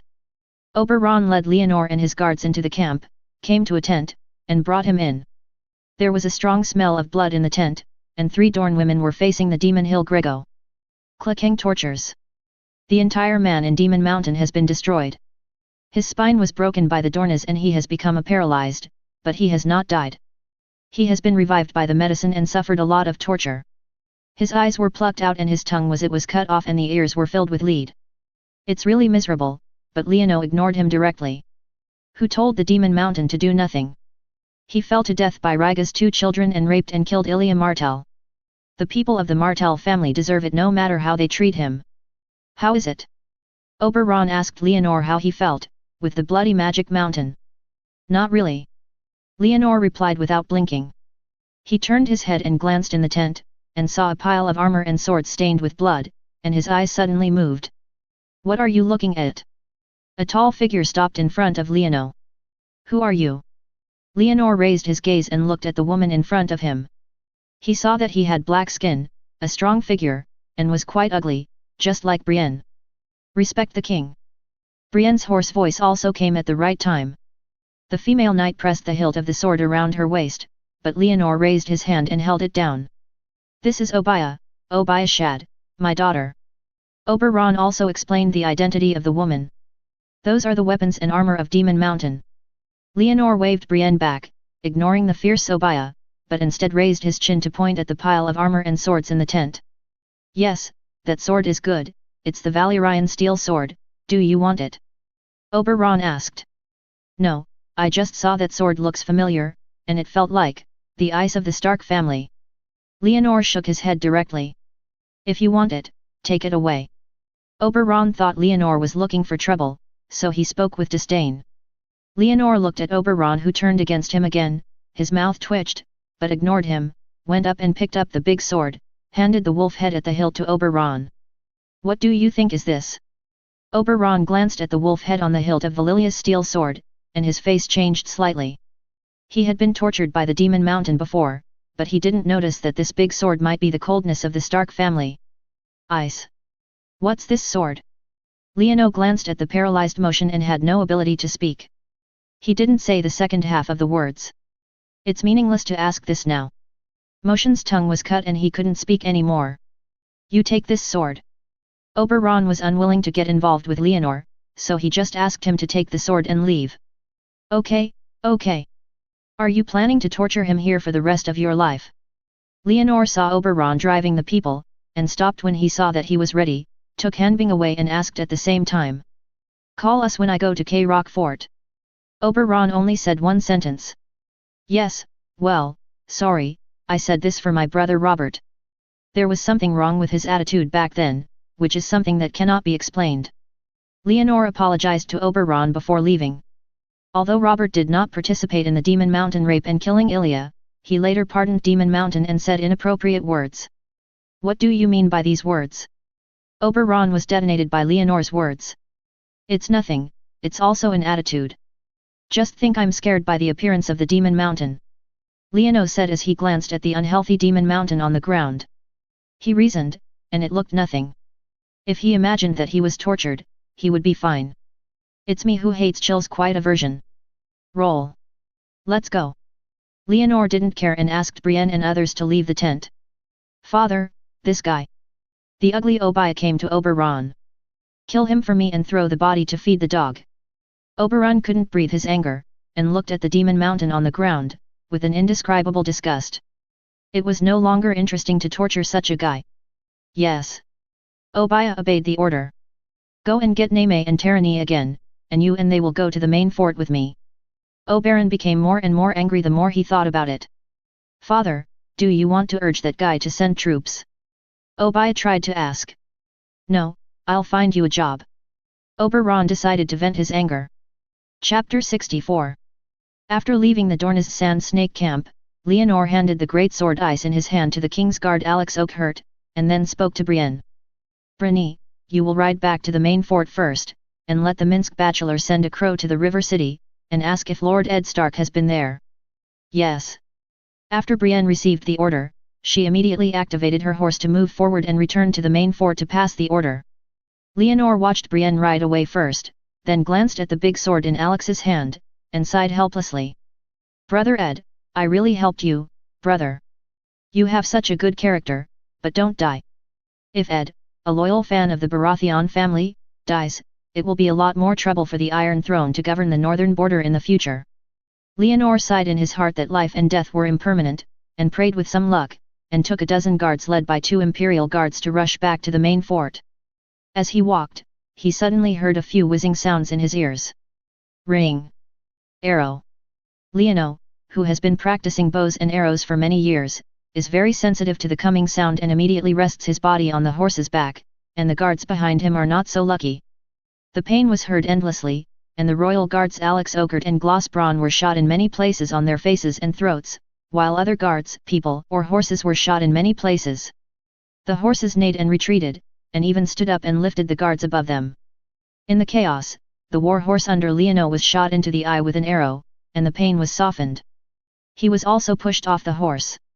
Finally, he waited until the arrow rain passed, and looked up and saw that the streets in front of him were all over the streets. Many figures appeared.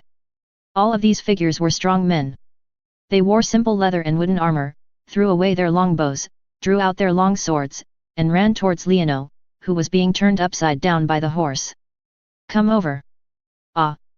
The roar suddenly broke out, and the blonde and strong royal guard Alex Ogert stood up from the chaotic man with 3 branches on his face and 2 arrows on his throat. The white-clad emperor, who was wearing white armor, stood up from the chaotic horse. Lin Tue held the great sword Hanbing in one hand and his own steel sword in the other, and rushed towards the assassins. Leonor hid under the horse, heard Alex's charge roar, looked up at the big man Ang Zhang rushing out, and his heart couldn't help but feel excited, but instead of pulling out the mace to help the battle, he took it off from the dead saddle. "Bow and arrow, directly draw the bow and hit the arrow. Take it." A assassinator's right eye was pierced by an arrow, and the seriously injured King's Guard Alex Ogert's left sword was knocked out, but he held the great sword ice in both hands and stabbed him with one sword. The man slashed his shoulders into 2 strangles, which shocked the other assassins. Leonor fired arrows repeatedly, cooperating with Alex Ogert to kill the assassin. The guards next to him reacted and pulled out the sword from his waist to help the battle. However, in the melee, the Imperial Guards but Glossbraun covered the arrow's throat and turned around and ran. The scene was too chaotic. Although Alex Ogert was brave and terrifying, he only had his last breath. After killing an assassin, he used up his strength and staggered 2 steps before going directly to the ground. "Kneel." Leono saw a despicable assassin pierced his chest with a sword. He also shot the assassin to death, but there were 7 or 8 assassins left at the scene, and his guards were dead after just a while. Death, wounded, and fleeing. Looking around and seeing the miserable situation of the guards beside him, Leonor was not discouraged. With a casual move, the nail hammer on the back of the dead horse flew automatically. Just as he was about to fight the remaining assassins alone, he swished and swished. The sound of arrows flew over his head, scaring him down. Swoosh, arrows flew over the top of his head. Leonor looked up and saw that the assassin who had run near him had been shot down. He heard the sound of horse hooves and turned around and saw one. The agile yellow Dorn horse ran wildly before it, and was so fierce that it was tied up by the reins. "My Majesty, you are in trouble." Oberon pulled the reins, controlled the horse under his crotch to Leonor, and joking around him twice, and on his side, 3 skilled people were all skilled. The Dorn warrior rode his horse to attack, and even further away, the Dorn warriors shot arrows to support him on the way. The 3 Dorn warriors who were in the front were Obaya, who Leonor had seen. The black-skinned female sand snake waved her spear, poked down an assassin and knocked down another assassin. The other 2 tall and slender female Donones waved their scimitars and cut down the ending assassins while striking the horse. "Leave a few survivors." Leono pressed the mace in his hand, and looked at the battle that was about to end in the field in an instant, and couldn't help but roar. "Stay alive!" Oberon also shouted. The 2 female donors holding scimitars heard the cry and quickly put away the scimitar in their hands. One female donors threw out a long whip and slapped a whip flower, and the whip tip wrapped around the right side of an assassin. The foot dragged him to run around the ground with a war horse, and crushed several people. The other one sat on the horse, pulled out the flying knife from his clothes, threw it out directly, and nailed the 3 assassins who were trying to resist one by one. Fall. These 3 girls are so awesome. Leonor looked at the 3 female sand snakes who were attacking on the horse and couldn't help but scream in his heart until Oberon on the back of the horse beside him spoke to him. "How is it?" Oberon looked down at Leonor's surprised expression and asked with the corner of his mouth. "Awesome." Leono expressed his feelings truthfully. "Your guard is not very good." Oberon glanced at the people with arrows on the ground and sighed with his lips. Leonor didn't say anything. He glanced at the guards on the ground and strode to the dead Alex Ogert. He looked at the half-kneeled royal guard, thinking about his usual quiet words. His style is a little sad. There is another one, Berlos Braun. Leonor raised his head, remembered another royal guard, looked up and found his body, but instead the Dorn knights in the distance dragged their horses and dragged them away. Come here by someone. While speaking, the Dorn Knights in the distance had arrived, dragged back the royal guard Boros who was trying to escape, and threw the unlucky guy with an arrow in his throat to Leonor. Leonor realized that Bolas' escape was gone, and he no longer had any worries about him. He stepped forward and stepped on the grey-haired Imperial Guard and asked directly. Do you know these assassins? The grey-haired Bolas raised his face and did not dare to look at the young man in front of him. He coughed twice, and blood oozed out of his throat and corners of his mouth. Do you want me to help? You don't seem to be good at interrogation. Oberon jumped off his horse and asked Leonor. Help me. Leonor accepted Oberon's kindness. As for whether Boros would be as miserable as Demon Mountain, he had no need to pity this guy. Are those going to be tried together? Oberon pointed to the other assassins caught by his sand snake daughter. Take a review together, but you will take it to the main castle of the city. Leonor nodded affirmatively. No problem, I'm happy to serve the king. Oberon smiled. Chapter 65. Oberon's illegitimate daughters of Sand Snake did have something torture. They took turns to interrogate Boros and the assassins, and then compared the interrogation content with different people in order to find out what they could not match. The local area tortures it in detail, and soon the truth was made. This group of assassins is not a killer group like the Faceless, but a knight who is loyal to the West. They try to reverse the defeat in the West by killing Leono and have been monitoring Leono in the main for a long time. As for Bolas, this guy was the royal guard who relied on Circe to enter. He did not betray Leonor, but he was not loyal to his duties, and simply escaped at the last minute. Leonor had just arranged the funeral for Oakherd and other guards who died in order to protect themselves, and gave their families corresponding rewards. Hearing the truth found by Oberon, he couldn't help but shake his head and laugh. You are not angry. Oberon showed a strange expression. He was almost dead for life just now, but now he can still laugh. Why are you angry? The western frontier is like a beast gradually falling into a desperate situation. The more crazy the things they do, the more correct my attack steps are. Leonor explained to Oberon with a smile. Now, it was Oberon's turn to speak. I have arranged for someone to investigate the Deep Mill City, and limit the Knights of Deep Mill City to hand over suspicious personnel within a specified period of time. Your Highness, your daughters will be responsible for the subsequent review operation. Is it okay? Leonor, now also I can't find any good torture officers, and I hope Oberon's sand snakes will come and help again. Of course, they won't go back after the trial. Oberon showed a strange smile. Hey! Leonor showed a question mark. My Majesty, I cannot rest assured that a noble man like you has no reliable guard. Oberon spoke in a greasy tone, so I decided to send my beloved sand snakes to you as a guard, how about it? Oberon's previous words were very slick, which aroused Brienne next to him with displeasure, but when he heard the words behind him, the female knight turned her hopeful eyes to Leonor, hoping that His Majesty the King could refuse. Those sand snakes are dangerous in themselves and are not suitable for being guards at all. If the sand snakes are willing, then stay. Leonor ignored Brienne's gaze. He really needed appropriate guards now, and the noble knights in the Stormland and River Bay were unreliable. Although the Martell family of Dorne is connected with Targaryen, they will not rebel without being sure of their personality. Even if they rebel, they will use Oberuna to hold a grudge against his sister Ilia in N years. These illegitimate daughters are also very good hostages. Give yourself a few years to turn the beautiful ones into lovers and give birth to a few illegitimate children. Then see who his grandfather will help. Then let's just say that I'll keep Obaya, name, and Tyranny by your side. Oberon didn't know Leonor's idea, but just thought it was because he successfully inserted the stake into him. Around me. Okay. Leonor accepted happily. Oberon left the three illegitimate daughters with Leonor, and successfully left after successfully leaving the stake. As soon as he left, Arad hurriedly ran in and reported to Leonor. Your Majesty, there are letters from the King's Landing City. I didn't show it to anyone. He said as he handed the oiled paper roll in his hand to Leonor.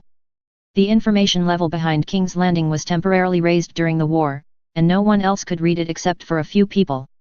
When Leonor heard the news that it was King's Landing City, his heart immediately raised it, and quickly took the special oil paper roll and spread it out, and looked carefully.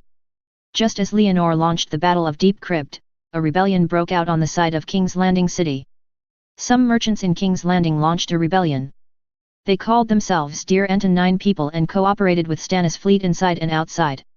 They wanted to open the mud gate on the north bank of the Blackwater River in King's Landing and let Stannis' army enter the city, but fortunately old Ballystan discovered the rebellion in time and led his team to quell the rebellious merchants. Leonor couldn't help but breathe a sigh of relief when he saw the content of Ballistan's successful defeat of the rebellion. What he feared most was that Stannis would be beheaded with black magic. As for playing cards like this now, there was no need to be afraid, but he was really anxious. It is difficult to predict whether Stannis will still care about Ballistan's reputation.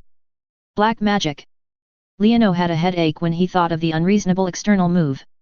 He had previously picked up a spell to make Valilia Agong from Tobumot's mouth, and then asked the red-robed monk Saurus indirectly for some magical spells. The key point, but the magic about this world is still confused and there is no such thing as it is. How great would it be if I had drawn the Amitabha Sutra of the past or the dark record of Xian Tian? Leonor couldn't help but sigh again that the Tao Sutra he drew from that bad system is just the basic knowledge of Taoism practice in the Yangshen world, and does not contain profound Taoism. If there are Amitabha Sutra and Xian Tian, the supreme scriptures such as dark records, so how could he be afraid of the shadow killer? Just turn the god into Yasha King Cha to death the other party. Give me paper and pen, I want to reply to Lord Ballystan. Leonor sighed, but the facts still need to be done. With the paper and pens and papers obtained by Arad, Leonor wrote a letter to old Ballystan, first thanking him for his protection of King's Landing, and then repenting to him that he would do anything to the west for victory. Old Ballystan is a man who values knight morality and knight honors very much. Even if he doesn't like Robert, he still shows loyalty to Robert, just because he overcomes the way of knights. Therefore, Leonor believes that he is a knight in the west. The amnesty order may make him feel sad. After all, the amnesty order forced the western knights to kill the master in disguise and destroy the inherent morality of the knights, even if the knights themselves have no morality. In short, it was all a few pleasing words. After Leonor confessed to his pardon order, he comforted the old Ballystan and told him that the war in the west was going smoothly and that he had taken down part of the territory in the southeast of the west, although Ed was in the east. There may be some small situation, but I will definitely win the final victory. I hope he can help him stabilize Junlin City before this. After writing the letter, Leonor personally asked someone to pretend to be a crow. He watched the black-colored crow flying to the east, and his heart fell into deep thought again. It was not until Brienne behind him called him to him. What's wrong? Leonor glanced at the female knight who was muffled. Your Majesty, those sand snakes.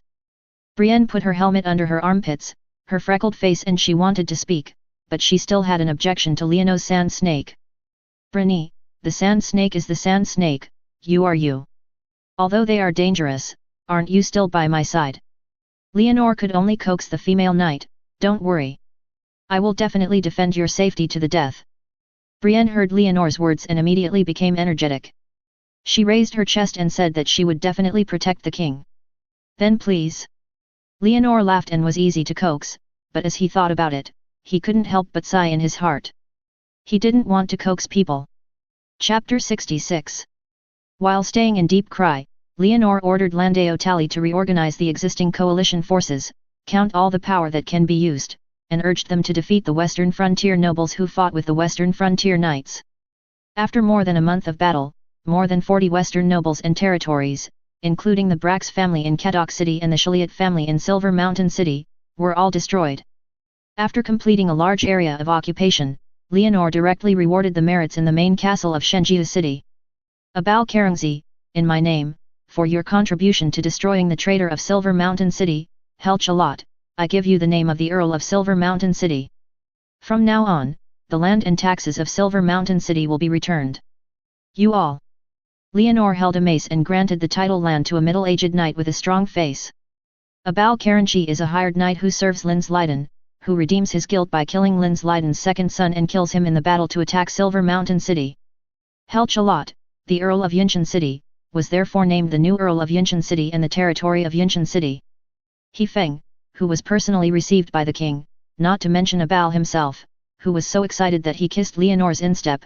Even the many nobles and knights watching were breathing rapidly and their eyes were slightly red because they were sealed by Leonor's. It's Yinshan City. Unlike the isolated island that was enfeft the last time, the Yinshan City, which was enfeft by Leonor this time, is a famous fukin in the west, and is rich in silver mines like Baigong in the north. After Leonor enthroned Abar, he continued to walk down and successively granted the corresponding noble titles and territories to more than 40 knights who killed the nobles in the west. When the feudal was completed, the nobles of the Storm and River Bay who were watching the ceremony could no longer bear it. A reckless knight jumped out and knocked on the ground with one knee. "My king, I am Joel Andrew, the knight of the Storm land. Please give me glory to me as the pioneer of attacking the port of Lannister. Yinshan is a famous rich city in the west, but it is not the richest city in the west. The richest cities in the west are Lannister Port, Kian Fort, and Goldeo City. Those places are either rich in gold or port commercial cities." When all the nobles and knights couldn't help trembling when they thought of the land where gold flowed out like water, the endless stream of goods, and the king's majesty who didn't care about his origins. As soon as Jor Onla finished speaking, Leonor had not replied yet, but saw another knight in the river beside the clover emblem jumping out of the crowd, kneeling on one knee and asking for his order. "I am Aldo, the sword of golden oaks. The 60 spears of my family and I are willing to serve you, my majesty the king. I'm from Tongmen City." In front of wealth and honor, everyone felt that they had a chance. The voices of asking for the vanguard were heard in the main fort of Shenjiu City. The soldiers who volunteered to ask for orders soon exceeded 2,000. In the hall, Leonor held a red mace and quietly watched more and more soldiers kneeling in front of him. Oberon, who had changed into a yellow robe, stood behind him, leaned forward slightly, and mumbled at him. One sentence. "If the devil of the 7-level hell lives in the world, it must be you." Leonor heard Oberon's complaints and glanced at him quietly. When the sound slowly sparse, he raised the red mace in his hand above his head. Xi shouted, and as his movement slowly calmed down, when Leonor put down the nail in his hand, the entire palace had already fallen into a needle, and he also spoke at this time. "Since you are so enthusiastic, I hereby declare that you are all my pioneers. My declaration remains valid, and there are 2 nobles guarding the port of Lannister, Tyrion Lannister and James Lannister.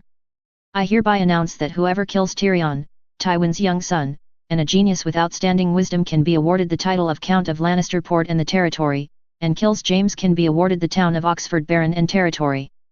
Wow, the whole hall was in an uproar again, and everyone was talking, because Leonor placed Tyrion's reward level above James. James is the strongest among the younger generation of the Lannister family and Tywin's favorite son. If he does not become the royal guard, he will definitely be the only heir to K Rock Fort in the future.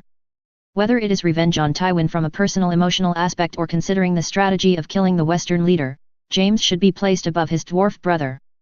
But what no one expected was that Leonor actually put the little dwarf demon of the Lannister family first, and he paid far more attention than James Lannister. "I can compare with gold and stone. Warriors, fate lies with the 7 gods, but the sword is in your hands. Those who seek to survive will die, and those who bravely die will be able to live forever. Take a fight. The 7 gods are with you."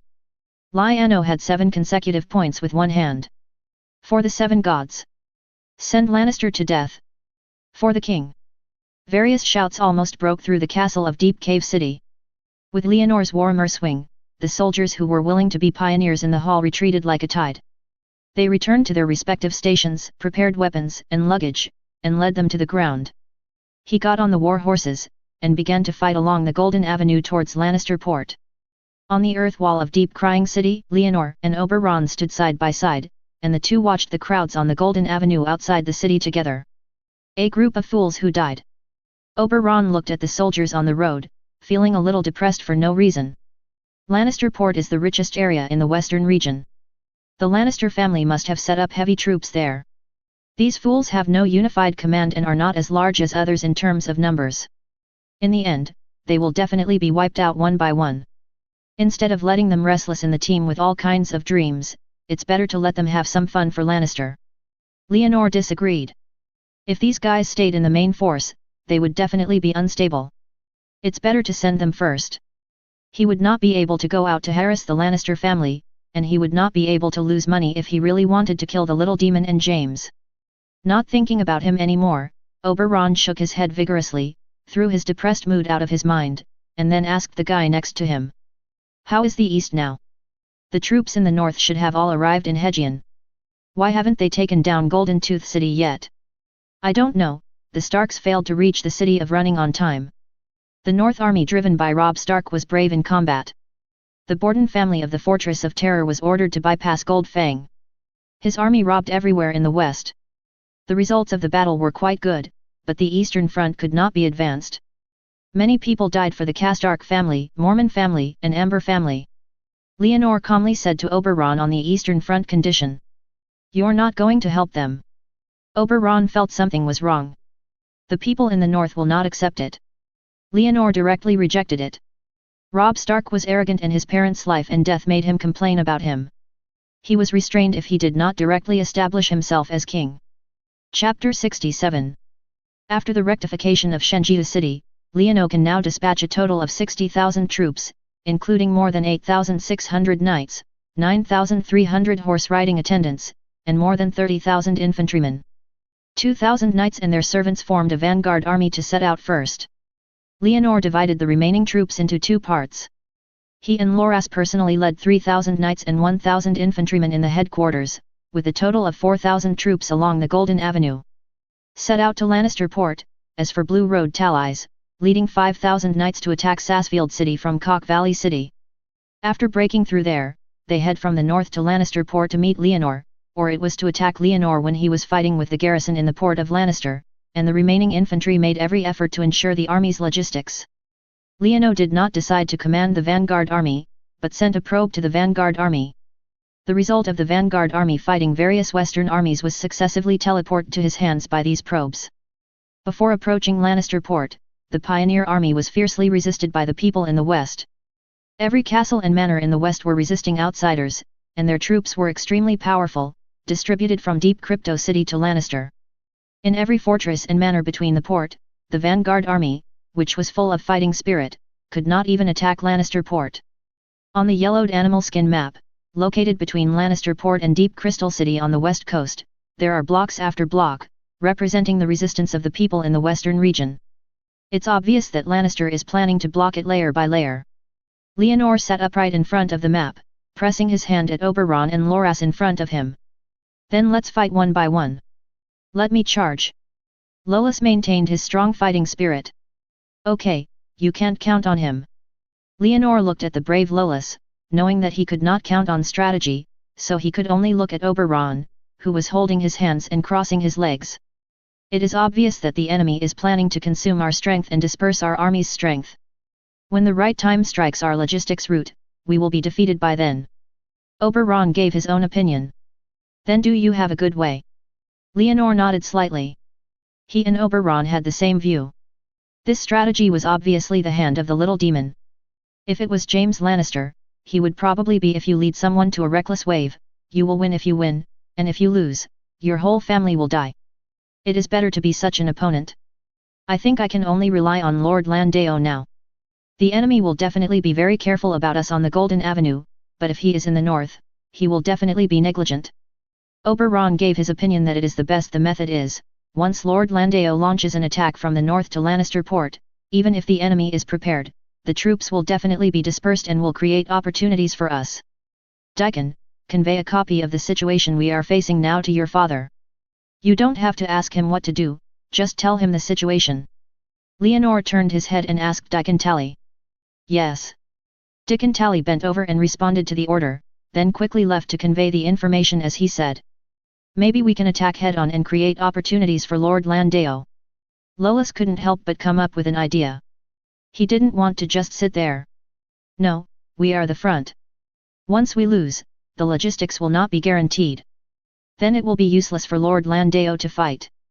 Oberon turned his head and looked at the young and energetic Loras, and slowly took action. He tells it. Then we will do nothing now.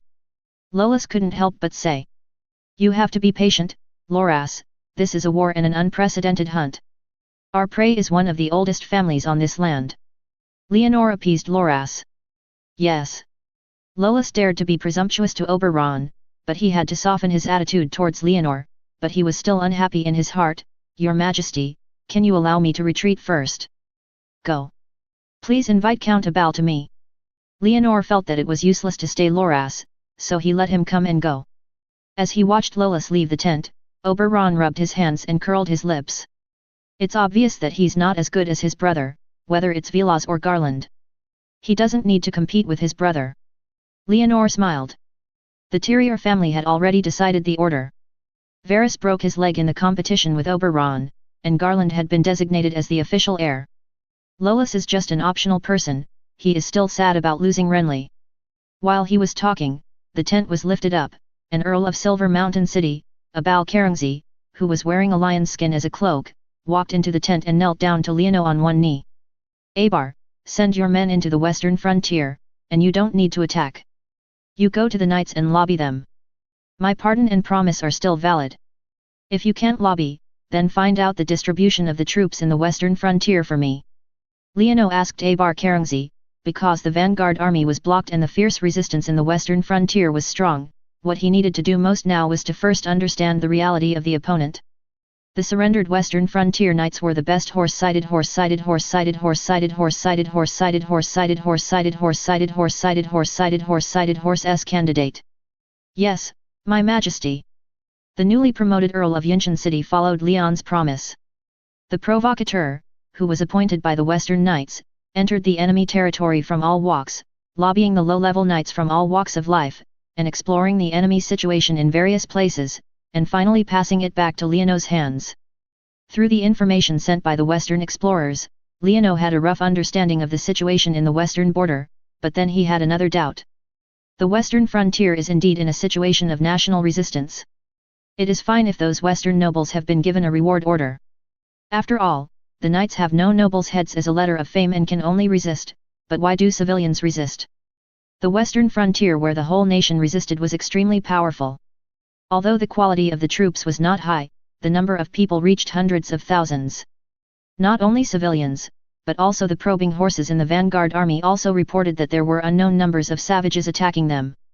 The savages are a very special group of Westeros. They are humans who do not obey the rule of the nobles and flee into the deep mountains and wilderness. They wander outside civilization all day long and live only on the land north of the Red Char River, especially outside the Great Wall in the north. There are the most icy and snowy areas in the Bright Moon Mountains in the Eastern Valley, so why are there now also the western border? The little devil was obviously not captured by Catelyn, so he had not been taken to the east. How could there be savages appear in the West Army? Before Leonor could figure out these problems, he ushered in a big event. The Central Army where he was located encountered an attack. It seemed that some part of the Western Army in Lannister Port took the initiative to attack. Chapter 68. The wind was howling in the night, and the sound of killing suddenly came from outside the tent. When Leonor heard the rushing sound, he was shocked. He touched the nail and stood up with no choice. He saw Brienne in light armor and iron armor. Obiah, holding a spear, came in from outside the tent, guarded by Obiah's sisters Namlia and Tyranny in the sight of the wind. Your Majesty, we are attacked. Brienne looked anxious. Obiah goes and see what the situation is. Don't participate in the battle. If you find out the situation, come back and report it to me. Leonor stood up and ordered. Yes. Brienne turned around and went out of the tent without saying a word. Name and Tyranny, come in and put on armor for me. Are there any other guards outside? Leonor said, and he raised his voice so loudly. He found that there were a lot of noisy footsteps outside the tent, which was obvious. The night attack scared me. When many people arrived, he began to hear people shouting, Lannister is here. Yes. The person who replied to Leonor was Obiah.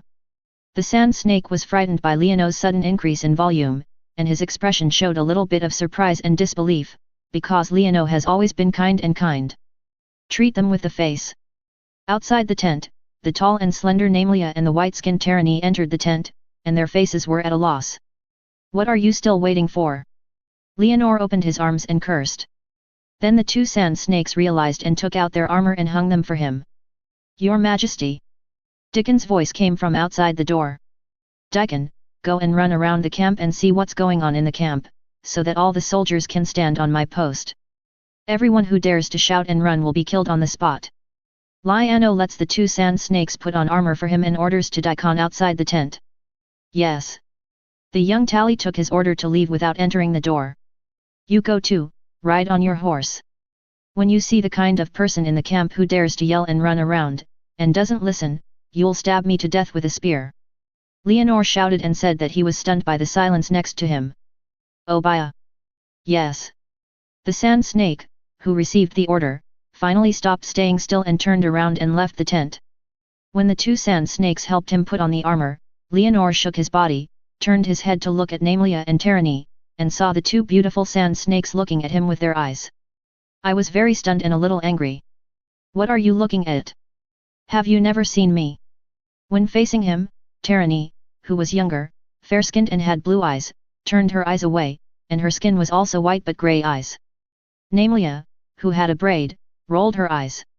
Ha ha ha. Leonor couldn't help laughing when he saw the cute appearance of the two sand snakes. He turned around and took a bag and tied it on his face. He took big steps to get out of the tent. As a result, as soon as he lifted the curtain, he almost got hit by a figure. What are you doing? Leonor started to slap the person in the face, making the other party confused. Your Majesty, our flanks have been attacked. Arad responded with his face covering. I was attacked and I was attacked. Go and call the guards, bring my horse over, and my flag. Leonor ordered. Yes. Arad left with his face covering his face. Where are your weapons? Leonor turned his head and looked at Namelia and Tyranny behind him.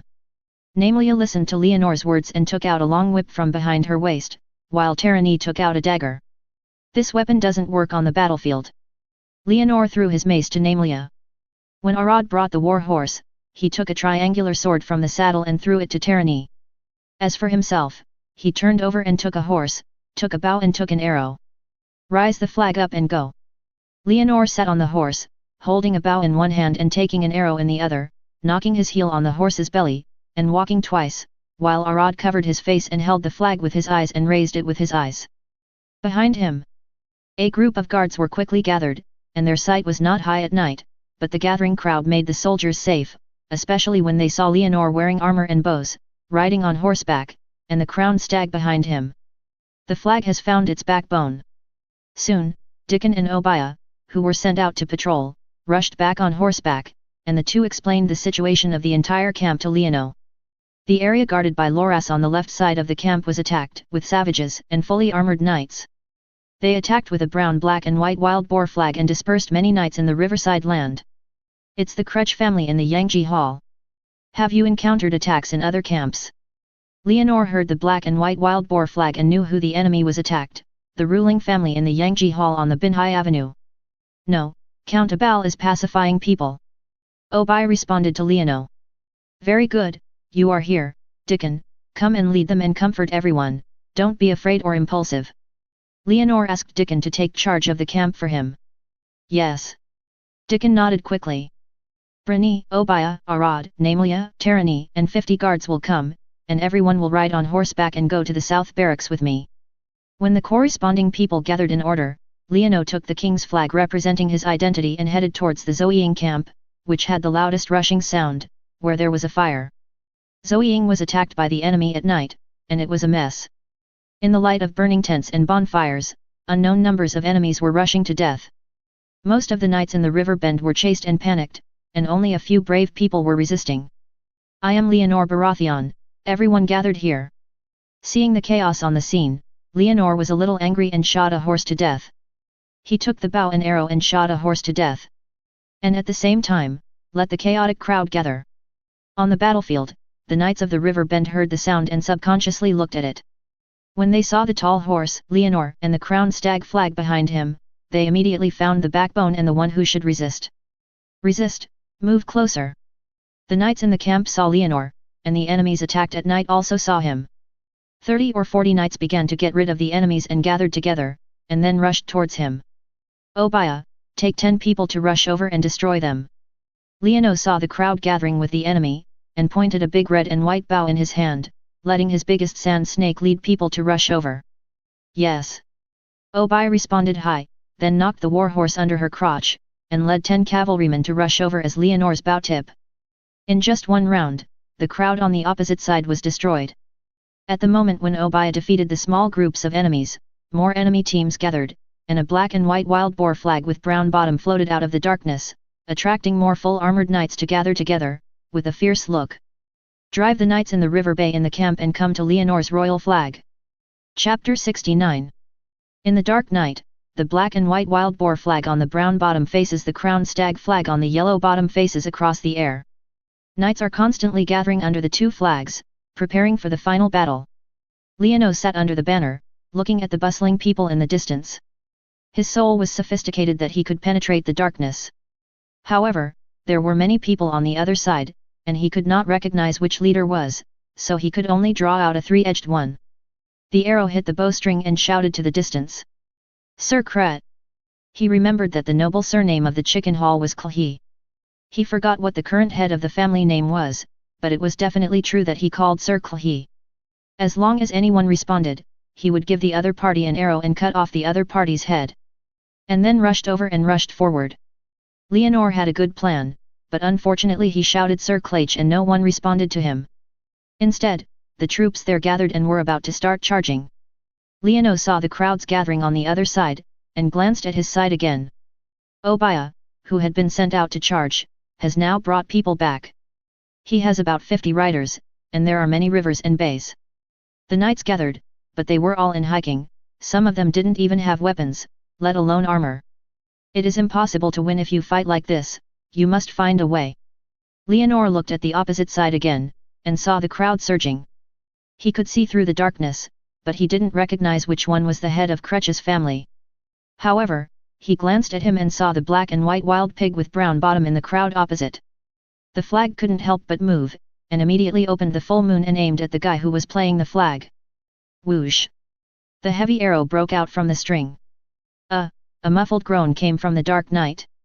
The fully armored knight who was hitting the flag fell down from his chest, and the black and white wild boar flag he was trapped in his hand fell down darkly. The knights of the Yangji Hall who had gathered their momentum and were about to launch a charge felt a concealed look on their heads and a thing floated down. When they looked closely, they suddenly stopped. Roar over and kill them all. Leono shot the flag bearer to death, and raised his big red and white bow forward. Xi Lulu neighed, and the war horse under his crotch had already rushed out. Run! Obai raised his spear, Brienne waved his sword, and the two of them arrived first, protecting Leonor, and 50 guards including Namelia and Terran were behind him, and the river bay was the knights realized it later, but were soon infected. Although they did not have war horses, those with weapons took weapons, and those without weapons simply copied a stone. The whole army charged forward. If they did not charge at this time, the enemy would rush up and all would die. The knights in the chicken hall lost the guidance of the flag, and the momentum of the charge was blocked. In the blink of an eye, they were scattered by the counter-charge of the troops led by Leonor, and they were in chaos in the darkness. Some knights wanted to pick up the flag again. I still want to resist. Leono was protected by Obaya and Brienne. Seeing someone trying to raise the flag again, he shot through his neck without saying a word. Go and kill him.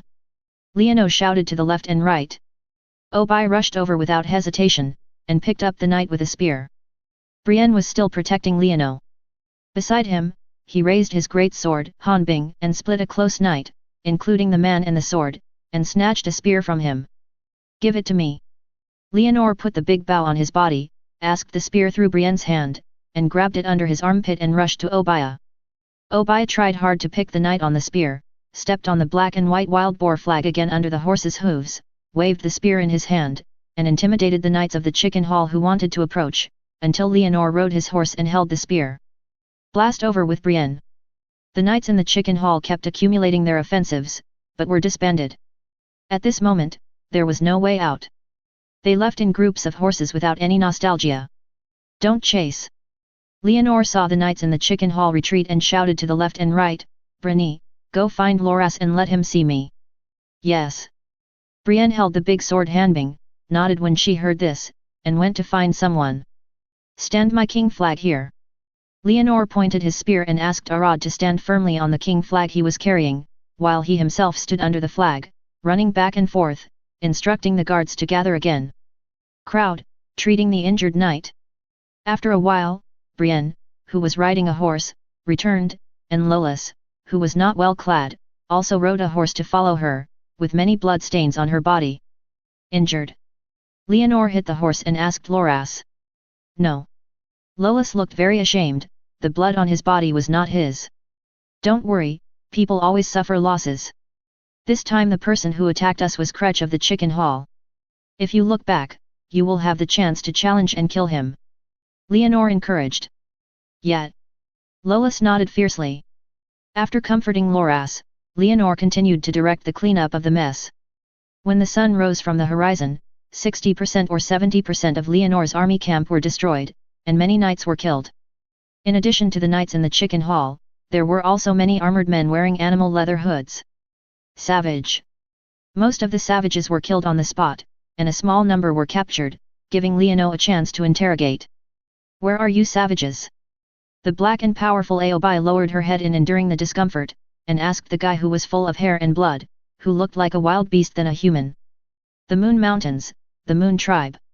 The savage captive answered in a slightly strange common language. Why join the Western Army? Leonor found a pony and sat there with his knees in his hands. Namlia, Tarani, Brienne, and Arad behind him held his harps and arrows and bows for him. And maces and other equipment. Half-Man promised us that as long as we helped them, they would help us get the land back. The savage captive had his yellow teeth and his expression was a little angry. Half a man. Obaya frowned, a little puzzled who this is. Tyrion Lannister, is half-man a dwarf? Leonor mentioned a name, and saw that the savage was puzzled, so he described it to him. Yes, he is only half the height of us. The savage nodded, so he called half-man. If I let you go, will you still help them? Leonor waved his hand, asked Obaya to retreat, and directly interrogated the savage himself. No, those people didn't keep their promises and agreed to fight together, but ran away by themselves. Kawawahaha hated them. The savage expression was ferocious, and he angrily scolded the knights of the Western Rice Hall regardless of their comrade's life or death. Kawa, your name? Leonor was amused by the savage's name. Kawawa is Kawawawa. The wild man was so angry. Then do you want to fight with us? Leonor asked again with a smile. I won't fight anymore, Kawawa is going home. The savage Kawawawa was discouraged. They could not beat these guys in iron clothes, even if they were wearing iron clothes. All savages, as long as they are willing to swear to no longer be with Lannister and no longer fight with us, they will be let go. Leonor took action against the savages. Chapter 70. By dawn, the detailed casualties were counted, and the coalition forces directly lost more than 400 knights, and more of the knights were missing. The original 5,000 troops were only 2,800 knights and 1,000 infantrymen. As for in the chicken hall, Leonor asked people to search the battlefield and only picked up about 80 bodies. The casualties of the night attack were too great. If the Westerners fought like this a few more times, I'm afraid the team would not be able to take over. Leonor dispatched 2,000 knights from Deep Crypt to supplement, then made adjustments to the strategic plan, accelerated the advancement to Lannister Port, vigorously cleared the small fortress and manor on the way, and waited for the Blue Road to take place on the flank. While vigorously clearing out the small fortresses and manors along the way, the knights also captured a considerable number of civilians from the west. The civilians from the west also joined the resistance and were very determined. However, most of their battles were confused and they were extremely afraid of the knights. After the lord and the knights were defeated, they all chose to escape or surrender. Leonor was very cruel to the nobles and knights, but was very lenient to the civilians. He asked about the reasons for joining the war, except for a very few who were determined to defend their homeland. Most of them answered. All. I don't know. It was the bishop who said he wanted this. The priest let us do this. The 7 gods ask us to do this. They are still confused, but it can be roughly inferred that their joining the war was a boost to the fire. Westeros, the 7 gods of Andals are an existence that cannot be ignored. They are the mainstream culture of society and the source of the knight system. The civilians are afraid of the noble knights on the surface and cursed in their hearts, but they are from the inside out to the outside of the gods. Obedience. If it is the help of the 7 gods priests, then the mobilization ability of the western region is understandable. Leonor found out the source of the western mobilization ability ascendance, and immediately sent a crow to King's Landing City, asking Vincent to try to solve the problem from the archbishop. The crow flew away and flew back, bringing the church reply conveyed by Vincent. The church expressed its willingness to solve the problem, but also put forward corresponding conditions. First, it hopes that Leonor can repay the 1.6 million golden dragons owed to the church during Robert's period as soon as possible, and second, it hopes that the church can be in front of the future king's imperial decree. The meeting has a place. If the latter can be agreed, the Church can exempt part of the debts from the former. If it is willing to appoint a certain archbishop as the hand of the king, the Church is willing to exempt all debts. Those guys in the Church are not good at vegetarianism and worshipping God, but they are good at doing business. They dare to take advantage of the situation to fight my disaster.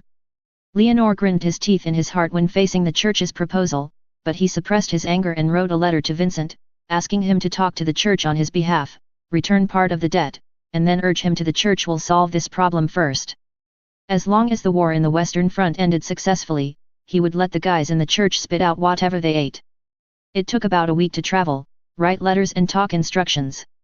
After receiving 300,000 gold dragon funds, the Church sent chaotic crows, requiring all priests in the Western region to no longer cooperate with the princes in the Western region to incite civilians to join the war. Violators will be dismissed from their churches.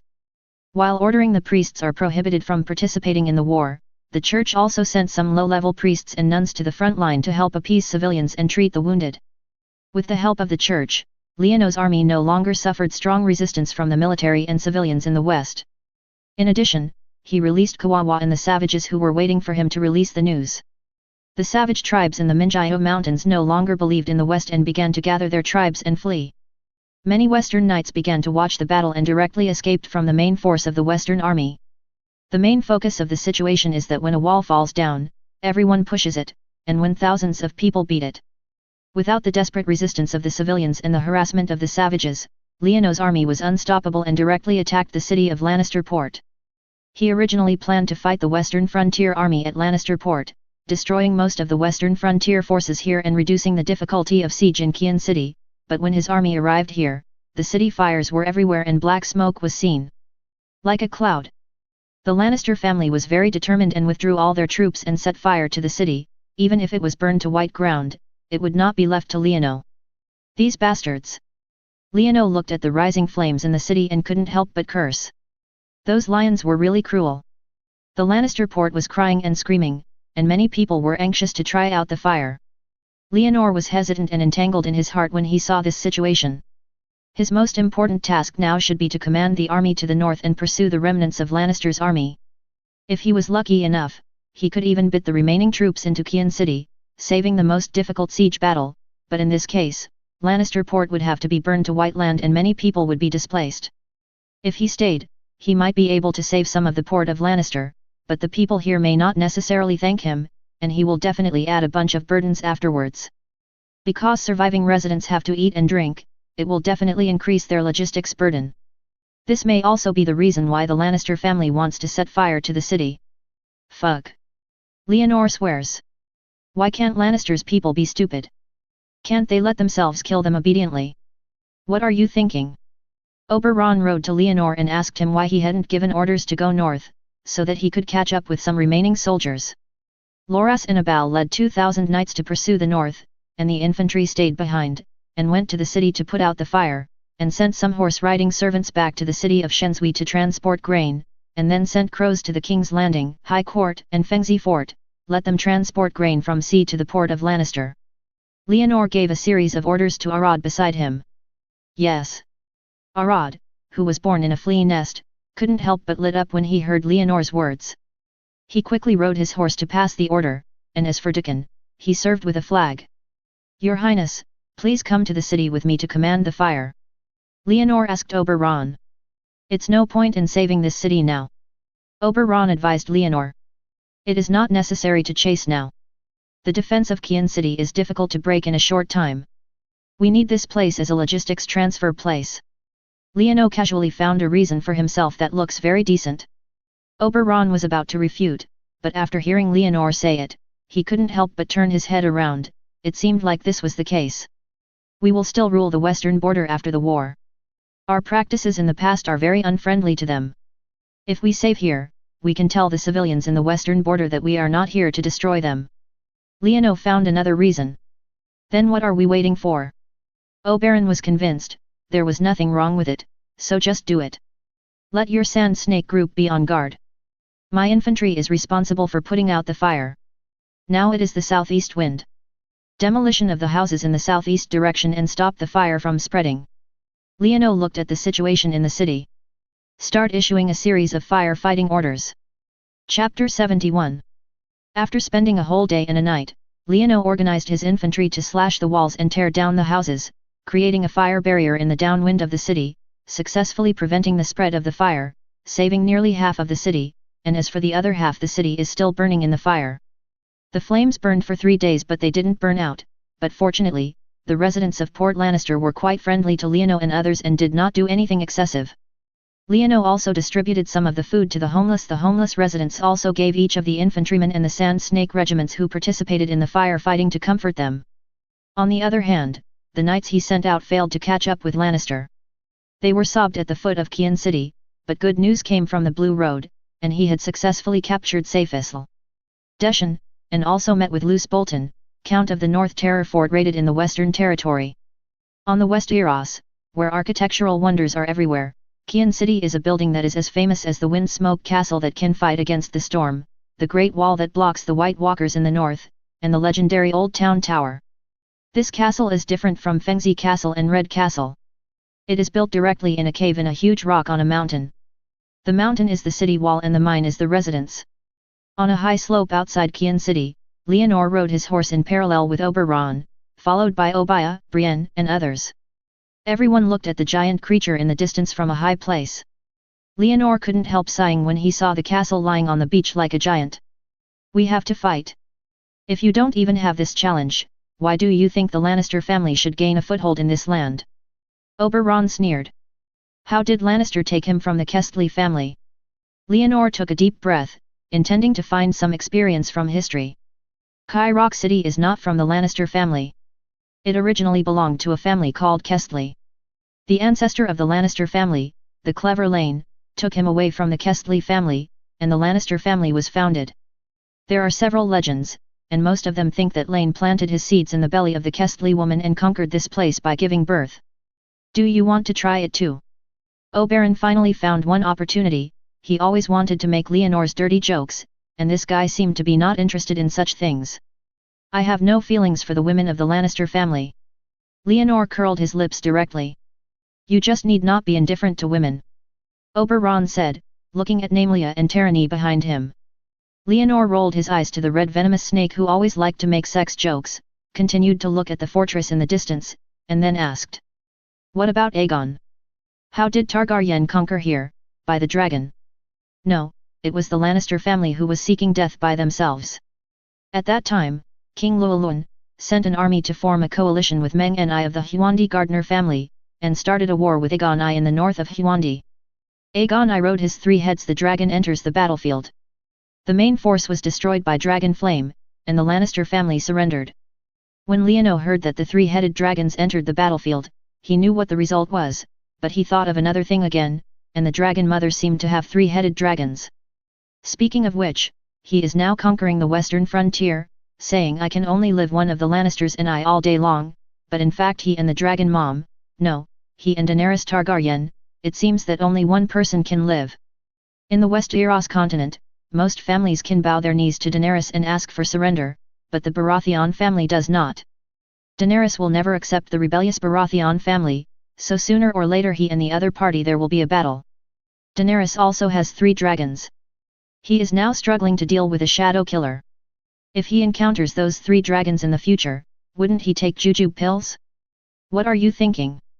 Oberon couldn't help but be curious when he saw Leonor suddenly disappearing his voice. What was going on in his mind? No, nothing. Leonor came back to his senses and rejected it. Just as he was about to reply, he heard a sound of horse hooves.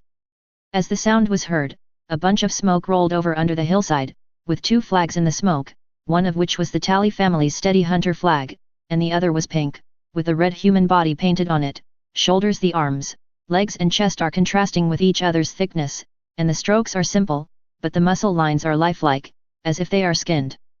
It's the people from the North Terror Fort. Oberon turned his horse. You can't go over and see them. They are here. Leonor did not move, and withdrew his gaze. He did not like the people of the Horror Fort. While he was talking, the smoke and dust had already rolled to the top of the slope. The knights tied the horses' reins. The last Landeo Tally was dressed in military uniform. Seeing Leonor standing on the top of the slope, he jumped off the horse and stroked his chest with his hands. When he greeted him, he shouted, "Your Majesty." Next to Blue Road, a tall man with long black hair, pale eyes and a pale and smooth face jumped off the horse, followed Blue Road Tally to Leonor on the horse, saying, "Your Majesty." His soft words were completely different from the vulgar and barbaric that was used to in the north, which made Oberon and others stare at each other. "Les Bolton of the Horror Fort, you'll have a chance to go this trip." Leonor pulled the horse around, and the thin and pale Luce Bolton nodded with the arrogant expression. "It is our duty to serve the king." Luce Bolton was not angry with Leonor's arrogant expression, but was even more humble. "The battle between the princes of the Northern Territory is not going well, but you are an exception." Leonor sat on his horse, pinched his waist with his right hand, looked down at the Count of the Horror Fort from a high place, observing his expression. "Because this is fighting for the king." Luce Bolton did not show any abnormal expression, and expressed that as a servant, it was natural that he fought hard for the king. "Very good, I think you are very good, much better than the other princes in the north." Leonor saw Luce Bolton's expression, made a satisfied expression and jumped off the horse. "This is my honor." Luce Bolton also laughed this time. "Come on, my Lord Bolton, come and see, this Kian city, do you have a good way to capture him?" Leonor jumped off his horse, waved his hand to recruit old Bolton to his side, he pointed his right hand at Kian city on the distant seashore and asked him about the way to break the city. "My king, I have never seen the majesty of this city before. I am afraid that only the Great Wall of Desperateness can be compared with it, and the Great Wall of Desperateness has not been captured yet." Luce Bolton's pale eyes reflected the seashore. The giant city responded softly. "There's no way." Leonor frowned. "If it were me, I would try to use fear to make the city open itself. This is not a good idea, at least I don't think it is." Leonor sighed. "This guy is just here to surrender and invite him, and it is useless." "What about the lockdown?" Luce Bolton tried to please. "It's useless. There is a port inside Kian City leading to the outside world." Leonor shook his head. Chapter 72. On the hillside outside Kian City, Leonor led everyone to discuss for a long time, but he did not discuss a suitable way to break the city. The solution that everyone came up with was either to siege the city and force the people in Kian City to surrender at the end of their lives, or to make promises to rebel and cause civil strife in the people inside. No matter which one is not a way to break the city head-on. It is really too outrageous for Kian City to come. Even if the Targaryen family brings dragons over, they may not be able to conquer the city without 50 dragons. It seems that there is no way to break the city by using conventional methods. Seeing that everyone had no choice, Leonor could only sigh. He didn't want to use it. "You have any unconventional methods?" Oberon could hear what Leonor said. "It's a little bit." Leonor nodded, but did not explain in detail, but turned his head and spoke to Landeo. "Master Landeo, you come and organize all the troops." "Yes." Landeo Tally quickly leaned over and waited for the king's order. "Siege the city first." Leonor asked the Blue Road organization to surround Kian City first. "Yes." Landeo Tally nodded again, then took the order and left. Kian City is a city built on a mountainous rock, standing on the seashore, backed by the Sunset Sea. There is a deep trench outside the city as a moat, and only a stone bridge can pass through it. In order to resist Leonor's army, the Lannister clan had destroyed the stone bridge, and the broken gravel fell into the deep sea, cutting off the only outward road. The enemy could not enter Kian City, and the people in Kian City could not get out, so they watched helplessly. Teams gathered on the land on the hillside outside the city. Landeo Tally faithfully carried out Leonor's order, organized the army outside Kian City, and surrounded the land roads in Kian City with a continuous stream of water and camp. Leonor asked Landeo to organize a besiege, and he used a crow to return to King's Landing City, asking Dorit to arrange for his improved wildfire and purple thunder gunpowder to transport to the western frontier. His unusual siege method is to use wildfire or gunpowder to explode Kian City. However, in this case, the entire Kian City will inevitably be blown up and destroyed. He didn't really want to hurt the architectural wonder of Kian City, nor did he want to break his crowning scene, but he didn't care much about it now. Soon, the purple thunder gunpowder and improved wildfire he requested were transported to Lannister Port through a ship. His practice of rescuing Lannister Port in time was accidentally accelerated, and the army's logistics was indeed accelerated, because sea transportation was more than land transportation. Be good and strong. In addition to the required purple thunder gunpowder and improved wildfire, the fleet also transported siege equipment, such as scorpion crossbows, catapults, and a large amount of mill tapestries, wine and food. Leonor only thought it was a labor force, and he didn't care too much. He sent the scorpion crossbow and catapult to the front line and handed it to Landeo, so that he could use these to launch a long-range attack on Qian City, but the army should not be allowed to enter the attack. The nearest soldiers must also stand safely.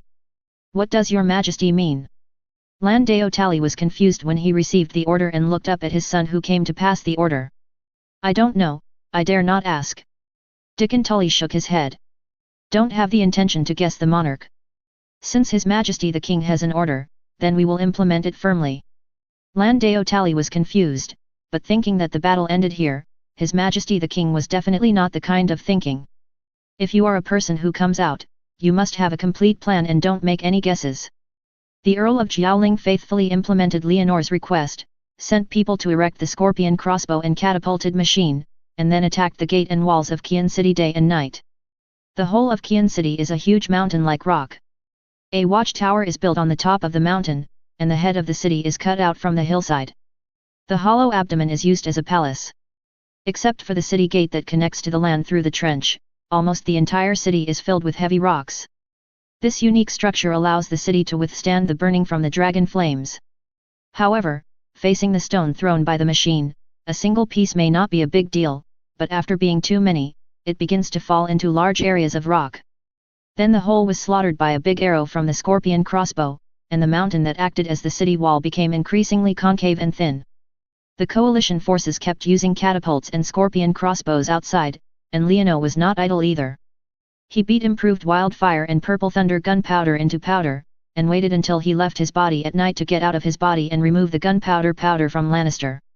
Before transporting it to Qian City within the port, fill it into the hole nailed out by the scorpion crossbow on the city wall, and finally compact it with dry soil.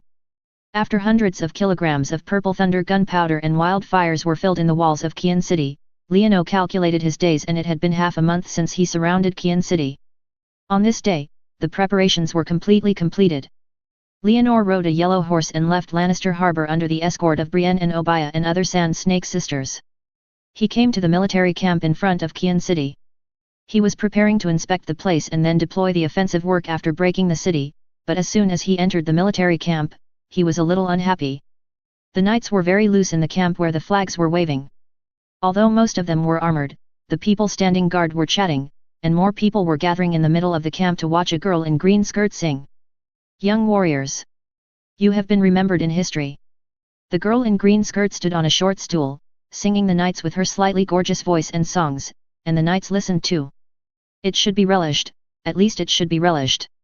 Leonor looked at the girl in green skirt and saw that she was about 18 or 19 years old, with brown hair and green eyes, very beautiful and charming, and she looked familiar. She had never come into contact with any socialites in the camp, prostitutes, and so on. Dickon, who was with him, asked. Who is this? It's Miss Turiel. Dickon responded carefully. Marguerite Turiel. Leonor suddenly realized, no wonder he looked familiar, it turned out to be her. Just as Leonor and his guards were riding on horseback, Margaret in the green skirt had already finished singing a song. She used the song to praise the heroism of the knights. After the song was over, she picked up two small fists and used abnormality. He whispered in a passionate tone. Warriors, please believe your king, he will not let your expectations down. Lannister is already our possession, and you will be rewarded with the breaking of this city. Margaret not only verbally motivated the knights, but also her entourage took out a bag full of silver coins, which attracted many knights to come forward to rob. This is working on the army for me. Leonor saw what Margaret was doing, but he was not happy with the help of his good wife. Instead, he frowned. After thinking for a long time, he did not interfere in the looting in the field and looked at Brienne behind him. Waiting for someone. Walk. He said, pulling out his horse and leaving, taking Brienne and others to go to find Landeo, who was in charge. But before he could urge the horse, he heard a tender cry. Jazz, please wait a moment.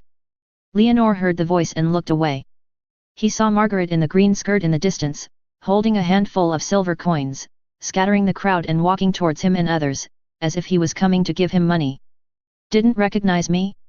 Leonor subconsciously looked up and then remembered that he was preparing to inspect. He did not shoot the king's flag, but when he turned his head and saw Dick and Tally behind him, his heart was like a mirror again. Chapter 73.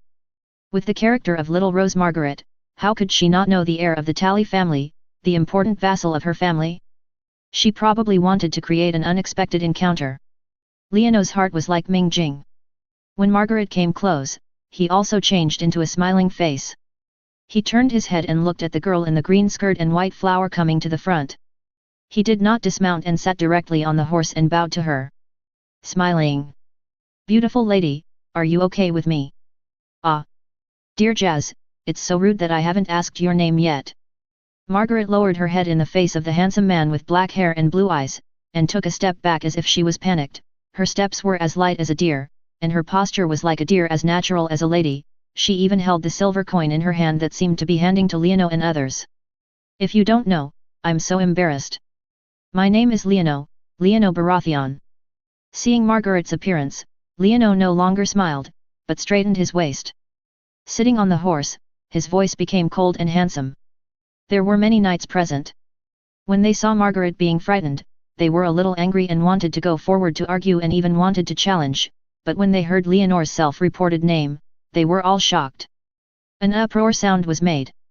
"His Majesty the King, I am Margaret Tyrell, your future wife." Margaret also had a frightened expression on his face, but he still acted generously, and reported his name and gave him a name. The future wife regards herself as Ace. Sitting on the horse, he was afraid of the numerous knights and a beautiful girl. For a normal man, it should be a moment of accomplishment.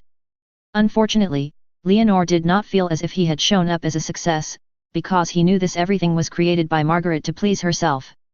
Very teasing woman. Leonor made a conclusion about Margaret. He did not like this woman who had almost become his sister-in-law or younger sibling. However, thinking of the support of the Terrier family, he nodded to the girl. "I'm glad to know you, Miss Margaret. You'll leave the barracks immediately after you finish your own business. Our wedding will begin after the breakup of Kai Rock City." "Yes, Your Majesty." Margaret lowered her head, preventing Leonor from seeing her expression immediately. "Okay, let's all disperse." Leonor waved to the knights and let them all disperse. There is no difference between the knights standing together, but at this moment, the difference can be seen. The vulgar people push their companions away, while the slightly polite people leave after giving a polite courtesy. There are still 25 secretly spitting out a mouthful of spitting and thinking that no one is see. Leono took the performance of many knights in his eyes, disagreed with it, and did not go to see Xia Rose. After everyone left, he went to find Landao directly. When he found Landao, he was under the city of Qian City, without armor, wearing a decent dark green suit, and personally directed 3 stone catapults and 18 scorpion crossbows to output against the city wall, making the opposite mountain constantly drop rocks down. "Sir Landao, stop!" Leonor directly shouted to Landao. "Your Majesty." Landao showed a puzzled look to Leonor. "You will have 1 day to rectify the entire army and prepare to launch the final attack." Leonor looked up at the sky. It was still morning and he could launch the final attack tomorrow morning. "Ah!" Landao showed a surprised expression. Before the city wall was broken, he attacked the final attack? "Don't understand." Leonor frowned. "Yes, Your Majesty." Landao came to his senses and quickly accepted the order and said yes, and then hurriedly went to find the lords and nobles to reorganize the army. Leono watched Landao leave and waved his hands to the soldiers on the scene. "Stop! Let's rest today." After saying that, he ignored everyone and turned around and left. He also wanted to go to see the armored plat and prepare for tomorrow's battle. At night, Landao came again and reported to Leonor the prepared attack sequence. He prepared 1,000 of the strongest and bravest knights, equipped them with great swords, daggers, and plate armor, as well as a large number of small boats and wooden ladders, intending to attack Qian City from the sea and land in one breath. "It's very good," encouraged those knights. "My promise remains unchanged." At the same time, the first person who roars the flag will be rewarded with 100 households and 3,000 golden dragons. Leono also gave the reward of killing the flag. "Yes." Landao responded, silent for a long time, looked up and saw Leonor's quiet look, and couldn't help saying, "Your Majesty, please forgive me for your offense. The walls of Qian City have not been opened yet. Are you planning to attack the city from the sea? Thank you for your trust. Liano looked at Lan Dao and smiled. It was difficult for Earl Jiaoling to hold on to the problem until now, but he was still not ready to say, you just need to be prepared to siege the city. I will open the wall of tomorrow for you. Okay. Lan Dao could only shut up and leave when he saw Leonor keep the secret. After Lan Dao left, the curtain of the tent was lifted, Namelia and Tarani walked in, and the two sand snakes were holding the black armor belonging to Leonor in their hands. Come on. Leonor opened his arms and asked Namelia and Tarani to prepare their clothes, then put on the chain mail, then put on the plate armor, tie the arms, and finally tie it. Skirt armor. My Majesty, how do you plan to open the walls of Qian City? Nameria tied Leonor's skirt armor and looked up at Leonor for asking. Guess. Leonor looked down at Namelia's pretty face full of exotic style, and the corners of her mouth curled slightly, not moved by her little movements.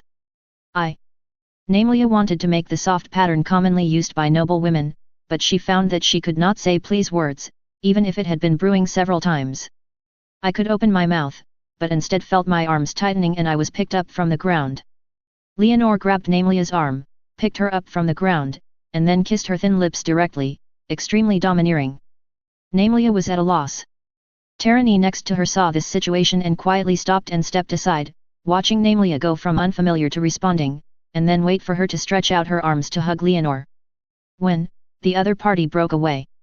It's good to see tomorrow. Leonor pulled away Namelia, who was holding her like a leprechaun, as if a leprechaun was sucking yang energy, and let the flushed sand snake watch the show tomorrow. What am I yours? Nameria wiped her mouth and asked back. Lovers. Do you still want to be a queen? Leonor replied without hesitation. What if I want? Namelia asked. Then you may have to wait. Leonor's eyes tilted slightly, and he replied as if it was true or false. When is it? Are you really going to let me be the queen? Namelia felt that Leonor was joking. Do you think I care about your identity as an illegitimate daughter? Unfortunately, in my opinion, an illegitimate daughter is no big deal. Leonor drew a cake for the sand snake. Chapter 74. That night, Leonor hugged Namelia and kissed and spent it in a cake for the sand snake. It was not that he didn't want to do anything, but that he didn't dare to waste it on women before the battle. Energy, after all, swords on the battlefield don't joke with him. When the sun rose again from the ridge in the east, the atmosphere in the entire military camp began to heat up. Perhaps the final battle is coming, or perhaps it is flirting with the opposite sex. Although Leonor has not slept all night, he is quite energetic. When he comes to the formation, he is still energetic and holds the spike of the seven-pointed star in his arms. Finally came to Lan Dao. Your Majesty, when the drums sound here and your royal flag is raised, it is time for us to launch a general attack. Lan Dao pointed to the 7 battle drums around the command platform and the light flagpole standing in the middle. Leonor glanced at the bare flagpole, and the strong man with his upper body naked in front of each war drum, nodded slightly, looked up at the brilliant morning glow in the sky, and the nail in his arms raised the hammer, pointing the hammer to the distance. Qian City. Facing Leonor with the hammer raised and pointed far away, Lan Dao was a little confused. Just when he didn't know whether he should order an attack, a loud bang came in his ears, and the earth trembled violently, making him unable to help it. He shrank his head and stood there on the spot when he turned his head. The cave rock fort, which should have been curled up in the sea, was shaking like a giant. The giant city seemed to be stretching its body.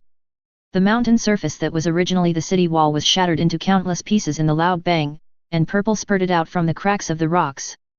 The green flames, white smoke and flames held countless gravels and threw them into the sky. The dust and smoke gathered into a mushroom cloud, rising slowly in the air. The spectacular scene, let alone the Blue Dao and the entire army, even Leonor himself was shocked. When all the dust settled, half of Qian City facing the land had completely collapsed, revealing the empty mountain belly inside. You can see the palace decorated with gold and countless bright red lions roaring flags. When the rocks with gunpowder fell to the ground and the ocean, it made a huge sound to bring back everyone, including Lan Dao. Leonor was also shocked by the explosion, but he remained calm. When the dust settled, he looked at the collapse of Qian City, and thought to himself that it was a pity, and commanded Lan Dao. What are you waiting for? God bless my king, God bless my king.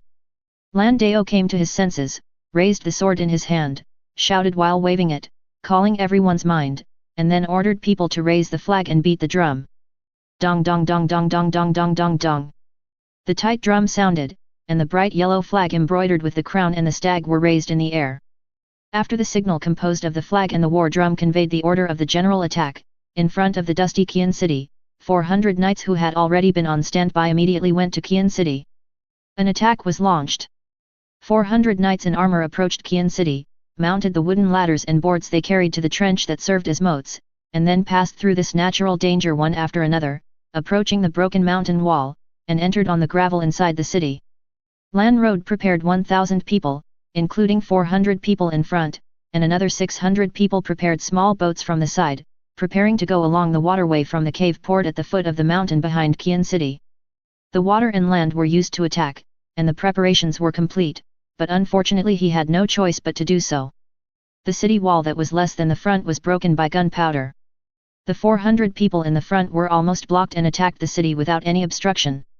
When the soldiers attacked the city, Lan Dao reacted and shouted loudly to the second and third siege teams, leaving the infantry responsible for clearing the roads. When riding a horse into the city, the knights who boarded the boats on both sides also had to launch an attack. Receive the 400 people who were attacking the city, and not give the defenders in the city time to react. In Qian city, after a moment of effort, there were fierce shouts of killing and swords colliding. Leonor took Brienne and others to ride on horses and followed the third group of soldiers into the city. The battle in the city was getting intense. There are no more than 10,000 people in Qian city, all of whom are direct relatives and loyal fans of the Lannister family. Apart from the elderly, weak, women and children who cannot fight, there are no more than 6,000 people who can pick up swords. They rely on them. The terrain in Qian city was fought to defend the streets, then retreated step by step, and finally retreated to the Hall of Heroes in Qian city. The Hall of Heroes is the core base camp in Qian city. This is a palace built with gold. When the walls of Qian city are lifted up, it is the most conspicuous. Even on the other side of the sea, the Hall of Heroes is widely known. In addition to the luxury here, there are hundreds of armors installed here. They are all heroic deaths among the Lannister family and their close relatives, the Seven Kingdoms and even the sea. The powerful knights on the other side admired them all, but today they will be bloody here. Leono followed the army and came to the Hall of Heroes.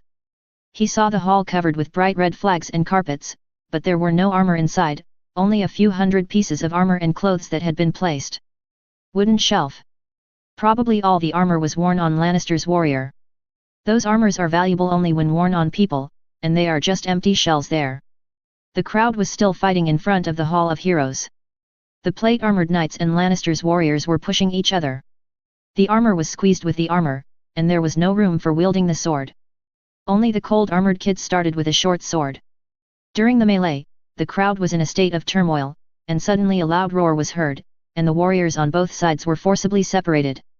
A white horse rushed out of the Hall of Heroes, and a shining man wearing golden armor, a golden cloak and a golden lion helmet sat on it. The shining man waved a great sword and rushed through a road, swaying his sword in front of Leono's army. "I'm Tywin Lannister, Leono Baratheon, Leono Baratheon, Leono Baratheon." Tywin, wearing golden armor, shouted 3 times to calm the battlefield. Everyone's eyes looked at Leonor, who was wearing black armor, covered with squids and riding behind the army. Behind him is the king of the crown stag flag. Tywin found Leonor's place from everyone's eyes and the yellow king flag, and pointed at the great sword in his hand. "Leonor Baratheon, if you don't want to insult your ancestor's name, accept my duel. At this time, if you want to make a duel, your son should appear, not yourself, old man." Leonor looked at old Tywin, who was like a golden Saint Seiya, and while complaining in his heart, he reached out and wanted to ask Brienne next to him to take the big sword Han Bing. This duel cannot be refused unless he is not present. Tywin Lannister. A decisive roar stopped Leonor's movements. The sound came from Oberon behind him. "I am Oberon Martell. In the name of Queen Namelia, you will pay for my sister's life." Oberon wore a brown light armor with metal plates and leather today, and he rode a horse. The Black Horse challenged her to claim her blood debt from her sister Ilia Martell. Chapter 75. Oberon issued a challenge under the banner of seeking blood feud for his sister. After saying that, he didn't wait for Tywin to respond, and rode his horse out in the battle with a spear in his hand, running directly to Tywin, who was like a saint Sia and killed him. Tywin challenged Leonor in a leader showdown. He never expected that Dun's Red Viper would jump out to fight, and he had no time to react, so he had to ride a horse to fight. Oberon and Tywin fought one-on-one in front of the two armies. Some people in Leonor's camp could not sit still. Lolas, wearing flowery armor and pointed helmets on his head, rode his horse in front of the formation with a sword and shouted, "I am Lorastariel of the High Court, and under the witness of the 7 gods, I challenged Roland Kretch of the Rose Hall." Loras roared twice, and a strong man with a thick beard jumped out of the crowd. He held a sword and shield, stretched out his hand to push away the Lannister warrior blocking the road, walked directly to Loras, slapped the shield with his sword. Long he responded, "I am Roland Kretch, the Lord of the Racket Hall, and I accept the challenge in the name of the 7 gods." Adhering to the principle of a knight's one-on-one challenge, Lolas directly crossed his legs and walked around the saddle, jumped off his mount, threw the sword to the follower next to him, and then took a battle axe from him. After dancing the battle axe over his head, Lolas didn't even want to say anything on the scene, and directly gave a jump to the other side, but was blocked by the other party's shield. With a bang, the axe blade slashed into the shield. The old Roland Kretch looked a little difficult. Before he could fight back, the shield in his hand lightened and was pulled out by Loras with an axe. Loras pulled back the axe, took away the round shield from Roland's hand, and then slashed it with another axe, forcing the other party to dodge in a hurry. Xi Lulu, a horse neighed in the field. Tywin's horse's mount was killed by Oberon's spear, and Tywin, wearing golden armor, fell off the horse. Tywin was wearing golden armor, and even the cloak was woven from gold thread. It was extremely heavy and could only sit on the horse and move. Now he was dragged to the ground, and the cloak was crushed by the horse corpse, and he was wrapped in an instant. There. Oberon is not as knightly as Lolas. He sat directly on the horse and pulled the spear back, slapped the spear on Tywin's head, knocking the old lion dizzy, and the ruby-covered one on top of the head. The lion's helmet was swept off. "Stop!" At the same time when the old lion was attacked, the crowd made a loud shout, and James Lannister, dressed in gilded armor, emerged from somewhere, and cut off the black horse under Oberyn with one sword. "Save his father!" "Foul! It's a regicide! This is a duel!" The crowd was full of commotion and scolded. Both Brienne and other knights shouted loudly for James Lannister not to abide by the duel rules, and Oberyn next to Leonor was about to rush up with a spear, but Namely was held back. In the field, although James Lannister intervened in the duel, he did not take advantage of the situation to rob Oberon, but turned around to help his father up. However, the old lion was not very grateful and directly reached out to push him away. The old lion pushed his son away, grabbed the golden cloak behind him, turned around and cut off the shackles of the golden cloak with his sword, got rid of the heavy and shining equipment, and then walked back to Oberon without saying a word. Holding the hilt of the sword in both hands, he raised the sword over his head, signaling the Duke with Oberon to continue. "Give me a spear." Oberon threw away the spear that appeared in his hand, then took the spear thrown by Oberyn and continued his duel with Tywin. Leonor Baratheon, in the name of the 7 gods, I challenge you. If you lose, you will immediately admit defeat." James Lannister was anxious when he saw his father's desperate efforts. "Raise your sword to challenge Leonor. Give it to me." Leonor said to Brienne, drew the great sword from her hand, feeling the lightness of the Valyrian steel sword, and then jumped off the horse and strode away. "Go to James Lannister. I will put your armor in this hall, you are the only one." Leonor raised his sword over his head, gently slashed forward 2 times, and tried the distance. James Lannister didn't speak, holding a sword in one hand and picking up the round shield that Roland had just been knocked out by Lolas from the ground with the other. James, with one sword and the other shield, slowly approached, and Leonor looked at the regicide. After he entered the distance of the sword blade of the ice, he slashed over without hesitation. With countless stripes of sword blades swung, James did not raise his shield, but instead greeted him with the sword blade, while protecting the shield beside him, and directly hit Leonor. With a clanging sound, half of the sword blade fell to the ground. James stopped moving forward with a shield hitting across the surface, and looked down at the sword that was slashing into his waist from one side. "To be honest, if you don't challenge me, I'm going to put on you in a black robe," Leonor said to the incredible James. He was not going to stay any of Lannister's people except this James Lannister. The regicide did not speak and sent him a puzzled look. "You killed Aerys too, and I found the wildfires he hid from the underground of King's Landing. Leono answered the regicide's question. He was willing to save this guy's life because of the people of King's Landing. For some. James Lannister frowned, feeling his waist and ribs hurt, but before he could speak, he felt a dizzy moment, and a headless corpse in gold-plated armor appeared in his dim pupils. You've wasted your chance. Leonor pulled back the ice expressionlessly, shaking the blood beads from the sword on the handsome face of James Lannister. Seeing his son die in front of him and his head was cut off, the old lion Tywin could no longer resist Oberon's offensive, and was thrown down by him again, lying on the ground and trying to crawl towards his son's body. But one foot stepped on the vest. Blood is returned to blood. Oberon stepped on Tywin, smiled slightly at him, his hand raised his spear and fell. The tip of the spear penetrated from behind Tywin's head and penetrated from his throat. As soon as Lannister and his son died, a warm shout broke out on the scene, and they turned their eyes to Roland and Loras, who were finally playing the second game at this time. Roland threw away the shield in his hand and dealt with Loras, who was holding a battle axe, with only a sword. Feeling all the gazes, the pressure on the Lord of the Rabbit Hall suddenly increased, and Loras was like taking stimulants, and the battle axe in his hand was blowing one after another, one by one. Finally, with a click, the axe blade fell, and the metal helmet fragments flew up with the brain. The Lord of the Rose Hall and the teacher of James Lannister, Roland Kretch, was slapped by the Knight of Flowers. The axe splits his head and dies completely. Except for the Lannister, the others who surrendered were exempted from death. Seeing that all three duels ended in victory, Leono also ended the war, exempting the deaths of others in Kian City and reducing unnecessary losses. Resistance and killing. His path to becoming a king will not be lacking in bones. Lannister of Kian City is the first, but definitely not the last. Chapter 76. As most of the soldiers in Kian City put down their weapons, the army began to clear out the remnants of Lannister who were still resisting at the end of the road, detained surrendered soldiers, the elderly, weak, women and children, and screened them, either killed or pardoned them. Cersei Lannister and her 3 children were found in the Stone Garden, and according to her maid's report, Cersei poisoned Joffrey, Tommen and Myra with mercury, while also ending herself with this life. Buried it after confirmation. Leonor sat on the golden staircase of the Hall of Heroes.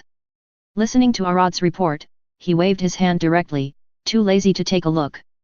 After Arad left, Dickon also came over and said to Leonor on the stairs, "Your Majesty, Duke Tyriel is here." "I understand, please come over." Leonor straightened his body and sat on the golden stairs for a while. Then he saw Mess Tyriel following Dickon, shaking his big belly, and walking over excitedly. "Haha, my Majesty, why are you still sitting here?" Lord Inflatable opened his arms to Leono from a distance and looked enthusiastic. "My sir, why are you here?" Leonor moved his butt and gave up a position on the golden steps for Mr. Inflatable Fish. Mess Tyriel didn't dislike it at all, and sat down next to Leonor, while chatting, saying in an extremely exaggerated tone. "What did I come? My Majesty, you are so exaggerated. You have achieved such a great victory. How could I not come? If I don't come, who will witness your coronation ceremony and wedding ceremony?" "Haha." Leonor smiled and said nothing. He knew that this guy was working for the matter of crowning and marriage. "You are still planning to be crowned here, right? Although this place is not as grand as the Baylor Cathedral, well, it is still memorable, but I think it's better to hold a wedding in King's Landing. Let the civilians in King's Landing let's share this joy too." Mess Tyriel advised hard, suggesting Leono holds a wedding in King's Landing and Kai Rock. "It costs money to hold a grand event." Leono reminded Messe. "It's okay, we can pay the money." Metz took over the big deal. "Haha, if that's the case, I'll think about it, and I won't discuss it now." Leonor smiled silently. He had just solved Lannister, and Tyriel came to his door. It was indeed the present world report. Ah! In order to obtain the help of the Tyrier family, he promised to continue his agreement with Lanley and Huandi to marry the little Rose Margaret of the Tyrier family for Lanley. This transaction is far from being a marriage. The Margaret and the Tyriel family have never met men, and they don't really care about the title of queen. They are interested in the future power of the kingdom. A new round of Game of Thrones has begun. Leono reminded himself in his heart, then cheered up and listened to the miserable ceiling of Metz next to him. In this case, the crowning and wedding of Baylor Cathedral will be put on. "How are you preparing now?" When will the ceremony begin? What title are you going to be crowned with? Who are you going to be your crowning person? To marry the witness? Have you brought a crown? Are you planning to get married in armor? When asked by the father-in-law of the inflatable fish, Leonor himself was also confused. He was either deeply involved in the vortex of power or leading troops to fight in the past few months. How could he have the energy to consider so many things? You are not prepared for nothing, right? The inflatable fish couldn't help but be surprised when he saw Leonor's confused expression. This guy was not concerned about such a big deal? Haha, how could it be? How could it be? Leonor called, I think that what you mentioned is nothing big except the crowning title. No, there is nothing small about this matter. Mess sternly raised his face and corrected Leonor's words. How could this be a small matter? Yes, you're right. Leonor didn't want to argue with Metz. The inflatable fish was his father-in-law, and he would do whatever he said. Then tell me, what preparations have you made? Metz continued to ask. I think there is nothing wrong with armor. What about the crown? My brother Robert's crown is not known where it is. I can't find it. I think Tywin's golden armor is good. It's enough to melt it and make it into a crown. Crown and get married. The faster the ceremony, the better, and the most important thing is the crowning claim. Leonor answered in an orderly manner. How can you do this? Margaret is my only daughter. He is the rose of our Tyrier family. You can't be careless. Mess said a little earnestly, first educated her, and then said, I don't think so. Leave these things to me and I'll help you. How can you be so embarrassed? My lord, other things are okay. The crowning title is not counted after we say it. What title do you want me to be crowned? Leonor said it was okay for other things, but the crowning title was the only one. Title is of great importance. In Westeros' default current legal system, the title of king is directly related to the king's personal power and the claim of the king. For example, Daenerys, who declares to everyone that she cannot stand in the house. Born of the storm Daenerys, the unburned, the mother of the dragon, the queen of the dragon, the Khaleesi of the prairie, the queen of Myr, the king of Andals, the Loinas and the ancestors, ruled by the seven kingdoms, the guardian of the entire territory, the liberator, the shackles were broken, the queen of the seven kingdoms, and the princess of the Dragonstone Island. In addition to some titles obtained for personal special or achievements, some titles are claimed to exist for territory and country.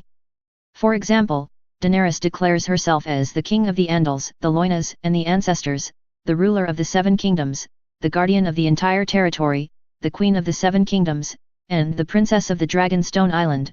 She is concerned about people claim these titles to show outsiders her determination to return to Westeros to regain the Iron Throne. Robert's crown at that time was the title of the King of the Andals, the Loinas and the Ancestors, Ruins of the Seven Kingdoms, and Guardian of the whole country. In addition, he also has usurpers, Trident River, the titles of Devil and Customer King, but you can't talk about these things casually. Leonor wants to be crowned in Kian City, and can inherit the titles of the Andals, the Loinas and the Ancestors, Ruins of the Seven Kingdoms and Guardians of the whole country, but he wants to take this matter to take a look. The reactions of the princes in the whole territory. Westeros' only king, the ruler of the seven kingdoms, guarding the entire territory. What do you think? Mess immediately came to his interest when he saw Leonor ask about his opinion. Well, this is for me to go to awesome places, so that you can inherit your grandson, Margaret's son, and I, in the future. Leonor saw through the inflatable fish at a glance and responded with a smile. This also depends on His Highness Oberon and the response from the north. He always felt that titles should be recognized, such as First Emperor, Tien Khan, Emperor Manjushri, etc. He claimed that he was just a declaration with political metaphor. Let's see what everyone's reaction is. Let's talk about it. Chapter 77. When Mesteriel heard Leonor mention Dorne and the North, he felt that this matter was indeed necessary to contact them, so he sat on the golden steps and slapped his knees. Then what are we waiting for? Seeing that Mess was so proactive, Leonor waved and asked Dickon to inform the person. At the same time, he asked Arad to bring tables and chairs and arrange the discussion site first. There have been soldiers in the magnificent Hall of Heroes to clean up the bodies. At this moment, they have been packed up and the blankets soaked in blood have been removed. Arad directed the soldiers to bring tables and chairs from other places, put wine, fruits, and food, and arranged the scene quickly. Suddenly, a loud rumbling sound rang in the Hall of Heroes like a war drum, endlessly, which made all the soldiers who were setting up the venue stop. Even Leonor, who was sitting on the steps, could not help but turn around and look sideways. He looked up at the hall where there was no sound source, but it made a sound. Don't worry, this is the sound of the tide. The Hall of Heroes is built on the seashore. Whenever the tide rises, such a sound will appear in the entire hall. The inflatable fish is not surprised by the sudden sound. Anno explained. Is that true? Leonor was a little strange. This Qian city was built in the entire stone mountain, and gold was piled up inside the hall. It was a magical craft. I didn't expect that it could resonate with the sea tide and speak out. It was a bit mysterious. It was a bit of a mystery.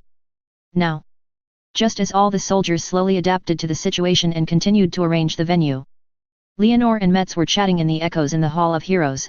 Oberon walked in from outside the hall with great strides. He opened his arms and asked Leonor in the sound that was still echoing. Does this sound like a war drum? You know too. Leonor was a little surprised. He had never been to Qian City, right? Of course, I didn't tell you that I had visited K-Rock City with my sister before. My mother wanted to facilitate our marriage with the Lannister twins. Well, I just wanted me to marry Cersei, let me sister Ilya married James Lannister. Oberon spoke while showing an expression of unbearable memories in the past. I'm so glad that Lannister refused, otherwise I wouldn't be able to kill him like that. Your Highness, there is no need to reminisce about the past. Let him go over the past. Leonor sighed in his heart when he saw Oberon speak easily. Who said he wouldn't let him go? Oberon picked a chair and sat on it, unwilling to argue with Leonor in this regard. Say it. What's the matter with you finding me here? That's right, Your Highness Oberon, I have a very good idea and want to discuss it with you. Maze patted his stomach with both hands and got close to Oberon. Good idea? Oberon raised his eyebrows calmly, glanced at the cheerful inflatable fish, full of doubts about his words, but he did not show it, and put on a look of you said, I'm listening. Look, what is the right title for our Majesty when he was crowned? Mess asked first, and then without waiting for Oberon to answer, he said, I think, in order to deepen the relationship between our 7 kingdoms. The connection and deepen the friendship between the people is worse than changing the title of His Majesty our King. Look, how about this title, the only king in Westeros? After hearing Mess's self-talk, Oberon showed a resolute expression on his face, but he was too lazy to say anything to this inflatable fish, just looking at Leonor. Is this what you mean? Your Highness, this is the suggestion given to me by Lord Tyriel. Leonor did not dare to take the blame and secretly told Oberon that I was pinned by the Tyriel family. His Royal Highness Oberon, you can send a Prince Doran. Mess also tried to persuade Oberon to send the crow back to Yangji City, and first ask Prince Doran about his opinion. No need to send a crow, I can reply to you now, Lord Mess, this is impossible. Your proposal will not be approved by the princes of Dorne, and the princes of the northern border will object even more. If you do not believe me, you can send the crow to ask yourself. Oberon replied directly. It was Metz's turn to sit on the wax. Titles and titles are all indifferent. My sir, thank you for thinking about me. Seeing Messe sitting on wax, Leonor spoke out and advised him not to care. Haha, I want to get a good title for you. When Mess heard Leonor's words, he came back to his senses and showed a smirk. Of course, I understand, and thank you for your advice, Your Highness. Leonor comforted Metz and thanked Oberon. Without Oberon's strong opposition, if Mess really wanted to send the crows, Leonor's temptation would probably lead to a huge diplomatic accident. No. Oberon took a deep look at Leonor, afraid that he would have any ideas, so he added. Don't think about things you shouldn't think anymore. Just inherit the title of your brother Robert and sit on the Iron Throne to accept surrender. Of course, that's what I think. Leonor laughed. If a man doesn't have a dream, then what's the difference between it and a salted fish? He hasn't arrived yet. I hope so. Oberon nodded and warned that if Leonor really wanted to be the only king, then except for Huandi, there might no longer be his friends in the country, including himself. Speaking of this, Your Highness, what are you going to deal with Qian City? Leonor pulled the topic apart. K-Rock City.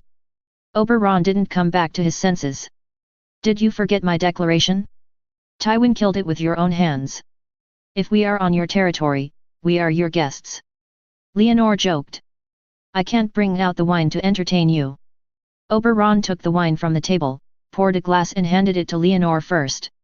Leonor took the wine glass and did not drink it directly, but transferred it to Mess, who could only smile, so that he could drink to relieve his embarrassment. Give me the K-Rock City. I will find an heir among my children.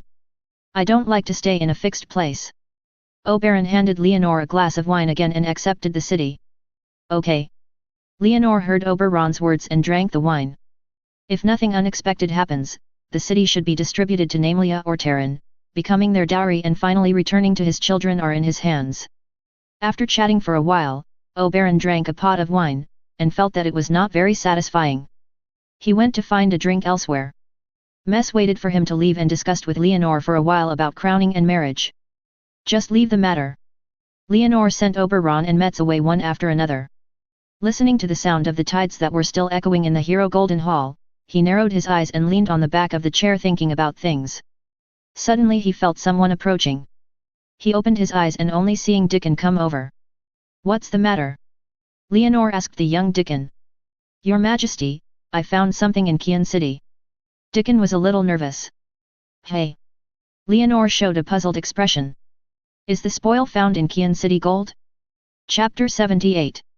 Leonor originally thought that Dickon found some gold products at Kaelin Castle. After all, this place is famous for producing gold mines. Lannister City even built a Hall of Heroes with gold, and the steps inside are all gold. It is normal to get any gold product. He thought Dickon would take out some weird gold gadget, but he didn't expect the young man opposite to take out a scroll from behind his waist. What? Leonor was a little surprised. He took the scroll from Dickon's nervous expression and spread it straight in his hand. The scroll is made of yellowed and brown parchment paper, which looks old at first glance. After opening it, colorful humanoid images are revealed on it, posing in various super difficult positions. From the image, it seems that there are 2 men and 1 female. What a guy, little emperor picture. Is this a wedding gift for me? Leonor almost laughed at him, and asked Dickon opposite him with one sentence blushed. The little emperor's painting is not uncommon in Westeros. It is a textbook used by people to impart knowledge of gender to future generations, and many nobles and knights will collect it. No, this is what I found in a room in the city. I don't think he looks like a book, it's more like... Dickon blushed, a little hard to speak. What do you think? Leonor asked back and looked down at the sheepskin scroll in his hand. Well, these postures are very fresh and refined to the people of Westeros, but nothing is strange to him, a modern person. Like a magic scroll. Dickon mustered up his courage. Magic scroll. Leonor raised his head and looked surprised. He knew that Westeros had little knowledge, but he would not have regarded this little royal picture as a magic book. Yet. Dickon Tally nodded seriously. He dared not tell Leonor that the scroll was not found by him from Kian City, but was dug out from the cooling castle. The legend was from his first ancestors. Hunter Hailong and Horse Hailaton. These 2 ancestors of Jiaoling are said to be descendants of Gars, the Qings in Huan, and 2 brothers of the first generation of Huan king. They built their own castle on the Horn Tomb and married the forest witches who lived there. Legend has it that they associate with the witches every full moon, so they gained a lifespan far exceeding that of ordinary people. This scroll also comes from it was passed down from the 2 brothers. Because he wanted to please Leono, who was interested in magic, Landeo Talai took out the scroll passed down from his family and asked Decan Talai to Leono in the name of the trophy to avoid making the monarch suspicious. How come this is like a magic scroll? Leonor suppressed his smile. Looking like, I heard that the clever Lane is said to have lived to be 312 years old and gave birth to 100 sons and 100 daughters. The man is handsome and the woman is beautiful, all of whom are healthy and agile. Dickon, I made up the reason my father had already made up. I sent something like magic to myself. It seems that everyone knows what I like magic, let them go. Leono had some alchemy practice process that was seen by people, and knew that the Talai family might have seen this and tried to please him, but he didn't think anything unusual. If his hobbies and interests were ignored by people, that made him look like he didn't. Okay, this thing is considered a wedding gift you gave me. Leonor waved his hand and spread the little emperor's paintings open, preparing to take a critical look. Yes. Dickon Tally retreated with tact, allowing Leonor to quietly watch the magic scroll. Leonor looked at the magic scroll in his hand with a critical look, and suddenly felt a trace of abnormality. He found that on the human-shaped color picture in the scroll, there seemed to be some difficult marks on the body of the 2 men and 1 woman. Those marks it is red dot-shaped, and it is located at the center of the eyebrows, lower abdomen, and other key points of men and women. There are almost imperceptible lines connecting them, which continue to move with the joyful movements. Hiss, it seems. Leonor couldn't help but take a breath when he saw the root of the red dot marks clearly. This seemed to be a magic scroll. And it seems to be a dual practice method. There are dual cultivation methods in the Yangshen world, both martial arts and Taoist techniques. Among them, Taoist techniques are the intercourse between gods, which is the entanglement of souls, which is used to nurture thoughts and change temperament. However, those with shallow martial arts use qi and blood to control muscles and muscles, which is profound. This contains the principle of developing acupoints. The more Leonor looked, the more he felt, the more he was excited. The thing Dickon brought seemed to be a real thing. Although it looked rough and primitive, the red dots and lines in it were almost invisible, but it was old and simple and profound. It makes people feel like the spirit and soul entanglement, and it also has the principle of physical acupoints. If this scroll really belongs to the clever Lanan, then the legend can be verified. What is the exaggeration of 312 years old and 200 children? But if you live a longer life and have a lot of children, it is completely understandable because of the dual cultivation. These are the aspects that law strengthens. The more Leonor thought about it, the more he felt that it was possible. He studied the magic scroll in his hand for a while, wrote down the key points of it, and then closed the scroll. Namlia.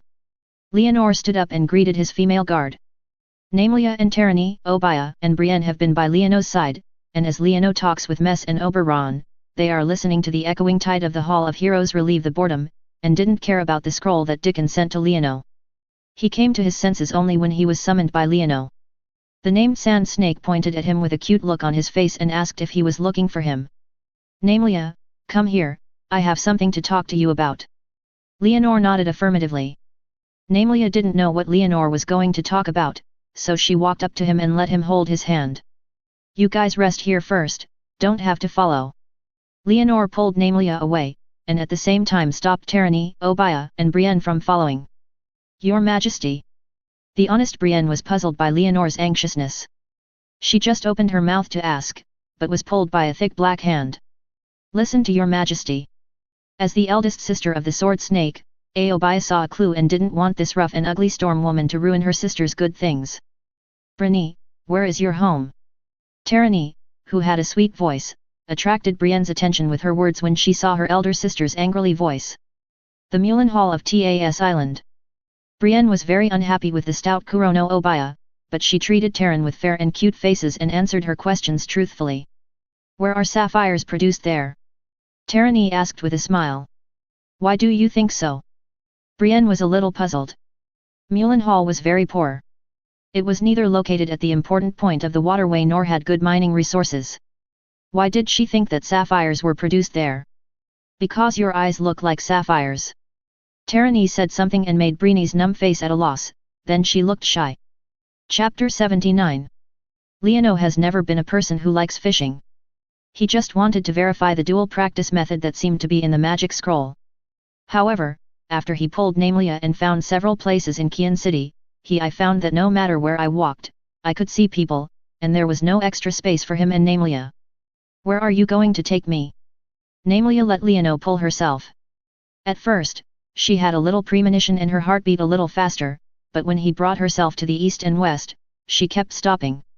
I couldn't help but feel curious. Haha, I just want to take you around. Leonor calmed down. Of course he was embarrassed to tell Namlia that I wanted to find a place to sleep with you, so he made up a reason casually. Then why not let Brienne and the others follow you? Namlia tilted her head. Could it be that she was wrong? Isn't this guy trying to sleep with her? If you want to stay alone with you for a while, your hands are really soft. Leonor opened his mouth and pinched Namlia's little hand. This little hand was not like a martial arts hand that had been practicing for many years, and it felt soft to catch. Is there any? I often use weapons, and my palms often get worn out. Namlia was a little surprised and looked at her palms. Although they were quite white and tender, they were covered with calluses after being rubbed by the weapon. That must be very hard. Leonore listened to Namelia's words, opened her palm and saw that there were indeed some slight calluses, but it was not obvious. In addition, Namelia did not look dark. The skin should be caused by not being serious when practicing martial arts, but at this time, you must mention this matter without opening your eyes. Well, my father is very strict with us. He said that only weapons are our loyal friends. Namelia nodded fiercely. Your Highness is right, but he is too strict with your training. How can you treat girls like this? Leonore complained a little. His originally white and tender little hands were covered with calluses, which really hindered the touch. How should you treat girls? Namelia became interested. Girl. I can't say it well. Leonore dared not say that as long as he is responsible for beauty, girls can be the best as long as beauty, but not every man can afford a woman who is as beautiful as beauty, and tens of thousands of people can have thousands of people beautiful. Hey! Namelia dragged her voice. Every girl has her own beautiful place, just like you. Leonore retracted his mind. He found that he could not find a hidden place for a fair, nor could he learn the rumors of the nobles. The urge to take off your clothes by finding a place, simply gave up the idea of sleeping with Namelia and instead mobilized the emotions first. There is no specific method of practicing both magic and magic in the Tao Sutra, but it mentions some basic concepts of the intercourse between souls and souls. When the intercourse between souls and souls, the more affection the two parties are, the better the effect. Therefore, the practice should focus on cultivating emotions. Sensory stimulation is supplemented. Not to mention how Leonore spoke love words to Namelia in a scattered manner to increase each other's emotions. All the soldiers in Qian City quickly cleaned up the entire city and cleared out all the bodies. It was time to claim it, but no one claimed it. All the corpses were burned into ashes and scattered into the sea to prevent the White Walkers from being conquered as big-headed soldiers. After clearing out the blood and ashes, the soldiers began to decorate the city. Tyrier's family ships transported pots of flowers from the high house, colorful and colorful, with the fragrance of flowers to dilute the blood and cover the ruins with brocade curtains. The Tyrier family is very rich, but the supplies prepared to decorate Qian City are still insufficient. There are enough bright red tapestry, but the carpet is not enough to cover the entire Hall of Heroes.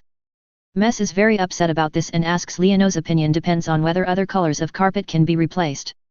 No carpet is needed. Isn't Lannister's flag also bright red? It's very good to use it for laying the floor. Leonore gave his own solution. The lion flag of the Lannister family, I think this is good. Mess was a little worried. After all, it was the top family among the 7 kingdoms, but then he thought, the Lannister family had been banned. To completely eliminate them, use their lion flag to pave the floor in their Qian City, this does not show the power of the Wushu, it is very possible. I don't think the Archbishop needs to be found or something. Leonore cancelled the carpet and brought it up, and at the same time proposed another thing. The crowning usually comes to the Archbishop of the Church, which means that his monarchy is granted by God. Have you changed your mind? Mess' eyes lit up. He had always wanted to act as Leonore's crowning host and witness. No, I want to crown myself. Leonore was embarrassed and rejected Metz's kindness. He didn't even want to accept the divine right of the king, let alone the gift of others. Crown yourself. Metz's expression became solid, which was too anti-traditional. It depends mainly on what you mean. After all, not all the princes attending the ceremony this time are believers of the 7 gods. Leonore said without waiting for Messe to reply, and, I think Margaret's queen crown is not the same. Will I put it on for her? What does this mean? You add a queen crown to Margaret and you add a crown to yourself. These are 2 things. Or do I disagree with you adding a crown to yourself, so don't you want to add a crown to Margaret? When Mess heard Leonore's words, he couldn't help but think a lot and struggled in his heart. Should he express his belief in the 7 gods? Sir, if you think it's offending tradition, then forget it. Leonore just wanted to have a thought, even if the Archbishop gave him a crown, it didn't matter. Anyway, he should liquidate the church in the future. If you want, then you can crown yourself. Metz finally gave up supporting the church. After all, the higher the power of Leonore's king, the higher the power his future grandson will get. Rounded, he Tilly the greater the glory and authority the family will receive. Then you support me. Thank you so much. My father, you are the most reasonable person I have ever met. Seeing Mess agree, Leonor immediately changed his words, saying sweet words are not worth the money anyway. He called me father? Yes, Margaret married him, and he didn't have any problem calling me father. I am the king's father-in-law, not that is equivalent to his father. Mess was dizzy when he was shouted by Leonor's words father, showing a happy expression. When he came to his senses, he felt that he was inappropriate. He coughed and said with a tense face. You must treat Margaret well in the future. The most important thing is to let her conceive your child earlier, and the more the better. Only in this way can the Baratheon family flourish again. You don't have many immediate relatives. Mace said it seriously. Children will definitely have more children, but it is hard to say that they were not born by Margaret. Leonor complained in his heart that if only Margaret was pregnant with his child, he would not be restricted by Tyriel's relatives to death. He complained in his heart, but his face remained calm and continued to flatter Lord Mace with a smile, feeling that his pretentious posture and bulging belly became amiable. Chapter 80. The Andals, the Loinas, and the ancestors successively established many kingdoms on the land south of the Great Wall in Westeros. After many competitions, they formed the northern border, the eastern border, the Hegian border and the western border. The seven alliance kingdoms dominated by River Bayland, Stormland, and Dornland stand together. Aegon Targaryen, a Valyrian, came here. He rode a flying dragon and saw the entire Westeros continent, and drew it on a map, and finally unified the place with the flames of the dragon. Re-enfest the princes of the seven kingdoms, but his kingdom did not have a specific name. This land has always been called Seven Kingdoms or Knight's Kingdom, even Westeros it's just a relatively uncommon geographical noun. Now, with the western princes, mainly Kian City, being destroyed by Leonor, the names of the seven kingdoms can actually be swept into the historical pile, because a brand new country is about to appear. With everything ready, the city of Cairhrock, which had been broken, was decorated with golden-crowned stag flags and bright red carpets, becoming the city's main tones. Before the agreed day, Olenna Redwyn, known as the Queen of Thorns, came to Kian City as the last major guest. The old woman did not enter the city immediately, but stood in the city looking at the exterior. It once looked like a giant, but now it was covered by golden silk and king flags, covering the city's broken Kian City. What a pity! It used to be so majestic, now it is like a bitten apple. Olenna complained about Leonor's destruction of Cairhrock City. Mom! Lord Mess, who was in charge of the greeting, rushed over, his face full of caution and anxiety. Okay, I understand. I'm here. Are you still anxious for a while? Olenna looked impatient. Are there any customers in addition to me? The princes in the north did not come, the Bronze Joe of Fury City arrived, Edmure and Blackfish in the Running City came, and Loose Bodden of the North Terrorfort are also here. Mess muttered as he arrived. Big guys. Where are the Starks people? Olenna's shriveled mouth bulged. Not coming. Robb Stark is said to be injured, and he sent people to search for his father in the river. The wolf cubs from the Stark family are not convinced of us. Olenna showed a disdainful smile, and said in a very affirmative tone, what should you do if your son-in-law is going to do? He said he didn't care. He actually wanted to start the wedding very early. He asked me to say that it would be too sloppy, and the king's wedding would have to be generous. How could there be no nobles attend? Mess said in a nagging manner. You're just a fool.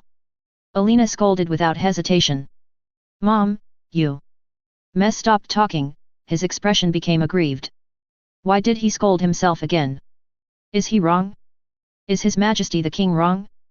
His army is here, and that is the best witness to his coronation ceremony and wedding. You idiot dragged the ceremony for so long and spent countless money and food is just to wait for a group of waste who only knows how to eat and drink. How could I have a son like you? Olenna was full of regret. But now it's like this. Mess was not angry when he was scolded by his mother. He was scolded a lot for some things. That's it. Get rid of the crowning example and ceremony as soon as possible. Olenna's face hurt. The Tyrier family paid all the fees for this crowning ceremony Thanks to the little king, he made a promise to let the High Court had reason to exempt the military expenses, and Loras killed Roland Cranch in this war, and according to the agreement, the Tyrier family could get the chicken haul, which was not considered to be nothing. Okay. Mess nodded quickly. After Olenna, the old grandmother, took her seat, the coronation ceremony in Kian City officially began. Buckets of wine were piled up, and large sausages and steaks were piled up on the plates, allowing people to enjoy themselves. When used, the wine and meat dilute the smoke of gunpowder, and the noise covers the blood. In the magnificent Hall of Heroes, under the Golden King flag hanging, lords and knights from all over the country stood together, watching Leono standing on a golden platform. He was wearing a black robe today, a golden ribbon with a crowned stag hanging on his shoulders, standing on the stage with a fat archbishop who looked like a ball, facing away from 7 colorful curtains painted with gods, and receiving the attention of everyone. The archbishop, who was as fat as a ball, stood in front of him and made a loud statement to all the guests. Today, we stand here, under the gaze of the 7 gods, witness Leonor Baratheon I as King of Andals, Loinas and Ancestors, guardians of the entire territory, and the Summer Prince of Hall, Duke of Stormland. After the loud announcement, a servant brought a wooden plate. A golden crown was placed on the red silk inside the plate. The crown was in the shape of a grass ring, with huge antlers and trees distributed on it, and a 7-pointed star was engraved on the forehead. Several bright rubies of varying sizes are embedded around it. The crown was made of Tywin's outrageous golden armor, and even the ruby was buckled from the lion statue of the armor. The fat archbishop held the crown with both hands, turned around and walked to Leono, nodded slightly at him, signaling him to bow down so that he could put the crown on him. Leono ignored the archbishop's sign, snorted coldly in his heart, stretched out his right hand and took it to you. Seeing that Leonor did not cooperate, the archbishop sighed in his heart and could only hand over the crown as planned. Taking the crown with antlers, trees and 7 stars, Leonor walked to the front of the stage, facing the lords and knights. Under their gaze, he raised the crown in his hand over his head and then slowly landed on it. Overhead. I, the Andals, the Loinas, the Ancestors and the rulers of the 7 kingdoms, the guardian of the whole territory, the Prince of the Midsummer Hall, and the Duke of the Stormland, hear I, the swearing to the 7 gods. In the name of the Father, I will make justice come to my kingdom.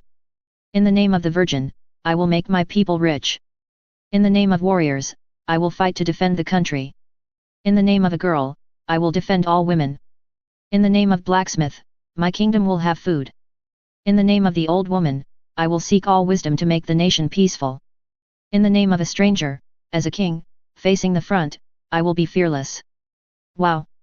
The trumpeters in the living room struggled to pluck their cheeks, making the 77 horns sound together, and a roar sounded in the Hall of Heroes at the right time, and the tide also responded.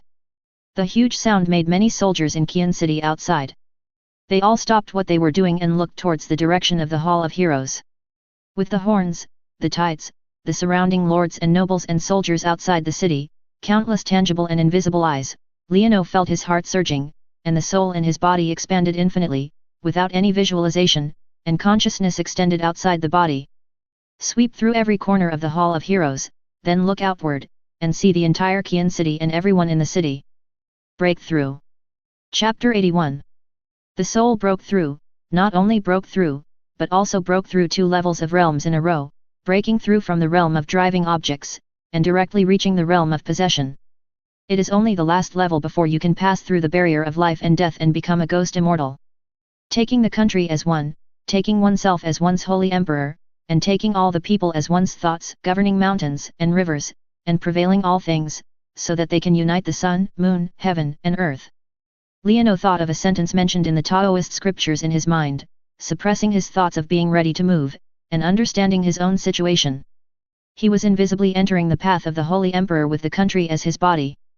The cultivation of Taoism in the Yang Shen world is mainly based on the thoughts of the soul and the mind, which is mainly based on the enlightenment of every thought.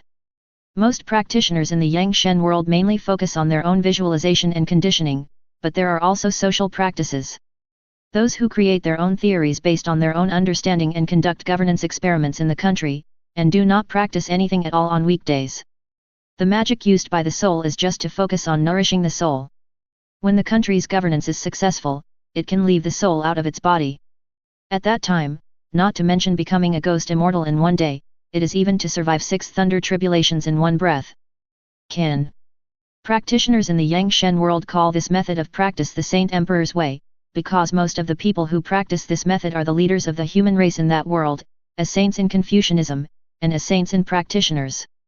Leonor accidentally entered this path of cultivation, from Fengzi Fort and Red Fort to the management of the Midsummer Hall, to the Imperial meeting to endure the hidden reputation and intrigue until he took advantage of the situation and mobilized the troops. These behaviors are all trainings to one's own soul. Now that they have stepped on Qian City, successfully crowned, and ushered in the eyes of all people, they are a small test, and their thoughts are naturally understood, and the realm of soul has also been formed along the way. In fact, he was too reckless earlier. If he had not been eager to achieve success in Red Fort when he was a teenager and had recklessly left his soul out of his body, he would have failed to cultivate any practical magic, but he had just slaughtered some things such as purple thunder gunpowder and black gold silk.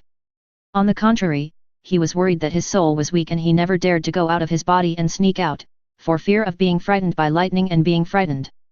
If he can be more tolerant, then at this moment, his soul will be able to break through all the way, directly enter the realm of ghost immortals, and escape from the life and death of mortals. However, in that case, his body without the marrow of being washed away will inevitably not be able to support him. If you keep it, your soul will turn around your body, causing the chi and blood to decline. You will definitely be able to be disintegrated and die on the spot. This is a drink and a peck. Leono instantly sorted out his origins, sighed in his heart, and stopped the divine thoughts that were constantly spreading, and swept across everyone's faces in the Hall of Heroes, shaking their expressions and emotions such as excitement and worry.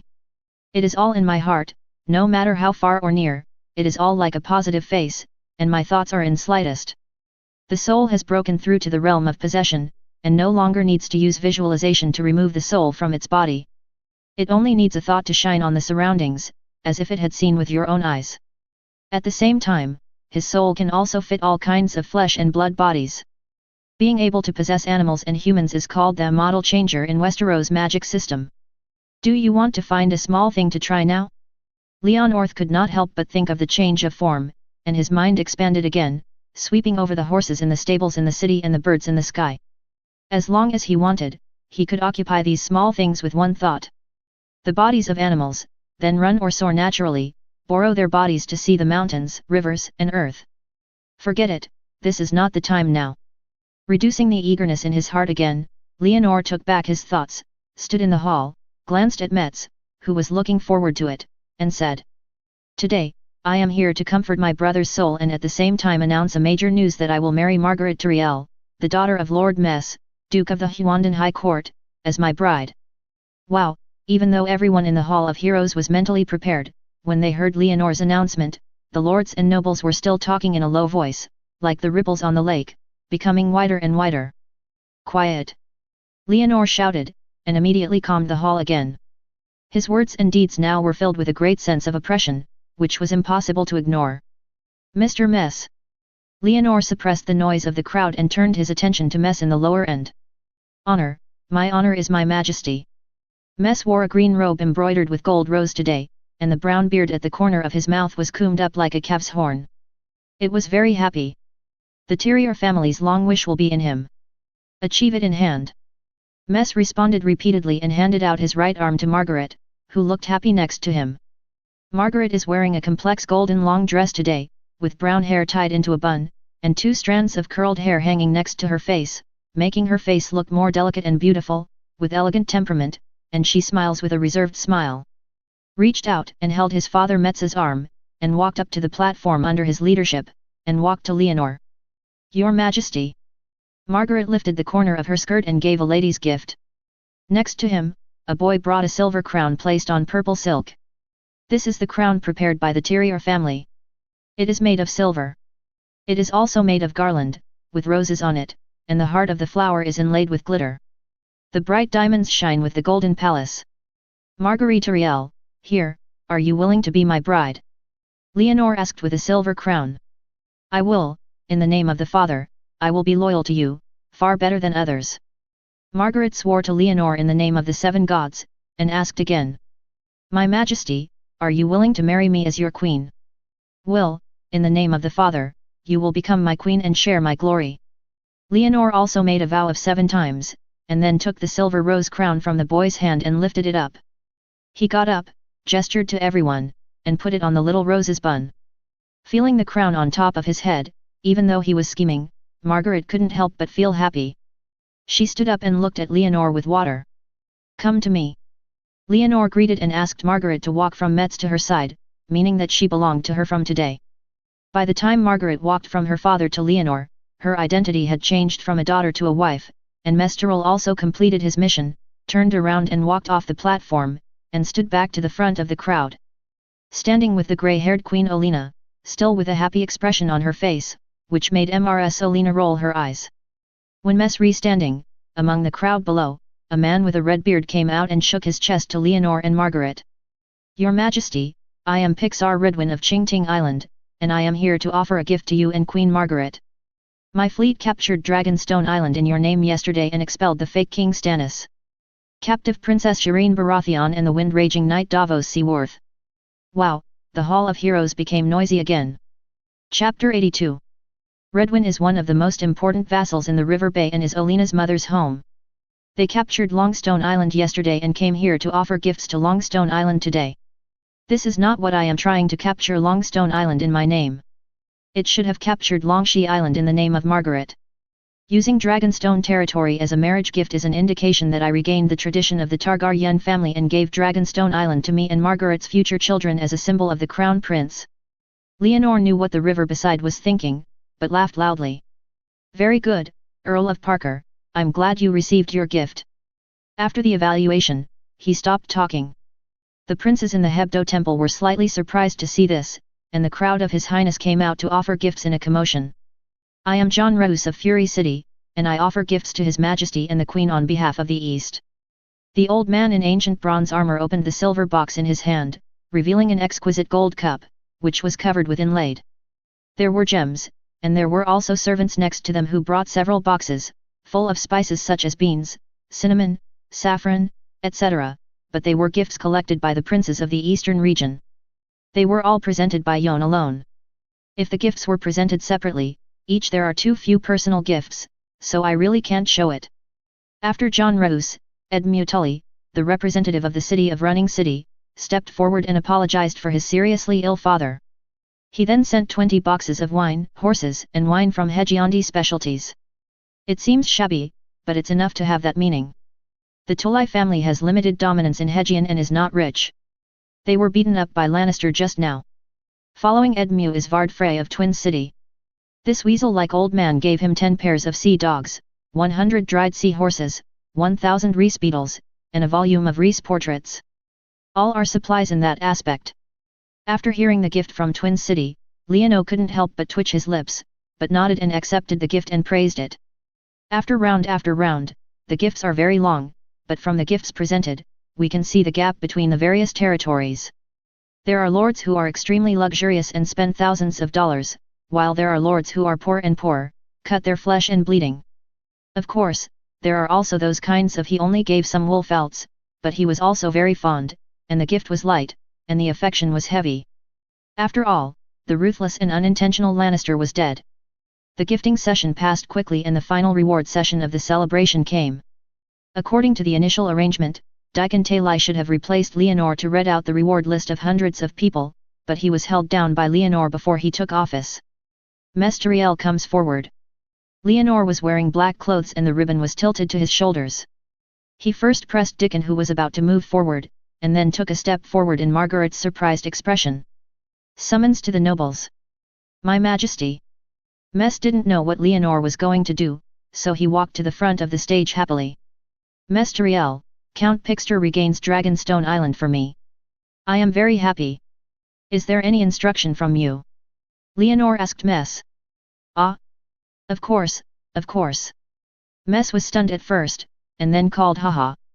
He knew about Redwin, Qingting Island, and rounded it up, it would be okay to be considered his. I often hear people say that victory or defeat can be decided in a distant place. Your wisdom is so extraordinary, so I will appoint you as my king's hand. Wow, this time the hall was really booming, because no one expected that Leonor would give the Tyrier family such a reward. It was not enough to marry their queen, and even let the inflatable fish take the hand of the king. Before the commotion crowd, Metz was already stunned by the sudden news. His expression was joyful and laughing, and he even wanted to jump up and shout, but standing before so many people, he didn't dare to do this. What else can he do besides being delighted? He forgot. Quiet. Leono frowned when he heard the noise in the hall, and an invisible pressure emanated from his center, which immediately suppressed the sound in the hall, making it calm again. Mr. Mess, if you want to take charge of my king's hand, Do you understand your mission? Leonore asked Mess, who was helpless down. I understand, mission. Mess answered affirmatively first, and now he promised to become the king's hand first. However, mission, what mission? Your first task is to make your king noble, and the second task is to make the kingdom great. Leonore rolled his eyes in his heart, but his face was still kind. My king is supreme, and in the name of the 7 gods, I will make my king noble and my kingdom great. Mess couldn't wait to sworn, and then say that he became the king's hand first. Thank you for your willingness to assist me in governing the country. Here I announce again that the original ministers of the former meeting of the Imperial Council were reduced from 7 to 3, except for the king's hand, all the others were abolished, and the chief inspector and the great knight were re-established, and everything in the kingdom was established. All the important things are determined by the 3 emperors before the king. Leonore announced another order. Wow, this time the noise was even better, because the reduction of the number of people in the imperial meetings meant that the power was more concentrated, especially the king's hand. This position had no fixed responsibilities. According to the previous regulations, when the king was not present, the king's hand even you can sit on the iron throne to perform royal power. Quiet, all quiet. This time, the person who called Leonore quietly was Mesteriel. The inflatable fish was almost knocked out by continuous surprises. Hearing the people on the scene screaming so loudly, he was almost crazy about to look down on the king. Don't worry. Let His Majesty the King finish his words first, I want to see who the chief inspector and the great knight are. Quiet. Leonore shouted again, calming the palace again. The great knight will be Balistan, because he is the captain of the royal guard, he is fair and selfless, and he is also the best knight in the world today. I will ask him to re-establish the rank standards and morality of the knights, and to the knights all over the country conduct the assessment. Leonore expressed his expressionless expression to the leader of the great knight. No one was present, because there was no rebuttal point. There were many well-known knights in the world today, but they were as flawless as Balistan, really not. General Inspector, His Highness Oberon Martel. Leonore turned his eyes to Oberon, who had always been watching the show in the crowd, and his words kept the red venomous snake's expression. I object.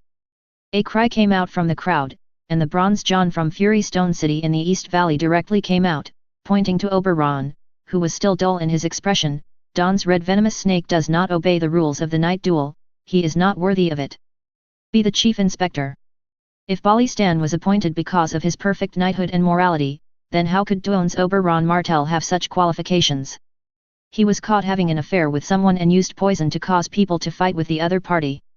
Death, thus the nickname Red Viper. Chapter 83. Oberon wore a red embroidered gold robe today. Facing the bronze Joian who directly accused him in public, he was not angry. Instead, he showed a playful expression, curled up the corners of his mouth, looked at Leonore with his arms in his arms, and gave him a look. He gave him a what-to-do expression. The chief inspector, instead of the king, supervising the lord, nobles, and knights, any traitor like Tywin Lannister, or a defeated person like Cersei Lannister, can be directly rebuked and reported to the law for review and processing. Even if it is a king, once he finds something bad, he must truthfully advise the king. The king will never blame the inspector for his misconduct. Leonore is not anxious or slow down. Ah! The nobles were stunned. How could this make the inspector even more powerful than the king? His Highness Oberon is well read, has a broad knowledge, and is unruly. His personality is not distinguishing between high and low. He is the one who can remind me and advise me at all times. His Highness Oberon, what do you think? Leonore said to him. Oberon, whose expression turned dark, asked his opinion in a slightly playful tone. It is said that Oberon reads a lot of books and has extensive knowledge. He studied in the school city when he was a teenager and even created 6 of his own necklace rings. However, later he felt bored and chose to drop out of school and instead traveled. On the continent of Ersos, if a person like him is not very knowledgeable, then who knows more? If he is unruly and does not distinguish between high and low, then no one will refute it. His mouth can be compared with the poisonous snake that squirts venom. The skin color of an illegitimate girl is also different. Not to mention whether it is different between high and low, it is said that both men and women eat each other. Can. Faced with Leonore's words, Bronze John suddenly lost his words, and the old knight was even a little embarrassed and annoyed. He felt that the young king was speaking too slowly. If he had said this just now, he would not have jumped out to refute like this. No one spoke at the scene. Oberon also had a dark face. Seeing that he did not reply, Leonore called out again. His Highness Oberon, are you unwilling to assist me? Oberon faced Leonore's playful gaze, and had a dark face, and could only whine the bullet and shout.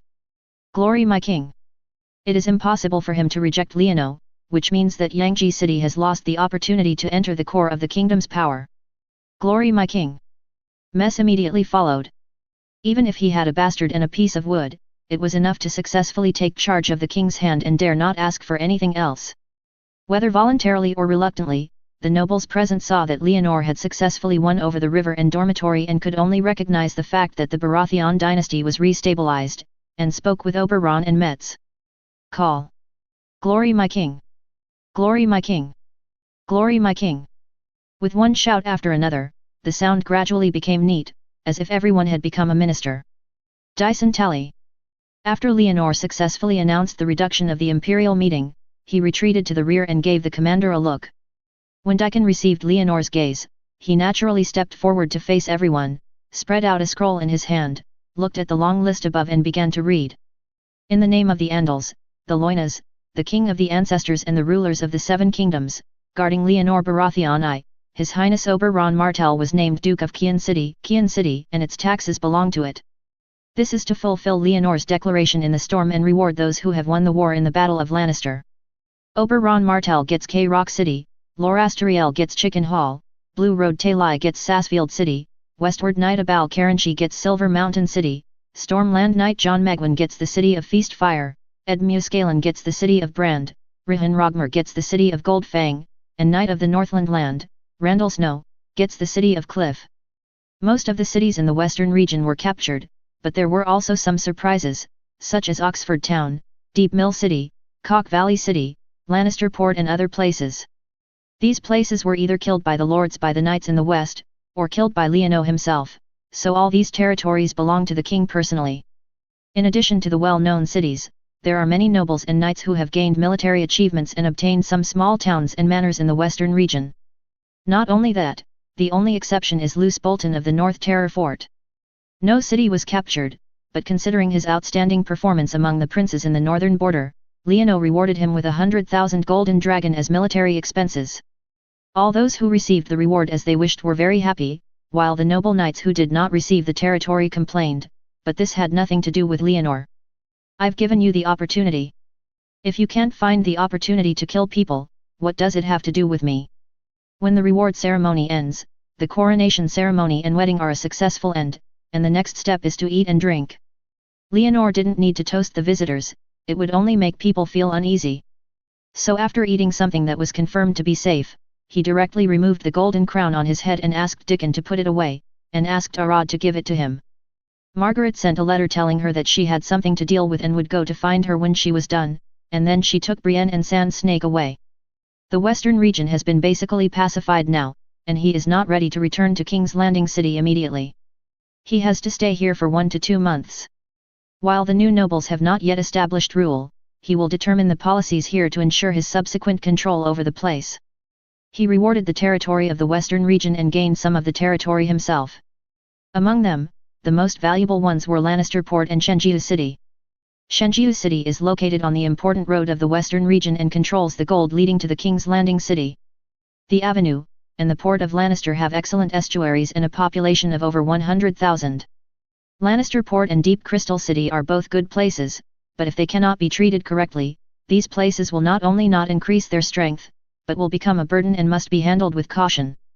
Farm and continue farming.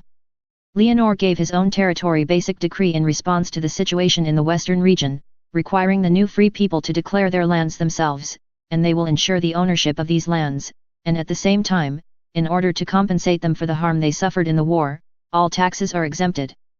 This war destroyed the Lannister clan, but it also deceived the people in the west. Both the knights in the south and the barbarians in the north have the habit of plundering, which is also the fundamental reason why they obey military orders.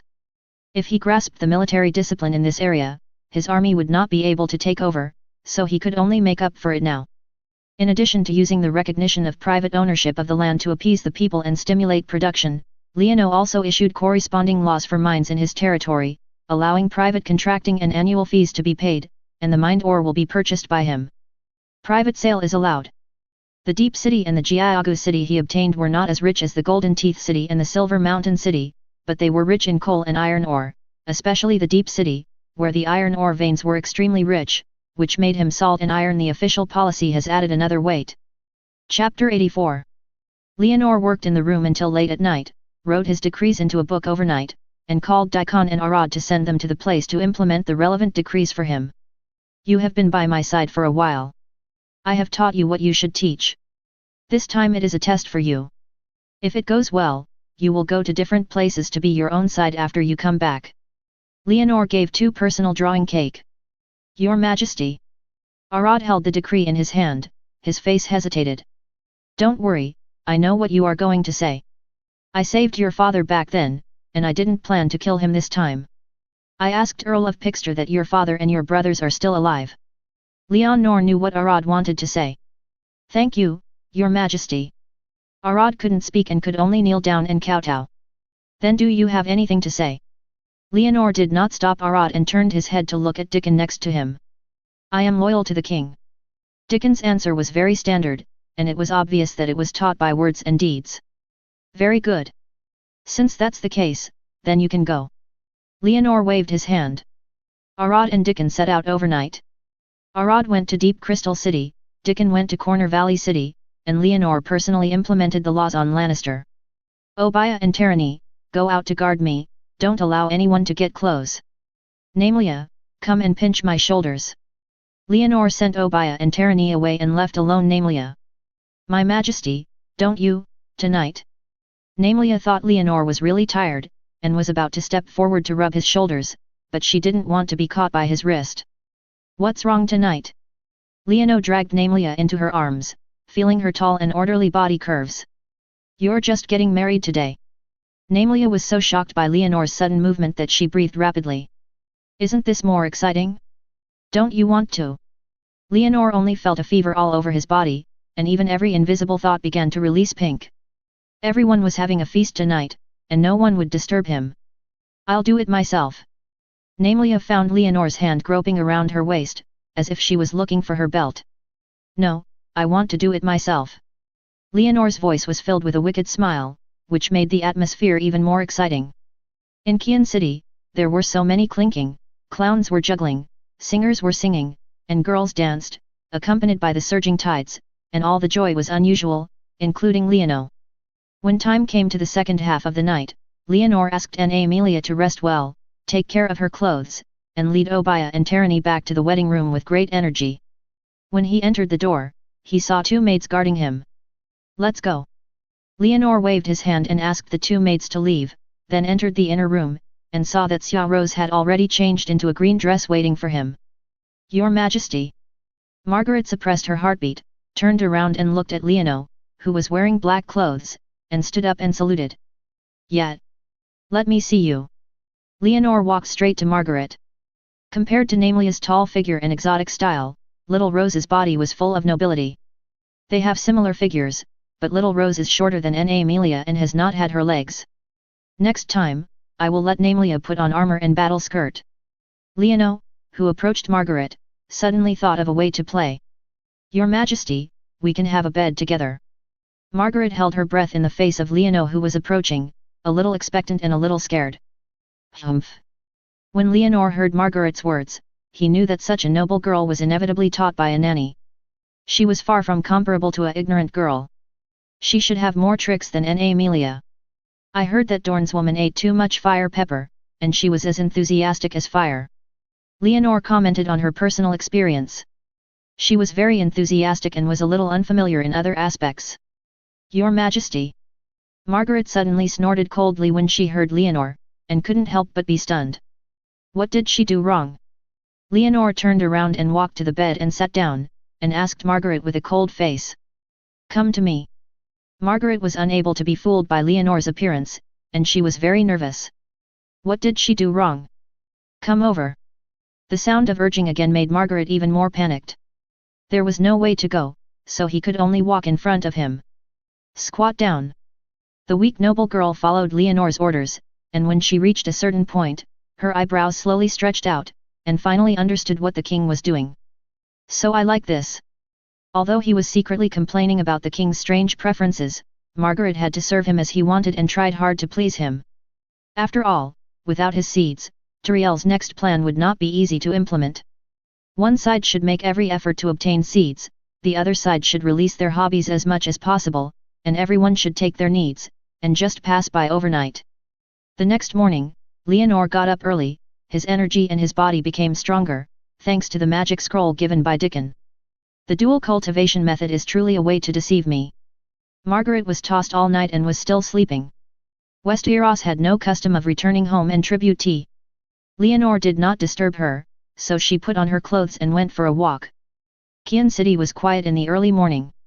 After a lively celebration, the whole city was drunk and unsuspecting, but fortunately no one dared to attack here for the most ruthless thing in the world.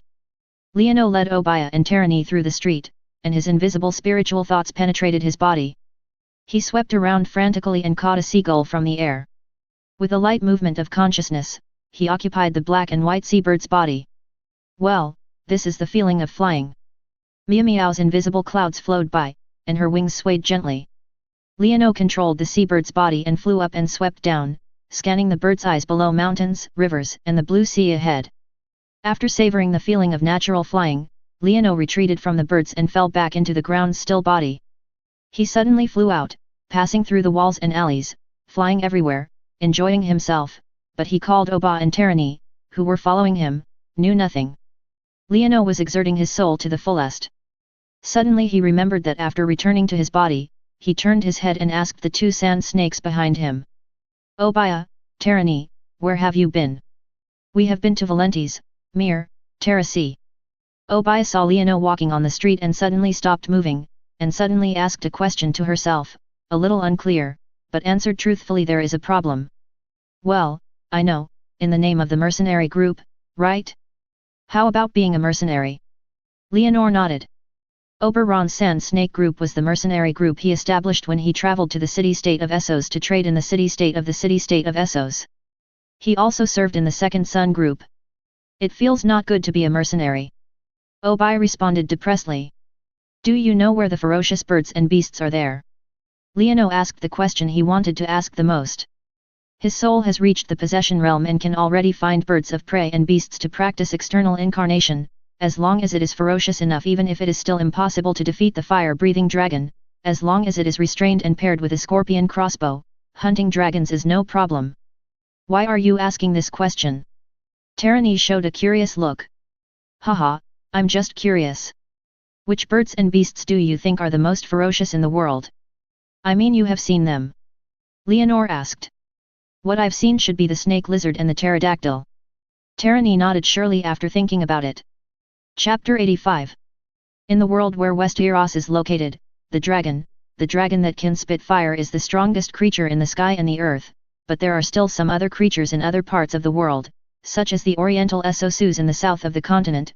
There is a continent called Sotros, wandering with many powerful creatures. On the continent of Essos, except for some lucky sailing adventurers who have arrived in Sosros, they talk about their adventures there and what they have seen and heard.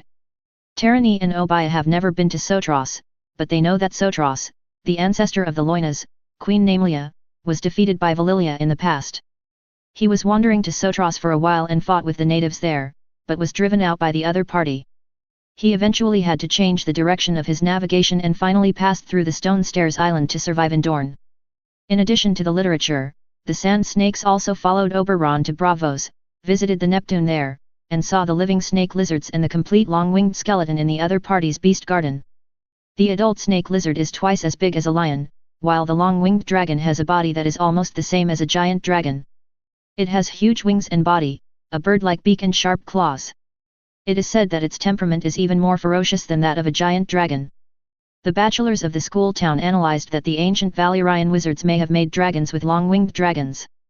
I really envy you. Your rich experience makes me yearn for sailing in a new continent. Leono couldn't help but have an imagination when he listened to the descriptions of the Sand Snake sisters. The Valyrian wizard used the long-winged dragon to create dragons. This is a good idea. I will not transform it myself, but I can teach the strange beasts to visualize and practice. Can they cultivate their souls in this way, and then become the 8 demons and immortals in the Yangshen world? Voyage? New world? I don't know you. Obaya sneered a little. These nobles were all brain-sick and actually yearned for the experience of staying in a small place every day and night, and the bloody plague that was full of bloody plague land. That's really imaginative, but we don't have much experience, far less than our father. Tarani grabbed her unrestrained sister. The king just wanted to say something, don't take it seriously. You said, can you find a dragon in the continent that has not been discovered yet? Leonore had some thoughts again. There was a fog in Sosros. Since there was a long Wedlian, is there any other giant dragon still alive? I don't know. Tarani shook her head directly. Who said this is good? Maybe there, maybe not, but I heard that in the north of Sotros, opposite the Saffron Strait of Esthos, there is still there. A new continent that has not been set foot on, and perhaps there is a dragon there, it is impossible to say. Haha, our existence is really small compared to this vast world. Leonore nodded.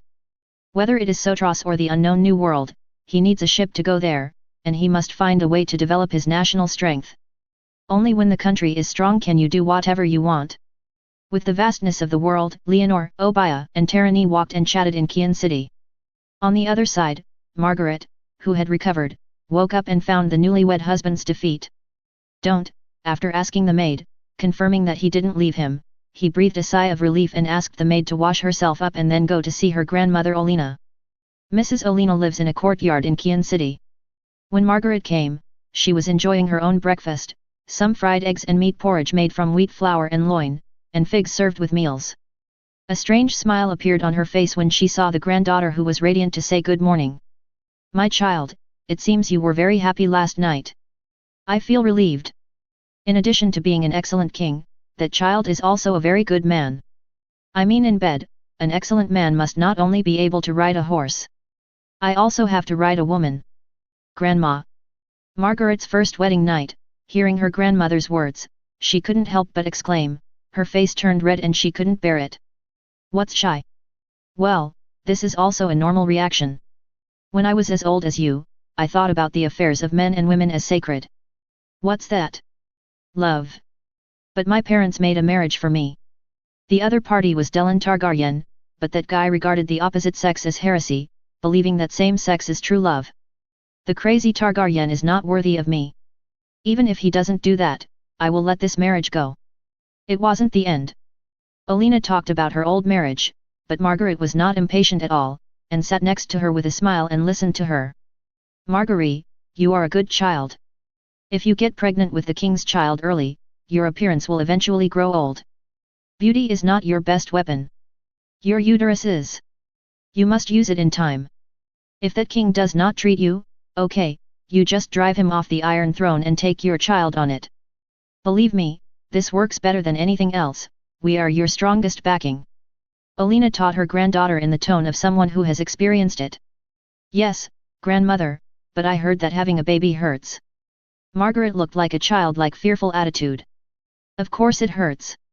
If you don't endure hardship, how can you feel the sweetness?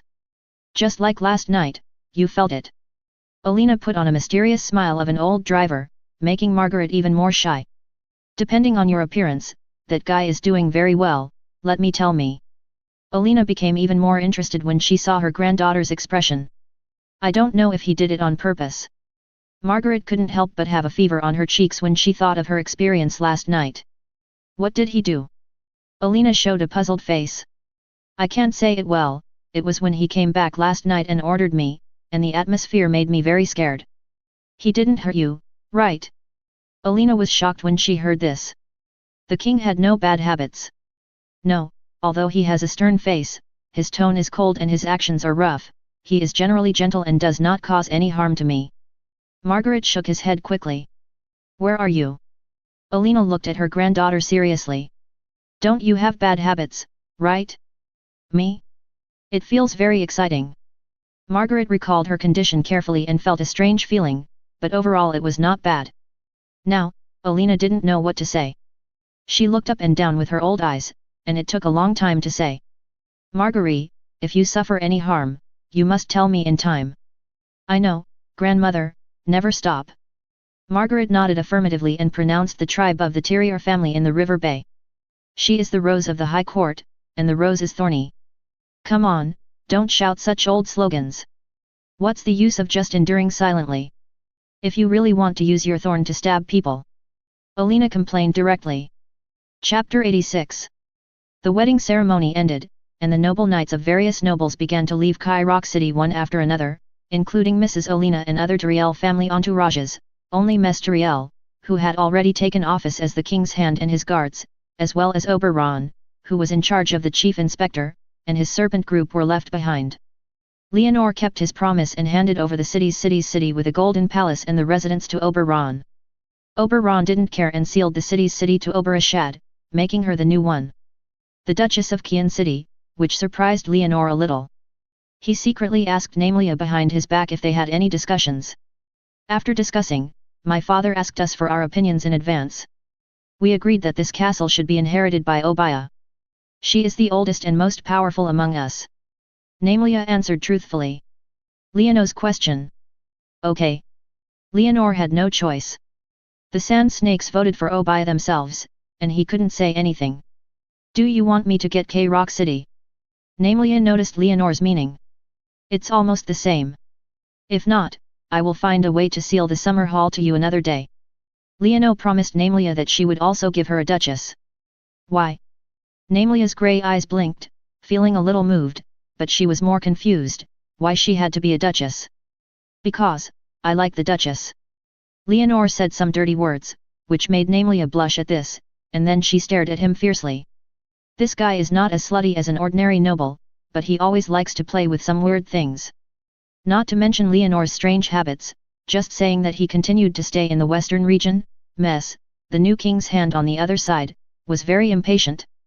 He asked him when he would return to King's Landing, and the Red Fort was the real palace. The place where the king is the palace. Leonor scoffed at Mess's words. Then are you going to stay here forever? Metz was stunned. Of course not. I have to deal with some things now. Lord Mess, you are here just in time. I have something to explain to you. Leonor looked serious. Please give me instructions. Mess came to his senses and stood up and asked Leonor to give in. It was the duty of the king's hand to complete the king's orders.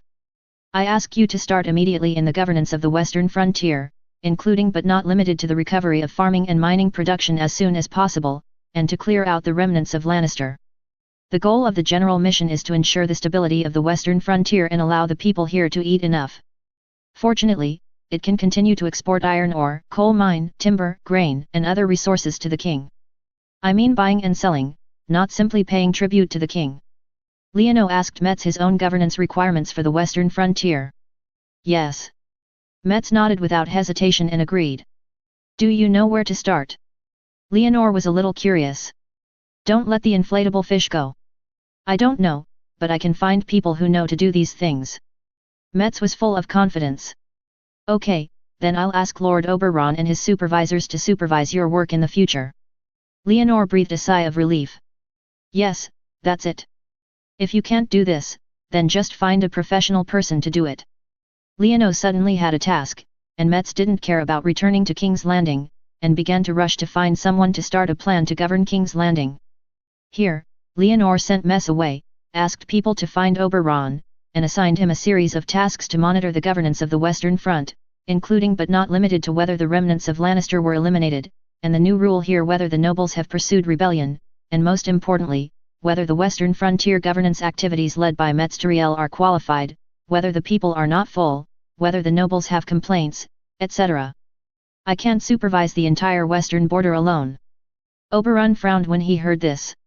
He had only one person, how could he complete so many supervision tasks? This is exactly what you are called General Inspector. You need to find someone to organize your own supervision team, use your means to build a monitoring system, and report the situation of western border governance to me in real time.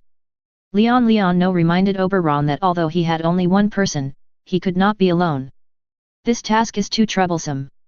Can I let the nobles of Dorne come here to be the inspector? Oberon was not very satisfied and suggested to Leonor that he would transfer people from Dorne. Whatever you want, I just want the result. Leonor doesn't care who Oberon uses, he just wants the result. I understand. Oberon fell into deep thought. Are you going to dispatch people from Dorne? Leonor asked tentatively. What's the use? Will those guys complete the tasks I assigned in this foreign land? I think it's better to use the locals in the West than to use the donors. The Prime Minister's governance actions are directly related to the lives of the people in the West. The actions of Lannister's remnants cannot be counted on them, it requires finding some other people. Perhaps the surrendered Western nobles are good. Oberon clapped his hands and began to come up with a solution. Very good, my chief inspector. Leonor clapped his hands directly. Oberon deserves to be the guy who built 6 iron rings in the school town. He has begun to sort out his work ideas and does not need to remind him by himself. Oberon was building his own plan, and looked up and saw Leonor looking happy, a little dissatisfied. I find you're becoming a little annoying now. My Highness, the king is not a clown, and I can't always make you laugh. Leonor laughed loudly, and the laughter kept echoing in the house. As the king, if he couldn't spur his ministers, what's the difference with a clown? Humph. Oberon snorted coldly to express his dissatisfaction, and had to turn around to complete the assigned task. In this way, Leonor drove his 2 former ministers to make plans for him, pull up people and teams, and urge the nobles from all over the country to mobilize the people to cultivate farmland and reopen mines, and restore the war to the western border. Destruction and soothe the harm suffered by the people in the western region in the war. After a month of governance, all work in the western region was carried out in an orderly manner, especially Arad and Daikon. The 2 of them carried out very effective governance of Shenjiu City and Jiaogu City, allowing the nearby people to surrender and rebuild farmland. He also found some western knights who had been cut into civilians to contract local iron ore and coal mines. The 2 wrote to Leonor to report the good news, saying that the local mine had officially begun to release mines. Leonor was very satisfied with the results of Arad and Daikon's work. He wrote a letter to encourage the 2 to continue to work and let them connect with Dorit in King's Landing to the handover between the iron ore and the coal mine, and not to treat those things unfairly. The Westerners who contracted the mines could promise to restore their knighthood and mobilize them appropriately. After sorting out the series of work in the western region, Leonor basically had no worries and began to organize the army and prepare to return to King's Landing City. Chapter 87. When Leonor came, he walked out of the Golden Avenue from the Lion's Gate of King's Landing, then passed through the deep crypto city to Lannister Harbor, and finally broke through Kian City. When he returned to King's Landing, his queen, prime minister, and chief inspector, and most of the troops still returned to King's Landing from this road, but he did not follow this road. Leonor chose to start from the east gate of Kian City on the route back to King's Landing, along Hegian Avenue, cross the Golden Tooth City to the River City, and then return to King's Landing through Herrenberg. This route is a bit circling, but the advantage is that he can go to Ben Leocan to meet the princes of the northern border and confirm the life and death of Ed Stark and his wife, and whether Robb Stark and his northern border princes had any. The heart of the minister. With such a goal, he set out with 50 guards including Brienne, Obiah, Taryn, and Namelia. When Leonor marched west from Golden Avenue, it was difficult to see ordinary civilians along the way except for the riots. However, this time from Hegian Avenue to the east, the west, which had been managed, has recovered a lot of complexion. There are already farmers on both sides of the avenue. Work. Those pale and thin farmers used simple wooden farm tools to cultivate fields and plant crops such as wheat, oats, hops and grapes. When they stopped working, they were full of vigilance for Leonor and his party who had passed by. Your Majesty, your kindness allows them to work again. Although Brienne was warned by the farmer, she was rarely happy and flattered Leonor from the bottom of her heart. Leonor ignored Brienne and retracted his gaze of the field, where he saw the green wheat seedlings, the sharp vines and the hop seedlings. In the eyes of Brienne and others, the ability of farmers to work in the fields with peace of mind is the knight fulfilling his duties to defend the land, and the manifestation of the mercy of the king and the nobles, but in Leonor's view, this is not the case. Leonor presided over farming production in the Midsummer Hall. After the farmers there got their fields, they would not grow hops and grapes that were not edible. Even wheat and oats were grown in less. They could grow pumpkins and corn. Because pumpkin and corn grow cycles short, it can provide a large amount of food in the short term. Only after storing enough grain, farmers will choose to grow wheat, oats, and then mix pumpkin, corn and chickpeas, because the excess grain can be used to feed livestock. How much meat the livestock grows, wheat and oats can not only make wine, but also improve food, but they only need to be processed at the Lord's mill. Farmers know what they want and how to farm, but what about now? The western region has just experienced war. The farmers will not know how to farm, nor will they not know that the most important thing to do is to protect the food first, but they planted acre of hops and grapes. These crops can only make wine, but not the only reason to fill your stomach is that the lords ask for it, and they have no right to decide what to plant in the field. Policies must be set up to correct this situation, while continuing to deprive the nobles of ownership of the land. Those insects' own land is a waste. It's a pity that the climate in Westeros is judging by years. As long as it is not the winter year, as long as it is not the area in the northern region that requires cold-resistant crops, you can farm all year round, as long as it is not the kind of land-picking climate. Crops can be planted at any time. Sitting and guarding such a treasure land, Westeros is recognized as the most populous King's Landing city, with a total population of only 500,000, and the total population of the entire continent is estimated to not exceed 10 million. It has been more than 10,000 years since the ancestors arrived in this land. After 10,000 years of development, the total population of the mainland has not exceeded 10 million. What is the aristocrats who ruled here? How can they do it when they are with the insects? Good country. He cursed the noble worm in his heart, but unfortunately this matter was not easy to resolve in a short period of time. Leonor used his heel to lightly knock the horse under his crotch, urging the horse's hoofs to speed up the trip.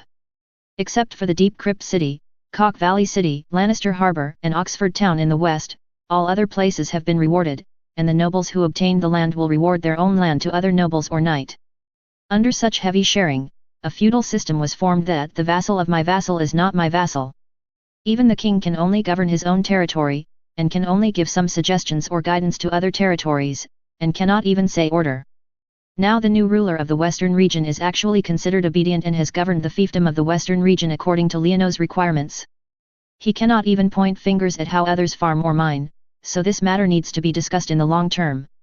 Leono only brought 50 cavalry to travel, and did not want to cause trouble, so he chose to be invisible. He led his men to ride the horse forward. After about half an hour, a team of about 10 people rushed towards the road ahead. The full armored knights were holding a flag with a 7-pointed sword. Well! Leono saw the flag in front of him, directly held the horses and waited and stopped the team to avoid rushing with the other party. When the knights in the distance saw the situation, they also held the horses. After a burst of shouts, the two teams slowly approached. I am Aldos Bran, the knight of Count Rogmer in Gold Fang. The leader of the cavalry was a young man, and he nodded to Leonor immediately and reported his name.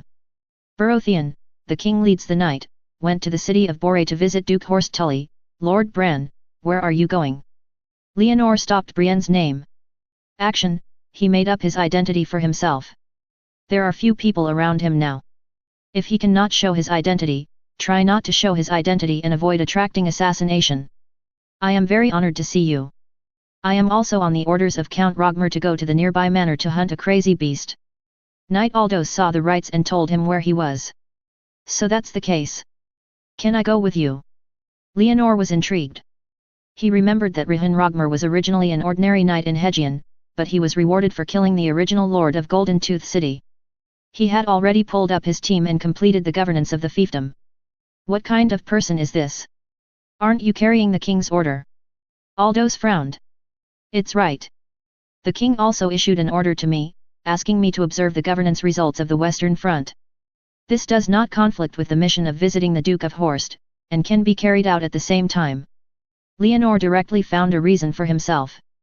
So that's the case. If so, then you can go to Bader Manor with me. Aldos suddenly realized, glanced at Leonor and his party in full armed manner, thinking that it might be good to bring them with him. In this way, Leonor turned his horse's head halfway and went to the Bader Manor with Aldos, the Knight of Goldeth. On the way, Leono found out about the situation from Aldos, and knew that the young knight was originally a hedge knight, and was rewarded for his bravery in combat. This time he was assigned to clean up the madness in his manor for the Lord Count Rogmer. Wild beast. What kind of person is Count Rogmer? Leonor asked about Rogmer's situation. Lord Lihan is a devout believer of the 7 gods, and is also a loyal and brave knight. As a vassal knight, Aldos did not hesitate to appreciate the lord, but as he spoke, he suddenly sighed, except for the Lord's Day. A little obsessed with women. Who doesn't yearn for love? Leonore smiled. How can obsessed with women be considered a shortcoming? As long as it is not strong, it is just human nature. But he. Aldous subconsciously wanted to say something, but suddenly realized that this was the king's night, and he could not talk about the lord's affairs everywhere, which was not in line with the knight's creed, so he hurriedly stayed. Leave your mouth. Sir Aldous, you don't trust me?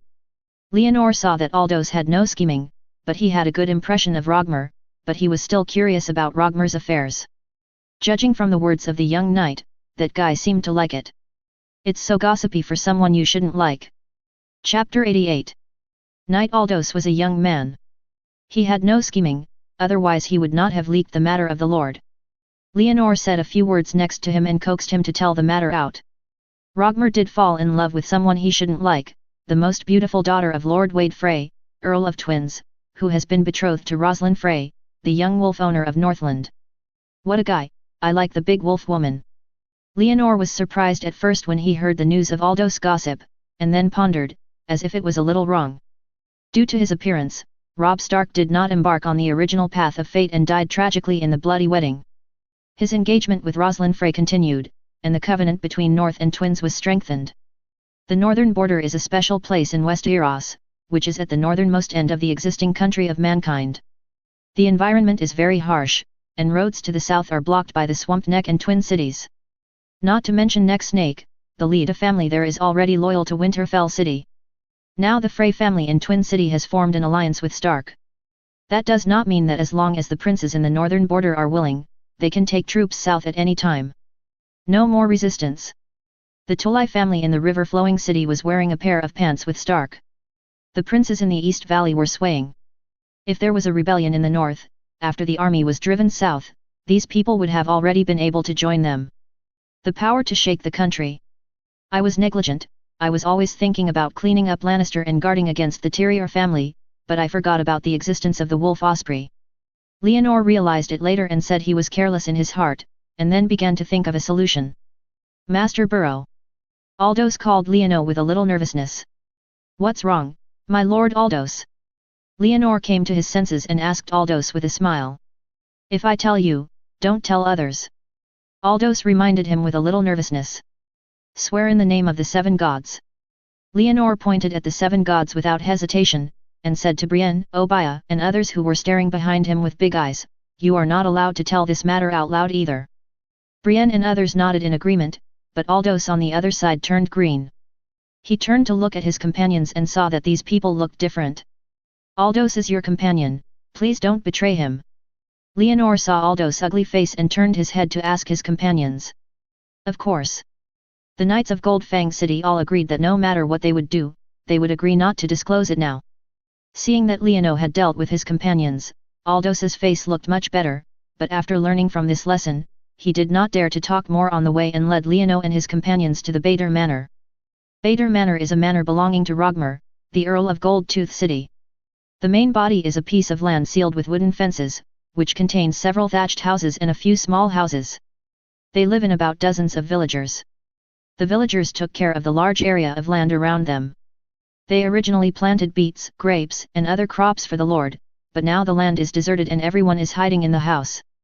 After Aldous brought his men into the fenced house, he immediately found the manor's supervisor and asked him where the crazy beast was. That's a group of monsters. The sparse head of the head corrected the statement first, they are a group of wolves that are not afraid of humans.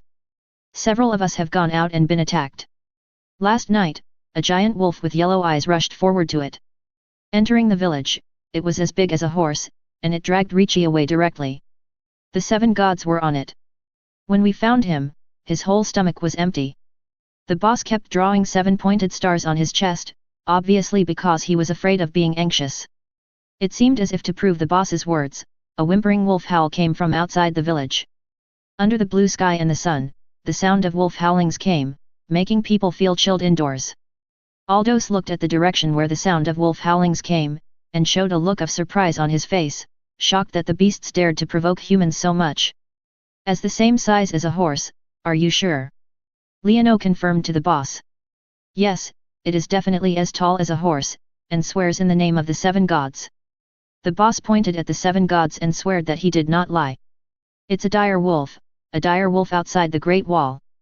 Leono ignored the boss and explained to Aldous that a wolf as big as a horse is a dire wolf, a species outside the Great Wall in the north. The Stark family is exactly the same as that of a horse. Use this wolf as the family emblem and flag. I know, I have seen such a wolf. Beside Robb Stark, it must be brought by those northern barbarians. In the name of knights, I must kill the beast and peel it off. Aldous spitted. Do you have experience in dealing with dire wolf? Leono asked. No. Aldous and his companions all shook their heads. Where are you? Leonor turned around and asked Brienne, Obaya, and others. No, but I've dealt with the wolves on my way to Valentes.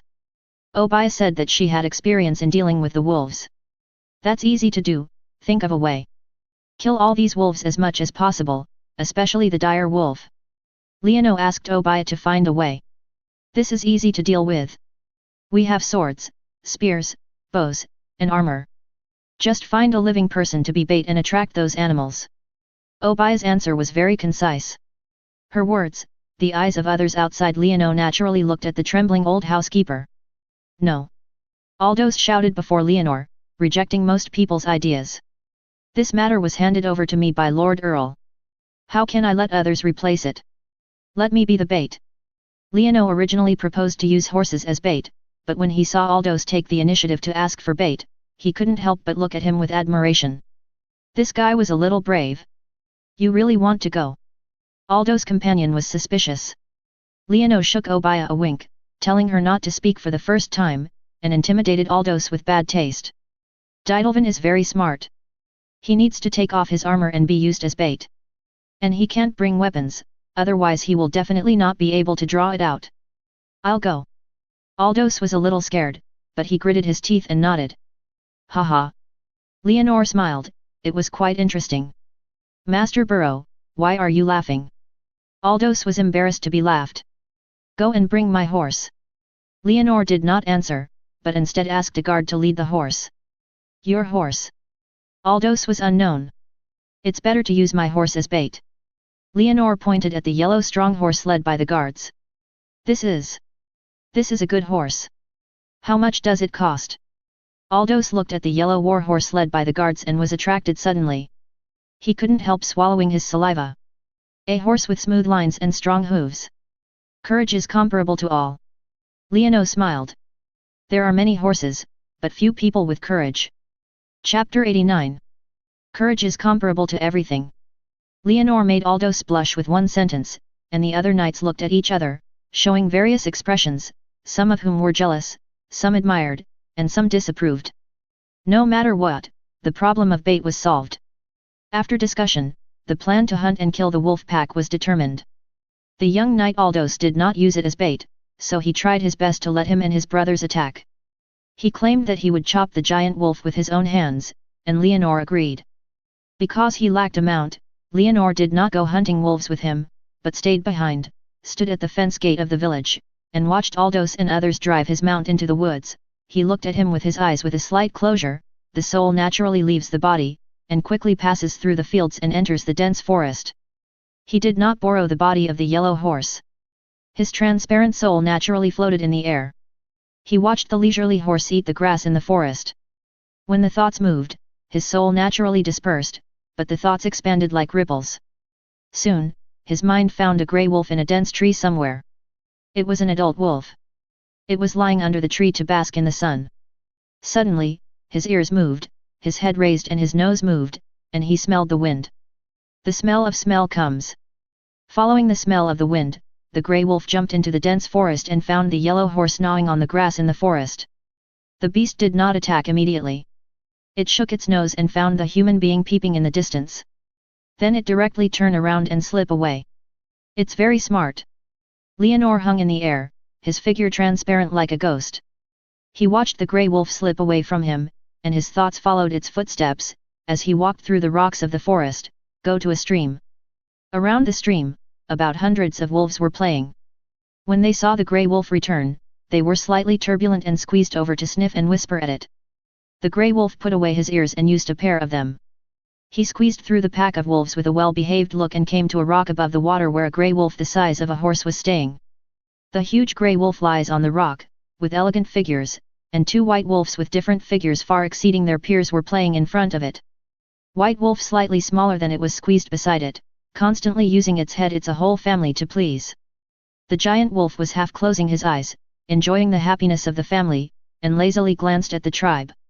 When its eyes glanced at the grey wolf crowd, its golden eyes suddenly opened wide, and all its hair stood. He raised his black lips, revealing his white fangs, and his eyes were straight on the grey wolf that was coming, or Leonor above the grey wolf. "See me!" Leonor floated over the wolf pack, and was surprised to see the giant wolf, who was angry and staring at him. The wolf cub could see his possessed realm. There is something in the soul. The giant wolf stood up from the rock, spitting out a threatening roar, warning the empty soul not to approach. "This is not possible. You have already started to eat people. How can I keep you from harming the world again?" Leonor ignored the threat of the giant wolf, and his soul drifted closer to him. Ah! The giant wolf could no longer bear the invisible soul approaching, and its bodies jumped violently, and its fangs spread wide and bit the approaching ghost. The invisible soul cannot be bitten, but in Leonor's sight, an invisible heat rose from the giant wolf's body, which contained a brutal and greedy aura. With its thrust, it was like a steel knife. "Punch your mind. If it is the soul of an ordinary person, he will be injured just this time. After returning to the body, he will feel nauseous and vomiting, and his eyes will be filled with Venus." Fortunately, Leonor is not an ordinary person. When Leonor faced the evil spirit that was rushing to face, he blew out a yin wind, which was blown away the blood evil spirit of the beastly mixed with chi and blood like a steel knife. Bang! The giant wolf pounced on the ground and fell to the ground. The hair that had originally exploded suddenly became dark and dull, and the whole wolf shook like a dog falling into the water.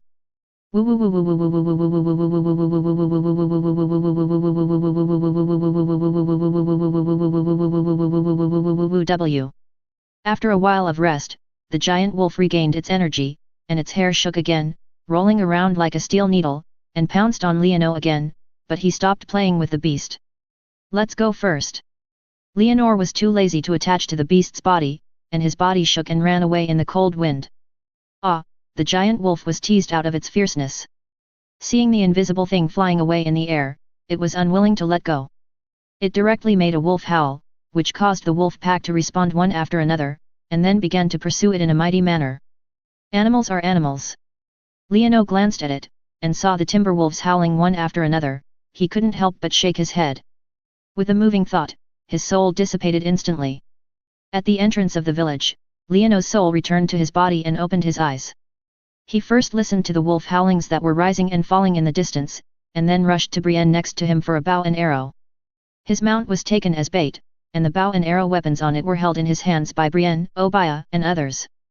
After getting a bow and arrow from Brienne, Leonor came to the entrance of the village and saw a rustling in the dense forest at the entrance of the village from afar. There were even shouts of scolding from afar, followed by the muffled sound of swords and body attacks. After a while of chaos, some wolves jumped out of the dense forest, some fled with their tails, and some surrounded animals. Among them, the largest grey dire wolf, with his eyes open, and directly headed towards Leonor at the entrance of the village. "Run over!" "Humph!" Leonor saw the giant wolf standing upright with grey hair, snorted coldly, and drew the big red and white bow into a full moon. When the giant wolf approached, the bowstring in his hand blew, and the arrow snorted. "Fly out!" The giant wolf running quickly fell to the ground, and fell a few times. Finally, it rolled softly into a farmland. It was rolled up on its head, and a feather arrow was inserted into its right socket. Most of the arrow shaft was stuttered. "Wearing the brain stem. It's really good." Leonor shot the giant wolf with an arrow and looked forward and saw that the giant wolf's fur was not cut, and it was even the fluffy that was angry before death. He couldn't help but nodded slightly. "Yes, good materials. Master Burrow." Aldous came over from a distance. His armor was covered with wolf blood, and the sword he was holding was even more bloody, and he obviously killed a lot. "Sorry, I shot this beast to death." Leonor raised the red and white recurved bow in his hand at Aldous. "Your mount was bitten to death." Aldous did not answer, but only smiled bitterly. "It's enough to compensate." Leonor patted the corpse of the dire wolf. This dire wolf is considered an alien species. In addition, the fierce aura on its body is excellent for use as a refining material. The fur can be made into a fight. The body protects the body, bones and wolf teeth can also be made into arrows or other magic weapons that can shoot souls. If you can capture the fire alive and offer it, you will definitely be able to quench a top-quality sword. You can take it. Aldous felt relieved when he saw Leonore not pursuing the mount. Chapter 90.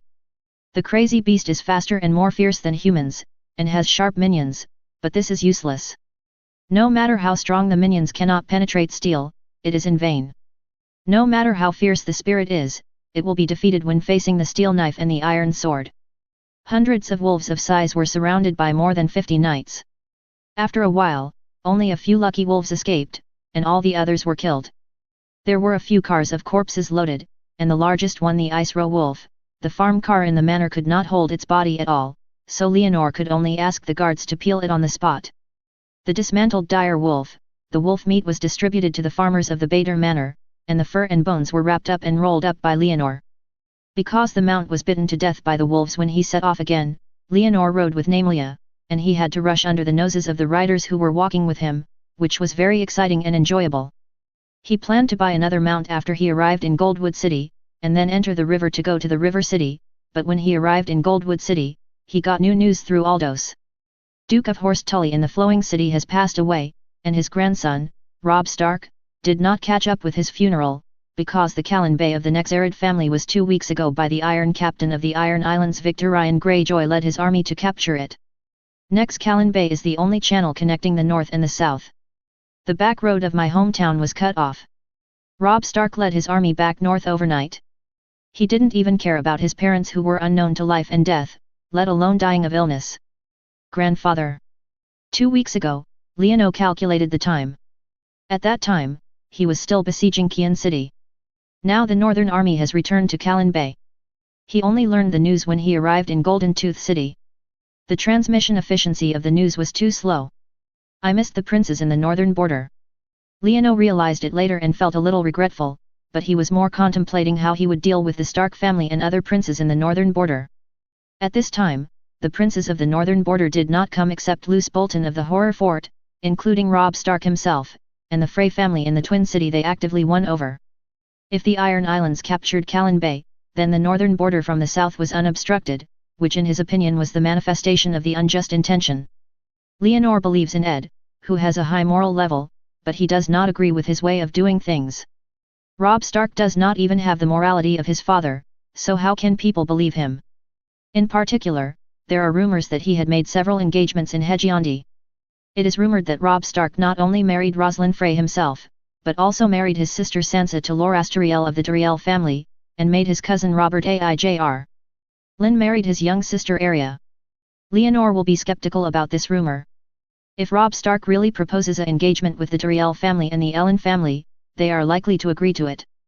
The Duriel family will need help to consolidate Margaret's queen status, and the eastern border will also need the northern border as a backing. The princes of the northern border have retreated, the old Tully is dead, and Edmure automatically succeeds as Duke of Benliu City, and it is no longer interesting to go there. Faced with various situations, Leonore decisively chose to terminate his trip, bought a mount from Goldeo City and began to lead the team back to King's Landing City. No matter how the princes marry and ally, strengthening themselves is his best way to respond.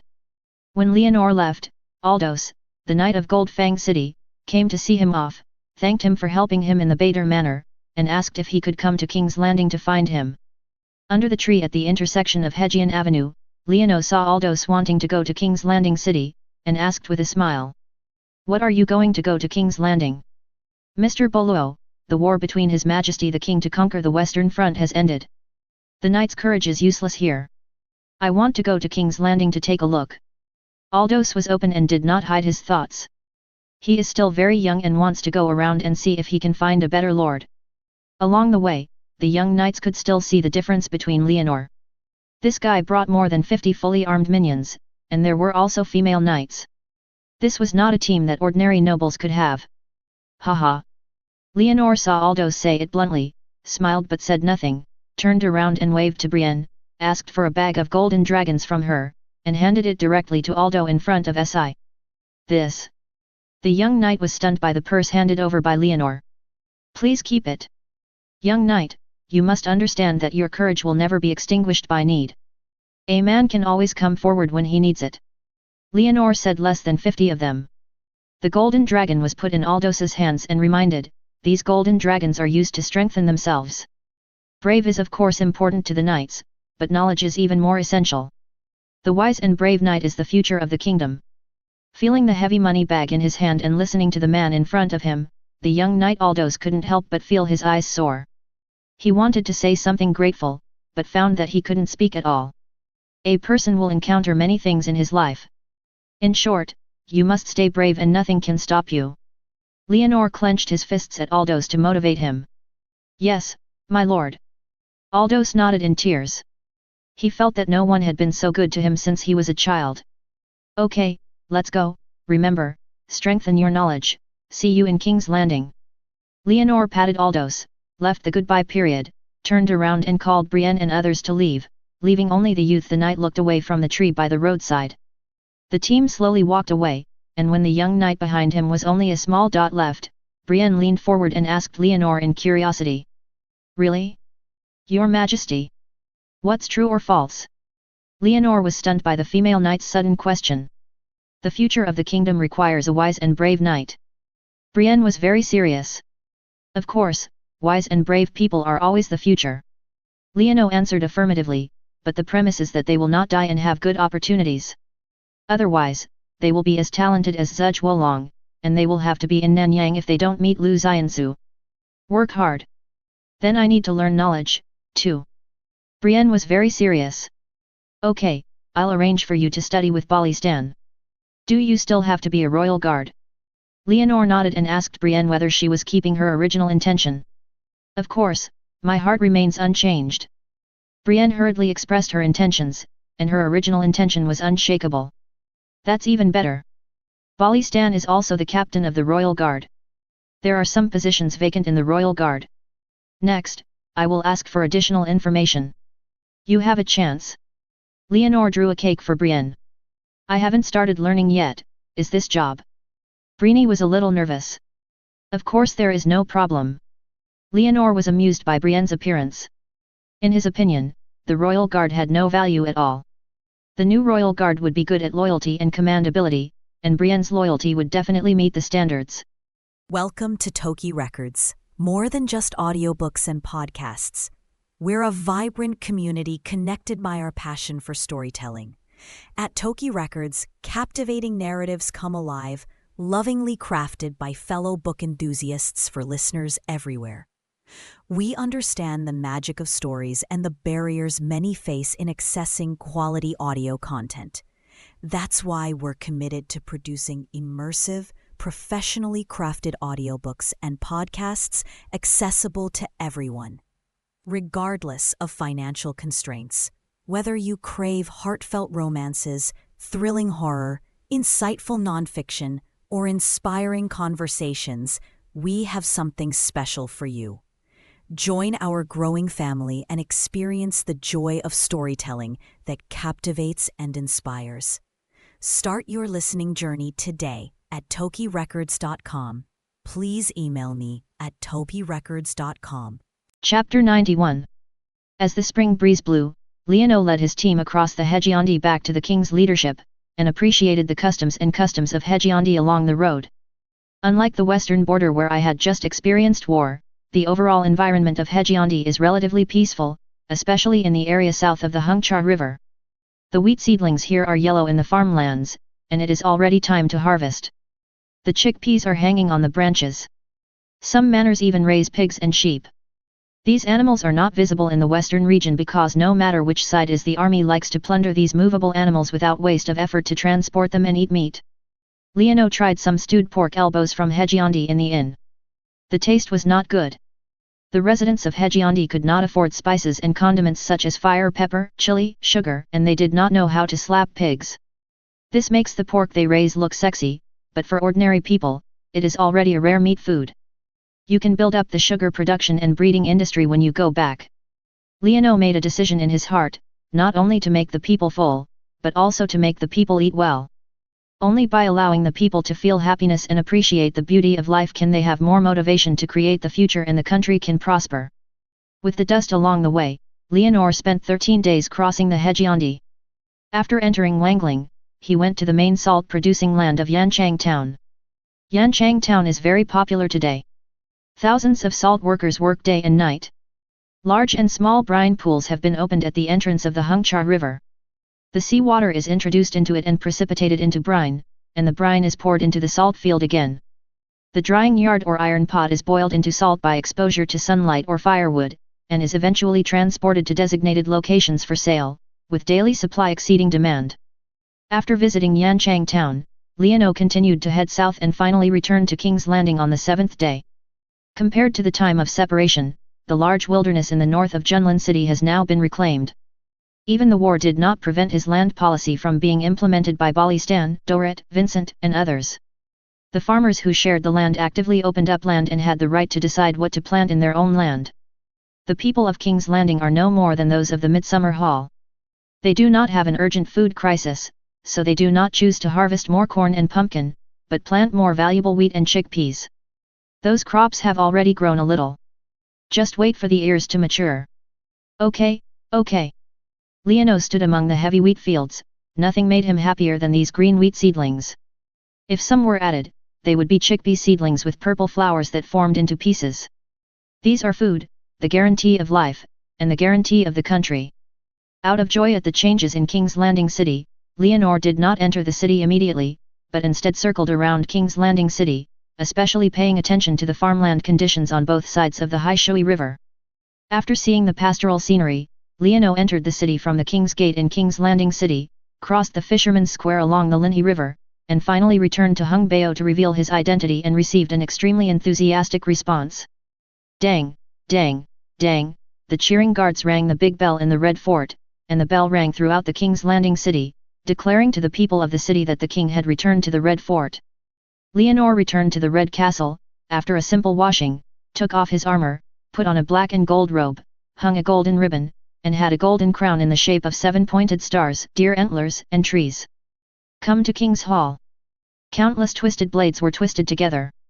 200 years later, some kings used their lives to sharpen the sharpness of those blades. Now this throne looks like a high-backed chair made of countless iron bars, lonely stop on the higher level. Leonor looked at the throne and walked up the steps step by step. Finally, he turned around and sat firmly on the throne, and pressed his back against the chair. The Iron Throne's feeling is not good, and it is lonely, but the feeling of being alone and looking down on everything is very good, making people grasp everything in their hearts. Leonor silently felt the domineering feeling of a lonely man. A sudden call came from the guards of the King's Hall, and his ministers in King's Landing had been summoned. In addition to the Prime Minister Mesteriel, the Prime Minister of the new Royal Conference, the Chief Inspector Oberon Martel and the Great Knight Balistan Siermi, there are also the Intelligence Manager of the Old Royal Conference, and his confidants Doret and Vincent. All the main ministers in King's Landing came to the King's Hall and stood bustling together to receive the King's review.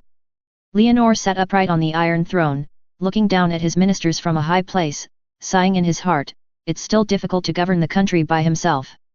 My adults. Leonor clapped his hands, attracting the eyes of all the ministers. From now on, in addition to the 3 ministers of the new imperial meeting, 9 ministers will be appointed, namely the Minister of Agriculture, Finance, Intelligence, Law, Etiquette, Foreign Affairs, Military Affairs, Guard Commander, and Taxation Minister. Your Majesty, what is the difference between these ministers and the 3 ministers of deliberation? Mesteriel couldn't wait. He originally thought that reducing the personnel of the imperial meeting to make the power more concentrated, but suddenly these personnel were increased and the power was diluted again. Minister of Affairs is only responsible for handling affairs and gives his own opinions in his profession. He is not responsible for decisions on matters. All matters are still decided by the 3 ministers before the king. You decide, and my signature will take effect. Leonor's expressionless face reply. Yes. Mess breathed a sigh of relief, and he still had power in his hands. My Majesty, what is the difference between the Minister of Finance and the Minister of Taxation, Minister of Military Affairs and the Commander of the Guard, Minister of Law and Minister of Etiquette? Oberlohn stepped forward and bowed his chest and raised his doubts about the 9 ministers in charge of affairs. The Minister of Finance is responsible for the statistics of expenses, the Minister of Taxation is responsible for tax collection and money extraction. The Minister of Military Affairs is responsible for training the army, and the Commander of the Guards is responsible for guarding the city. The Minister of Law formulates detailed legal provisions, and the Minister of Etiquette is responsible for handling national ceremonies and norms of conduct of noble knights. Leonor patiently expressed his plans. Thank you, my king. Oberon bowed and retreated back. My Majesty, what are the Minister of Agriculture and Foreign Affairs responsible for? And who will be the Minister of Service? Polystan stepped forward and asked again. The Minister of Agriculture is responsible for technological breakthroughs and applications in industries such as farmers and blacksmiths, while the Minister of Foreign Affairs is responsible for foreign affairs. As for the candidates for these ministers, except for the Minister of Intelligence, which is served by Varys and the Commander of the Guard, Dorit, all other positions are suspended. I will issue an announcement. If you have a wise man, you can recommend it. I will never be stingy. I, Wang Xianming, I have an excellent nobleman recommending it to you. Polystan was convinced and began to recommend talents for Leonor. Who? Leonor was a little surprised. Is there someone talent so soon? Barry Dondarrion, Earl of Black Harbor. Polystan expressed a name. What's the best thing about him? Leonor raised his eyebrows slightly. He performed well in the rebellion of the Deer Antlers. It was he who organized personnel to participate in the war in time that he saved the Mud Gate from being captured and opened by the Deer Antlers. Polystan expressed the achievements of the Earl of the Black Port. Excellent talent, can he train the army? Leonor's eyes lit up. The leader of the Flagless Brotherhood is indeed powerful and can shine anywhere. This. Polystan hesitated. The Earl of Black Harbor performed well, but he was not very clear about the ability to train the army. Call him, I want to ask in person. Leonor was very excited and decided to have an interview in person. Chapter 92. Barry Dondarrion, a man with golden red hair and a handsome face, was about 20 years old. When he walked into the king's hall with his purple cloak, he immediately attracted everyone's attention. Barry Dondarrion, I've seen your majesty. Barry shook off his purple cloak and saluted Leonor on the Iron Throne on one knee. Full it off. Barry Dondarrion of Black Harbor, my great knight, Polystan, recommended you to me, saying that you performed well in the rebellion of the Antlers, and I am considering what position to grant you. Tell me, what are your specialties? Leonor directly opened the point and let Barry, who had a purple cloak like a peacock, introduce himself. Your Majesty, as you can see, our Dondarrion family ruled the Black Harbor in the frontier for generations, so my people and I have strong bodies. Barry Dondarrion stood up without any fright. At the same time, start introducing yourself. Healthy and strong, well-born, well-educated, Barry Dondarrion introduced his situation in a brief manner. Very good. Leonor nodded, not saying anything else, just this courage to remain calm on the spot is a personal talent. Then talk about it again. How did you learn about the rebellion of the Luyaomen and how did it organize it? Man-made fight. I was not aware of the rebellion of the Deer Antlers. It was a friend from the north who told me that a large number of people with weapons gathered near the Lanyangmen. Who is it? Leonor was energetic. Has anyone from the north played a role in this matter? His name is Yulun, without a last name, without a territory, without a wife, and people prefer to call him another name, Langzi. Yulun, right.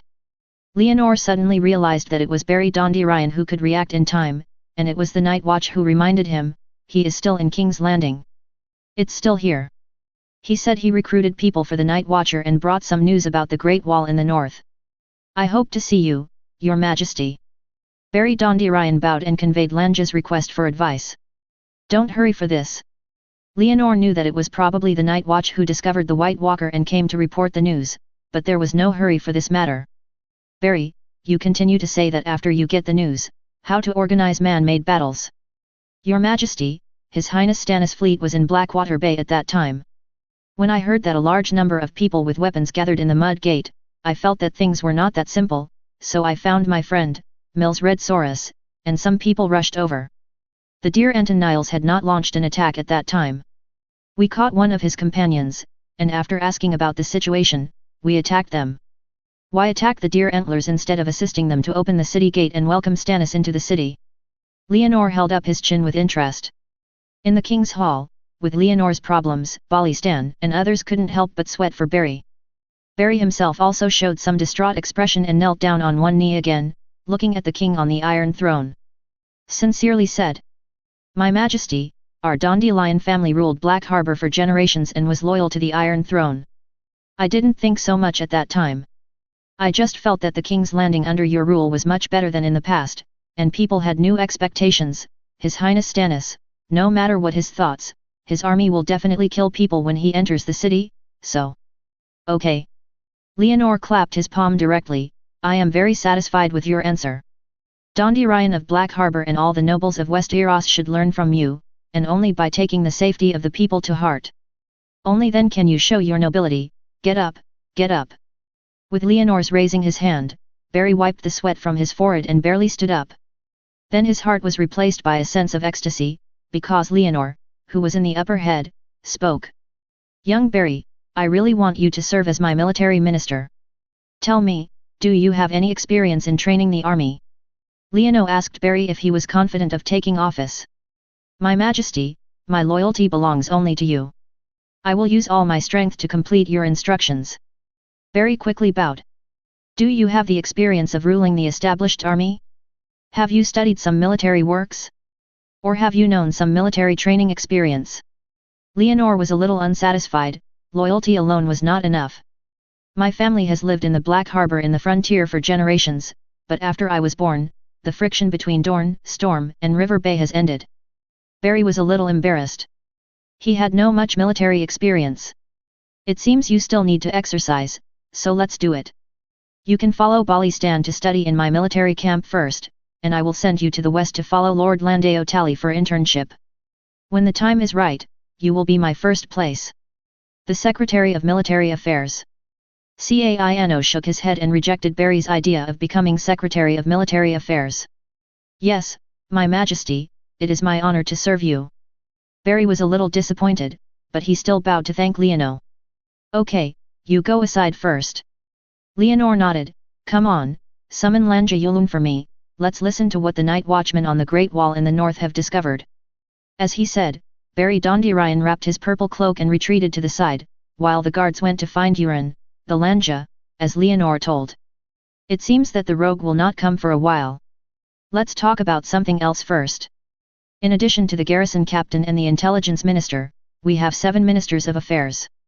My prime minister, my chief inspector, and my big knight and everyone else, aren't you recommended talents?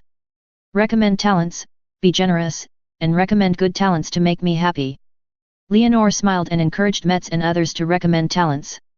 My Majesty, I am willing to recommend my housekeeper Karen to you. Mesteriel bulged his stomach and took a step forward.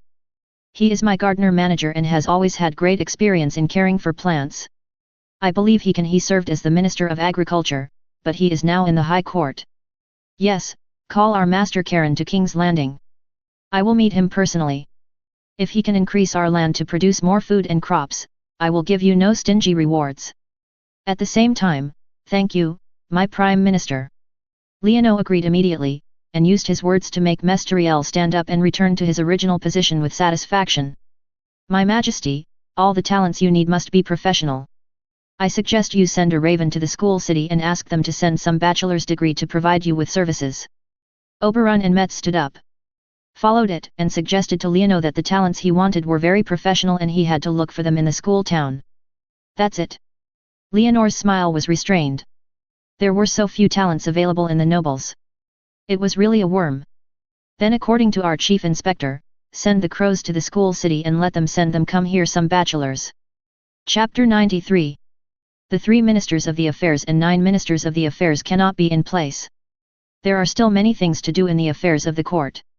Leonor thought for a while and said to Bolly Stan, who was next head. Teacher, how many people are there in the royal guards now?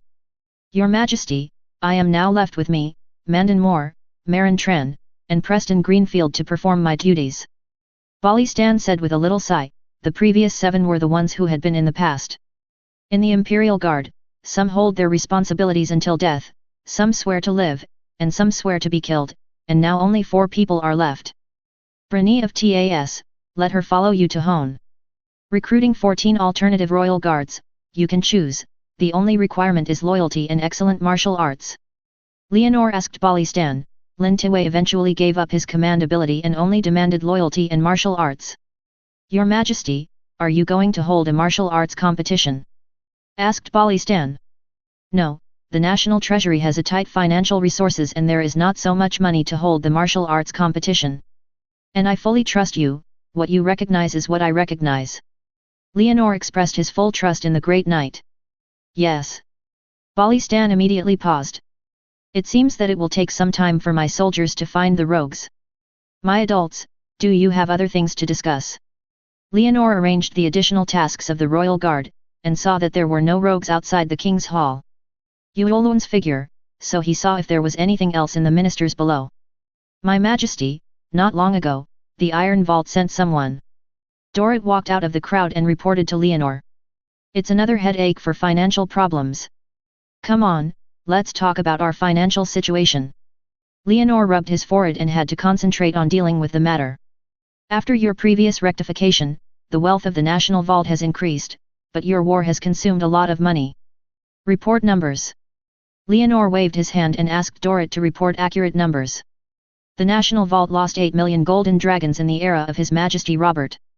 Later, after your rectification and the elimination of the borer, Patir, there was an effective brief recovery, and the reserves of 1 million and 3 million golden dragons were restored in the vault. Dorrit reported the numbers. Well, it's very good. This is also your efforts. Come on, let's talk about our spending in the war. Lian Zhou nodded. His official salt business policy was still effective.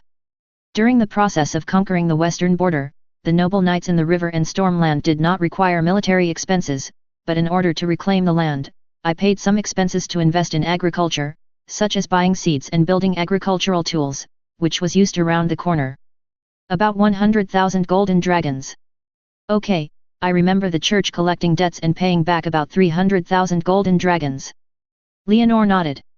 Yes, Your Majesty, after the war, your soldiers will also need pensions and salary, as well as the expenses for food, grass, and horses in the war, which cost a total of 500,000 golden dragons. Dorrit continued to report the accounts. Wow, I'll do it. I spent 900,000 golden dragons.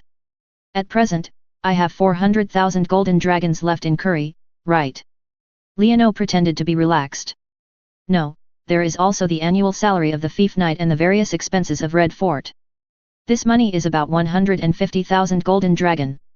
Dorrit continued to point out the accounts. Ha, 250,000. Leonor forced a smile on his face. How much do we owe the Iron Vault? Currently, the National Treasury owes 1.3 million golden dragons in the Iron Treasury, 600,000 golden dragons in the church, and 850,000 golden dragons in the River Bay Land Jiaoding City. Damn Robert, poke such a big financial hole in me. Leonor felt both hatred and glad, hated that Robert had left him with such a bad stall, and was glad that he had blown up Petir in time. If Petir had not had Petir's property, the National Treasury would have gone bankrupt directly. He had to start a war with his own face.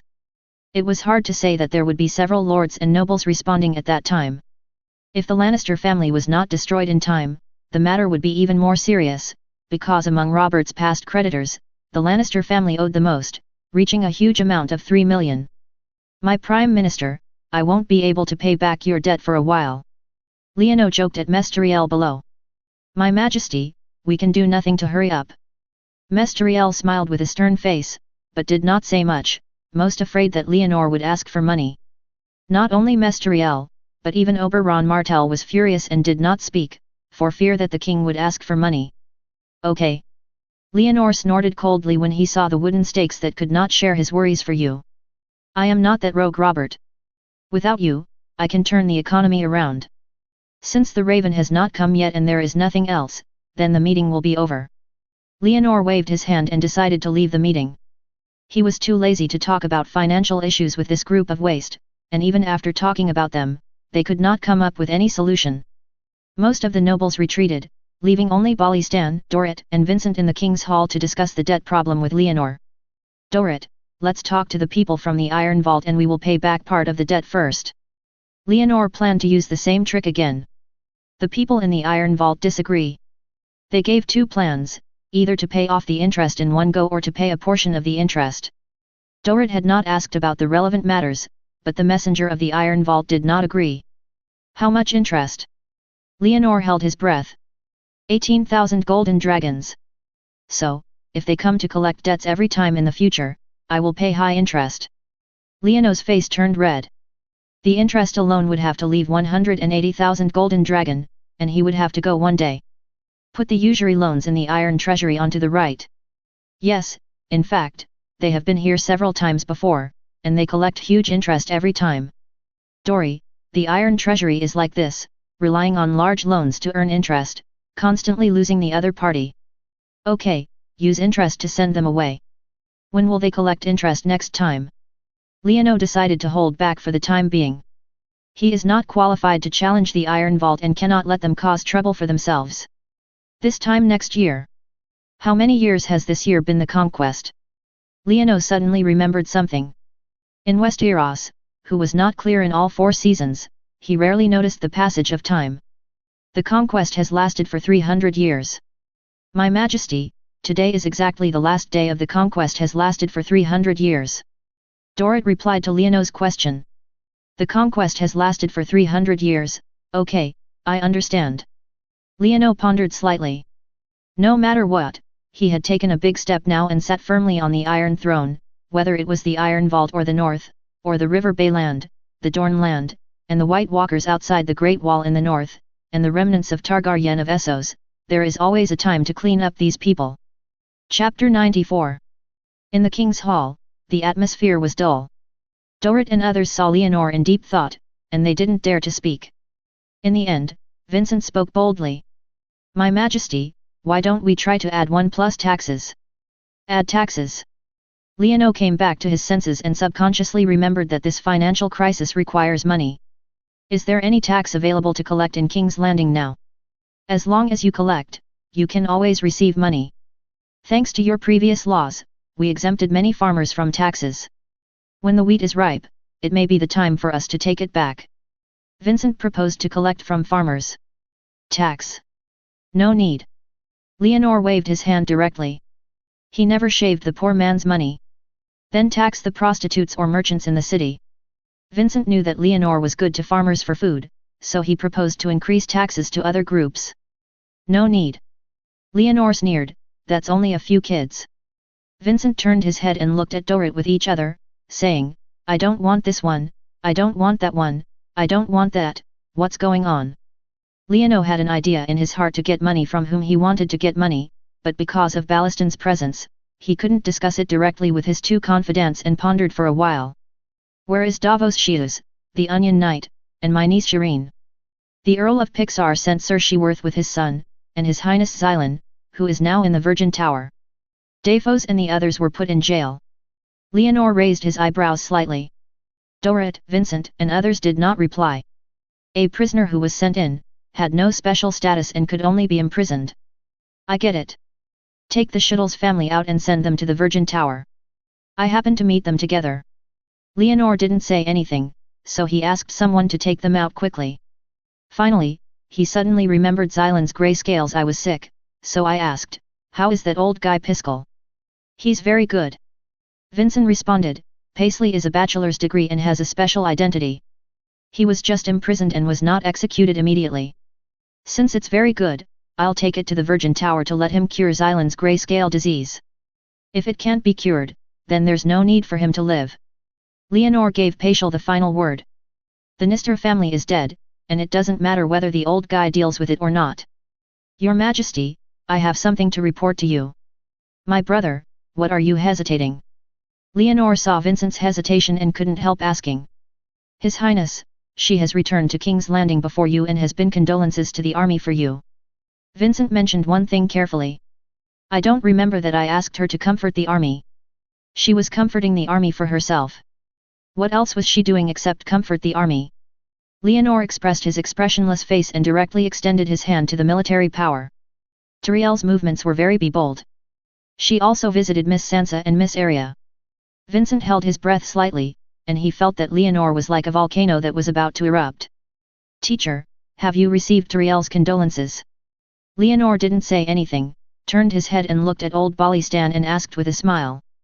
She sent someone to give 10,000 golden dragons to the harvest hall. Ballistan pressed his sword in his hand and replied truthfully that he would not accept gifts, so the gift from the Tyrier family was sent to the Seerme family in the harvest hall.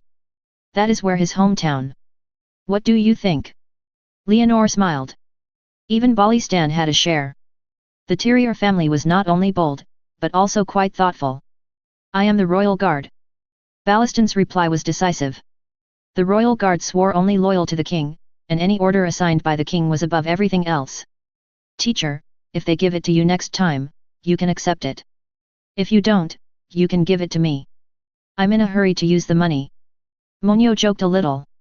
I won't accept it, and they won't give it to me directly. Balistan replied with a straight face. That's a pity. Leonore smiled, and Balistan also curled the corners of his mouth, and the two of them were tacitly aware of it. You have to keep records and see which guys have collected things, write them down, and settle the score back. Leonore decided not to pursue this matter for the time being, and let the Terrier family jump around first. Then Miss Stark. Vincent hesitated. Wait for a moment, see what the Northland says. Have you sent people to find Ed Stark? Leonore remembered Ed, whose life and death were unknown. I sent a spy to Hejiondi and followed Lord Ed's traces and found that he finally disappeared near Shitang Town. Vincent reported the news about his spy. Shitang Town, what is their suspicious place? Leonore frowned slightly. No, that town is gone. Before the Lannister family attacked Hegion, they sent Demon Mountain to lead troops to harass the Hegion area. The people from Demon Mountain burned the town. I think, Lord Ed's the sword should have been stolen there. Vincent gave the speculation. Then can you find the body? Leonore sighed in his heart. The man still encountered an unexpected accident. No, the Demon Mountain burned the town to white ground, but my spies found that the team of the Free family in the Twin City had been resting there. Vincent said another message. I understand. Now that I have no point in saying this, just pretend that Ed Stark is dead. Leonore sighed. Compared to Robert and Renly, he really wanted to save AI. Tay, this Northern Duke can really help his royal career, but unfortunately it won't go as expected. Yes. Vincent responded. Is there anything else? Leonore asked if there was anything else. My Majesty, are you going to see His Highness Xylan next? Dorrit stepped forward and asked. Of course, she is my niece.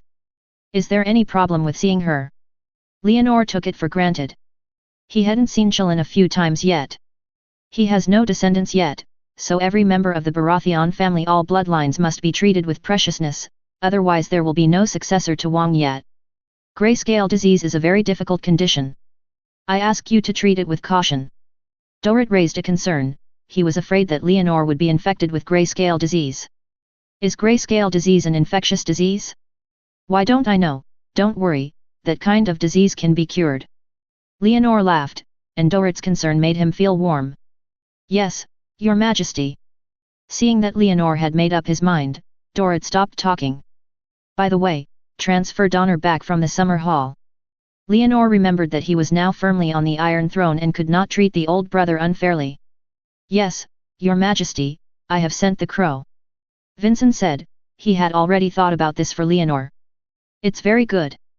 Then next, you go and do business, Balistan, you and I will meet Xylan, and the Onion Knight's family.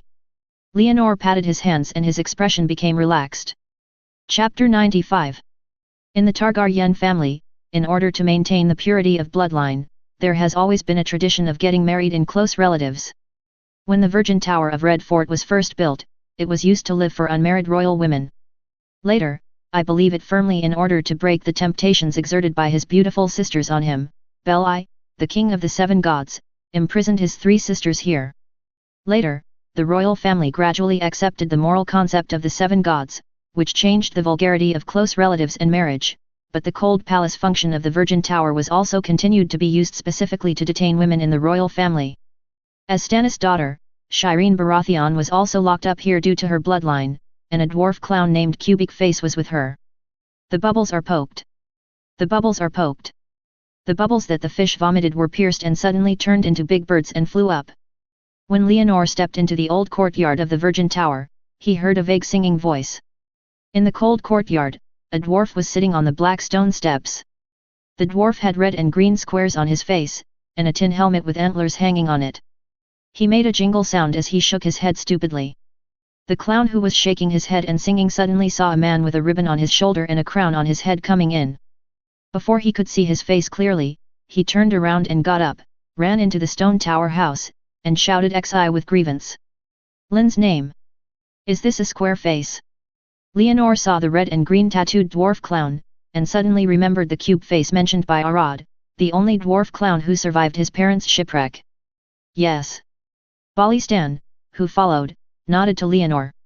Leonor didn't say anything anymore, stepped into the stone yard, and before he could enter the door, a girl ran out with her blue skirt. The girl has black hair and blue eyes, and has a distinctive Baratheon logo. However, her pair of wind-catching ears are obviously the temperament of the Florent family, but this does not affect her beauty overall. She has fair skin and blue skin. Her eyes were big, but her left chin had a black sore on her neck, which destroyed her inherent beauty. The little girl ran out of the room, and the clown face followed her. When the two saw Leonor and his party, they were stunned at the door, not knowing what to do for a moment. Xylan. Leonor stood at the door, looking at the girl jogging out of the room and nodding to her as a greeting. His Highness Xylan, this is Our Majesty, your uncle, Leonor Baratheon I. Balistan stepped forward and explained to Xylan in a low voice. Uncle. Xylan picked up the corner of her skirt and bowed to Leonor, but she did not call her Your Majesty, because according to the formal law, her father Stannis was the heir of the ranks. Let me take a look. Leonor nodded slightly, stepped forward and patted Xylan's little head, then stroked her left cheek with his fingers, taking the opportunity to brush the black sore there, which was very hard, like a stone. Is this grayscale disease? Have Pikkel arrived? Leonor turned to Balistan and asked. On the way he was sending someone to bring him, so were the Seaworths family. Balistan replied leaning over. Does it hurt? Leonor nodded slightly and turned to Shilin and asked.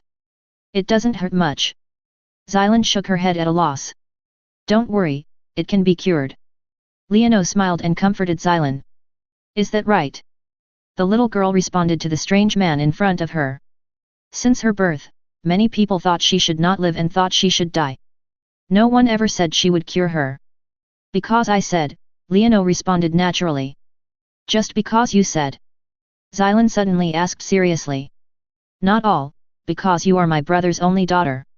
Although I have a little conflict with your father, for you, well, you are the only official bloodline in our third generation of Baratheon. Leonor think about it carefully, Lanley did not leave any descendants before his death, and he had no children yet. Joffrey and the three of them were Lannister's evil seeds. Robert's illegitimate children cannot be counted. Currently, only Shilin is the only third representing children. Is that right? Xylan tilted her head and suddenly burst into laughter. Of course yes, of course, it's just a formal bloodline. If you include your uncle's illegitimate cousins, it's different. Let Gendley come over to meet Xylan another day, and send a crow to Fengzi Castle, called Kalas bring Edrek over here, and put a crow in the east. I remember Robert had illegitimate children there, and asked them to send people to King's Land. Leonor suddenly remembered again, and looked towards Bally behind him. Stan demanded that although Robert's illegitimate children could not be formal heirs, if they were trained, they would be considered as people in bags in the future. Yes. Balistan nodded quickly, saying that he would arrange King Robert's illegitimate children to King's Landing. After talking for a moment, the former Grand Secretary Sir over there had been brought over. The old man still looked trembling, but his expression was much haggard. He was obviously shocked by the war in the Western Front. I didn't expect that the Lannister family would be completely destroyed.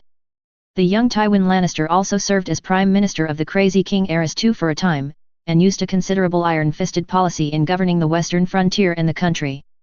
It is precisely because of this that Pyshil, who was the Grand Secretary at the time, was right. He was pleased with surrender and even opened the gate of King's Landing for Lannister's army. However, he did not expect that Lannister's western border would be snatched and left, but this did not prevent him from getting close to the Lannister family. Wen is a powerful candidate for the Iron Throne.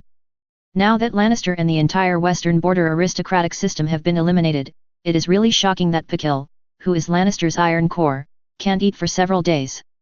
Look at Shilin, this is your only chance.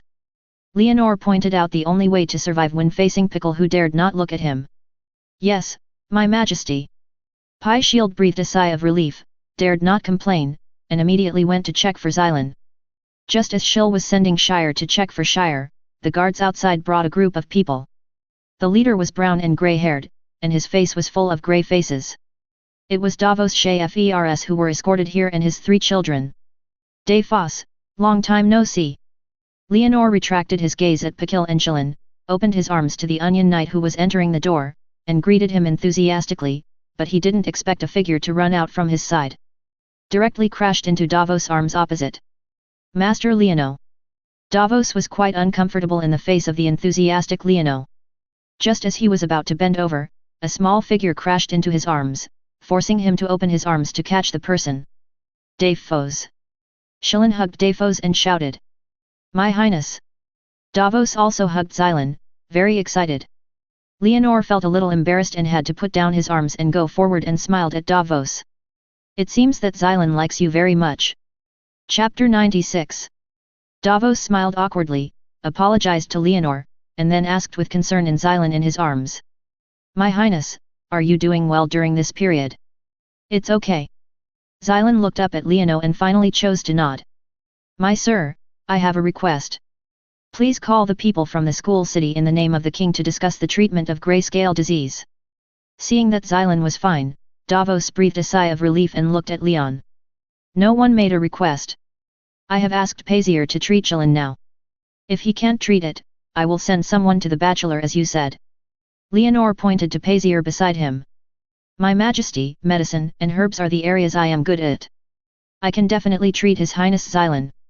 Please feel free to hand over your highness to me.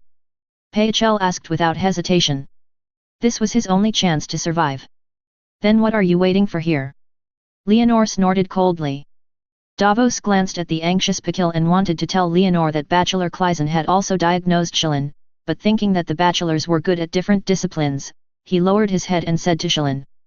Your Highness, if you have any discomfort, you must talk to me or this Majesty. Okay, I will talk to you and your uncle. After Shilin focused heavily, she consciously let go of Davos's big hand and obediently followed Shield to undergo the inspection. Leonor stood aside with Davos, watching Piskil check the black sores on her cheek for Shireen. How is it? Leonor stood side by side with Davos, tilted his head slightly, and asked the Onion Knight. Your Majesty, what are you referring to? Davos replied slightly restrainedly. On Dragonstone Island. Leonor reiterated the problem. He changed Davos' fate of being chopped down. After that, Davos has been on Dragonstone Island for the other party in order to repay Stannis' canonization. As a result of Stannis' existence, Davos had no closer to him except to send his second son Arad to his side. His Highness Stannis gave me trust, and I gave back this trust with my greatest ability. I recruited Riza's merchant sailor and mercenary captain Saradusan. Davos answered himself truthfully the process of serving Stannis. What about after that? Leonor asked. Davos was enthroned by Stannis and served him for so many times. He should have fulfilled his responsibilities. What should I do next? This. Davos hesitated. How about it? Leonor simply said, he took a fancy to Davos' ability. Your Majesty, do you want to trust me? Davos pursed his mouth. Or what do I want you to do for me? Leonor rolled his eyes. What can I do for you? Davos hesitated. He was very grateful to Leonor for helping him back then, but after all, he served Stannis over the years. If there was no place to display his talents, he felt that he might as well keep it. Loyalty to Stannis left a good reputation for the newly built Seaworth family. I heard you grew up in a flea nest, right? Leonor did not answer, but asked Davos a question. Arad once told him that the Seaworth family was born in a flea nest in the King's Landing slum. Civilian family. Is there anything wrong with this? Davos showed a puzzled expression. Then you should have a good understanding of flea nests and even the entire King's Landing city. Leonor continued to ask. I remember every street in King's Landing. Davos was very confident. Well, based on your conditions, I want to appoint you as the head of King's Landing. Leonor affirmed Davos' foundation and came up with his own appointment. Mr. Landing City Chief. Davos showed a confused look. What is this? It is equivalent to the acting Lord of King's Landing. He is directly responsible to me and manages the people of King's Landing for me. Leonor explained to Davos that it was not just King's Landing, but also Fengzi Castle, Lannister Port. He plans to send the general manager to the Shenjiu City, Jiaogu City and Shenxia Hall to enfeoff the place, and does not intend to enfeoff the enfeoffment. Your Majesty, there are 500,000 people in King's Landing City. Davos showed a look of surprise. Of course, so this is a difficult task. I don't expect you to complete this matter alone. You are only responsible for the planning and development of the city. You must improve the environment here and feed the belly of the civilians. Only in this way can the country develop peacefully. Leonor remarked on his expectations. Are you really willing to hand over this matter to me? Davos fell into deep thought. Managing 500,000 people was a challenge and an opportunity. If this task could be completed, the Sheworth family would be. Will you be able to take this matter to a higher level, but will Leonor hand over King's Landing to himself? He is a vassal of Stannis.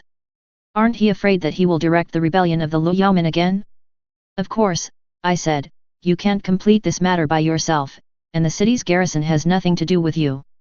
Leonor saw what Davos thought, and he did not intend to trust the other party completely. The only thing he entrusted to was the city management and planning work. His current overall personnel appointments are carried out in accordance with the centralized model, that is, he concentrates representatives of the major feudal forces in front of his imperial power, and himself restrains them, and then sends close confidants to his territory for management. In order to avoid the local area being large, local power will be further divided, and there will be no one who manages government and military affairs. At the same time, there will be supervisors in various places for supervision. Are you still willing to accept this appointment? Leonor asked Davos what he meant. How is my son Arad under your command?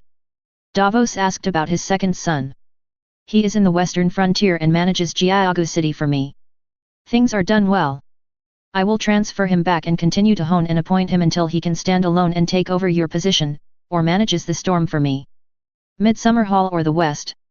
Leonor did not hide his thoughts either. When Davos heard Leonor's description of his son, he couldn't help but sigh and knelt on one knee. Your Majesty, as you said, you are willing to believe me, and I am willing to offer your loyalty. Okay. Seeing Davos's action, Leonor showed a satisfied look on his face and reached out to help him up. Davos, believe me, your loyalty will definitely be rewarded with great rewards, just like you did in Fengzi Castle in the past helping hand. Leonor's tone was full of hints. He was optimistic about Davos, who was from the bottom of the class. Such a guy was capable and courageous. If he was able to do things in the future, he would not be stingy with power and wealth. In the name of the seven gods, I will do my best to complete the task you assigned to you. Davos also heard the meaning of Leonor's words and quickly expressed his loyalty. Haha. Leonor laughed. Davos was also a wonderful guy. He looked sobbing back then that he thought he was just a disguise, but it didn't matter. What he needs now is someone with outstanding abilities, regardless of loyalty or no, as long as it can be used by him. Chapter 97. On this side, Leonor and Davos had a good deal of surrender, and on the other side, Syl's examination of Shire was also over. The former Grand Secretary who claimed to have specialties in medicine and herbs saluted Leonor slightly with a slight custody. Opening. My Majesty, I have finished my examination of His Highness Xylan and have a few good ideas for healing. Let me talk about Chelin's situation first. Leonor was unwilling to listen to Paichel's tantrums and asked him to explain Chelin's situation first. Your Highness's grayscale disease has spread here. If you go further, it will infect your mouth and tongue, and then you will be unable to save yourself. Paichel pointed at his chin. How much time will this be? Leonor frowned. This grayscale disease seems to be undesirable. This is probably between 1 year and 3 years, and may not move, because I have read some records that some grayscale patients have stopped spreading under specific circumstances. Paichel gave himself estimation of. If that's the case, why don't you start your treatment yet? What do you need? Leonor scolded Paichel for saying that since time is so tight, why should you delay like this? The treatment method I have estimated cannot be used directly on His Highness Xylan. I ask some people with grayscale disease to treat it, and wait until I find a successful and safe way to use it on His Highness Xylan. Your Majesty, please trust me, it's an insurance approach. Paichel spoke his opinion. Fatalize all his requests. Leonor turned his head and said to Vincent. Yes, Your Majesty. As Vincent bowed and nodded, Leonor also turned his head and said to Pisier who was bent down. This is your opportunity, don't waste it. My Majesty, I am grateful for your kindness. I will do my best to cure His Highness Xylan. Phl bent his waist deeper, ensuring that he would cure Xylan's grayscale disease. That's the best. Leonore nodded with satisfaction, but ignored Pikil's humility and turned to Vincent. Satisfied all the requirements of Master Pyshil, and also sent the ravens to the school town, asking them to send a few more medical bachelors to assist Master Pyshil, and in addition, some of the talents we need, make a list of students to study. City, let the bachelors there send people over, don't bargain. Many of his next work would require the help of the bachelor of the school town, not just the treatment of Xylan. Yes, Your Majesty. Vincent responded again. Sir Shivas, you can't be idle either. You have to come up with a plan as fast as possible. Leonore ordered Paige and Vincent, and then turned his head and spoke to the Onion Knight. Please give me instructions, My Majesty. Davos nodded quickly. My goal is to make everyone in King's Landing have enough food and the city becomes clean and hygienic. Tell me, can you do it, and how do you do it? Leonore asked Davos's advice. This, My Majesty, please let me think about it. Davos pondered a little. This is not a small goal. Then think slowly, write down your thoughts and submit them to me. Leonore asked Davos to submit a written report. Yes. Leonore arranged all the business and private affairs, and finally came to Xylan, patted her little head, looked at her blue eyes and said. Xylan, be obedient and you will be fine. Yet. Can I still see my father? Xylan looked up at her black-haired and blue-eyed uncle and made a request. Yes. Leonore heard Shilin mention Stannis, but he did not refuse. Stannis could instruct Melisandre to kill Lanley, but he could not catch him like him and lock him up. Just die. I want to see my father sooner. Xylan asked. It depends on your father's attitude. I can't do anything, but I will let you see him again. In short, you can cooperate with Phl and make yourself get better as soon as possible. Leonore comforted Shilin. Okay. Xylan didn't make any requests this time, nodded obediently, and said that she would definitely receive good treatment. Leonore comforted Xylan for a while, and told the guards who were guarding her and sent Shil to take care of Xylan before leaving the Virgin Tower. He happened to meet the guards to report that the Lanja Yulun had already been found. For the representatives of the Night Watch, you must meet them. Leonore returned to the King's Hall where he received the so-called rogues. The Raven is not a nickname among the Night Watchmen, but a title of official. The Night Watchman is called Crow because he is wearing a black robe. The Wave Crow is the recruiting official among the Night Watchmen and is named after his wandering in the Seven Kingdoms. Come to see Leonore's famous rogue work Yulun. His previous deeds are unknown. He is tall, with a slightly hunched back, and his black beard and hair look oily and shiny, making his deep nose and concave face become more gloomy. Your Majesty the King. The gloomy-looking rogue crow was taken into the King's Hall and directly stroked Leonore's chest. I won't say much about other gossip, just tell me about your news. Leonore waved his hand, eliminating etiquette. It's like that, His Majesty the King. About 2 months ago, one of our patrols searched the snow north of the Great Wall and found some of the bodies of our dead brothers resurrected. Those bodies had blue eyes, and move quickly and quickly. We think the White Walker may have made a comeback. I understand. I believe that the Night Watcher will not lie, but Lanja Yulun, you also know that the situation in the Seven Kingdoms is not good now. What help do you want from me? Leonore did not ask for details. The White Walker's comeback is the highlight of Game of Thrones, and he will not doubt it. The key now is what he can do. We hope to recruit more volunteers to go to the north and guard the Great Wall. The return of the White Walkers will definitely cause the savage tribe to move southward. We are not enough. Lanja Yulun told the Night Watchman's request. Have you brought this news to Winterfell, North? Leonore asked. No, the Duke of Stark of Winterfell is missing. His son Robb Stark led his army south, but we couldn't meet. Yulun also wanted to go to Winterfell for help, but unfortunately he didn't meet the main master. I understand. Then when you go to Winterfell this time when you return to the north, you will also tell Robb Stark about the relevant situation. I remember that every generation of the Stark family will send people to the Night Watch to serve. They will not sit idly by. Leonore asked Lanja to go to Winterfell when he returned to the north to convey the news. Then you. Yulun hesitated and asked himself to go to Winterfell. What about the King's Landing? You can go to our cell to take a look. If anyone is willing to be a night watchman in the north, you can take it away directly. Liano slashed the corner of his mouth. It is not a trivial matter to be a volunteer for a night watchman. That is to swear that you will not marry, have children, or have fiefs. No one will be willing to go to the north except for prisoners who want to wear black robes to escape the crime. Chapter 98. Lanja Yulun was not very happy to hear Leonor ask him to pick people in the cell.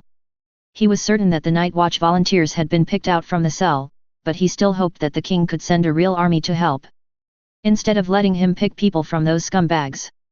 Lanja Yulun was a little unhappy, but it was hard to say it clearly, because he knew that this was the best result for him. At least the king did not directly say that he was a liar and had given him enough respect. Lanja Yulun was a little suspicious of whether the king believed in the words whites go back, but suddenly he heard the king say something.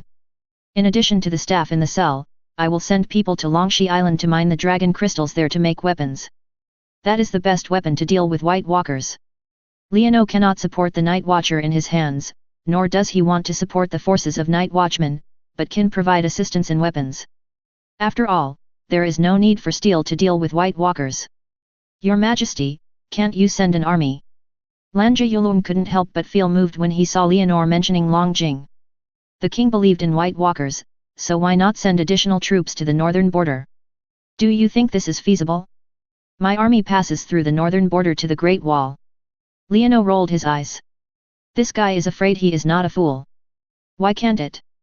My Majesty, among the 7 kingdoms, you are the only king, and your army should go wherever you think. Yulun begged. The White Walkers' affairs were extraordinary, and the power of the Night Watcher has been for thousands of years. Nowadays, there is a serious lack of manpower, and we urgently need to replenish our military strength, and we cannot be the kind of scumbag. This is not a crow, isn't it very good at speaking? But no matter how much you praise me, I don't have the army to give you. Leonor complained about Yuren in his heart, but he still patiently explained to him. I am very happy with your words, Yulun, as you said, I am the only king of the 7 kingdoms, but my power is not enough to do whatever I want. Once my army enters the north, it will definitely cause the north. The princes, especially Robb Stark, questioned why the king's army did not go to the north but did not go to the south. They would doubt whether it was to deal with the White Walkers or against them.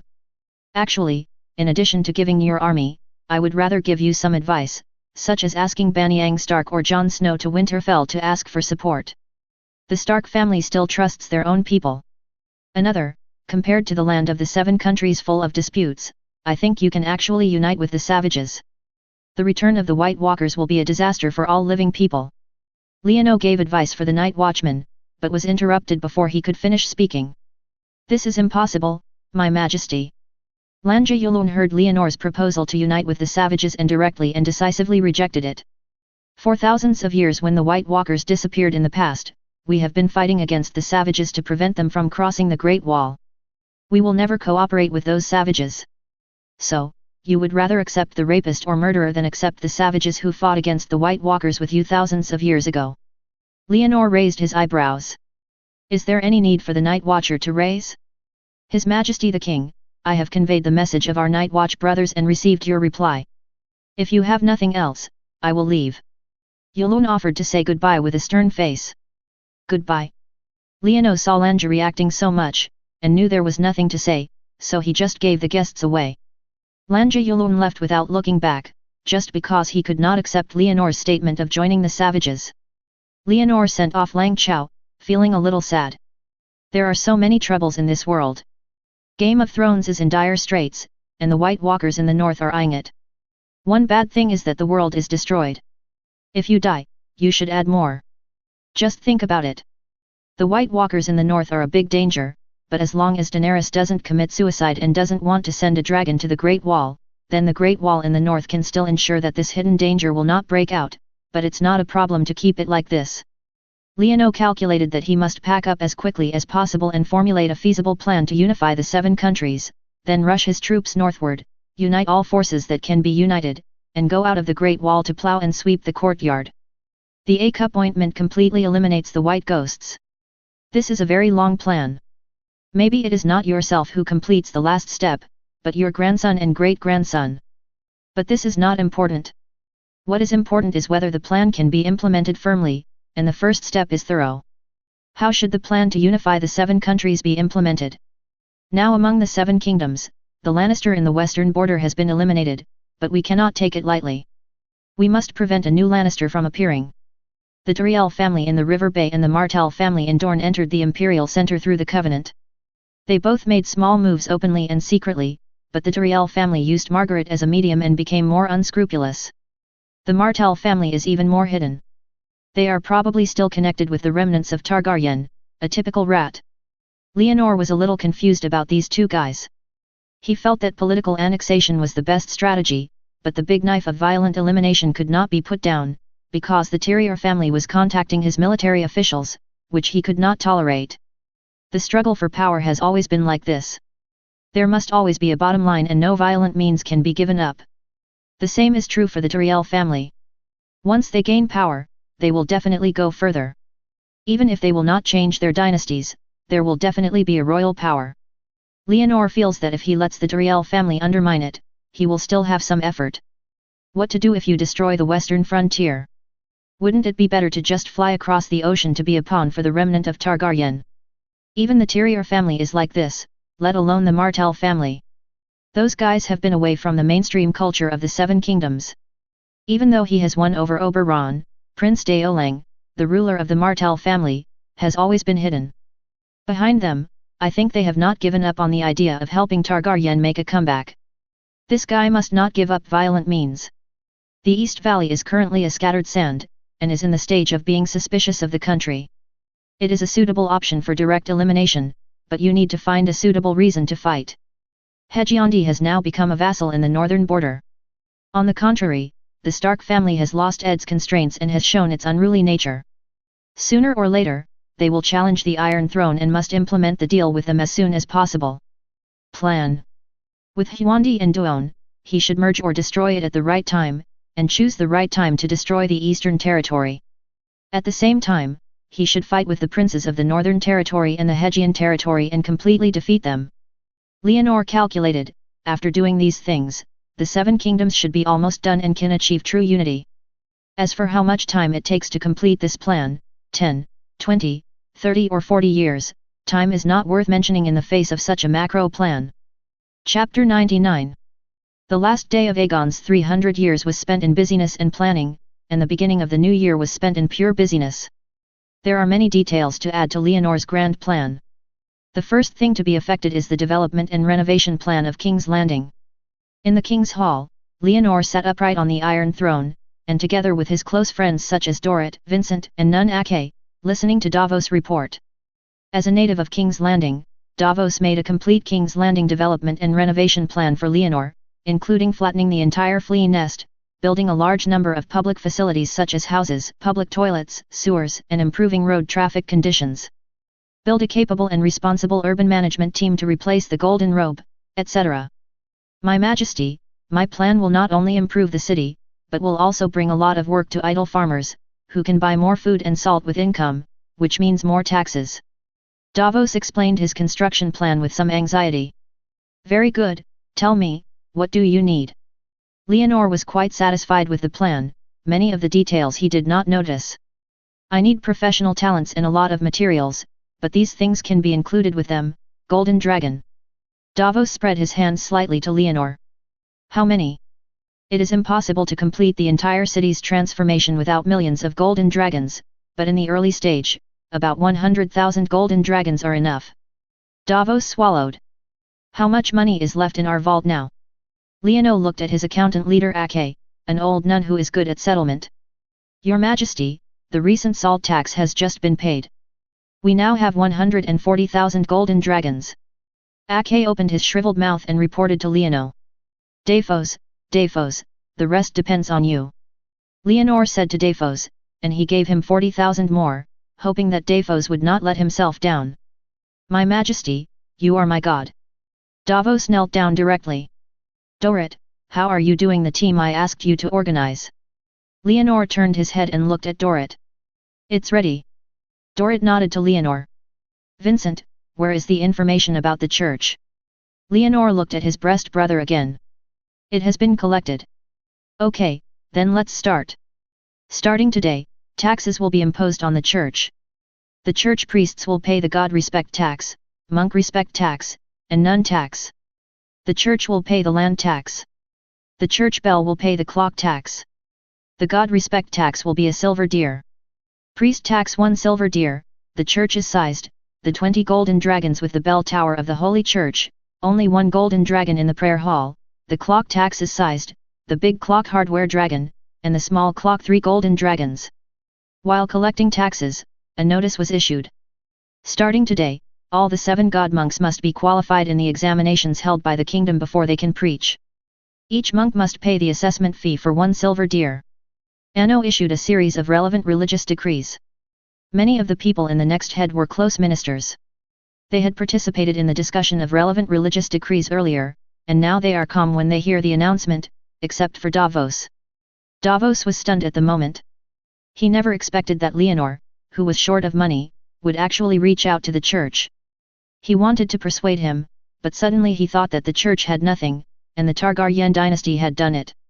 They are useless, and now they are just taxing the church, which is no big deal. After calming his surprise, Davos and the king, after proclaiming the decree, he praised the other ministers. Yes, my majesty. Okay, that's probably it. Today's inner court meeting ends here. Next, let's go to the Prime Minister's tower to attend the outer court meeting. Leono clapped his hands and ended the inner court meeting. At present, Leono established an internal and external court based on the ancient Chinese internal and external dynasties. Originally, the internal court gave the policy or goal, and the external court issued a plan and implemented it. However, considering that the 9 ministers of the affairs were not complete, the internal court became the idea. And the role of execution, as for the outer court. In the Prime Minister's tower, when Leono came over, there was already a quarrel here. This is absolutely impossible. Mesteriel was so angry that she blew her beard and glared. I will never agree with this request. Compared to the anger of the inflatable fish, the red venomous snake Oberon sat leisurely with his hands. Mr. Mays, you are not Miss Sansa, nor Miss Arya, nor Robb Stark. What happened? My Prime Minister and my Attorney General. Leono walked into the hall of the Prime Minister's tower and asked the angry 2 people with smile. My Majesty, Oberon said he would let their Prince Quentyn marry Sansa Stark and Prince Tristan marry Arya Stark. Mess stood up and complained to Leonor at the first time. Your Majesty, please believe me, this is an absolutely favorable engagement. The Martell family will cherish this gift from you, so as to ensure that both the North and Dorne are under your rule. Oberon stood up and looked at Lyanno explained, his words and attitude were extremely earnest. He probably wanted to use this engagement to dilute the connection between the Martell family and the Targaryen family, so that the Martell family can truly take the team to the Baratheon dynasty. When Leonor faced Oberon's sincerity, he suddenly thought of Prince Dorne's intention and couldn't help but fall into deep thought. Your Majesty, you must not agree to the conditions of this Dorne venomous snake. I ask you to consider betrothing Sansa Stark to my son Loras. If Garland is fine, we can also ensure that the North is in your place. Under the rule of the country. Mess also made a request to Leono. Hee. If Oberon's plan made Leonor hesitate, then Mess' proposal only made him want to laugh, and let the Martell family marry Stark's daughter. At least they could break up with Targaryen. What can the Targaryen family do to marry Stark's daughter, increase their strength so that they can undermine themselves? His Highness Oberon, and Lord Mess, I am the king, not a god. If you have any questions about the outstanding children in your respective families wanting to marry the daughter of the wolf, you should ask them for their personal and their family's opinions. Leonor decided not to express his opinion. He had a good relationship with Ed and admired the character of the Duke of Winterfell, so he did not intend to sell his daughter to others as bargaining chips. Judging from the reactions of Metz and Oberon, they also had a premonition that the anti-ministering intention in the north was decided and that war could start at any time, so they wanted to retain the key to the power in the north. Chapter 100. Leonor's answer made Oberon and Metz silent together, and the Prime Minister's tower fell into a strange silence until Leonor spoke to break. Where is Balistan? Where is Varys? Your Majesty, Lord Balistan is going to choose the royal guard for you. As for Varys, I don't know. Mess replied to Leonor. So that's it, then forget it. Come on, everyone find a seat to sit down. Today is the first meeting of the new year. Leonor waved to Dorit, Vincent, Ake, and Davos behind him. Find a seat by yourself. 8 people can sit on the table of the Prime Minister's tower. Leonor sat in the east, Metz was on his left, Oberon sat on the right, Dorrit, Vincent, aka Yi, and Davos sat opposite each other, leaving a free space. I'll introduce you to Davos, my newly appointed chief of King's Landing, who is responsible for the territorial affairs of King's Landing. This is Ake, and I decided to appoint her as the finance minister. Leonor pointed at Davos. And Ake introduced Oberon and Metz, and they stood up and saluted the king's hand and the chief inspector. Your Majesty, the head of the King's Landing city. Metz looked at Davos, a little reluctant to speak, but was thinking that he was not a former minister or a minister of affairs, so why would he sit here? In this way, he is the territorial affairs officer who belongs directly to me, in charge of the affairs of King's Landing. Because this is more important, he attended the imperial meeting and was only responsible for listening. If there is any matter, he could ask him to report. Leonor explained to Metz. Oh, so that's it. Metz suddenly realized when he heard this, and then laughed. This is not bad, it's not bad. Haha. This smiled awkwardly, and seemed not very satisfied with my appointment of officials. My Majesty, many of your officials have not yet taken their seats, but now our table is almost unable to sit down. Oberon looked at Metz, who was smirking and curled his lips in his heart. The essence of the power of the imperial meeting in front of the emperor was almost unable to sit down. The upper is diluted. Isn't there another one? Davos couldn't help but point to the vacant seat opposite Leonor. As soon as he finished speaking, he heard a voice coming. Sorry, everyone, I'm late. With a light voice, Varys, who was holding his hands in the silk sleeves, came late. Please pay attention to the time next time. Leonor beaten in a deep voice, causing Varys to stop being ready to enter the seat. He bowed before sitting opposite him. The empty seats of the imperial meeting were made up. The original imperial meeting was 7 seats plus 1 king's seat. The 8 positions are now full. No, one should be missing, because Balistan also has 1 seat. It seems that I have to order a new table back. Mesteriel looked at the 8 seats that were all full, and couldn't help but shake her head. Order a few more. Leonor mentioned next to him. Ah! Metz opened his mouth wide. The number of people in the imperial meeting will not increase, but the corresponding attendance will increase. And I find that there is no special record of our meeting. Leonor explained to Metz, and later he would ask other officials to go ahead. I came to listen, but there seemed to be no record of the imperial meeting. Metz continued to open his mouth wide, recording. What is that? Go and transfer a few quick scribes to come over. Every imperial meeting in the future will be recorded in detail, especially relevant resolutions. Leonor waved, and Vincent next to him hurriedly called guards to shout. People! Your Majesty, is it necessary? Oberon was also a little surprised when he heard this. The imperial meeting determines the direction of the kingdom. Shouldn't it be treated solemnly? My Highness! Leonor asked Oberon in reverse. But it requires hiring more people, and it also consumes parchment and pen. Metz muttered. I'll spend money. Leonor blocked Metz with just one sentence. No, I mean it's meaningless to do this. Will a big man like us refuse to admit what he said? Metz quickly rejected. My sir, please rest assured. This is just a record of every detail of our kingdom. Leonor laughed and comforted Metz. Come on. Don't worry about such small problems. Let's talk about what problems are there in our kingdom. Discover your problems and submit your problems. Let's solve the problems together to make the kingdom better. The king is more valuable. Leonor is unwilling to worry about small matters and starts the meeting directly. Your Majesty, I just received the news, it was from Essos. Varys spoke in a low voice. Sir Varys, you can amplify the sound a little, so everyone's ears will not be damaged. Leonor said with a smile. Your Majesty, Daenerys Targaryen married a tribe called Drogo in Essos to Cao, a tribe called Drogo, whom her brother Viserys drew her sword at a banquet. He looked at each other and was executed by the Drogo cow. Varys amplified some of his voice. Isn't this good news? Leonor still smiled but felt a little nervous. Daenerys married Drogo, which means that her dragon should be born soon. Drogo cow was injured in a tribal infighting and fell seriously ill and dying a month ago.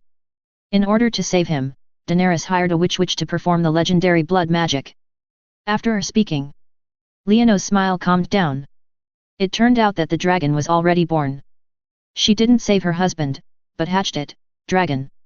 Varys paused slightly when she mentioned the word the dragon and swallowed. Dragon. Mess seemed to hear a smile and asked, what a big dragon. Healthy dragon, a dragon that can spit fire. 3. Varys glanced at Leonor opposite, then looked at the serious Oberon, and others with no expression, repeatedly reiterated Daniel Lee afterwards. The giant dragon of silk. Okay, I understand. Where is her current movement? Leonor silently calculated that Daenerys hatched the dragon, and the next thing should be to go to liberate Slave Bay. As a late descendant of the dynasty who was born and in exile, Daenerys had not received relevant political education and was not very mature in some aspects. As long as it was done properly, it would be easy to mix her in Slave Bay. I don't know. I heard that she became Calixi of the Drogo tribe with the dragon, and then fled into the Red Wasteland with the few remaining tribes, and then there was no news. Varys reported to herself known information. Come on the map of Essos. Leonor raised his head and asked the guards to come over to get the map of Essos. Sorry, Your Majesty, Red Fort has only a map of Westeros, and it was left by Aegon I back then. Mess stood up and replied to Leonor. My Majesty, do you really believe this news? Oberon couldn't help but question the authenticity. After all, the dragon had disappeared for hundreds of years. Let's look for professionals to survey and map the map. No matter what the situation is, we must at least have a reference.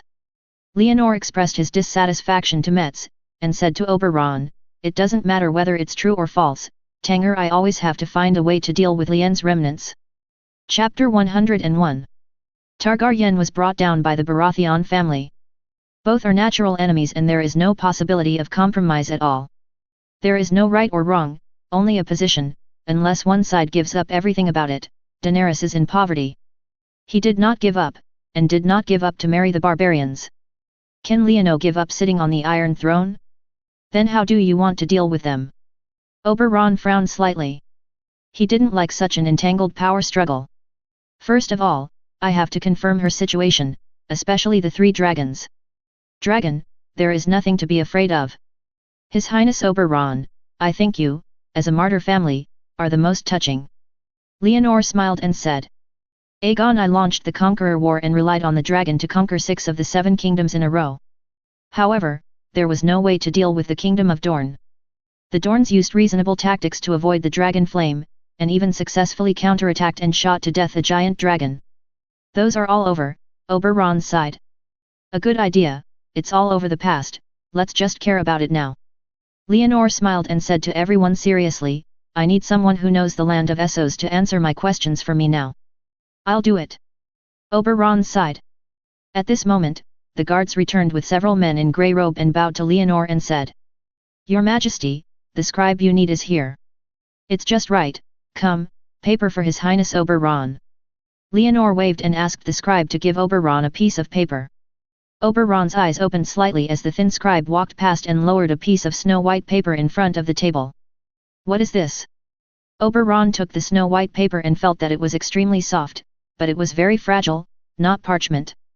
You can think of it as another kind of parchment, come on. Your Highness, if you draw too late, I might be buried in the dragon flame next moment. Leonor asked Oberon to call and paint map. Under his repeated urging, Oberon had to give up his curiosity about the paper first, and instead used a charcoal pen sent by another scribe to draw an irregular rectangle on the paper and pointing to the rectangle. The lower left corner of the shape said to everyone. This is Essos, this is a place of controversy. It was originally connected to Westeros through the arm of Dorne. Legend has it that the son of the forest destroyed it with magic, so it became the Stone Stairs Island today.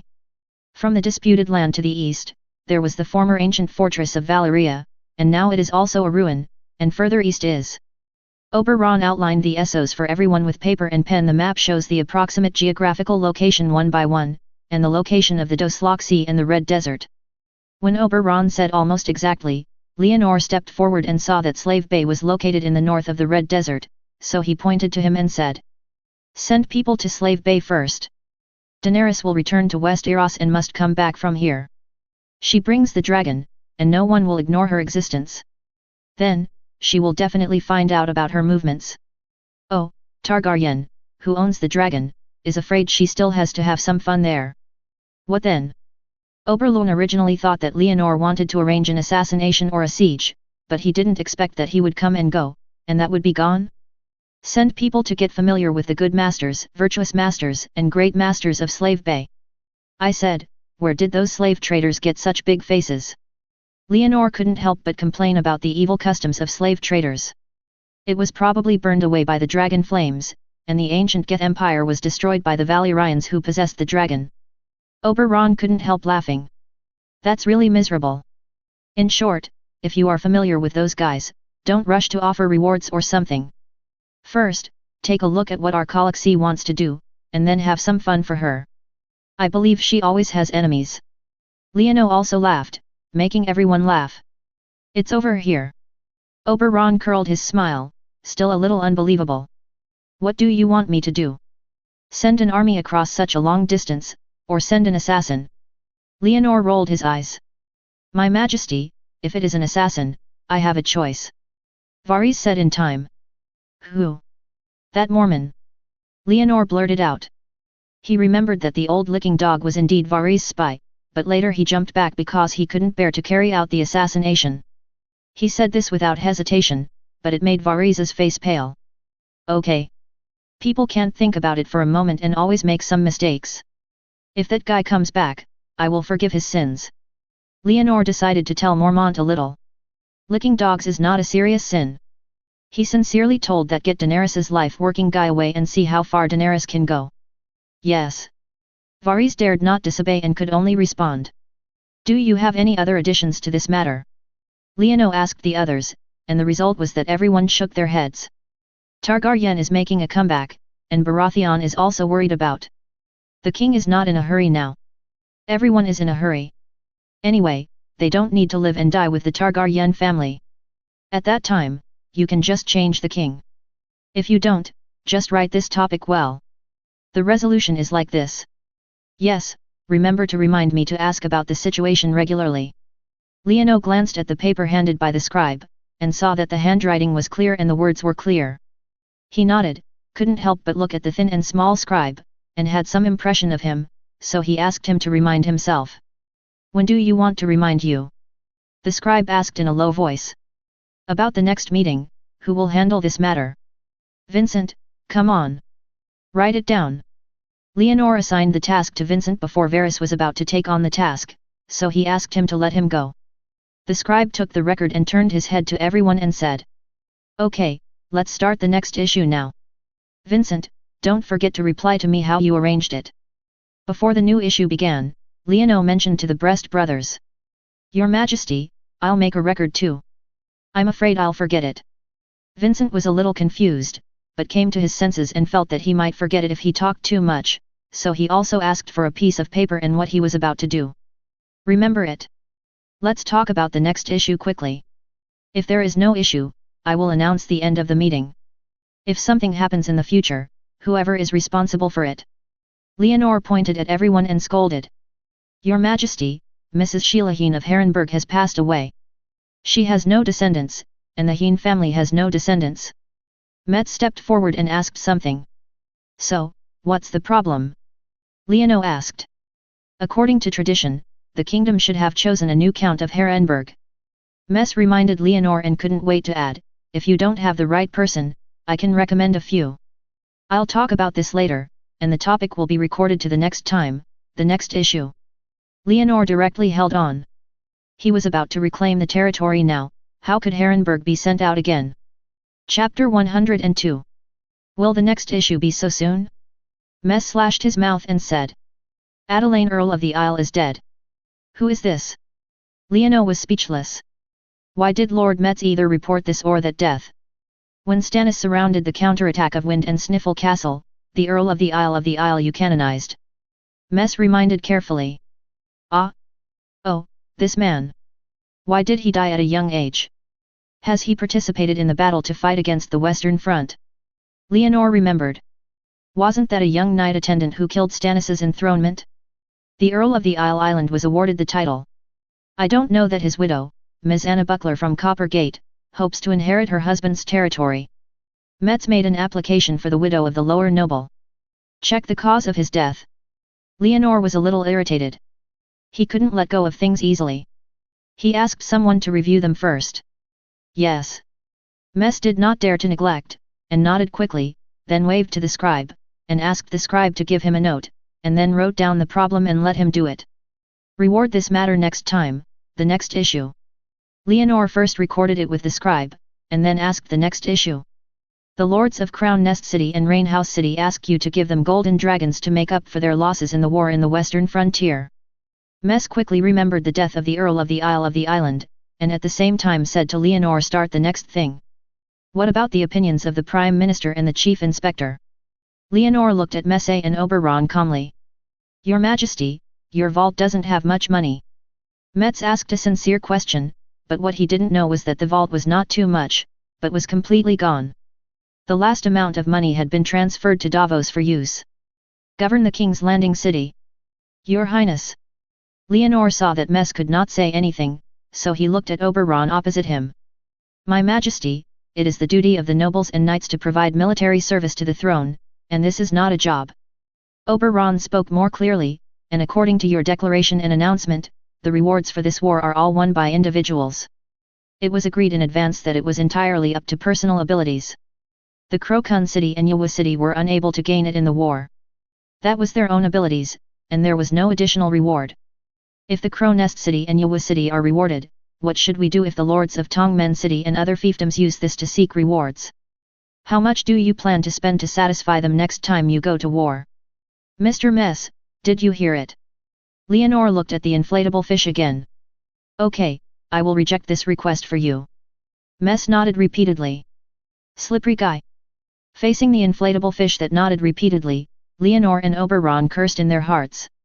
Metz would not be unable to see the relevant interests, but he did not want to be this evil person if he didn't speak up, so he deliberately gave the evil person to Leonor and Oberon. Leonor became more and more angry as he looked at it. He thought that since he had become a villain, it would be better to do it all in one step, and said to Metz. Let the Earl of Crow's Nest City and the Earl of Rain House City go back and think about it carefully. How much effort did they put into the war? I will give them the Iron Throne. Do they dare to ask for it? This was a bit heavy. The inflatable fish was so scared that he held his breath and did not dare to speak. However, Leonor did not continue to give him a look, but said to the scribe. Record this issue and remind me to ask those two guys about their responses, the next issue. Your Majesty, my supervisor has heard that recently a bandits called themselves Little Group have emerged in the western region.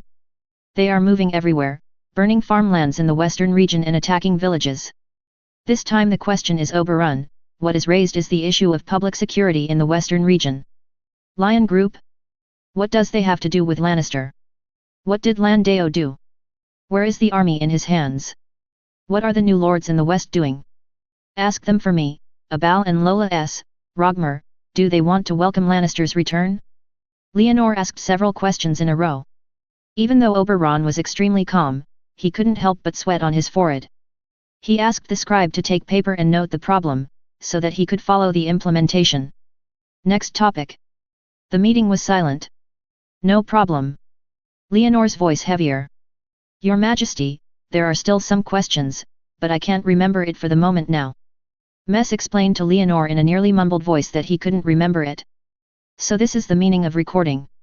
Go back and think about it carefully, write it together with a pen, and raise it at the next meeting. Leonor snorted. A good memory is not as good as a bad pen, and the Westeros still have short knowledge. Now. Yes, yes. Maze nodded repeatedly, and Oberon and others next to him also snatched their eyebrows awkwardly.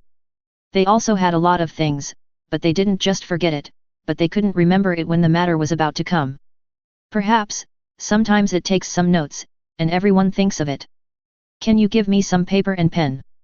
Oberon spoke politely to the scribe beside him.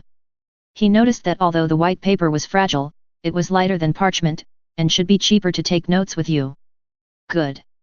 Do business for the kingdom, free of charge. Leonor saw Oberon asking for paper and pen, but waved his hand generously, asking the scribe to have enough paper and pen to distribute it. That's great, thank you for your generosity, Your Majesty. Oberon couldn't help but raise his eyebrows and accept it. After everyone got the paper and pen, except for Metz, who already lives in the Prime Minister's tower. Everyone else chose to leave. Leonor did not leave. He stayed in the conference hall and waited for the scribes to sort out the meeting minutes and read them carefully. After a moment of the recorded content, nodded slightly, first glanced at the scribe, and saw 7 or 8 people, so he asked, "Who among you is the leader?" The scribes had a low status and no one spoke. Everyone just silently looked at a thin guy. "Your Majesty, my name is Stephen." The thin scribe naturally stepped forward. "Okay, Stephen, you will be the recorder here in the future. You will be responsible for directing other record waiters and keeping records of the meeting. You have sorted out today's meeting minutes well, and you must prepare the topics for the next meeting in advance." Leonor asked the scribe. "Yes, Your Majesty, what issues need to be removed?" The thin Stephen was very smart. "The one about Herrenberg." Leonor glanced at Metz next to him and scratched the records about Herrenberg Lord on the paper with his fingertips. He did not want to hear this issue at the next meeting. Recorder Stephen bowed, and Metz, who was standing beside him, held his stomach and slashed his mouth, trying to say something, but finally he held it back. He felt that he should not mess with this matter. "It is better to speak, but today I have offended His Majesty the King because of many things." Chapter 103. Leonor brought not only meeting minutes, but also a new meeting model, which greatly improved the work efficiency of the imperial meeting. After several meetings, many backlog problems were solved, and the king, the series of ministers with the core of hand also had things to do, and the power of the kingdom began to work. The ever-moving power will drive the country to change continuously and towards strength and prosperity, and this also requires more talents, and the bachelors of the school city make up for it. Previously, Leonor asked someone to send a raven to Sueshen, asking them to send more bachelors to serve him. Sueshen's chief manager also regarded this as an opportunity to expand his influence, and combined ravens and botany. A total of 16 bachelors from various fields such as pharmacy, history, economics, medicine, military, and forging went to King's Landing. Leonor held a banquet in the King's Hall to welcome the bachelors and allocate their positions on their subjects and majors. After a round of understanding, Leonor passed the interview and assigned on the spot. Among the many bachelors from Sueshen, except for the Bachelor of Economics, Marseille can directly serve as the Minister of Finance. Other bachelors are not enough to directly serve as the Minister of Finance. Graydon, a Bachelor of Military Science, and Barry Dondi Ryan, became the candidates for the Minister of Military Science. Bachelor of Science, Melbourne, Kara, and Forging Moore, businessman Tob Mott, became the candidates for the Minister of Agriculture, and Bachelor of Pharmacy, Abal, Rayang, Bachelor of Medicine, Bourne, and Sam went to Pachel as assistants. The arrival of the bachelor added a lot of people, because there were no bachelors assigned to their positions in the major they studied, and Leonor did not deport him, but stayed at Red Fort to arrange tasks, such as the Bachelor of Ravens. Janer was responsible for establishing a new one. Raven Farms, breed more ravens. Alvin, a Bachelor of War Horse Science, is responsible for establishing horse farms, and is responsible for cultivating better war horses. Those bachelors who are not professionally available can also carry out popular education work to train scribes for him, professional talents like accounting. Among the 9 ministers in the current affairs, after such supplements, although the positions of the law ministers, etiquette ministers, and foreign ministers are still empty, fortunately, key links such as military and economics can already operate. Leonor assigned personnel in place, and then began to arrange work, requiring the popularization of new technologies and tools, the production of new armor and weapons, as well as the development of King's Landing, the training and command of the army, etc. These things were already planned, and now the talents are in place and can be directly invested in implementation. Although there is still some funds left, Leonor's vault has begun to be abundant. First of all, Donald Noy from the Midsummer Hall to King's Landing City. He brought Leonor 500,000 golden dragons. This is the wealth accumulated by the Midsummer Hall over the past few years by firing pottery. Now all of them have been escorted to King's Landing. The city is for his use. Immediately after Donner, religious taxation CO chaired by the garrison commander Dorit and Vincent was also effectively implemented. Faced with sword force, the archbishop and 7 archbishops gritted their teeth and handed over to Leonor taxes of up to 200,000 golden dragons a year. With 700,000 golden dragons as the foundation, the renovation plan of Junlin City was officially implemented. The former flea nest was flattened, and it was transformed into a blacksmith workshop, piled up bunches of blast furnaces, continuously creating various types. Farm tools and iron supplies. Liano currently has a manual support stage for agriculture. Not only is it allowed to own land, but it also has the use of agricultural tools and seeds on credit. After the farmers harvest, they use grain to pay the debt. This successfully formed an early cycle, waiting for the farmers till the farming technology was mature and the kingdom had enough food. At that time, it could rely on resources to regulate the market and stabilize the income of craftsmen and farmers. Leonor made drastic moves on the area centered on King's Landing, but was much gentler to the Storm Land. After Kodaniponlos arrived at King's Landing with Adric, he appointed Donner Noy as the new Stormland governor will take over at Stormfort instead of himself, check the territory of the Stormland, and then implement the work of dividing and increasing production. The Stormland does not belong only to the Baratheon family, but also to the families of Buckler, Ismond, Wild, Maljan, Sven, Karen, Fair, Searmy, and other families. It is impossible to collect the territory in one breath, but you can take it slowly. Leono's main goal is to allocate the territory directly under Fengzi Castle to ensure that the land is cultivated and grain can be produced stably. This is the biggest goal. Another goal is to ask them to continue to pay taxes and continue to provide military services to him. This is their own responsibility. If they cannot continue to serve, or the service results are not ideal, they will directly take back their territory. In short, there are ways to deal with it, and the order to give grace is redundant. Donner Noy went to the Stormland, and Kodaniponlos, who originally brought Robert's illegitimate son Adric, went to the west to serve as the governor of the west, responsible for the various governance work of the western aristocrats. He also applied the Stormland model, mainly ensure land production, the nobles are obedient, and if they are not obedient, they will suppress them and take back the territory. In this way, the entire king's territory, the Stormland, and some western territory had all fallen under Leono's rule and began to operate according to his will. Just as this prosperous time, some people complained. Inside the Prime Minister's tower, there is another new imperial meeting. Leonor sits high on the throne. In his lower position, Metz sits opposite Oberon, Balistan, and Davos respectively, and the remaining ministers they sat at their own tables. Because there are too many people, it is impossible to sit at the same table together. Therefore, in the new imperial meeting, except for Leono, who was the host, each person had a table with paper and pen on it. As for the scribes who recorded the meeting, they sat on it. On the long table in the corner. Your Majesty, you must deal with the traitors in the Iron Islands as soon as possible. Those guys are so hateful. Mess's face was flushed and he sat upwards on the table and said, 4 months ago, they took advantage of the situation. You occupied Callan Bay when you attacked Callan Bay, and a month ago they gave up Callan Bay and attacked the Shield Islands. The battles of the pirates were despicable and shameless, burning all farmlands and buildings, and plundering them. After the population, we must not sit idly by. Facing the endless talk of Mess, Leono even wanted to yawn. The Iron Islands were very cruel. Fortunately, the ones who plundered were not his territory.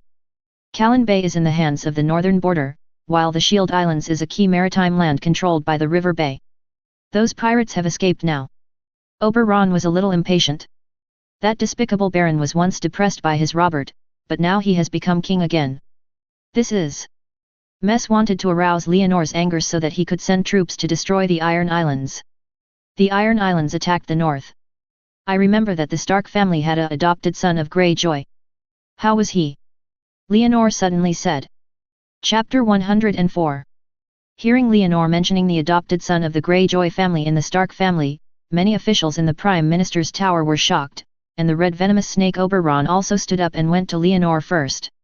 A gift, then continued. Your Majesty, this is exactly what I want to report to you. The North has sent an envoy, who is the only son of Baron Greyjoy. In the 289th year of Aegon, just a few years after Robert ascended the throne, the Iron Islands launched a rebellion. Baron Greyjoy had already become king at that time, but was eventually defeated by the coalition forces commanded by Robert. His 2 sons were killed in the war, and his only son, Theon Greyjoy, was taken to Winterfell by Ed Stark, which was the one who was raised by Theon Greyjoy. If the correct historical trend was followed, Theon Greyjoy should have taken advantage of the tight war in the Hegian area in the north and persuaded Robb, who was commanding the troops, to return to the Iron Islands by looking for reinforcements, which eventually triggered a series of a bleak fate, but when the western border was conquered, the northern border army could not eat Jinyeo City, and there was no trouble at all. Therefore, there was no saying that they would ask for help from the Iron Islands.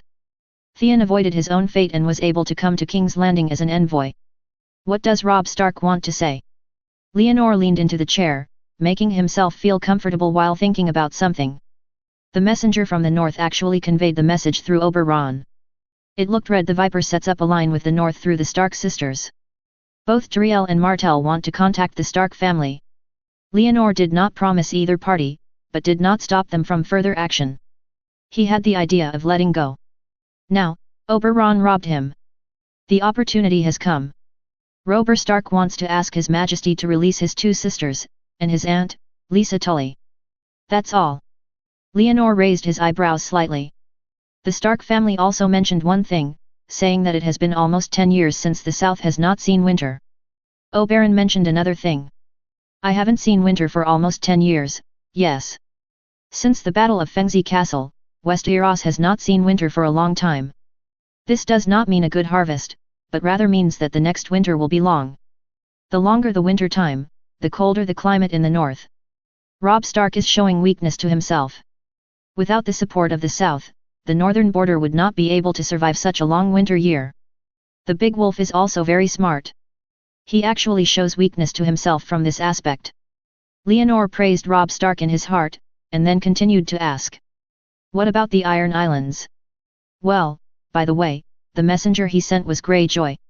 Yes, Theon Greyjoy also said that he will replace the North and his brother Robb comes to King's Landing to serve you allegiance. Oberon conveyed the meaning of the North, and the people of the North want to sold the Theon and the Iron Islands for Sansa and Arya. This kind of allegiance has no effect. My Majesty, if Robb Stark does not want to betray you, he should come to King's Landing to be loyal to you. Mess spoke angrily, and the northern border was also haunted by the Iron Islands. But he did not have any empathy with the North. Instead, he felt that the Stark family was annoying and that the Stark sisters were good hostages. What do you think? Leonor did not reply, but looked at the people in the field. I think as a king, you shouldn't use this method to rule the country. Davos stood up directly. What method? Leonor blinked. Taking hostages for women and women. Davos spoke bluntly, causing a stir in the palace. Messe and Oberon's faces were a little unhappy, but Barristan showed a look of praise. Sir Seaworth, you don't understand Westeros' political rules. Don't comment, sit down. Leonor twitched the corner of his mouth. The Onion Knight was really brave enough to say it, and it was a bit of a show-off. But also a bit sincere. Yes, Your Majesty. Davos sat back obediently. Are there any other ideas? You can raise them. Leonor asked. There was a whispering discussion in the Prime Minister's tower, and no one stood up. Since no one says it again, then my 3 ministers, please tell me how we should respond to the requirements of the northern border. Leonor asked the 3 ministers in the front of the imperial court to give a plan. He is not a god, and he cannot give a plan every time. Reject.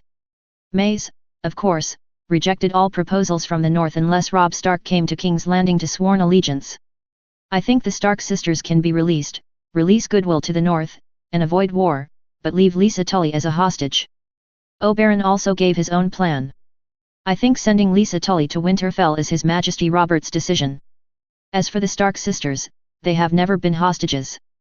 Barristan also gave his own opinion, but it is not from a political perspective. Just do as the Great Knight. Leonor thought for a moment and finally chose Barristan's plan. He wanted to kill Lisa Tully directly, but this matter was a bit corrupt, so he should first take a look and try to kill the person to the north. Your Majesty. Mess and Oberon spoke together.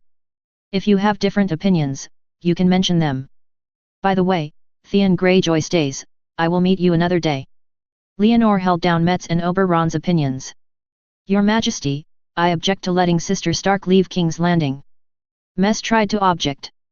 Yet. I know. Leonor nodded. Lesha Tully is related to the Eastern Territory and is not suitable for being sent to the Northern Territory. Oberon also made his opinion that the Stark family is very likely to control the power of the Eastern Territory through Lesha Tully. I know, okay, I've received your opinions. Leonor waved his hand. Mess's idea didn't need to be cared about. Oberon wanted to release the Stark sisters but wanted to keep Lisa Tully. I want to ease the relationship with the North but not increase the strength of the North. He did not want to start a war with the North, and wanted to gain the favor of the Stark family through this matter, and then promote the marriage between North and Dorne, thereby fading the connection between Dorne and Targaryen, and also increasing the horse through marriage with North and increasing the horse the Taylor family has the right to speak. I have so many thoughts and thoughts. I am indeed a very experienced guy, but I won't let Dorne marry Northland. Leonor affirmed Oberon's idea in his heart, but he didn't care. He would never allow the 7 kingdoms to marry privately. All kingdoms must be included in his rule and operated according to his ideas. Brienne, turn around and send Hanya to Sansa and Arya. Leonor suddenly remembered and whispered to Brienne who was guarding the seat. He had never brought Sister Stark before. Use it as a hostage or bargaining chip. Yes, Your Majesty. Brienne, who had already changed into white armor, nodded quickly. Chapter 105. Leonor whispered to Brienne on the stage, but everyone in the audience still refused to give up. Met stood up and shouted Your Majesty first, then said. Can't let it go. My sir, let's talk about the Iron Islands. With Theon Greyjoy, we can solve the Iron Islands in a peaceful way. Leonor interrupted Metz's spell casting and went to he mentioned his intention. The way to peace. Metz choked. He remembered that he was still on the issue of the Iron Islands just now.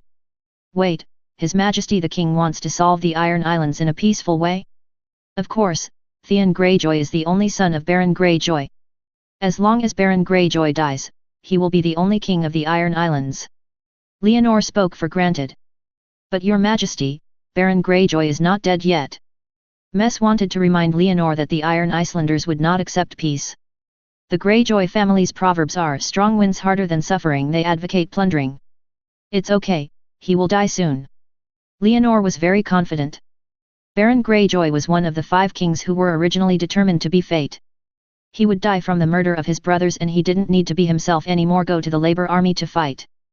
But Metz still wanted to defend himself. My sir, what do you want to deal with this matter? Leonor asked Metz about his thoughts so that the Prime Minister would not bend around again. Your Majesty, I ask you to call on the princes to flatten the Iron Islands as if you were conquering the western frontier. Metz directly expressed his thoughts. No money. Leonor gave a straightforward sentence. Didn't you just collect taxes from the church? Metz was unhappy, but he knew that Leonor had just collected a large amount of taxes from the church. Used it. Leonor's face suddenly became smelly. These Tyriels couldn't see that they had money. Knowing how much money their curry had, they wanted to urge themselves to go to war. What they owe them. Used it. Metz's voice increased a few degrees. Where do I have to tell you about money? Leonor was also angry. Tyriel's hand was stretching longer and longer. Margaret was not pregnant yet. If she was pregnant, it would be fine. Is Tyriel's right? He was to be brought down and then protect the young emperor to command the world. Leonor's sudden increase of voice echoed inside the Prime Minister's tower, causing Metz's arrogance that was originally about to explode. Then he stopped. Oberon, Balistan, other ministers and scribes all shut up and whispered. He didn't dare to show off his anger because they saw Leonor so angry for the first time. Seeing that everyone was not talking, Leonor was still angry and wanted to curse a few words if he wanted to. However, thinking about this occasion, he still gave up and snorted coldly. Continue the meeting. The matter of the Iron Islands was decided, so Theon Greyjoy stayed in King's Landing for the time being and asked him to see me later. As for the Stark sisters, they were never my prisoners or hostages. At any time you can leave. I don't allow any of you to make things difficult for you, but let them give Robb Stark a message, and say, the Duke of Winterfell and the princes of the North are related to the peace of the North, so they are ready for themselves, don't going the wrong path. Next issue. Leonor forced the end of the Iron Islands and the North. There was no sound below. Is there no topic? Leonor asked. There was still no sound. Since there is no topic, let's end today's meeting. Leonor stood up and left with his sleeves, and Brienne and others quickly followed. Leaving the Prime Minister's tower, Brienne returned the great sword handing as Leonor asked, and brought the message to the Stark sisters. Leonor felt a little bored. He looked at the situation in the city and wanted to go back to his private residence to Jingwenjing. Suddenly, a maid with a white skirt, slim figure, and beautiful face came over. What's wrong? Leonor recognized the maid as someone around Margaret, thinking she was here to be a lobbyist, and her face was not very good looking. Your Majesty, the Queen asked me to inform you that she had just gone to find Master Paisley. The maid was careful to talk to the king in the face of the bad face. Looking for Paichel? Is there anything wrong with her body? Leono relieved his face. It turned out that it was not for the Prime Minister's tower. It was right. Margaret shouldn't have known about the meeting in the Prime Minister's tower so soon. Content. Yes, the Queen wanted to vomit this morning. After Sister Lolly's reminder, she went to Master Paisier for a checkup. The maid raised her head carefully, looked at the handsome king with black hair and blue eyes, and looked at him. Expression changes. Are you pregnant? Leonore heard vomiting, and suddenly thought of the pregnancy reaction, and thought of the conflict with Metz just now. He really got whatever he wanted. Speaking of which, his body is normal. It's time to have sex with Margaret for a while. The maid didn't know how to reply. Can't speak. Leonore's voice heavier. Mr. Paichel said it might be. The maid could only reply truthfully. Okay, I understand. Leonore thought of the child in Margaret's belly, his face softened a little and nodded slightly.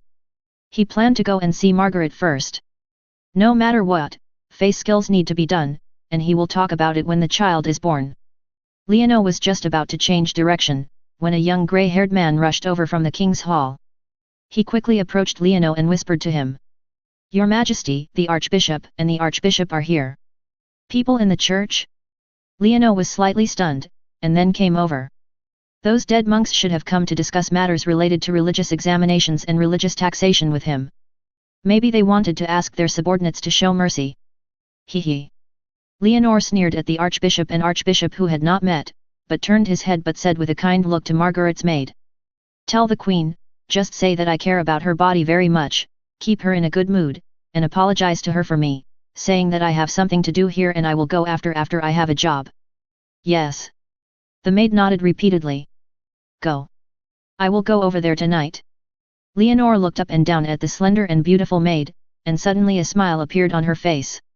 Whether Margaret was pregnant or not, she would not be able to sleep tonight. Yes. The maid was embarrassed by Leonore's view, but she did not avoid it. Instead, she turned around intentionally and fiddled with the curves of her waist and hips at Leonore. As the Queen's maid, she had sharing the invisible task of the king's desires, for the Queen can effectively prevent the king's favor from being transferred to other places and not flowing to outsiders' fields. Leonore watched the maid's back curve without looking much, and took back his gaze and walked towards the king's hall. Women are just a seasoning for life. The power of the kingdom is something worth paying attention to. If you have power, what kind of woman does not have it? Chapter 106. In the king's hall, the empty fireplace was wiped clean, and the fat archbishop was pacing back and forth while the 7 archbishops were watching. He looked up at the 7 old ones who seemed to die at any time. The archbishop wanted to say something, but he didn't know how to speak, so he could only continue to pace until a shout came. The king of the Andals, the Loinas, the ancestors, the rulers of the 7 kingdoms, guarding the entire territory, Leonore Baratheon I arrived. With the reputation of the preparatory guards in white armor, Leonore wore a golden crown and a ribbon, walked into the king's hall with great strides, followed by a series of guards. Your Majesty! The archbishop and the 7 archbishops stood together and bowed to Leonore who was walking in. Leonore raised his hand slightly, and the 8 old men immediately stood up. Your Majesty, today we are here to talk to you about the monk exam and the taxes you stipulated for the 7 gods. What are you talking about with me? Leonore did not step onto the Iron Throne, but stood opposite the 8 old men. Those taxes were not formulated for the 7 gods, but for you. Do monks have no country? God hasn't taught you to be loyal to the country? The 8 bishops were suddenly stopped. Or, as long as the monk is responsible to the 7 gods, he can completely ignore the king and completely ignore everything in the country. Leonore's voice became low and oppressive. No, Your Majesty, the doctrine of the 7 gods is definitely not like this. The archbishop quickly waved his hands to reject it. He dared not admit such words. If he admits it, the 7 gods church would have to be eliminated in large quantities. Then what do you want to come to me and say? Leonore's brows were still frowning. My Majesty, we know your difficulties, so why do you treat us like this? The archbishop sighed. When we conquer the western frontier, we should not urge you to pay debts, but that is ultimately the money you owe to the church. And you promised to keep a seat for us in the imperial meeting. I am the king, and I will do my best.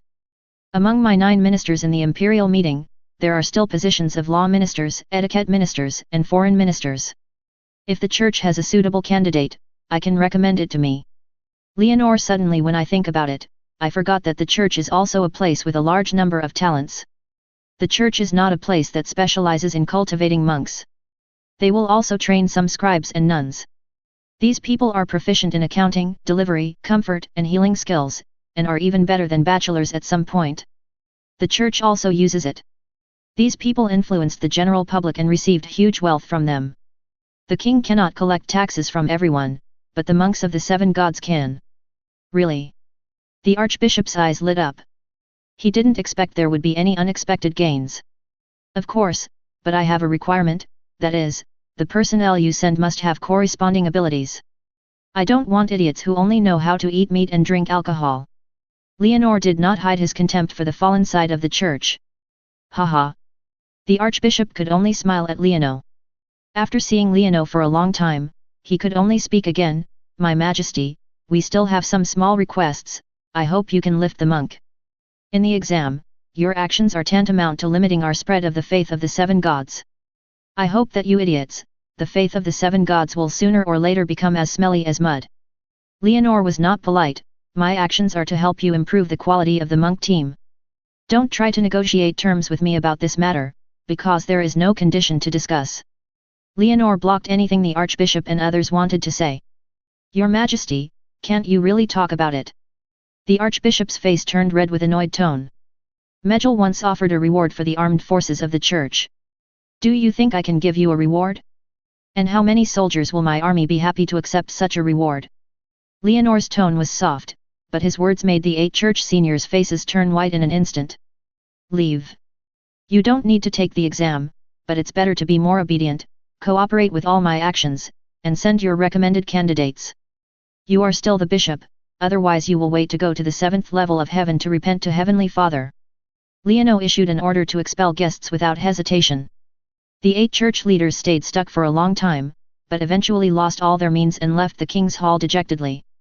After the 8 bishops left, Theon Greyjoy, who came from the north, was taken into the king's hall and held a pilgrimage to Leonore on the Iron Throne. Theon Greyjoy is a slender, handsome young man with a black hair. He stepped across the shining floor with a novel look and saw more than a dozen white-clothed warriors guarding the throne made of countless iron bars, and the man sitting on it immediately knelt down on one knee. The Andals, the Loinas, and the Ancestors, the rulers of the 7 kingdoms, guarding the whole territory, respected His Majesty Leonore. I only represent the Duke of Winterfell and the Guardian of the North, Robb Stark. To you pay tribute, please accept my respect. Please get up. Theon Greyjoy, I've heard your name, and it seems that Lord Ed Stark taught you well. Leonore stood up from the Iron Throne with a smile, words and tone. My Majesty, I learned a lot from my father. Theon stood up and felt some pressure and became restrained when facing the man from the throne to the front of him. No need to do this, relax. Your adoptive father and I are good brothers. What have you learned from Lord Ed? Leonore patted Theon on the arm and walked outside. Tolerance, honor, and what a noble deserves. Theon felt a little flattered as he grabbed his arm. The king was more approachable than he thought. That's very good. These are what a ruler deserves. You will definitely inherit the Iron Islands in the future. You need to govern the people there. You have not yet contacted them, right? Leonore asked casually with a smile. Yes, but I will rule them. Theon straightened his chest. I believe you will, but your task is a bit heavy. Leonore continued to pat Theon on the shoulder with a smile. Because of my father's rebellion. Theon was a little nervous, but he still took the initiative to talk about this matter. That's secondary. He probably just lost to my brother and your other father. There are always times when I figure it out. I mean the railway of the Iron Islands. Leonore took the seat. Grateful teachings. Railway. Theon was surprised. It seems you don't remember it, right? You were adopted by Lord Ed when you were very young and probably have never been in contact with the railway. The railways of the Iron Islanders are just robberies, and are the people in the north robbing. My father will not allow it. Theon replied. Chapter 107. Theon is talking about Ed Stark. The people in the north also have a tradition of looting. Before they were ruled by the Seven Kingdoms, they would go south to rob each winter. Every head of Stark's family gave it as his duty to lead the people of the entire northern border through the winter year, and sometimes he will lead the way to rob, but Ed will not do so. This is his nobleness. He never builds his happiness on the pain of others. Leonor nodded in praise of Ed. Your Majesty, I will correct the railway, in the name of my father Ed Stark. Theon saw Leonor's intention and made his own assurance that he would restrain the residents of the Iron Islands. A good noble shouldn't brag. Leonor sneered, making Theon's face turn red when he smiled. Seeing this, he quickly reached out and pulled his arm again. Don't care, you're too full. When it comes to the implementation of railways, you can't stop your people at all, but you will be forced by them. No, I will. Theon was a little stubborn.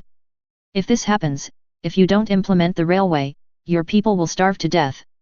Leonor saw that Theon was dissatisfied, so he assumed a situation for him. Ah! Theon was surprised. The Iron Islands, except for iron ore, are salt ore. Those things cannot be eaten or drunk. The Iron Islanders do not rob, what should they eat or drink? Leonor pointed out the key points for Theon. Why don't you sell iron and salt? Theon couldn't understand why his tribe members didn't do business. Yes. Why don't you sell iron for salt? But if iron is made into weapons, Leonor smiled. Robbery with weapons is much faster than doing business. What does the Iron Islands call this? Pay iron money. It's really much faster.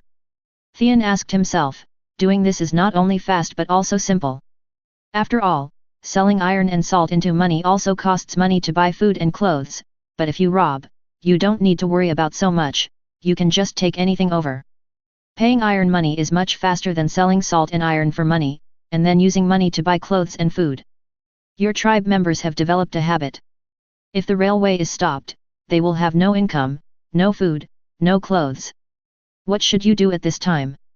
Leonor asked Theon continuously. Theon couldn't answer. He thought, probably he could only implement railways at this time. So, don't be too full of words. Leonor patted Theon on the shoulder. After all, he was still a young man.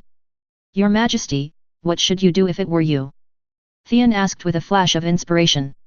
Good question, but you can't do what I can. Leonor shook his index finger at Theon. Why? Theon was dissatisfied.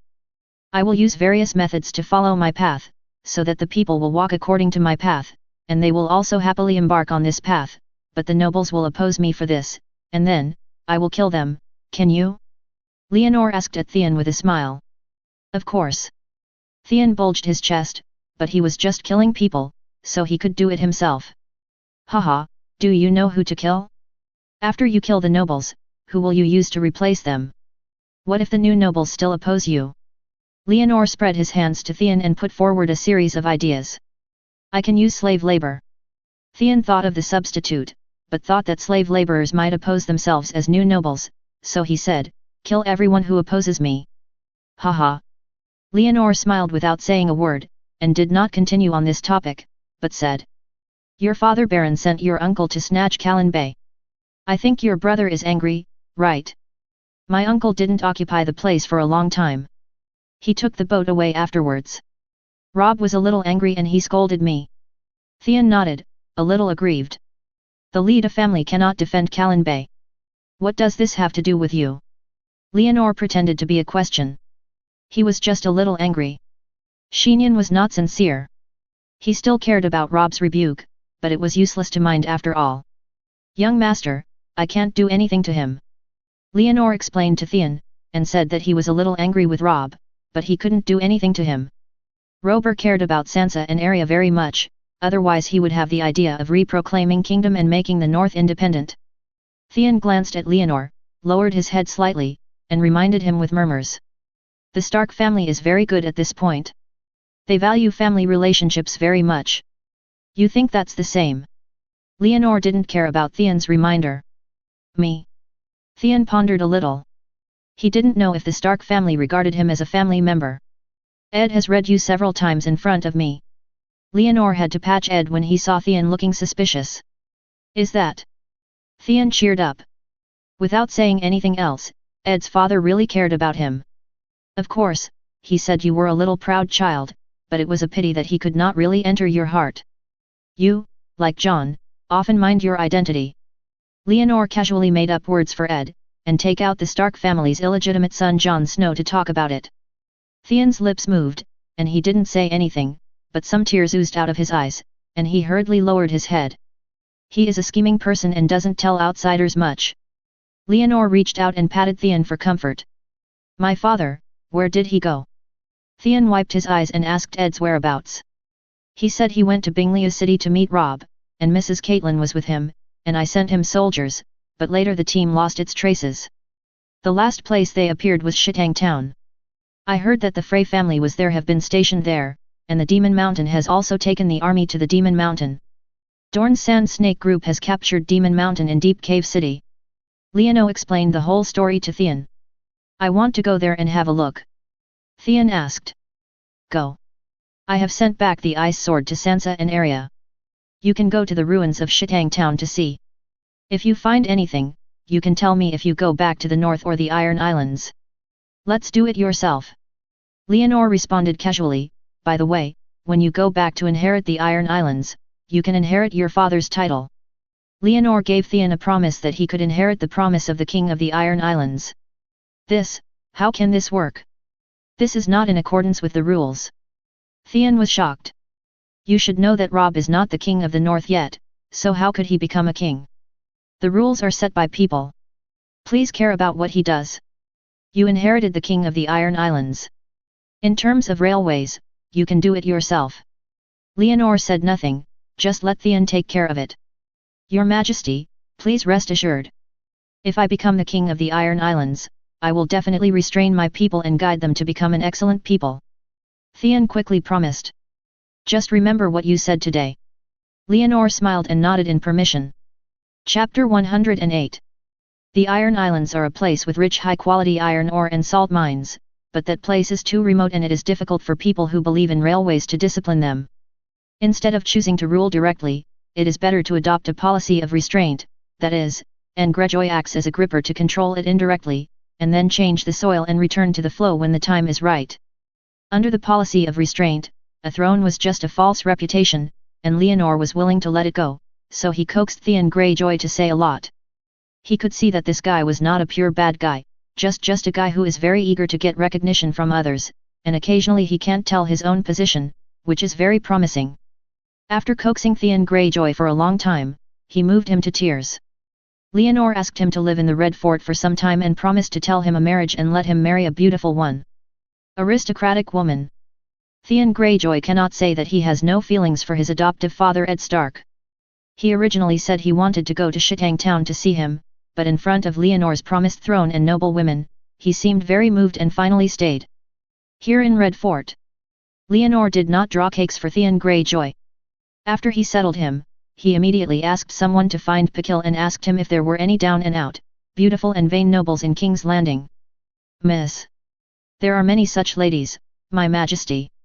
Pazier originally thought that Leonore asked him about Margaret's pregnancy, but he didn't expect it to be this. He was a little confused. He felt that Leonore was not yet the queen's mistress, will look for other women as soon as she becomes pregnant. Find one that is suitable for control. Leonore asked Pachel.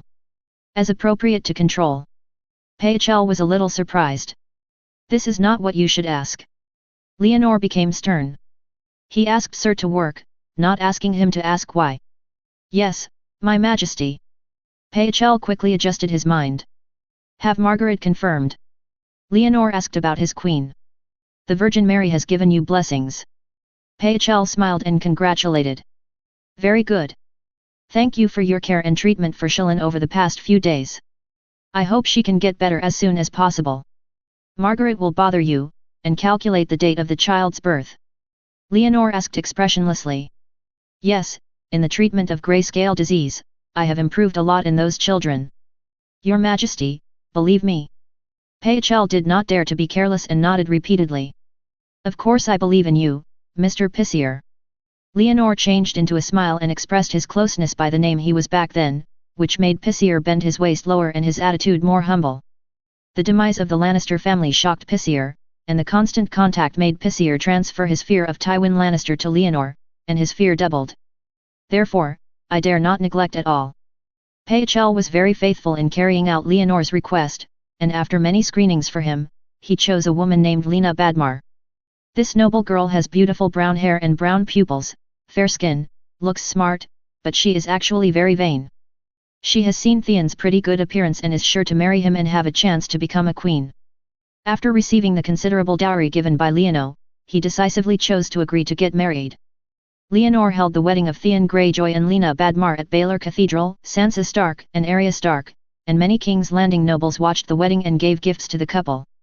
The wedding was hosted by Leonor himself, and the Archbishop and others had a lot of opinions on this, because Leonor was not a clergyman, and Theon Greyjoy was not a believer in the Seven Gods. As an Iron Islander, Theon grew up in the north and was a believer of the Old God. According to the canon rules of the Seven Gods Church, it is considered enlightened to not cut off Theon's head directly. How could he tolerate his wedding in the Great Hall of Baelor? The Archbishop and the 7 archbishops had a lot of objections and once refused Theon's wedding with this reason, but the newly appointed law minister, Agshi, did not think so. Monk Agshi gave an example. Aegon I was not a devout believer of the 7 gods, and his wife Visenya and Rhaenys were not even a believer of the 7 gods, but the church still blessed the 3 of them for their wedding. Not only gave examples, Monk Agshi also believed that Leonor personally blessed the new people as the representative of the 7 gods, which was an extremely glorious thing, a sign that the 7 gods church was about to prosper, and that the old god and the flooded god were about to be a sign of death. Agshi persuaded the archbishop and also persuaded Theon Greyjoy to take the oath to convert to the 7 gods in the Cathedral of Baelor. The final wedding was successfully completed with Leonor for Theon Greyjoy and Lena Badmar held a wedding and blessed the 2 on behalf of the 7 gods. It seemed as if the weather was good. On the second day after the wedding, news came from the Iron Islands that Baron Greyjoy, who had become the king of the Iron Islands, fell to death due to a mistake. The Iron Islands are now only left. Theon is an heir.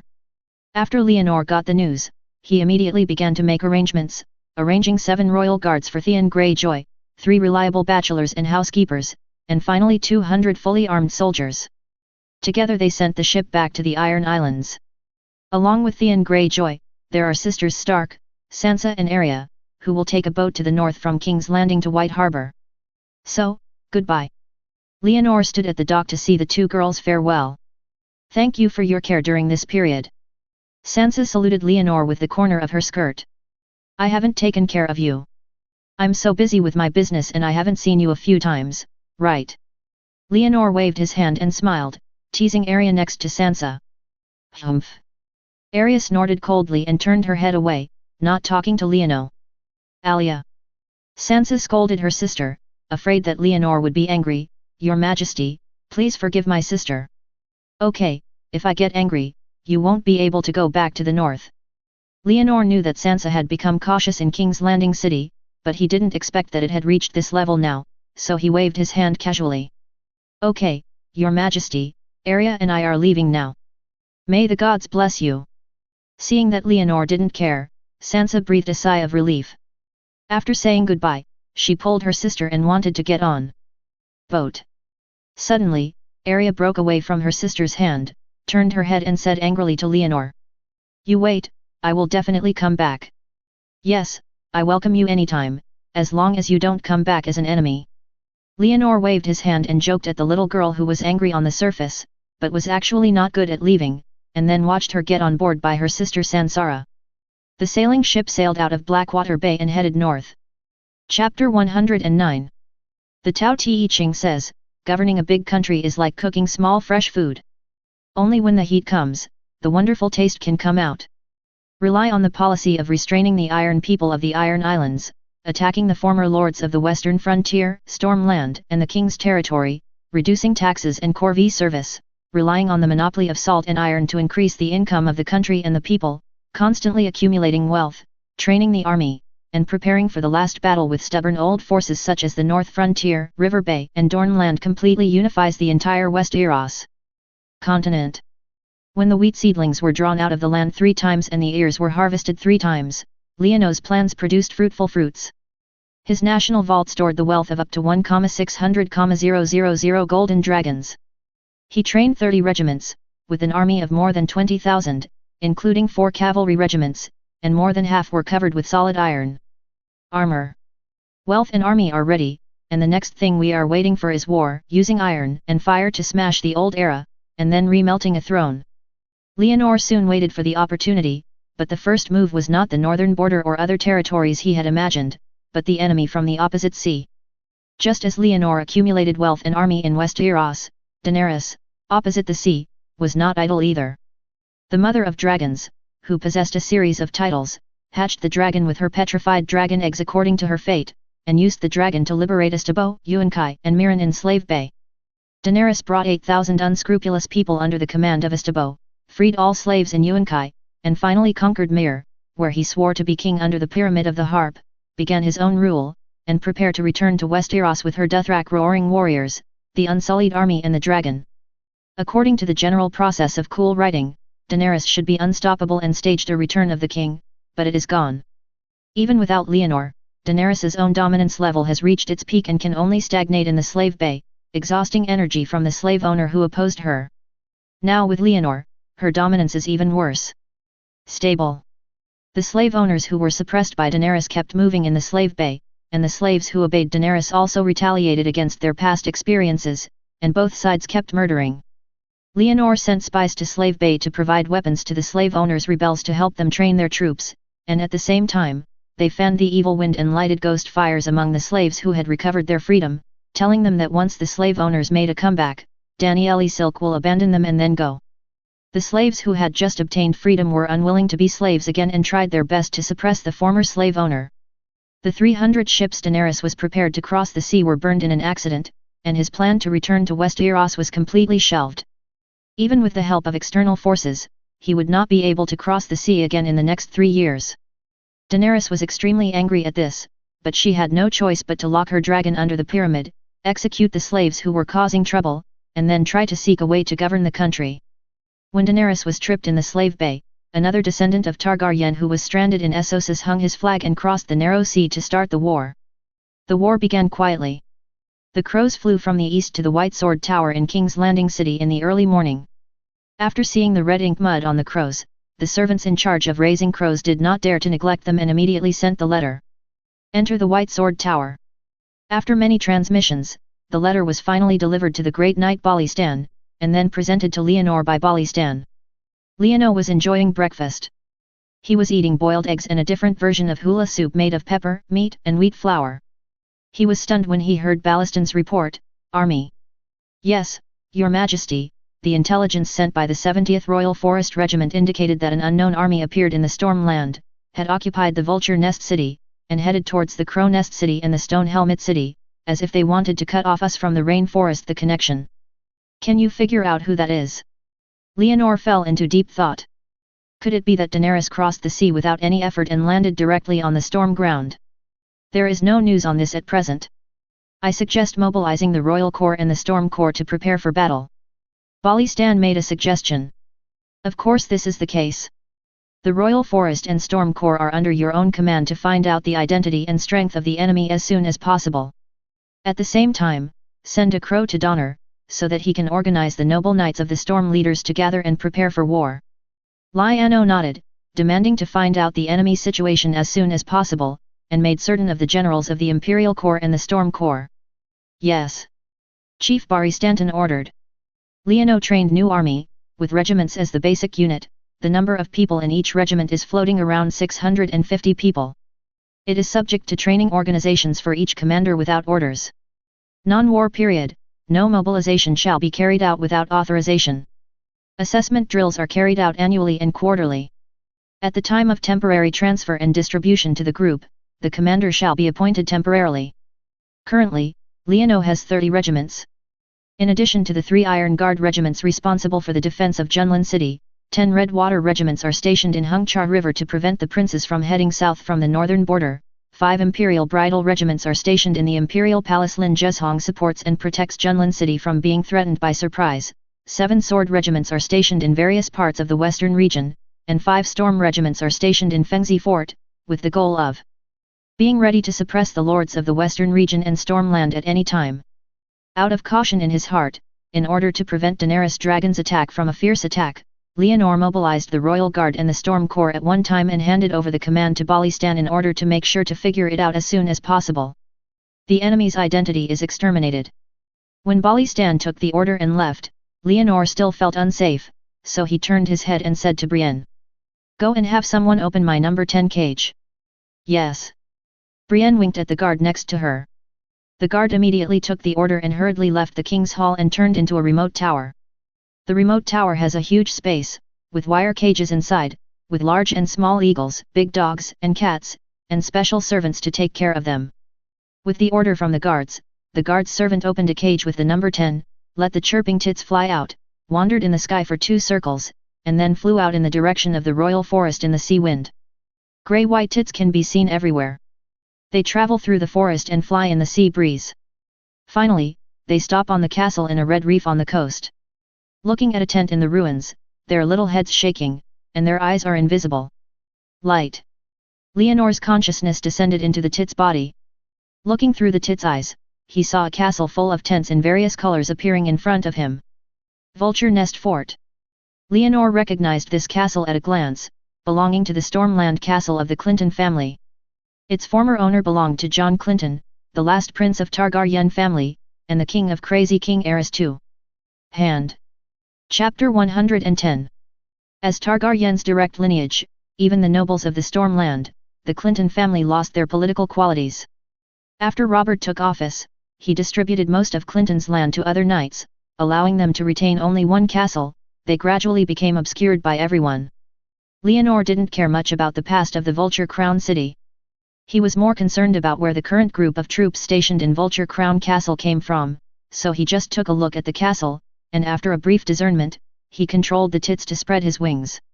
Flew over the top of the castle, intending to look for some signs in the middle of the tent to confirm the identity of the group of people, but he found nothing and he did not find any signs. The tits hovered in the air, no identity patterns were found, and some pedestrians in the middle of the tent below were not unique. They wore different styles of armor, except for their fierce aura and slightly rigorous battalion area, where the archers and infantry did not disturb each other. No other features were found. Really, I don't talk about the rules at all. Leonor manipulated the tits around, complaining about the incongruence of the army, approaching the castle of the Red Reef, trying to listen to people's conversation, but not yet approaching. He heard the eagle cry. A layer of shadow pounced down in the sky. Before Leonor could react, he felt his soul fall out of the tit's body. When he looked up, he saw a feathered eagle flying with his back to him. Go out, and the tit that he possessed was falling into its right claw. Leonor looked at the eagle without any surprise or joy, and saw that there was a copper hoop tied to its claws. Just as he turned his consciousness, the eagle loosened the tit in its claws and turned his head to look at him. Come over. The sharp eagle eyes were straight and a figure reflected inside, with purple eyes and white hair, and plump and beautiful lips, getting closer and closer, becoming clearer, as if a human was loaded in the body of an eagle. This is the one who changes shape. When Leonor was slightly surprised, the eagle had already pounced in front of him, and then he subconsciously raised his hand and slapped it away. You dare to mess with me, too. Leonor slapped the eagle from the air, and also slapped the consciousness attached to its body. Di-di-di. Before the goshawk landed from the sky, the sharp copper whistle came from below, which surprised Leonor slightly. The changeable man was fine. Can't stay for a long time. Leonor glanced at the many figures gathered below, and did not dare to stay for a long time. His soul dissipated directly and returned to the body in Junlin City. Who is it? There are even those who change shapes follow. Leonor opened his eyes and became curious about the team in the Vulture Kun City. A team with those who change shapes follow is definitely not simple. Purple eyes and white hair, this is the typical Valyrian look. Go, let someone find Varys for me, and call Vincent over. Leonor looked up and asked Brienne beside him. Yes. After the guards sent by Brienne left, Leonor thought for a long time and had no idea until Vincent came. Your Majesty. Vincent bowed to Leonor. There are troops of unknown origins in the Stormland. Now they are stationed in the Vulture Kun City. Send your spy to touch the details. Leonor asked directly. Yes. Vincent didn't dare to neglect and immediately wanted to make arrangements. When Vincent, who was going to arrange the staff, came back, Leonor did not wait for Varese and sent a second group of personnel to find it, but still couldn't find the fat man. What is that guy doing recently? Leonor had a bad idea in his mind and asked Vincent about Varese' recent moves. The last time he appeared was in a brothel in King's Landing 3 days ago. Recently, he has frequently written letters to Pantos, and the content of the letter is unknown. Vincent has been monitoring Varese' situation. Let your spy find him and kill him directly after finding him. Leonor was sure that Varese disappeared at this time, and it is highly likely that he had betrayed the strange army, and it is very likely that it was Dan, Neris's subordinate. The person who makes the shape change has some feminine colors, but is not a female. It should not be Daenerys herself. Daenerys herself is a dragon master. I have never heard of it as a shape changer, but the play does not say that she has the shape changer. Those are the subordinates. I didn't expect that guy was so impatient. Was he a broken jar after he felt powerless to rule Slave Bay? But the messenger I sent to Slave Bay did not report that she had signs of crossing the sea. Leonor turned many thoughts in his mind and said to Vincent, "Send a raven to your messenger in Slave Bay, and ask him to give feedback on the situation there, and also pay attention to the major ports of Essos to see if there are large-scale ship mobilizations in the near future, and who is the one who is taking the boat. Your Majesty, it takes time. Do your best." Leonor sighed. The speed of information transmission in this era is very low, and the crow trained by his bachelor is difficult to connect the two continents. Many information is lagging behind.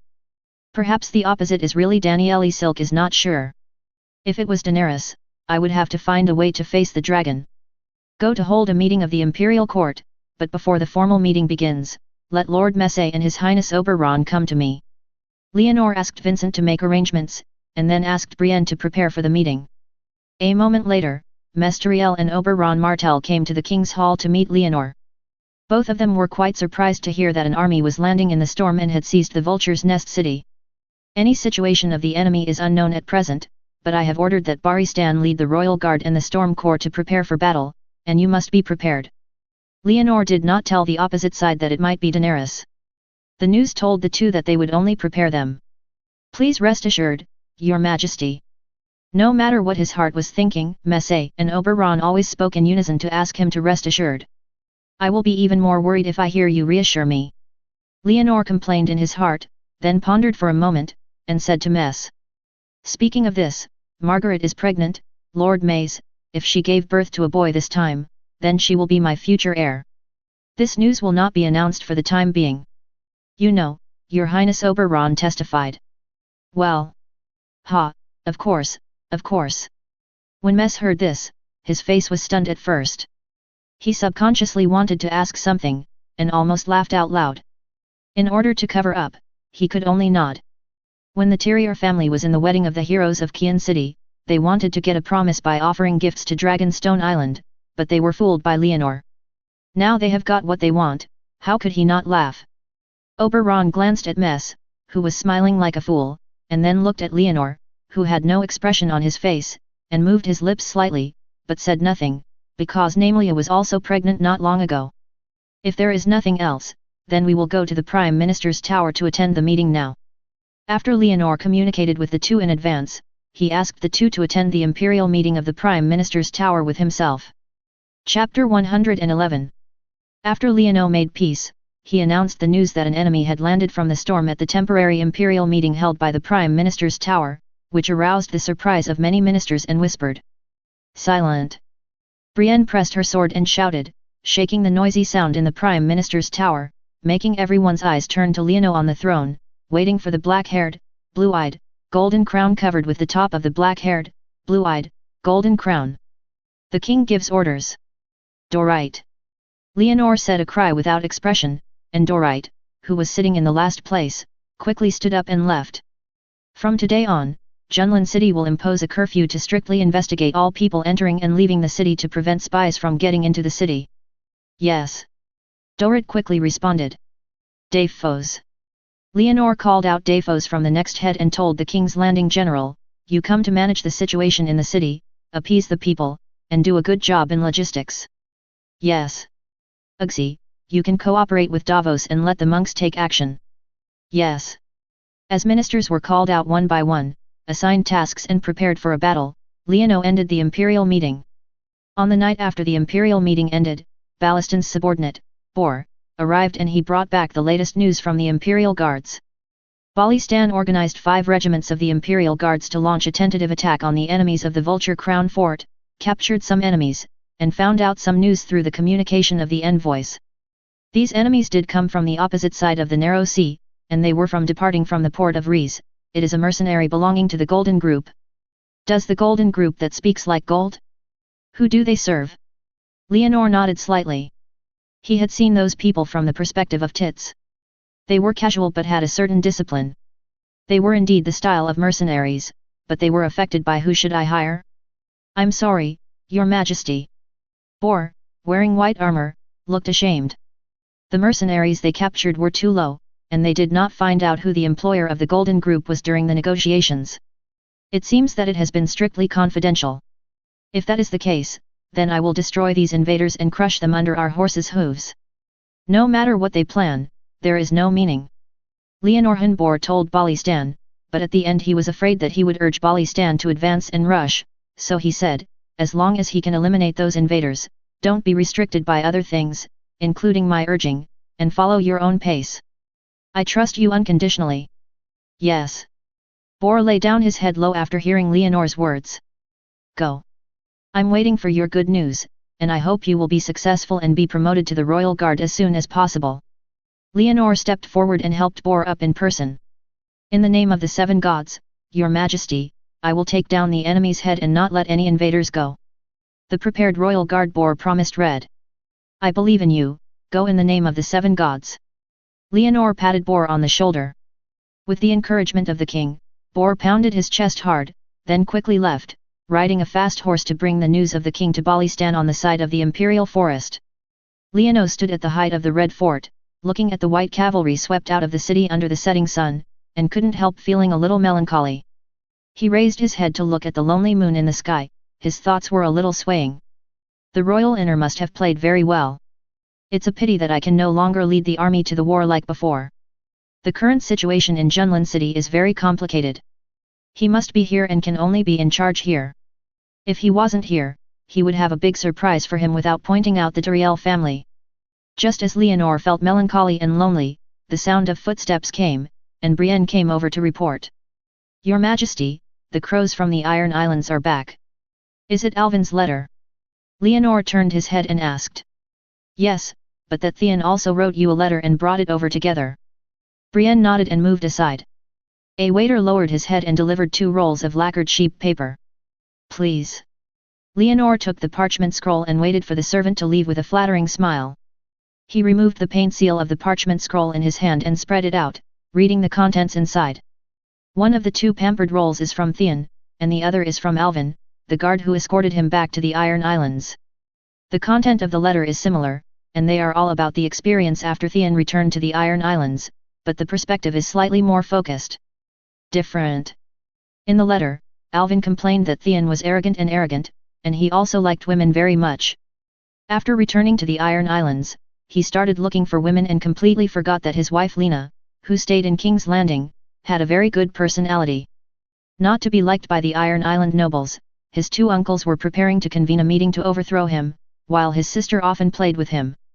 Compared to Alvin's disdain, Theon's words were much more earnest. He explained to Leonor his difficulties in the Iron Islands.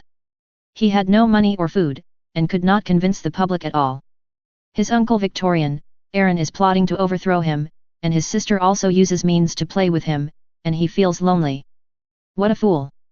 Leonor looked at Theon's complaining letter and couldn't help but shake his head in his heart, and raised his hand to Brienne. The female guard immediately understood and turned around and went to the house to prepare paper and pen. When Leonor entered the house, the paper and pen on the table were ready, and Brienne moved the butter candle from the corner. With the butter candle, Leonor wrote a reply to Theon, telling him not to be discouraged. It is normal to feel lonely as a king, because there is always only one throne of power, but he must learn to find allies for himself.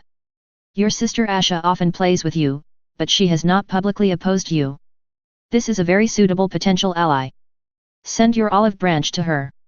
If she dislikes you for being weak, you should be strong in time and she had a heart-to-heart talk, making her feel that you were her relative, and at the same time, she wanted to let her see your value, promise her you would give her a ship, an army, or something else, and she would promise whatever she liked.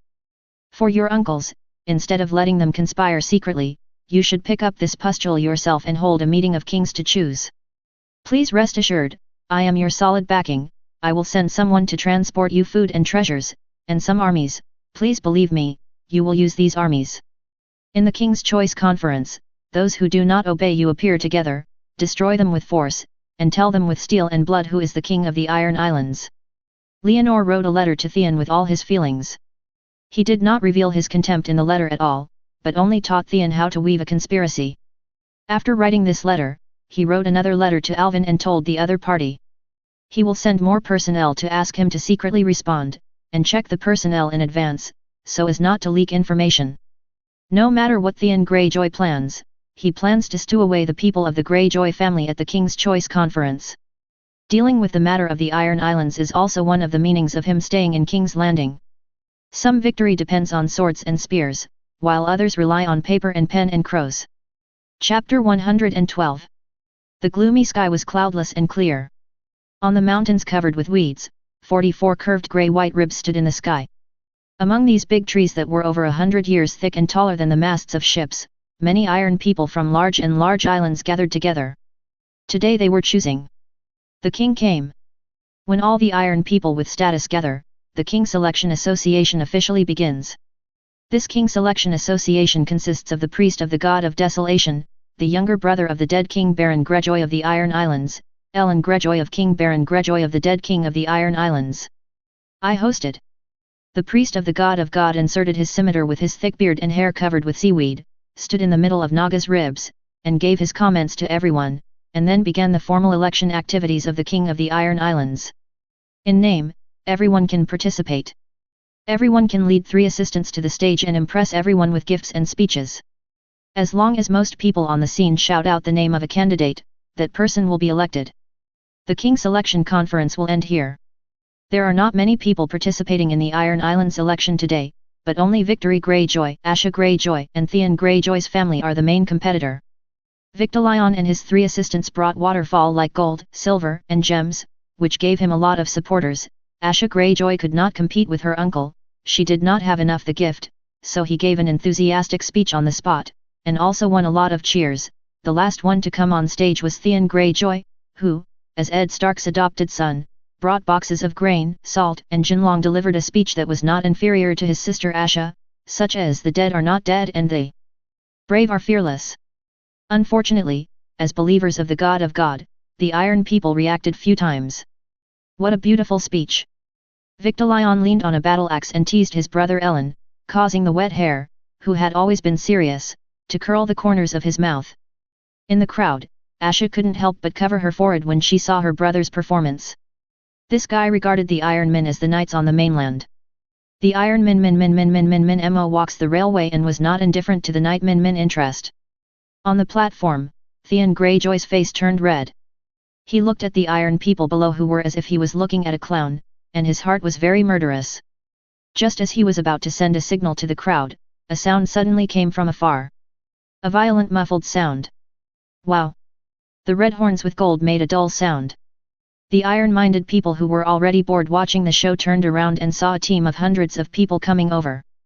The first man in this team with a bird embroidered on his chest was naked, holding a curved horn with golden dark red horns, and the blue veins on his forehead were blowing hard. In the middle of the team behind him, a man with pale skin, blue lips, and a blindfolded left eye strode to lead the team. When the long line drove into the middle of Naga's ribs, a famous servant opened the box in his hand, revealing a full amount of gold treasures. The one-eyed man raised his hand, and the naked man immediately stopped the horn in his hand. He fell down with exhausted look, but the horn he blew was enough to shock all the Iron people. I am Euron Greyjoy. The man with one-eyed and blue lips introduced himself to all the Iron people regardless of the fallen servants, nor did he care about the changing faces of Victalion and Erlen in the crowd. You should know me, from Ibn to Yoxia, no matter who you are, you will pray when you see my sail. Euron Greyjoy's blue one-eyed chuckled at all the Iron people, but no one dared to do so respond to his gaze. Euron, you are not qualified to participate in the king's election conference. Victalion raised the axe in his hand and scolded him angrily despite Iron's dissuasion. Of course I have it, my brother, don't look at me like this.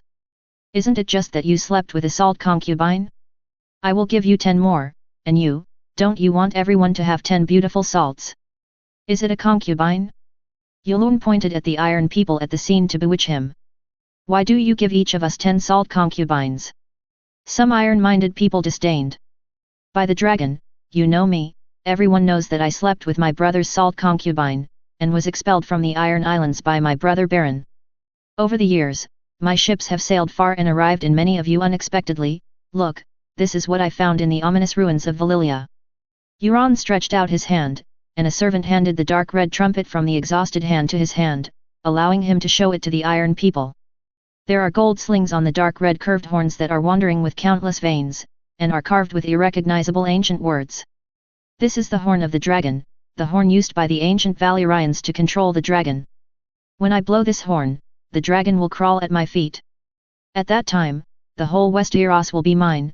I will give each of you 10 salt concubines, so that you can enjoy the robbery of every piece of land you see and play with every beautiful woman.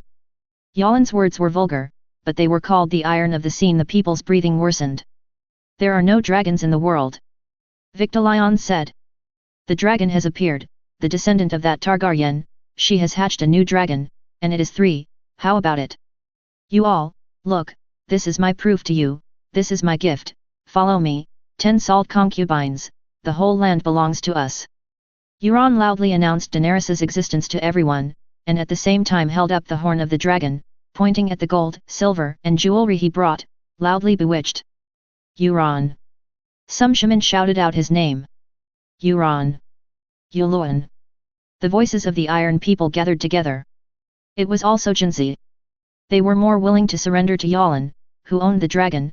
At least they had the chance to conquer the entire continent. Believe me, you will not be disappointed in your choice, my son. Euron heard his name shouting out from everyone's mouth. His blue lips were so excited that they were tense, but halfway through his words, he choked and looked down and saw a feather arrow shot through his chest. Kill them, especially Victalion, Elon, Asha, and that Euron. Alvin, wearing white armor, held a big bow in his hand. His voice was cold, and he was by his side, about 100 times. The guards took off their disguise and raised their crossbows in their hands to shoot at the crowd indiscriminately. Sir, His Highness Theon is still there. Some soldiers hesitated a little, and Theon, whom they supported, was still inside. Don't worry about him. Alvin gave a decisive order, and another 30 or 40 armored infantry next to him began to run up with their swords and axes, and began to slash and kill the Iron people trying to escape. Blood flowed. Among the chaotic Iron people, Theon saw Alvin in white in the distance and wanted to shout "I'm still here," but a feather arrow penetrated directly into his chest and shot him to death. Among the Iron people, let him die with the Iron people present. No one was elected today in the king election meeting. Chapter 113. A shining light flashed by, accurately slashing on the roof of the Red Fort, bringing a burst of fire and lightning to fade away. The thunder sounded afterwards, and rumbling spread from the entire top of Junlin City. Really? Leonor listened to the thunder above his head, and couldn't help but reach out and rub his forehead, firmly squeezing the thunder in his body caused by the throbbing of souls. There are two aspects of his terror. On the one hand, he was shocked by the lightning above his head, and on the other hand, he was... Wow! A crisp and loud cry came from the courtyard next door, which made Leonor feel relieved, and he quickly stood up and walked towards the next door. As Leonor stepped into the courtyard gate, he walked out with a swaddled nun, Lolly, and Pikil. How is Margaret? Leonor glanced at the child in Lally's arms, with a smile on his face, and at the same time cared about Margaret in the room to Pikil. This was her second place in her. She and her first child are daughter Vivian. His Highness is healthy. Pikil replied to Leonor's condition. Very good. Leonor took the child from the nun's arms, hugged him and coaxed him a few words, and at the same time he opened the corner of the swaddling cloth and took a look. He felt a little relieved and disappointed. This was still a daughter. According to his agreement with Metz, he does not need to make this daughter the crown prince. Just call her Arya. Leonor named his second daughter, and then he was about to enter the door to visit Margaret, but before he could enter the door, he heard a call. Your Majesty. The waiter wearing a feathered wide-brimmed hat hurriedly, holding a roll of parchment sealed from red paint in his hand. The crow from the Iron Islands sent back the message. Let it go first. Leonor ignored the news, but went in first and visited Margaret, who had just given birth. The room was filled with a smell of fishy smell. Margaret, who had just given birth, was lying on the bed very weakly. After discovering that Leonor came in with the child in, she sat up with her hands. Your Majesty, show it to me. Let's take a look at our area. Leonor sent his newborn daughter to Margaret. She is such a good child. Your Majesty, do you think she will be a good queen in the future? Marguerite the child and tentatively posed to Leonor. Leonor had a little pity for Margaret, but when he heard her words, the smile on his face faded. Won't. The sudden stiff tone made Margaret, who was holding the child, stutter slightly. I will not allow my kingdom to repeat the farce of the blood dragon dance, so I will not allow girls to inherit the throne. I have said this before. I have something to say to your father first, and the boy you gave birth to can only continue crown prince.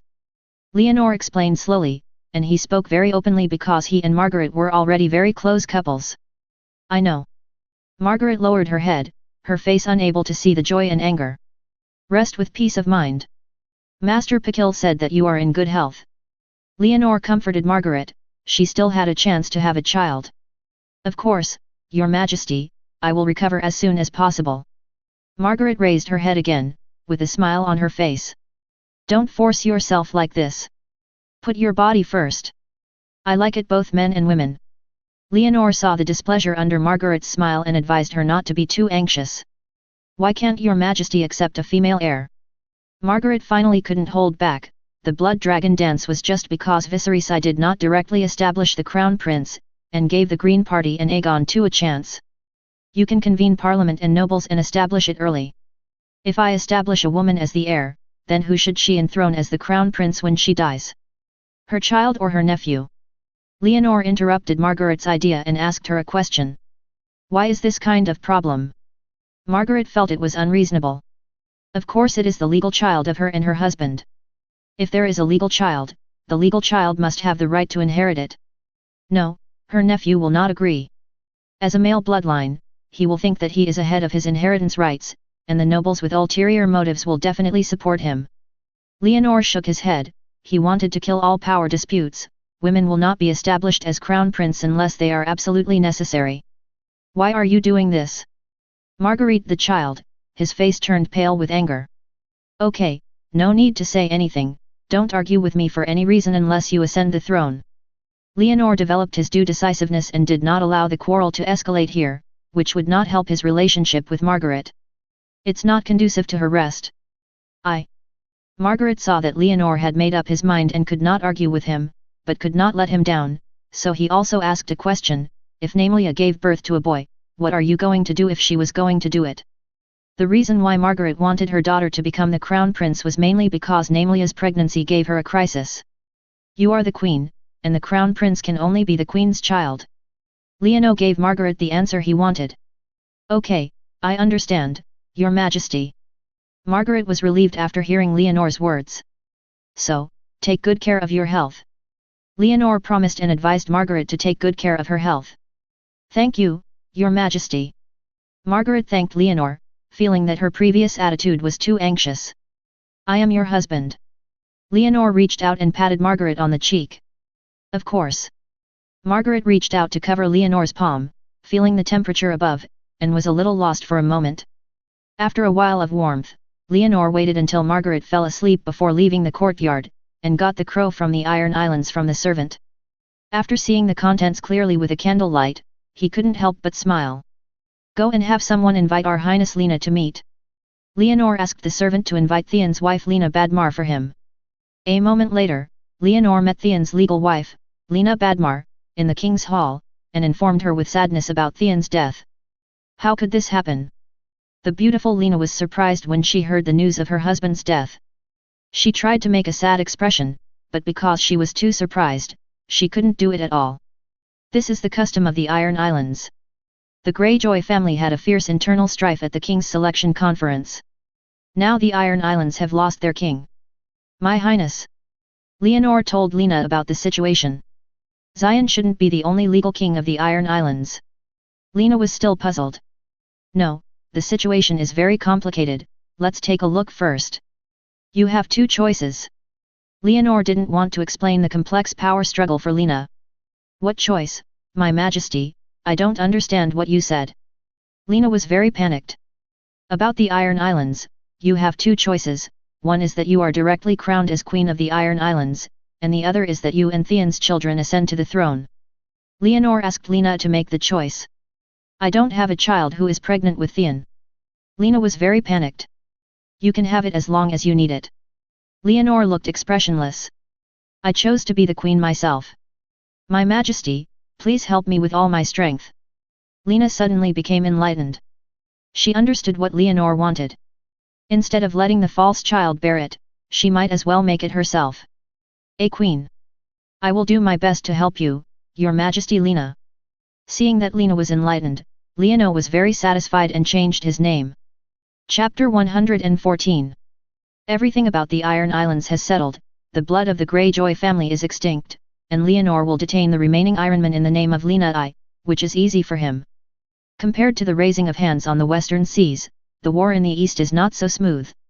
Leonor gave Balistan the largest force, and Balistan did not let him down and used 10 regiments to block the Golden Group that crossed the sea in the Vulture Nest Fort, but it would be very important to further eliminate it. It's difficult. This difficulty lies not only in the tenacious resistance of the Golden Group, but also in the uncooperation of the princes in the storm. At the beginning of the attack on the Golden Core, Leonor ordered the princes of Stormland to send troops to cooperate.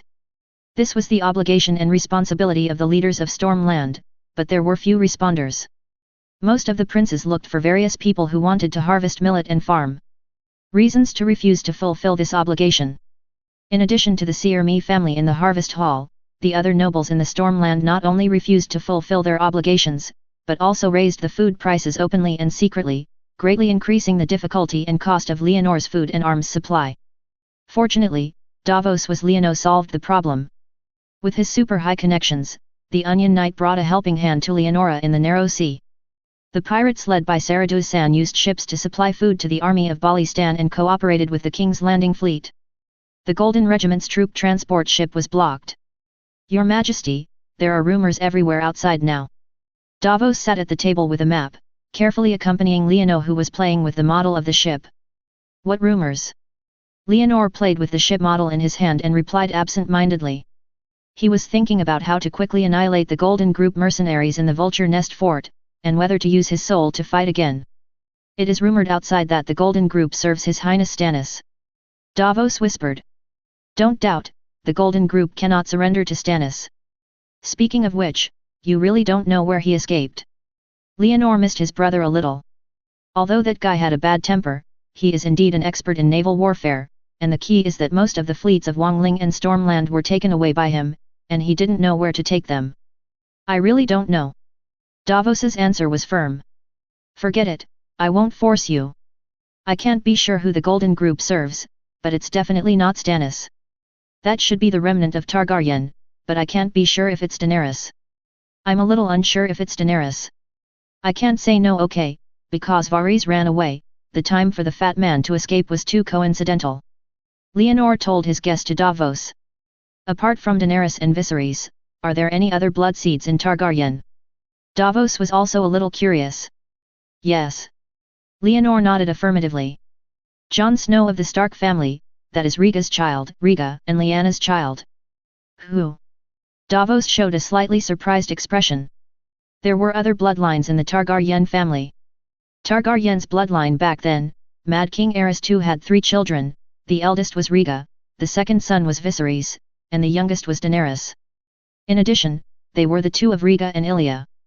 A child, Rhaeneth and Aegon, who were ordered to be killed in the cradle by Tywin Lannister, and one of his illegitimate children. Leonor counted Targaryen's last descendants with his fingers. Rhaega and his illegitimate child. Davos was so surprised that Rhaega Targaryen, who died at the hands of Robert on the Trident River, had always been famous before the abducting of Lyanna Stark, but he didn't expect to stay. Is it that I left behind with Lyanna? When Davos heard Leonor's calendar, his gossip and thoughts were gone, and he suddenly had a locked object. Actually, if it is a far branch, the Golden Group itself should be considered Targaryen's bloodline. Leonor ignored Davos' gossip, but returned his gaze to the Golden Group.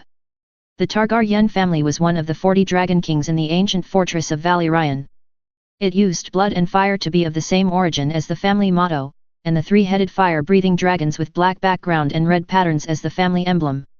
It initiated the conquest since Aegon I the War began and ruled the entire Westeros for more than 280 years.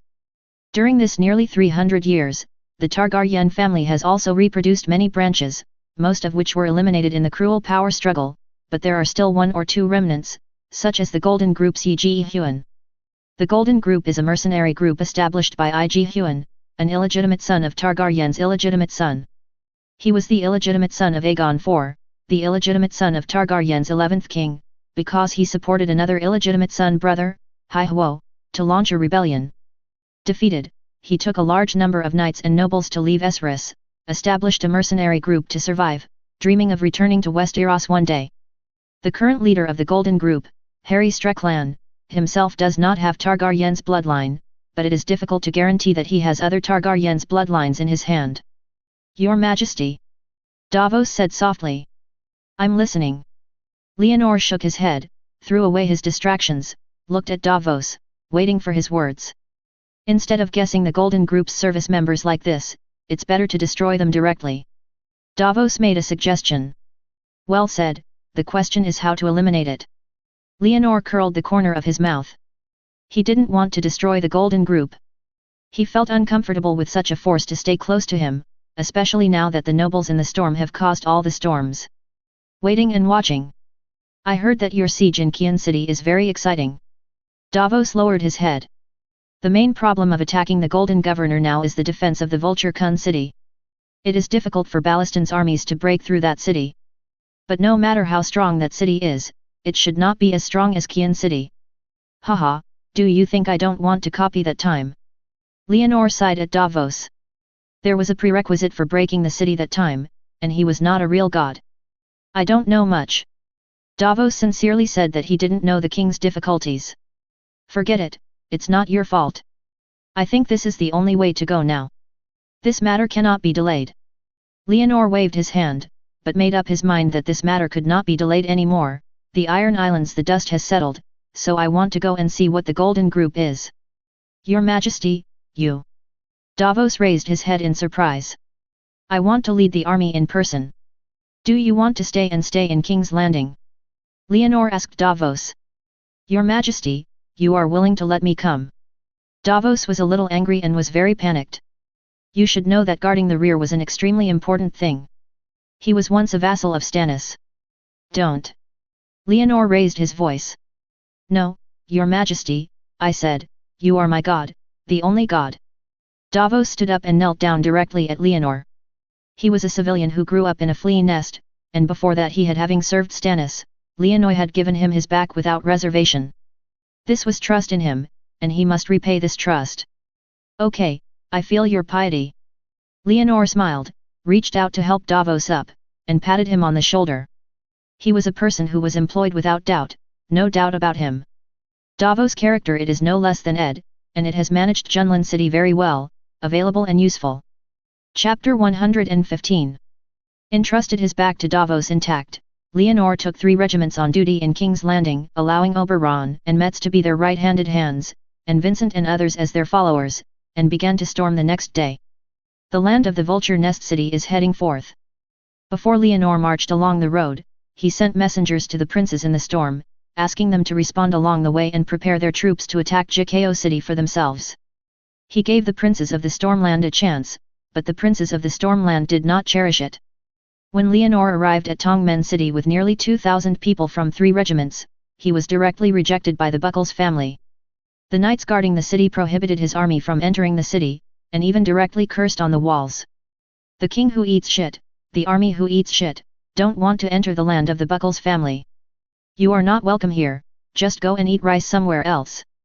This foul language was fed back by soldiers to the central army where Leonor was located, causing a fierce reaction. Your Majesty, kill in and pull out all their tongues. Mess was wearing rose-red golden armor and green gold-edged ribbons. He was so angry that his face turned red when he was told by the Buckles family, as if he had received it. insulted, shouting loudly to enter the city to take revenge. Let all troops continue to march towards the direction of the Vulture Kun city. Leonor gave the order with a blue face. Your Majesty, let it go. Mess couldn't believe it. It's obvious that the Buckles family is intentionally dragging us here. What makes them have the courage to do this? Ober ethically analyzed the status quo and told Metz why he did this. No matter what gives them courage, they will never let us march at the Vulture Kun city like this. Your Highness, you will take the 30 Regiment to protect our retreat so that Lord Mess and I can successfully arrive at the Vulture Kun city. Leonor arranged for Oberon to lead half of his army to guard the rear. He wanted to see if the Buckler family in Tongmen could still be so rampant when he broke the Vulture Nest city. Okay. Oberon responded. Father, thank you for your maintenance. Don't worry, I will definitely make the Buckles family pay the price when they break through the Vulture Nest city. Leonor did not forget to appease Messe. Of course, of course. Mess heard Leonor's father and smirked, not saying anything against him. Oberon next to him looked at Leonor, then looked at Mess who was just smirking, not knowing what to say for a moment. This father-in-law and son-in-law, one doesn't know what the shame is, the other is a completely fool, and he is also a fool who is very easy to coax. Without further ado, after assigning the mission, Oberon personally led his team to stay, while Leonor and Metz rushed to the city of Vultures with 2 regiments. After a night of rushing, Leonor arrived at the Red Coral Coast near the Vulture Nest city at noon the next day. When he arrived in the army, Balistan was not here. The left-behind Barry Dondirian reported that the knights had led the army to provoke the enemy. I went to play the knights and went to fight alone, and the old man is really tough. Leonor sighed. Balistan was also an honest man. If it were him, he would have sieged the city, surrendered, attacked with all kinds of tricks. In short, he would not play such a fight, and he would have to fight alone. This would be a breath of the enemy. Opportunity. Next time, Balistan cannot be allowed to command the army again. His thinking is still the same as the noble's conservative style, which is not suitable for the new war situation at all. Let's go. Let's go and have a look. Leonor Nobilistan had no choice but to take his army to the city of Vulture. When Leonor came to the Red Eagle Nest city, which was like Red Fort, he was ready for a full-scale war. Huge ditches were dug under the city walls, and wooden stakes were inserted diagonally on the ground. Reject horses.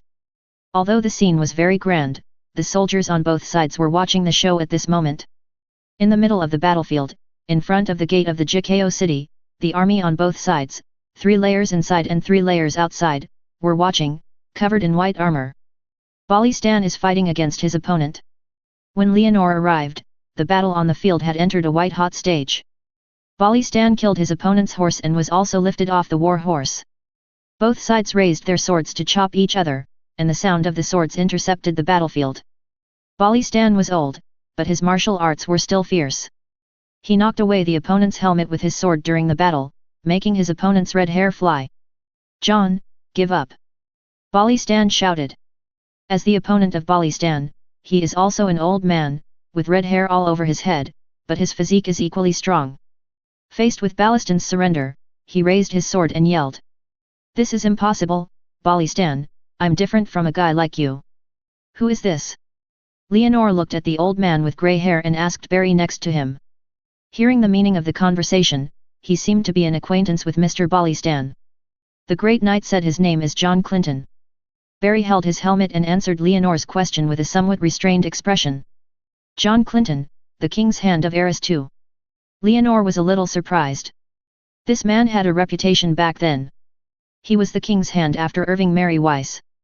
Later, because he was dismissed by heiress too because of his poor combat. Yes, it is said that he went into exile after being dismissed by heiress too and died there directly. Now it seems that this is just a rumor. Barry nodded. Vincent, can you find out the news about this person? Leonor turned around and asked his breast brother. No, Your Majesty. Vincent shook his head directly. His energy is mainly focused on the royal court's parliamentary ministers. Such a guy who is old and old does not have enough time to collect information at the moment. Forget it. Leonor also knew that Vincent was not a Doraemon and could not respond to it all, especially intelligence, which is very important to accumulate, so he turned to the guard next to him and said, Take me aside. The royal flag was raised. A moment later, the yellow flag of the crowned stag rose from the army, causing an uproar on the entire battlefield. In the middle of the battlefield, the fighting Balistan separated from John Clinton. When he turned around and saw the yellow flag rising, he sighed in his heart, turned his head to John Clinton and said, "John, surrender. Our king is here." "That's just a usurper, the king I'm loyal to is Targaryen." John Clinton gasped. But what did the Targaryen kings do? They were obsessed with wildfires and dragons. "Look. John, His Majesty Leonor has brought hope to the people of Westeros. He is a good king, unlike Robert and from Eris's good king." Balistan was heartbroken. Good king? Humph, in the hearts of all kings and nobles, the common people are just tools to speak. John Clinton breathed smoothly. "The same is true for His Highness Riga." Balistan asked. "Shut up your stinky mouth, I don't allow you, the betrayer, to mention his name." John Clinton was instantly angry and attacked with his sword again. "Isn't that true?" Balistan asked back with a move. No, His Highness Riga is not." John Clinton let out a louder voice, and the great sword in his hand slashed wildly. Click! With a crisp sound, the sword broke. Chapter 116. During the fierce battle, John Clinton's great sword slashed on Balistan's sword and was directly cut off. "You lost." Balistan supported the attack, and after giving John a sentence, he punched the grey-haired old man with a backhand and threw himself down. Tell me who you and the Golden Group are allegiance." Balistan pressed John's throat with his sword and forced him to tell the person behind the Golden Group. "Kill me." John Clinton's lips were broken by Balistan, and he spat out a mouthful of bloody saliva, and let Balistan hit him with a stern voice. "Da-da, the sound of horse hooves is getting closer and closer." Balistan looked up and saw dozens of knights galloping from the army opposite, but he was not panicked, because behind him, there was also a crown and dozens of the famous knights arrived. "Teacher, thank you for your hard work." Leonor came to the horse with a mace. He looked at the dozens of military cavalry opposite him and waved his hand to let several guards come forward to control the struggling John for Balistan. "Ask Balistan about the situation." Balistan didn't say anything, but just waved his hand with breath. He was not young anymore and his physical strength was not as strong as before. Opposite to Balistan, dozens of cavalrymen held the reins of the horse and did not launch an attack on Leonor. A 16 or 17-year-old boy stepped forward to negotiate. "Don't hurt my teacher, we're willing to pay the ransom." Leonor looked at the boy on the opposite side carefully and saw his black armor and gold edges, a bright red cloak surrounded by his blue hair. Under his blue hair was a feminine face, and some purple light shone out from his black eyes. "Leave your name!" Brienne shouted loudly.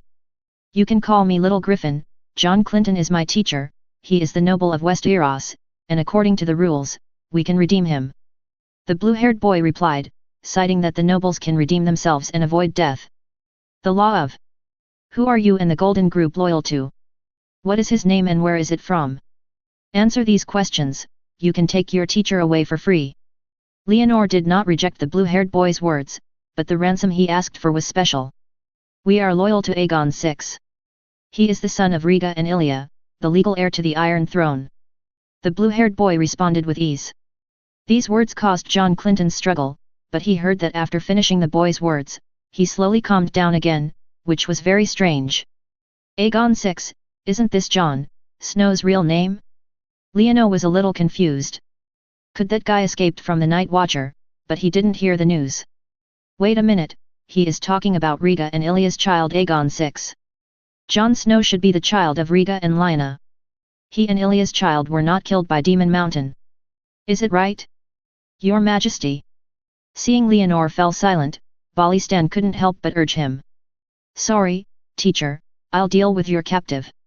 Leonor came to his senses and knew that it was not the right time to think about this, so he apologized to Balistan first, then waved to the guards, "Let him go." Bound by the guards, John Clinton suddenly gained freedom and quickly stepped forward to meet with little Gary who was dismounted. "Boy, take your teacher away, and then escape as far as possible, the farther the better." Leonor watched John reunited with the dismounted little Griffin, and persuaded the two to leave. "Thank you, your generous Majesty." Little Griffin confirmed that his mentor was fine, turned his head and nodded to Leonor, and he still wanted to say something, but was interrupted. "Next, I will not accept any of you surrender or redeem." You only have two ways. One is to surrender directly and unconditionally, waiting for my defeat. I may be able to spare your life, and maybe execute you. The other is to be we will execute it directly. Liano ignored the blue-haired boy's gratitude and his face was gloomy. Thank you for your generous advice. The blue-haired boy was not inspired by Liano's words, but still thanked him politely, and then took his teacher to retreat to the city of Jinang. Listen to all the people in the Golden Group, those who surrender will be exempted from the death penalty. If they do not surrender, they will be executed immediately. Liano took advantage of the dozens of blue-haired boys' riders turning around and leaving, and then declared his order to surrender to them. After dozens of cavalry left without saying a word, Leonor also turned around and took Balistan and others back to the camp, convened the generals of the camp, asked about the weapons and food, and arranged combat tasks and combat rewards. From now on, first attack into the city of Jian, bounty 1,000 dragons, and give 300 households to the fief. Those who cut off the golden flag will bounty 1,000 dragons, and give 300 households to the fief. Those who kill the golden group leader, Hali Straikron, bounty of 800 dragons and granted 200 households to beef. Agon 6 was killed, bounty of 600 dragons and granted 200 households to bet. The various rewards were not only informed by Liano, but also publicly announced by the guards in the camp. After a moment of effort, the entire military camp began. When he became restless, every soldier began to sharpen his sword. This is true for the army, only rewards and punishments. When Liano conquered the Western Front, the oath he declared did not expire at all. Even the 1,000 soldiers who followed him into the Western Front did not grab any major heads, each person still received subsidies and rewards, many of which were there are more than a dozen golden dragons, as well as a few golden dragons. The other soldiers who stayed behind also get money according to their level. Just for this war, even if he did not bear the military expenses of other princes, he would still send hundreds of thousands of golden dragons in vain. However, the advantage of this is that he gathered the morale of the army. He showed everyone his credit, and the soldiers who received the money did not believe him, so when they heard him give him a formal pre-reward, the soldiers also began to scream. Originally, Liano decided to start the next day, but the howling soldiers could not wait. They prepared at night and lit a torch, but they were worried that they would not dare to fight. Officers at all levels came to Liano's tent to ask for their orders. Attack. Since that's the case, then fight directly. Liano saw that the morale of the army was available, and he had no objection. What he wanted now was a quick battle and a quick decision. As the orders came down layer by layer, countless fires lit up in the night. Soldiers wearing swords and armor carried long ladders and ropes on their shoulders, called each other to join in, crossed the moat directly, and then went to the vulture nest in the dark night. The city defenders launched an attack. The Golden Group in the vulture nest city is a mercenary. Although it has certain military disciplines, it is extremely dispersed. Especially in the past few days of watching Barliston and John Clinton compete against each other, everyone was not concerned and secretly played. At this moment, Liano's army rushed across the moat, and they all had no time to react. The shouting army captured the city gate with just one wave of attack and climbed up the city wall. A squadron leader of the 32nd Royal Bride Regiment named Akeley won the first prize of entering the city. In the name of His Majesty Liano, Akeley, the captain of the 32nd Battalion of the Royal Bridal, received the merit of entering the city, bounty of 1,000 dragons, and granted 300 fiefs. The front line was riding the horse and the song title rewards stimulated more soldiers to start yelling. Every 200 people were in one echelon after another, attacking Jokeo city like a tide. Chapter 117. The soldiers' enthusiasm for making achievements is far greater than purple thunder, gunpowder and wildfire, helping Liano to open the Eagle Nest city without any effort. When the sun rises, the golden crown stag flag is already erected on the top of the city of Vulture Nest City, and countless soldiers are still attacking the city one after another. The bodies of the mercenaries of the Golden Group were spread layer after layer in the city. When the sun rose to the sky, only the main fort in the entire city was still in the hands of the Golden Group.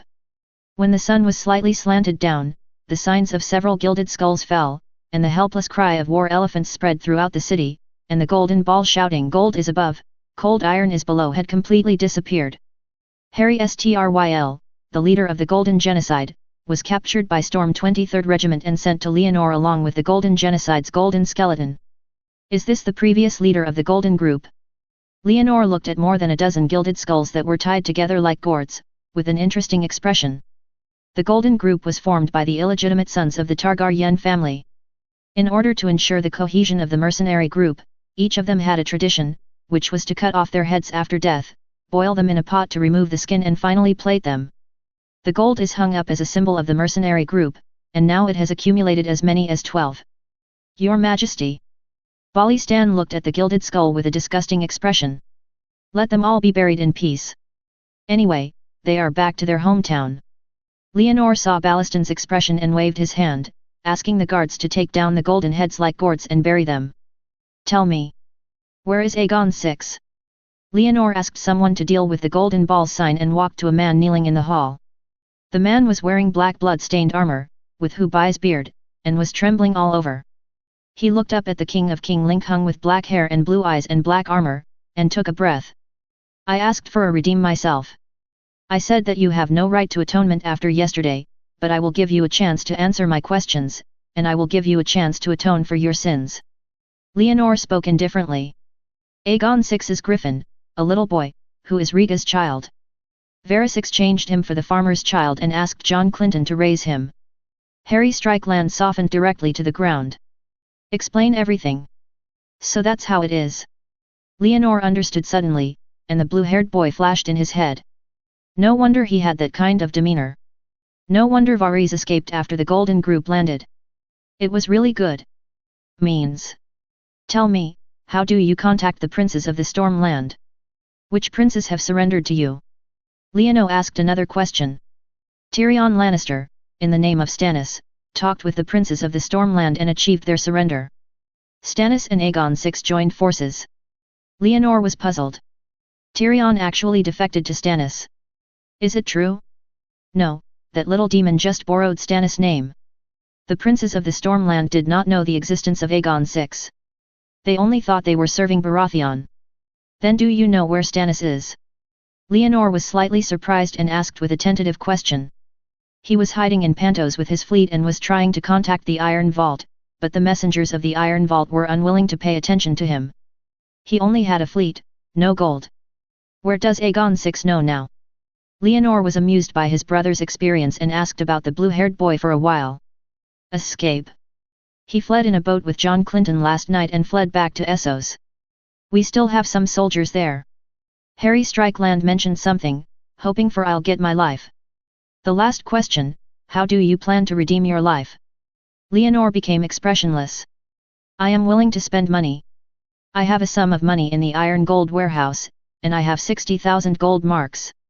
If I change it to the Golden Dragon, I should have 20,000 yuan. I can withdraw it with the key. I am willing to spend 10,000 yuan to buy myself back.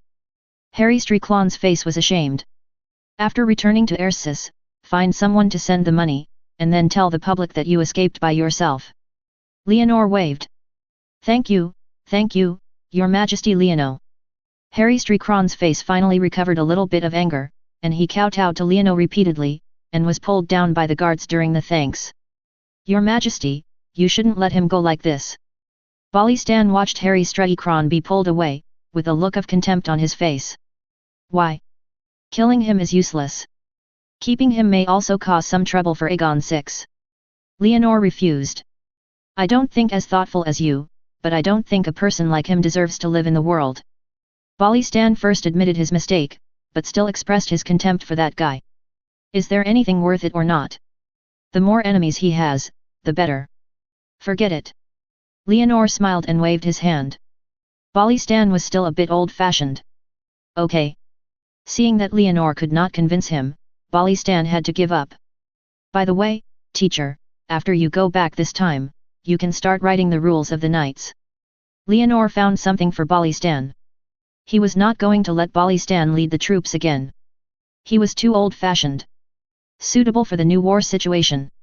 Yes, Your Majesty, please allow me to resign from the positions of Captain of the Imperial Guard and the Great Knight. I only want to retain the Imperial Guard's identity, because from ancient times to the present, no living Imperial Guard has voluntarily given up his identity. Balistan's face was gloomy. He knew that writing the rules of the knights was a name, but in fact he retired. You can keep the big knight too. Leonor tolerated Balistan's resignation. He could not find someone with prestige enough to lead the entire army and loyal enough to lead the army. Yes. Balistan breathed a sigh of relief, but was a little ashamed, because there were few royal guards who retired like him, and most of them died in battle on missions, just like Alex Ogert. My teacher, don't do this. I look forward to your knight rules to add glory to our kingdom and set another benchmark for the new knights. Leonor couldn't help but comfort him when he saw Balistan's sad look. Yes, my majesty, please feel free to hand over this matter to me. Although I can't beat this old bone, I can still do a lot. Balistan said again. This is right, this is my teacher, the fearless Balistan. There are many people who are not afraid of swords, but there are few people who are not afraid of death and aging, and always maintain fighting spirit. You are undoubtedly such a person. Leon Nokin's sincere praise made Balistan's mouth unable to help but curl up, and his already rosy face turned even more red. Are you embarrassed? Leonor couldn't help but say a hint, then laughed. Chapter 118. Interrogate prisoners, count spoils, check combat achievements, and distribute rewards. It only took 1 day and 1 night to capture the city of G-Nest, but it took 3 days to finish after the war. After finishing the finale, Leono had time to sit down and discuss with Oberon, Metz, Balistan, Vincent, and Donald Noy, who came later on the next battle. It is not enough to capture the Vulture Nest City. According to Harry Strickland's explanation, the princes of the storm were smuggled by the little demons with Stannis's banner. Leonor didn't know what Stannis would look like when he heard this, but the princes in the storm did not expect him to rebel. His goal was to establish a centralized kingdom, and he had always formulated policies according to this center to suppress them. It will be a matter of time before the princes of all over the world confront each other. However, I didn't expect that the storm princes who have been ruled by the Baratheon family for generations were the first to jump out. Let's talk about it. Leonor sat upright with his hands on his knees, allowing everyone to speak freely. Your Majesty, what's there to say? The princes of the Stormland tried to rebel. The Buchler family of Tongmen City insulted you in public. According to the law, they should be cut off their heads one by one and inserted them directly into the long head of the Red Fort City. The spear was shown on the public. Metz shouted directly, what else is there to talk about? Mr. Mess. Leonor rolled his eyes in his heart, but his face was smiling and pressed slightly, asking Mess not to worry and not to be impatient first. Your Majesty, I agree with Lord Mess' words. Oberon stood up and agreed with Mess in rare circumstances. Master Balistan, Vincent, and Donner, let me tell you your opinions. Leonor nodded to Oberon, then looked at the other attendees. Your Majesty, there is a reason for the princes of the Stormland to do this. Balistan glanced at Messe and Oberon and spoke sincerely. Very good, teacher, please continue. Leonor nodded quickly. For the princes of Stormland, you are the king. Although you also serve as the Duke of Fengzi Castle, in the eyes of the princes, you will pay more attention to the king's leadership and your foundation as a king, rather than the Duke of Storm Castle and the interests of the princes in the Stormland. Balistan spoke out. I did have some negligence. It can be said that the princes of the Stormland opposed me because they did not trust me, right? Leonor nodded and admitted. That's right. Balistan nodded repeatedly, which was exactly what he was going to say. You're saying it makes sense. Do you have any other opinions?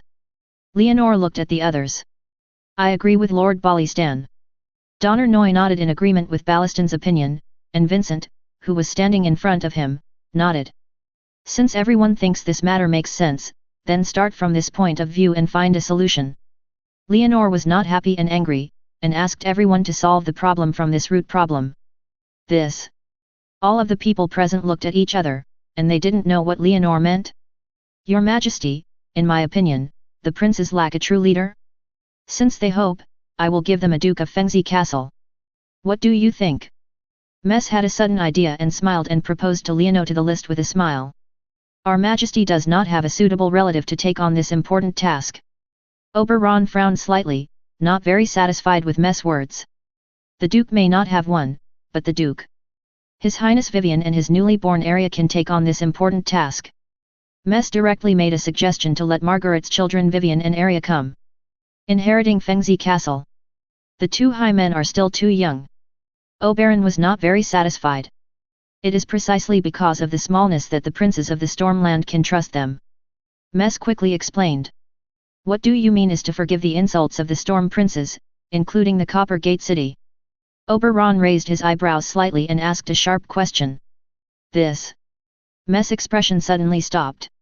He fought for benefits for his granddaughter and future grandson, but he couldn't help making a decision on this matter. According to Lord Mess, Vivian was appointed as the Duke of Windshi Castle.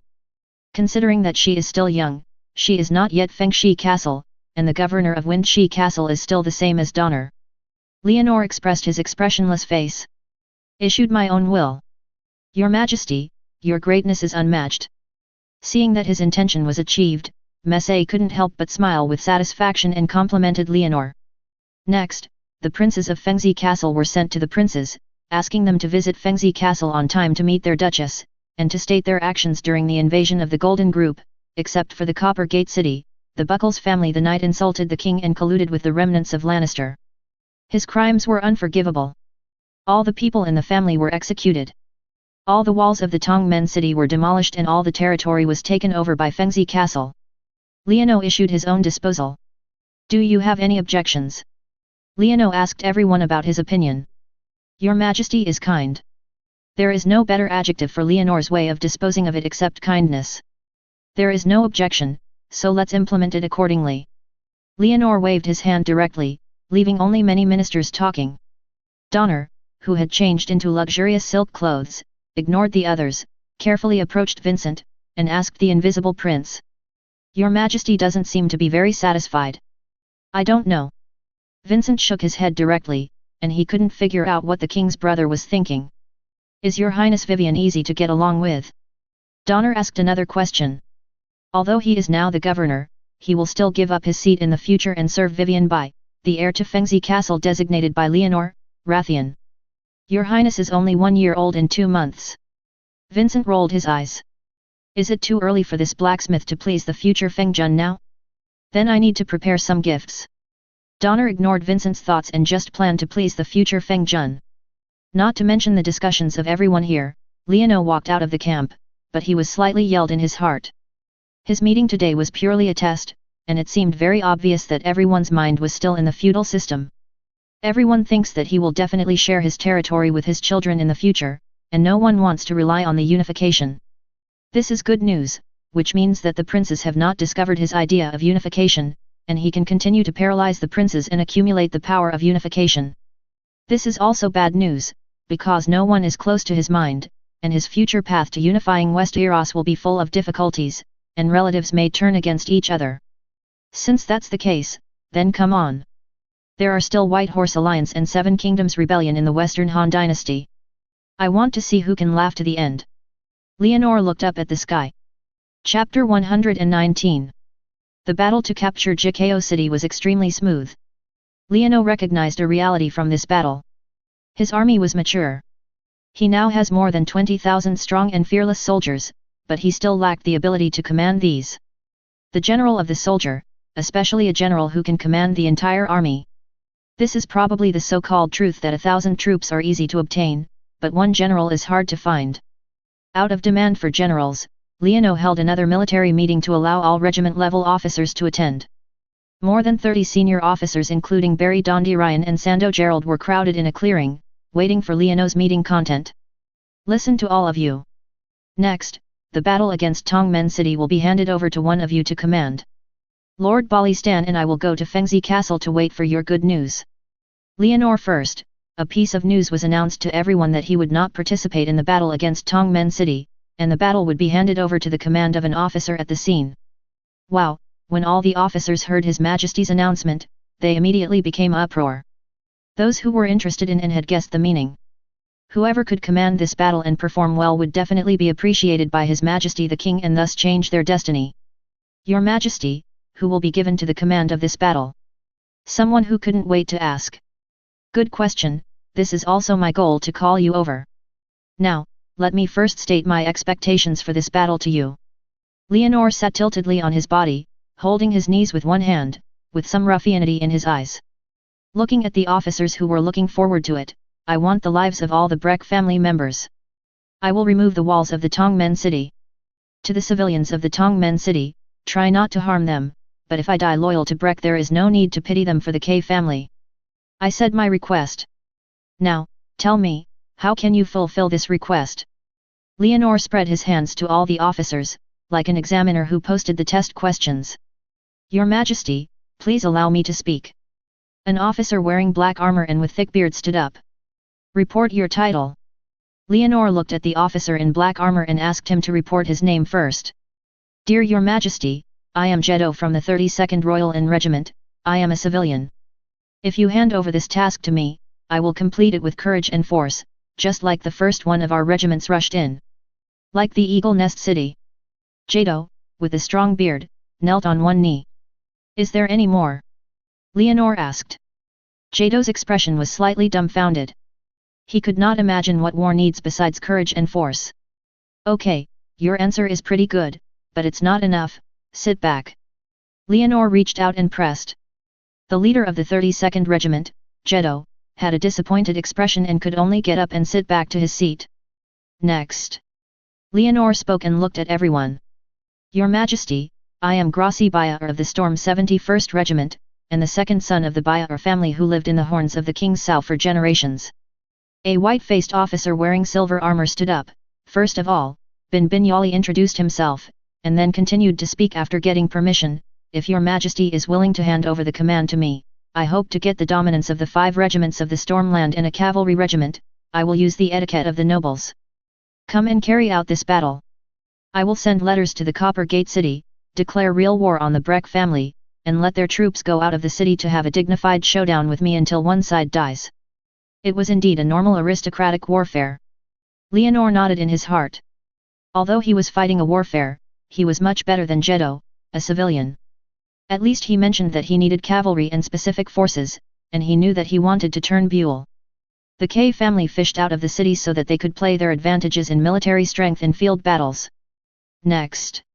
Leonor did not appreciate Grossi, because he was not surprised by the education he had received to say these things. He reached out and pressed Grossi and let the next officer speak. Next, the officers stood up and spoke. They mentioned many methods, including how many troops and branches they need. Some of them need military rations, some of them need siege equipment, and some of them proposed psychological warfare. I promised to forgive the Western Knights, and to instigate the people, soldiers, and knights of the Tongmen city. At the beginning, many officers who spoke first were still a little disappointed and felt that they had lost the election. However, as the meeting progressed, one colleague after another stood up to speak, and they couldn't help but fall into deep thoughts and began to think about what else they could think about. Completion is made. After most officers made speeches, the preparatory guard, who acted as the messenger of Balistan, stood up and asked Leonor. Your Majesty, please allow me to speak. Tell me. Leonor stretched out a hand and made a casual position. Please give me the command of this battle. Bor spoke firmly. How do you meet my request? I want 40,000 golden dragons, and there are 3,000 fiefs of the reward advances, and 3 regiments of infantry, 1 regiment of cavalry, and the food and grass to support these troops marching. Bor stroked his right hand and said first. Deliver your own needs. When you agree to give me these troops and needs, I will send my 3 regiments of infantry to set out first, and challenge the Brink family in the city of Tongmen, and publicize your execution to them, and the cavalry will hide the custody. What will happen then? Leonor nodded slightly. The Breck family would be desperate at that time. After despair, they would do everything they could to resist. When they found out that we were short of cavalry, they would send cavalry without hesitation and try to disperse us with cavalry. They would definitely do that, because they are nobles, knights. Pole pointed out the honor that nobles value. As long as they attack, my infantry will entangle them, and then let the cavalry beat them and chase them into the city of Tongmen. They also have the possibility of not attacking, and the battle will be in a stalemate, but I will do my best to provoke them. If I cannot, I will release news to the city, forgive some of the knights and soldiers of the Tongmen city, and even persuade the people to tell them that they can be distributed to the land and to instigate them to open the city gate. Opening the gate of the Tongmen city is an important node. Once the gate is opened, our army will be able to drive straight in. At that time, I will use the rewards you prepaid to inspire the soldiers to fight, so that they can use swords to let the traitors know that they are betrayed. Cost. What do you think? Leonor looked at Mess, Oberon, Balistan, and others attending the meeting. Your Majesty, you'll decide. Mess tried his best to keep himself from sleeping and muttered directly. Bolivia. Oberon voted. Ball is young, but his plan is very detailed, and I think he can give it a try. Balistan looked at the young white-armored knight, his words were reserved, but he did not hide his recognition. Chapter 120. When Leono saw that the three ministers in front of the emperor abstained from power, he agreed and immediately cheered up and stood up and shouted. Ball. Your Majesty. Bor, wearing white armor, quickly knelt down on one knee. From now on, you are the royal guard and also serve as the commander of the Tongmen city battle. Leono first transferred Bor's position to regularize. White Knight Bor didn't say anything, and buried his head directly on the ground, his shoulders kept shaking. Jedder, the Storm 32 Regiment. Leonor ignored Bor and shouted again. Your Majesty. Bor, with a strong beard, quickly got up and stepped out of the line and fell to his knees. The 71st Royal Guard, Grossi Beer. The 39th Royal Brigade, Bald Palund. The 13th Iron Guard Regiment, Rieked Geld. Every time Leonor pronounces a number and a name, one of the officers below will fall out of the line and kneel down. When the 3 infantry regiments and the chief officers of a cavalry regiment are in place, he directly announced. After the discussion just now and the discussion of the imperial meeting, I decided to organize you into a temporary legion, commanded by my royal guard Bor, and follow his order to conquer the Tongmen city. Yes, my Majesty. The 4 officers did not dare to hesitate. Ball, the team you want is here. According to your vision, I will satisfy everything you ask for. Tell me, can you destroy the Breck family? Leonor once again looked at Bol, who had been burying his face on the ground. Ask. Your Majesty, you are my god, and I will destroy the Breck family. Bor raised his tears and knocked his head down again. What would you do if they don't obey your orders? Leonor pointed his hand at the 4 officers including Jeddo, Grossi, Bald, and Ricard. Kill. Bor raised his head and gave a reply without hesitation, causing the 4 people kneeling beside him to feel sad. What would you do if the soldiers were afraid of war and play, and did not take the battle seriously, disrupting the team's will to fight? Leonor asked again. Kill. Bor's reply was decisive. Okay, I'm waiting for you to bring Breck's head to me. Leonor waved directly. Thank you, Your Majesty. Bor kowtowed hard again, then stood up, turned to face the 4 officers, bowed slightly to them before walking aside. Listen to others, including you 4, too. You are not commanders now, but it does not mean that you are not commanders in the future. I have sent crows to the princes of the Stormland and asked them to go to Fengzi Castle to state their actions, but all those that are not expired are classified as traitors. Do you understand? Leono pointed to the commanders except Bor and said a sentence to them, asking them all to lift their heads and show their joy. Look. Long live my king. Barry Dondirian spoke first. Long live my king. The officers began to shout, and the voices came from afar, making the soldiers nearby look at each other. After shouting a while of slogans, the military meeting ended, and the regiments began to act on their own, either resting on the spot or preparing to march. Leono handed over the battle against Tongmen City to the new Imperial Guard Bor, and then left 2 regiments in the Jimmy Kun City to be ready to respond at any time. He took the remaining 7 regiments to Fengzi Castle. They will be there waiting for the visits of the princes of the Stormland and the result of the conquest of the Tongmen City. Under the dome castle of Fengzi Castle, Leono rode on the street with a newly tamed war elephant, looking down at the people on both sides of the street, feeling a little sigh. The last time he accompanied Lan Li back to deal with Stannis, he was eager to return to King's Landing City to handle political affairs, so he did not enter Fengzi Castle at all. It has been almost 20 years since he was summoned to Red Castle. Fengzi Castle, which I hadn't seen in 20 years, still maintained its appearance as a child. Leonor returned to the large living room of Fengzi Castle. Looking at the wooden table sitting with Master Clasen back then, he couldn't help but feel a lot of emotion in his heart. Stannis once protected him and Renly here, and also tried to kill him and Renly here. Master Creason was also dead, and it is said that he was poisoned to death by Melisandre. Leonor walked around the wind bowl and finally came to the squatter where he had been away from the war. He saw that it was now pitch black and empty. Everyone go out. Let me be quiet alone. Leono stepped back and sat alone in the corner of the ground, slowly closing his eyes to rest, recalling the past. When he recalled the past, his body naturally fell asleep. Leono's soul naturally woke up and floated out of his body. He stood still. He could urge his soul to parade at will, but he didn't want to move, he just waited quietly. Standing there, it blends with the darkness of the underground and the entire Fengxia fort. Every brick body, every piece of soil, when the thoughts are completely integrated into matter, Leono wakes up from his contemplation, and a castle appears inside his soul. This castle stands above the waves, facing the bombardment of thunder and storms, tightly, strong and never compromise are the whole picture of Fengxi Castle. Well, is this the magic in the wind-swift castle? Leonor felt the wind-swift castle in his soul and could suddenly realize that this was probably the spell set by the city builder Brandon and the son of the forest. Magic and Taoism are interconnected. The spells of the builder Brandon and the son of the forest are similar to the maze of the Red Fort. They are essentially spells formed by the interweaving of spiritual thoughts of creatures, but the spells of the Red Fort can only have psychedelic effects. It is impossible to find an authentic entrance, and the curse of Wind Breath Castle is much higher, which gives the castle the power to fight against the storm. When Leono was a child, he could only vaguely feel the thoughts in the walls of Fengxi Castle. Now that he has practiced and traveled to the old place, he feels the curse of the entire castle. After slightly feeling the way this spell runs, his soul floats in the air and changes slightly, and in a flash, it turns from a transparent human form into a solid dome castle, solid and tight, standing in the strong wind, rain, and thunder. It can be used as a visual object, it's really good. Leonor restored his soul to its original state, and his face was very satisfied. He had already understood the spell in the castle. The foundation of Taoist art in the Yangshen world is the object of visualization. What Leono has always visualized is the view of the star gods in the Taoist scriptures.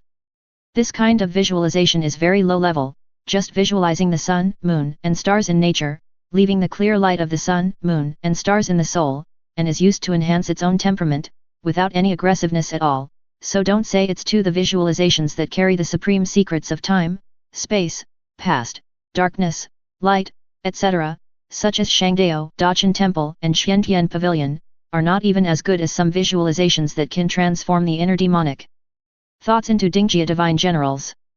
This time he understood the spell in Fengxi Castle and successfully visualized it in his heart. He got the true intention of Fengxi Castle to stand firm against the storm. Next, as long as he practiced the spell, you can cast some spells that can interfere with matter, such as activate an invisible water flow or soil to create a protective barrier, and have the ability to initially defend against dragon flames. Since the wind and vast castle can be transformed into a visual object, the Great Wall of Desperate. Leono was very happy to successfully visualize the wind and vast castle. The magical creation of the son of the forest is still powerful, but in this way, he can only defend himself against the dragon in advance. Yan, if you want to really fight against Long Yan, you have to find other magic. If Fengxi Castle can do it, is it okay to Desperate Great Wall?